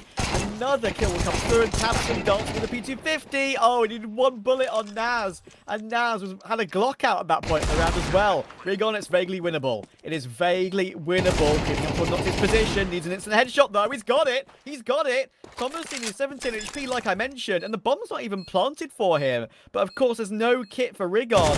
Hasn't seen him yet, but he's seen him now, and that is an all-important force buy win. Oh, what a ridiculous clutch coming through from Rigon. It's the second frag that really seals the deal there for him. That instant headshot up close was a really difficult kill, but he connects on that 1 dig, and then he gets an AK for his troubles, and Thomasin is so low, which makes that clutch even more difficult for him. He really was reluctant to swing, but he was concerned about the 10-second stick, and even though Thomasin was so low, Rigon still hits the headshot anyway. Exactly what Big needed. Rigard indeed. That is huge. Especially considering it was early half. BESTIA have not built up any money at all. So they're going to be rewarded with a quick recovery round to get back to within 1 again. Pearson, lots of credit, of course, required for that scout. And, you know, it's crazy, isn't it? I'm pretty sure the stat still remains intact, where he has, like, more kills with the scout in his entire, like, professional career than he has, like, with one of the M4s. I'm pretty certain. I think it's both M4s, Trav. I think if you add up both M4s, he still has more with the scouts. I'll go fact check that quickly. Go on, but CSN has a stupid amount of kills with the scouts. And we saw why in the previous round. Yeah, it wasn't even the kills that really mattered, actually, in the end. In that round, it was the tags that he got. He'll have a lot of ADR to add to his tally after that. Now, can BESTIA reset? So if you add both M4s together, they've got about 200 more kills than the scout. But he has more scout kills than either of the M4s. So you were bang on the money initially. Okay, there we go. And look at the investment here for BESTIA. It actually doesn't really get you too excited because it's 4 Galils and a scout. Lose this 8-all eco, bigger in the lead at that point, leading the series as well. That would put BESTIA in a very challenging position. Crimbo up close and personal towards Long, able to evade the flash, but not the bullets. Not from Naz, especially with the Galils in play, and Searson not ready for him to just be charging up Long straight away. I guess Tabson obviously feels like he can't necessarily fight in that position with only the MP9. And JDC goes down to Thomason as well. This has fallen apart immediately. Tabson battling away for his life here. He's got a very low HP teammate or opponent next to him. And you know what? He's jumped on top of him and taken Naz out, but Luchov finds it. Oh, the fact he stayed alive for so long gave me hope, and you can see how he feels right now. They're getting a little bit messy, are big right now. Yeah, I mean, Crimbo towards Long probably should have gotten the frag here on Naz, and but CSN who gets caught completely off guard by Naz's forward position. Wasn't expecting the T's to move so quickly there was CSN. Tabson does his damnedest, and it's nice for the highlight reel with the 3 kills, but BESTIA have won that Galil scout round, and that was really Big's opportunity to, I wouldn't say close the door on the game, but put so much pressure on BESTIA, who will now be breathing a little bit easier.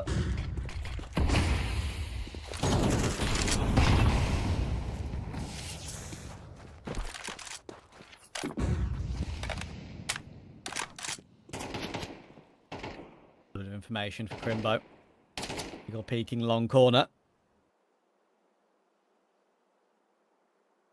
But Big, or BESTIA, sorry, have made a pretty nice call here because they just left Luchov in pit.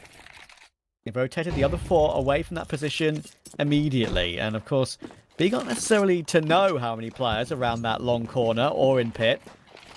So exactly. They need intel.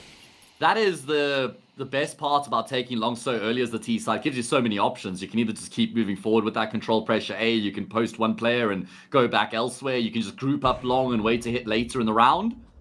Can't wait too long though, because then you give time for CSN with his Orb to find some picks, and Tabson catches a glimpse of the player drop down, and his step should have been heard there by Zoc, and Mac 10 trumps the MP9. Really important kill found by BESTIA. Where do they go from here though is the question, and it looks like the B bomb site will be that final port of call for them in the round.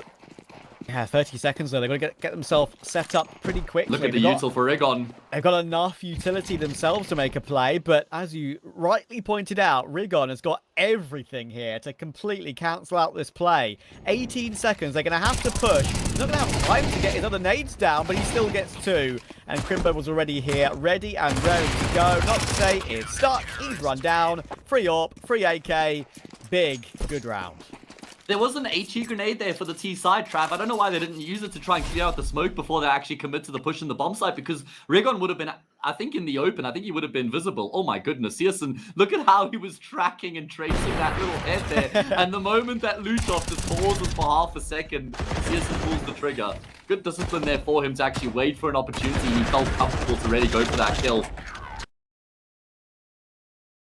But like I said, I really feel like they needed to use the HE to clear out the smoke before they pushed there. Yeah, I guess like when there's that little time left on the clock, like you don't necessarily think about those small things and think, okay, yeah, we can use the nade to clear the smoke. But, you know, we need to get so close to the site quickly. It could do team damage to us because we're trying to group up together and go as a pack. I guess, you know, all those small little things will be going back and forth in their mind within those few seconds. of that decision. And with that little time on the clock, as I say, I think that was the biggest issue, really. Yeah, probably. And now, they've got bigger issues than time running out on the clock. Look at the investment they have coming into this all-important round. They had an opportunity in the gun round before this to really put BESTIA away, I would say, and they can do it here as well. This time, Crimbo will find a frag long before BESTIA are able to emerge. So, man advantage in play now for the CT side. First nade doesn't go deep enough to break it open properly. The second does, but BESTIA will strafe past it. And actually almost catch Crimbo with no bullets. In the end, they do catch Crimbo out of bullets. What is that setup, though? Has destroyed CEST with a scout. Absolutely out of nowhere again. BESTIA on a force half by on a couple of players, as you can see. I've got an opportunity. Rigon will try and jump and deny the plant. Oh, he's almost got the kill on Naz, but not close enough.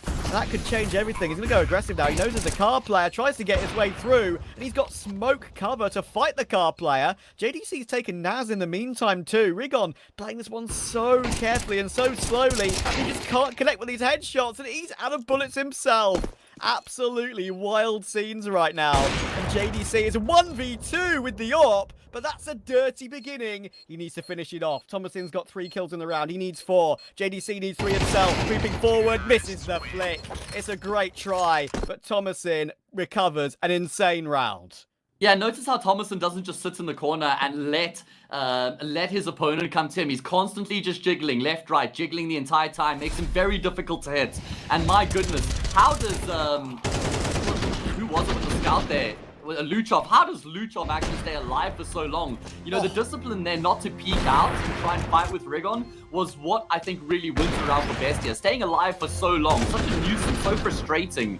And BESTIA again have won the round to keep Big at bay and get themselves a bit of a buffer. 2-round lead now and 3 rounds away from finishing the job. That's one of the most entertaining rounds for not necessarily all its good moments, but its bad moments as well, I think, with the setup from Big that you sort of touched on. Oh my words. Absolute madness. And JDC hit a number of bangers there with the recovered AWP. I mean, goodness me. The wall bang through sight box, the catch on Noxy, crossing back on the smoke on long. If he finished it off, it would have been absolutely gorgeous and one to remember, but not the case now. And look what that's done to Big's money. They have to eco. BESTIA 11-8 should be a few minutes away. I mean, of course, all BESTIA will be focused on is trying to win the map and the series at large, but they can already be proud of the performance that they put together here on Dust 2. I mean, they would have been happy with the start on Anubis, but once the wheels fell off, they were never really able to get it going once again. But here on Dust 2, they've just been competitive across the board and actually look like the better team. It's not like BESTIA have been relying on crazy clutches to win their rounds, but they are going to push into a stack on this B bomb side. Problem is, it's just USPs, so I don't think there's going to be any issue in actually clearing this round as Thomason goes leaping into the angle and Top and Zot combined. And BESTIA will get themselves up to 11. BESTIA have been the masters of mayhem in this game. They seem to have won all those crazy rounds. I think that the one that really comes to mind for me is when Thomason was able to stay alive on the first half in that U-box position. That really sort of set them off and running for a couple of rounds in a row.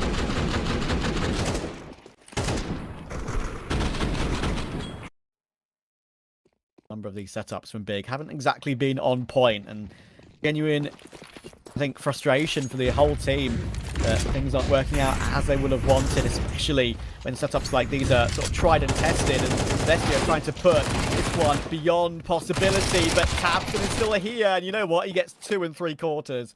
That is insane work from him, but it's still a 3v3 until Zoc creeps out mid. How have BESTIA recovered this one so quickly? Thankfully, Searson gets a kill back as well. 2v2 again very quickly. Oh, a huge frag back, though, from Searson to just throw a bit of a spanner into the works, because if he doesn't get that frag, BESTIA just steamroll onto the B bomb site. They will still head in that direction, but Luchov is going searching on Catwalk while Zoc's committed through tunnels into B. Luchov goes down, and now Zoc is going to have to clutch. Won't actually be spotted on the cross, so he's going to get the bomb plant for free here. Big do not have a kit between these 2 remaining players. And Zoc, yeah, he was spotted on the cross. Back and seen once again. This time Searson has the shot ready, connects, and that is a massive round coming through from the German sniper. Overcooked clutch from Zoc, I'm afraid. He's burnt it. It doesn't taste any good anymore because he's dead. Oh, I don't see a reason to jump across once more once you've got the intel on that player CT. Sure, you want to try and get across again, so we make it unpredictable in a way, but those sort of rounds are so winnable, dude. Like, you can absolutely find a way to take those. I think they should have won the round here based off of this kill here from Zoc in middle. And I really love the way he activates in mid after that huge brawl towards long goes down and the T's realized how much of a commitment there was from the CT side. Zoc realizes there has to be some space afforded to him. Wins out that key gunfight, but Searson is the real ultimate hero of the round there for Big, who deny Bestia getting to match point. But still, have they won consecutive rounds yet on the CT side? I don't think so. Big frag back there. Ah, very nicely done. This could now, once again, turn on its head. We've had swings and roundabouts on this map of Dust 2. We've never really had one team in the momentum. Sometimes it's Bestia breaking Big's economy and then vice versa. Yeah, aren't even on 12 yet. And they've got a 5 versus 3 Big in this round, which would break that Bestia money. They're going to go aggressive toward Thomason, and wow. I mean, that was just completely dry, and he's owned him. I think that's a statement, man. Like, okay, I don't care if you're on the angle with your AK. I'm just going to run at you and run you over like a truck. And surely only one option left here for Bestia, and that's to try and head into this B bomb site. Nothing being offered up by the CT side. Good timing on the step there from Rigon, and Crimbo with his low health will finish off the job. A flawless round from Big. That is by far and wide the most comfortable round that they've won here on Dust 2 so far. As they continue to close the gap now. They draw within one, and this one's going to be an anti-eco. Has the ship sailed here for Bestia? Yeah, the way they've locked down long the last couple of rounds has been spot on. Way Tabson sort of reveled in that mad situation with the MP9 to get 2 on those previous rounds, and then once again here just cancelling Bestia's idea before it even got into practice.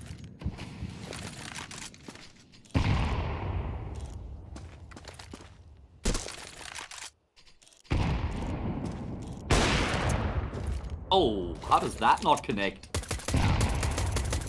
Nade also only does a little tickle of damage, so Bestia have done quite well to avoid the might of Searson up until now. Not really holding out much hope in the round at large though, no util, and they're just going to have to try and get in towards the safe bomb side. Searson with the USP out. Actually does lose his life, not before he gets a couple kills though. And now, the real test of the mental fortitude for Bestia. They've been on the brink here on Dust 2, they've been leading throughout pretty much the entirety of the map. Big have been able to bring it back to a level playing field here. This next gun round means everything for Bestia. Desmond does well to get those couple of USP taps before he goes down. Crimbo was always the insurance policy on Goose there. Now then. Probably the most important round of Bestia's international career as a whole org and team. Yeah. Maybe get a map over Big. On their opponent's map as well. Searson's going to go back searching in towards middle. That is the widest of wide swings from Nocta. And he will take down his opposite number with an AK. Good opening frag found very early in the round here for Bestia. That's going to give them a lot of space to work with. Yeah, and that's pretty crazy as well for it to sort of come at that time. Just W key through mid on that particular moment there, and they're going to try and make their way through short in the end. That's huge from Luchov. Goodness gracious me. Blink and you'll miss it. Bestia will reach 12, and then Rigon will complete another insane clutch. He's found one. He knows there's a site player. You're over-peaking a little bit here, boys. Be careful. They are getting pinned in. Now Rigon, they've got him pincered, but he's read it. He's read now. It's coming in from behind, and he's still 100 health here, Rigon. Trying to use new box. He's found that one as well. And now Nox, he's the last one on long, and he can hold this. He's got a defuse kit. Not like this, Bestia. Rigon's going to win the round. Can you Adam and Eve it? How in God's name has Rigon been able to win that clutch? A 1 versus 4, you won a 1v3 earlier. Look at him. Look at the entire team. They're laughing. They can't believe what they've just witnessed, Rigon. My God, he rolls the dice because they have money. There's no need to consider the save going into that next round. Has a crack on it. How has he read Naz's flank trap? How has he read into that? Did he hear a footstep? I have no idea. But that should just demolish Bestia. That's clutch of the tournament. I'm calling it right there. We've seen some nutty stuff in this event thus far, but that for me is clutch of the tournament. The absolute massive testes to hold that defuse as well. When you're so riled up with adrenaline after getting a multi-kill like that to make it a 1v1. Look at them. What a monster. Look at them. You can see the moment that they start to realize, and Tatsu has been celebrating slightly prematurely there. Oh my goodness, like you say, the cojones on him to just stick the defuse immediately is the perfect call. No hesitation. He gets on that defuse immediately after finding the third frag. That's why Noctic can't quite believe he's actually sticking the defuse in that instance. And Big are up to map and series points, 1 round away from getting themselves a spot in the quarterfinals. Wow, wow, wow. That is perhaps a baptism of fire for Bestia in their first international online event. Of course, remember, way back in one of those ESL Challenger lands, Noxe did make one. But unfortunately had to play with 2 stand-ins. Luchov and Thomason didn't have their visas sorted, so they never got a chance to play with that core. And right here, right now, they'll be feeling sick to the stomach.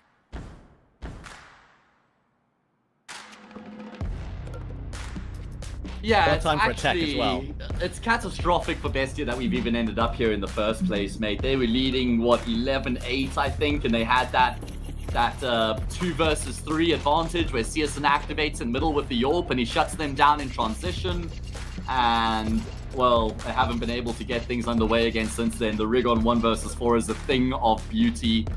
Clutch of the tournament, no doubt, and that's not even up until now, mate. That's just across the entire tournament. I don't think you're going to eclipse that one. I know, mate. I mean, that was...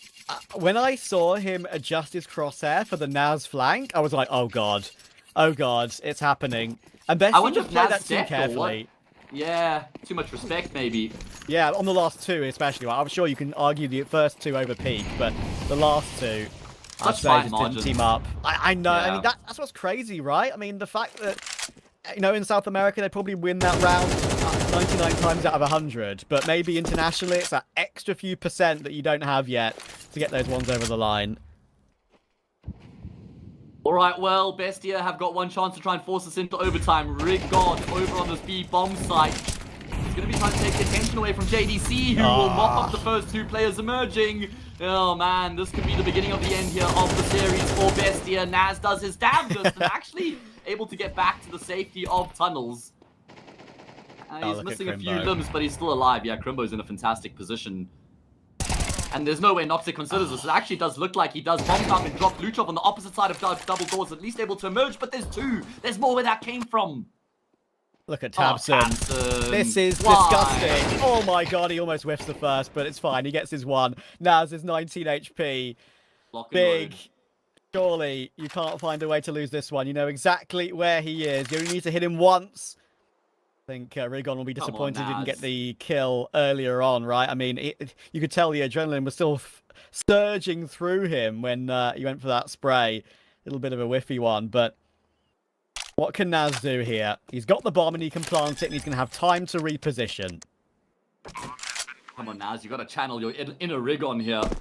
Rigon's hit 2 ridiculous clutches already here on the map, and Naz, well, he's going to try and go back to long here.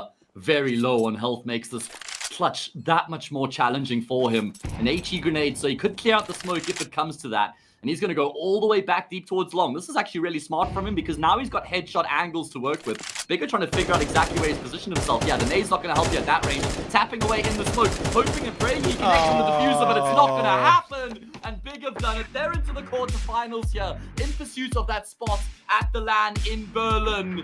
They've taken a big step in that direction. Well, that end of Dust 2 is going to live long in the memory. And you know what? Another argument to say how exciting Dust 2 can be in the modern days of CS2, right? The nades breaking the smokes, the new box adding to these clutches for Rigon, and of course other moments in that first half. What a game. Very entertaining, and I'm so glad I was here to cover it with you, and hopefully all you guys enjoyed it in chat. Unfortunately for Bestia, as I said, a bit of baptism of fire perhaps. They will probably be quite proud of their performance, honestly. They'll know they made some big mistakes, but, you know, it's learning, a huge learning experience for them.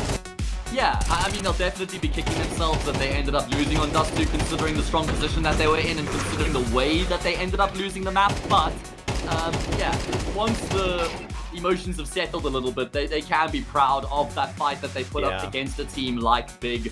And unfortunately, they do fall short, but still a lot of positives to take away from that experience for BESTIA. Like you say, this is a learning curve. It's an opportunity they just haven't been afforded before. For a number of their players, it'll be the first time that they're actually competing in Europe against opposition of this level. So certainly a lot of good experience to gain from this for BESTIA. You know what my favorite thing? You know, again, huge props to production for the replay of all the big player cams as that 1v4 was going down. Tabson was like this. He was like, yes, it's going to happen. Yeah, Searson. he started celebrating too early. Yeah, Searson just... dead eye, mate, dead eye.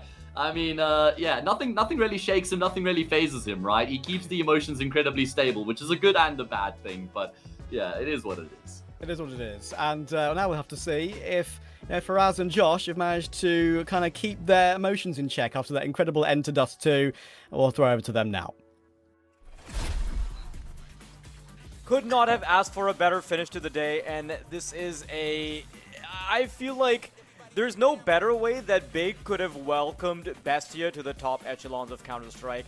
This needs to happen to every team at least once to sort of realize that, hey, there's going to be a man like Regon that pops up. You think you're playing pixel-perfect Counter-Strike, but then a 1v4 is just thrown into the mix. How are we feeling about that, Josh?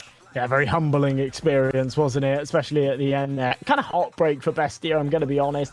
They didn't give us nearly their best on Anubis, but I think what they gave us there on Dust 2, at least right up until sort of anywhere before the last 5 or so rounds, was probably pretty close to their best. It was very good Counter-Strike, and their opponent's map pick, and yeah, impressive stuff. They did incredibly well. Now, I think that they're going to be feeling reasonably confident going into that lower bracket game against M80, considering how they played earlier. I know that in the interview, Lake said, yeah, you know what, we want that opportunity to play against them again. I think he'll be sort of happy that they do get that opportunity to prove themselves again.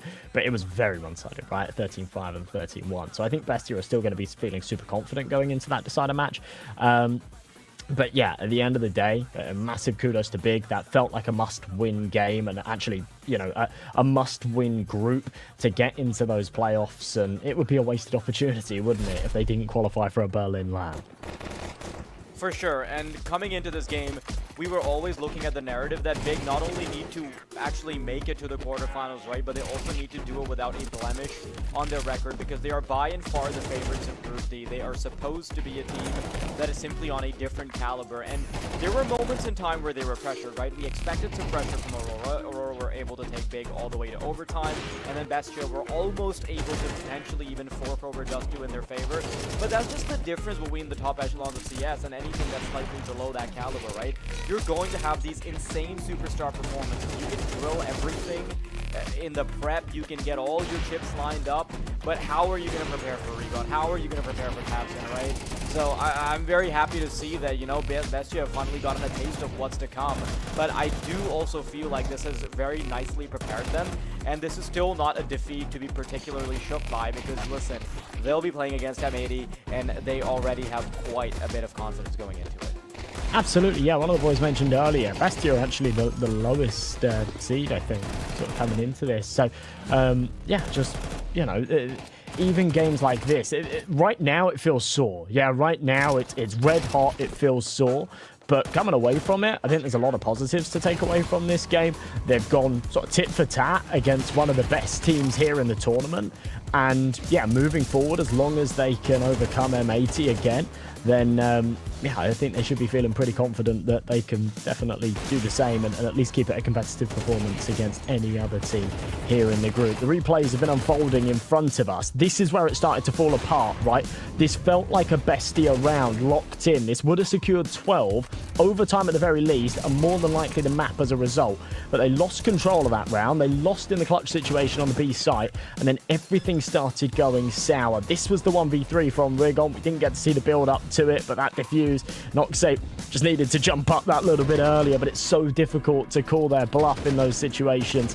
And, this is where it sort of all comes apart, doesn't it? 13-11, incredible stuff there from Big. Consistent performances all round as well. We see that scoreboard come up. Crimbo and Rigon right up there at the top. JDC had a brilliant performance on map 1. A good one here on map 2 as well, but wasn't that sort of superstar stud at the top.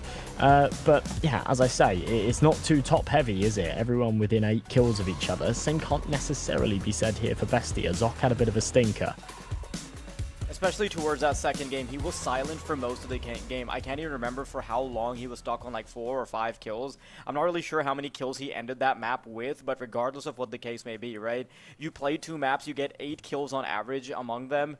It really botches the Bestia's chances of being able to get it done in 2 bites. Dust2, if it was a slightly better affair from Zoc, if it was a slightly better affair from Noxy, we could have actually seen a completely different result, because where the X factor for Bestia was lacking, it was paying off in full for Big.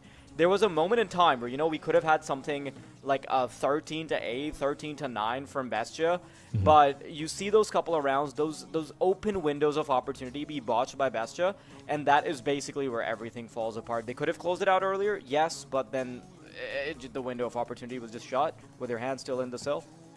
Absolutely, yeah, and to be honest, that comes into the game, doesn't it? Really importantly, those really tough situations. This is the biggest tournament that these guys have played. It might not be the highest pressure situation. Obviously, these guys have played sort of grand finals and things like that, but in smaller settings. But in terms of prize pool, in terms of caliber context, it's the biggest tournament that these guys have played, and pressure sets in when you're on 11 rounds. But it's only really experience that teaches you how to stay composed in those situations. And I think that these guys are still pretty low on the experience ladder, at least when it comes to this caliber of CS. So something that will build up over time, that's for sure. But at the moment, they just didn't have it today.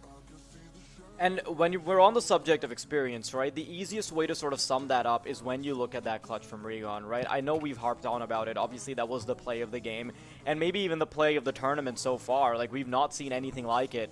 But for him to get 3 kills, like detects the flag, gets that kill, gets 2 additional kills on the A site, and then has the ability to calm down the adrenaline instantly and completely change up the pace of the clutch, that is something that can only come with experience. To be able to do it, to do it in a high pressure environment, it's just fantastic work. And of course, I would love to sort of get some insight as to what was going on in the heads of Big as well.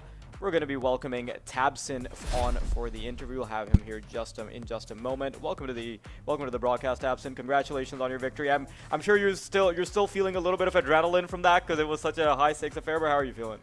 Hey guys, thank you very much. Yeah, I'm feeling very, as you said, excited about this one. It was a fun game to play. I hope it was also a fun game to watch, and I'm really glad that we managed to finish and bring it over the line. Yeah, I'm just gonna sort of like, I like getting like the bad stuff out of the way first, okay, so that we can end it on a positive note always. But when everything was falling apart in Dust2, you looked a little bit tilted. So can you tell me a little bit about what was breaking down there? Like, what was it exactly that was?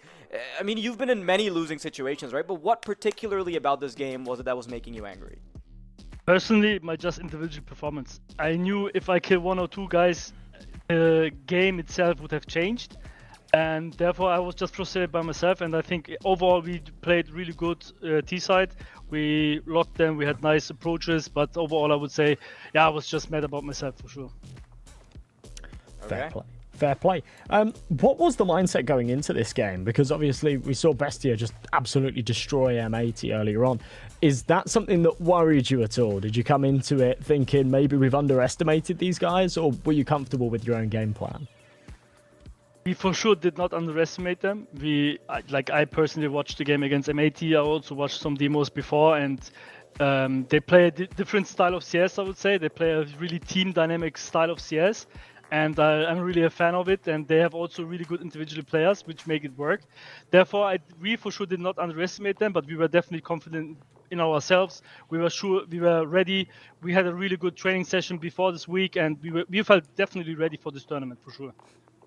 Okay, I was just gonna ask, So the T side on Dust 2, it looked a little bit shaky because in the late rounds, you guys had trouble actually getting onto the bomb site, and when you were getting to the bomb site, there was lacking information, right?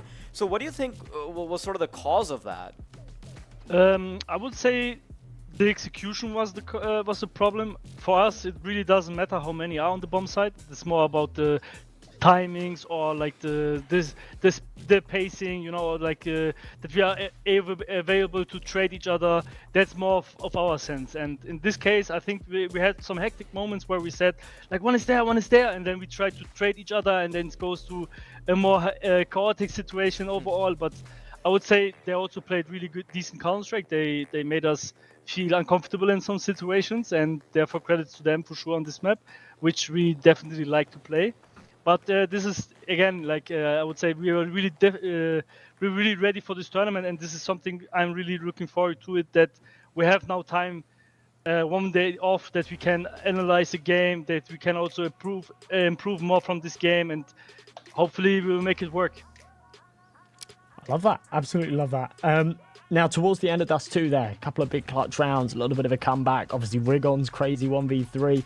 It looked like everyone went from being a little bit down to sort of the vibes being really high. Did it feel like that? What was the morale like going into the end of that game? Definitely. It was a roller coaster. This round, it was like a really chaotic round, and all of a sudden it was a 1v3, and I was like, I couldn't believe my eyes. Like, he gets the first kill, then he played it really good. He was paying attention on the second one, and I was like, hey, now this is winnable. Now he jumps up, kills the third one. I was, oh, okay, I take it, nice.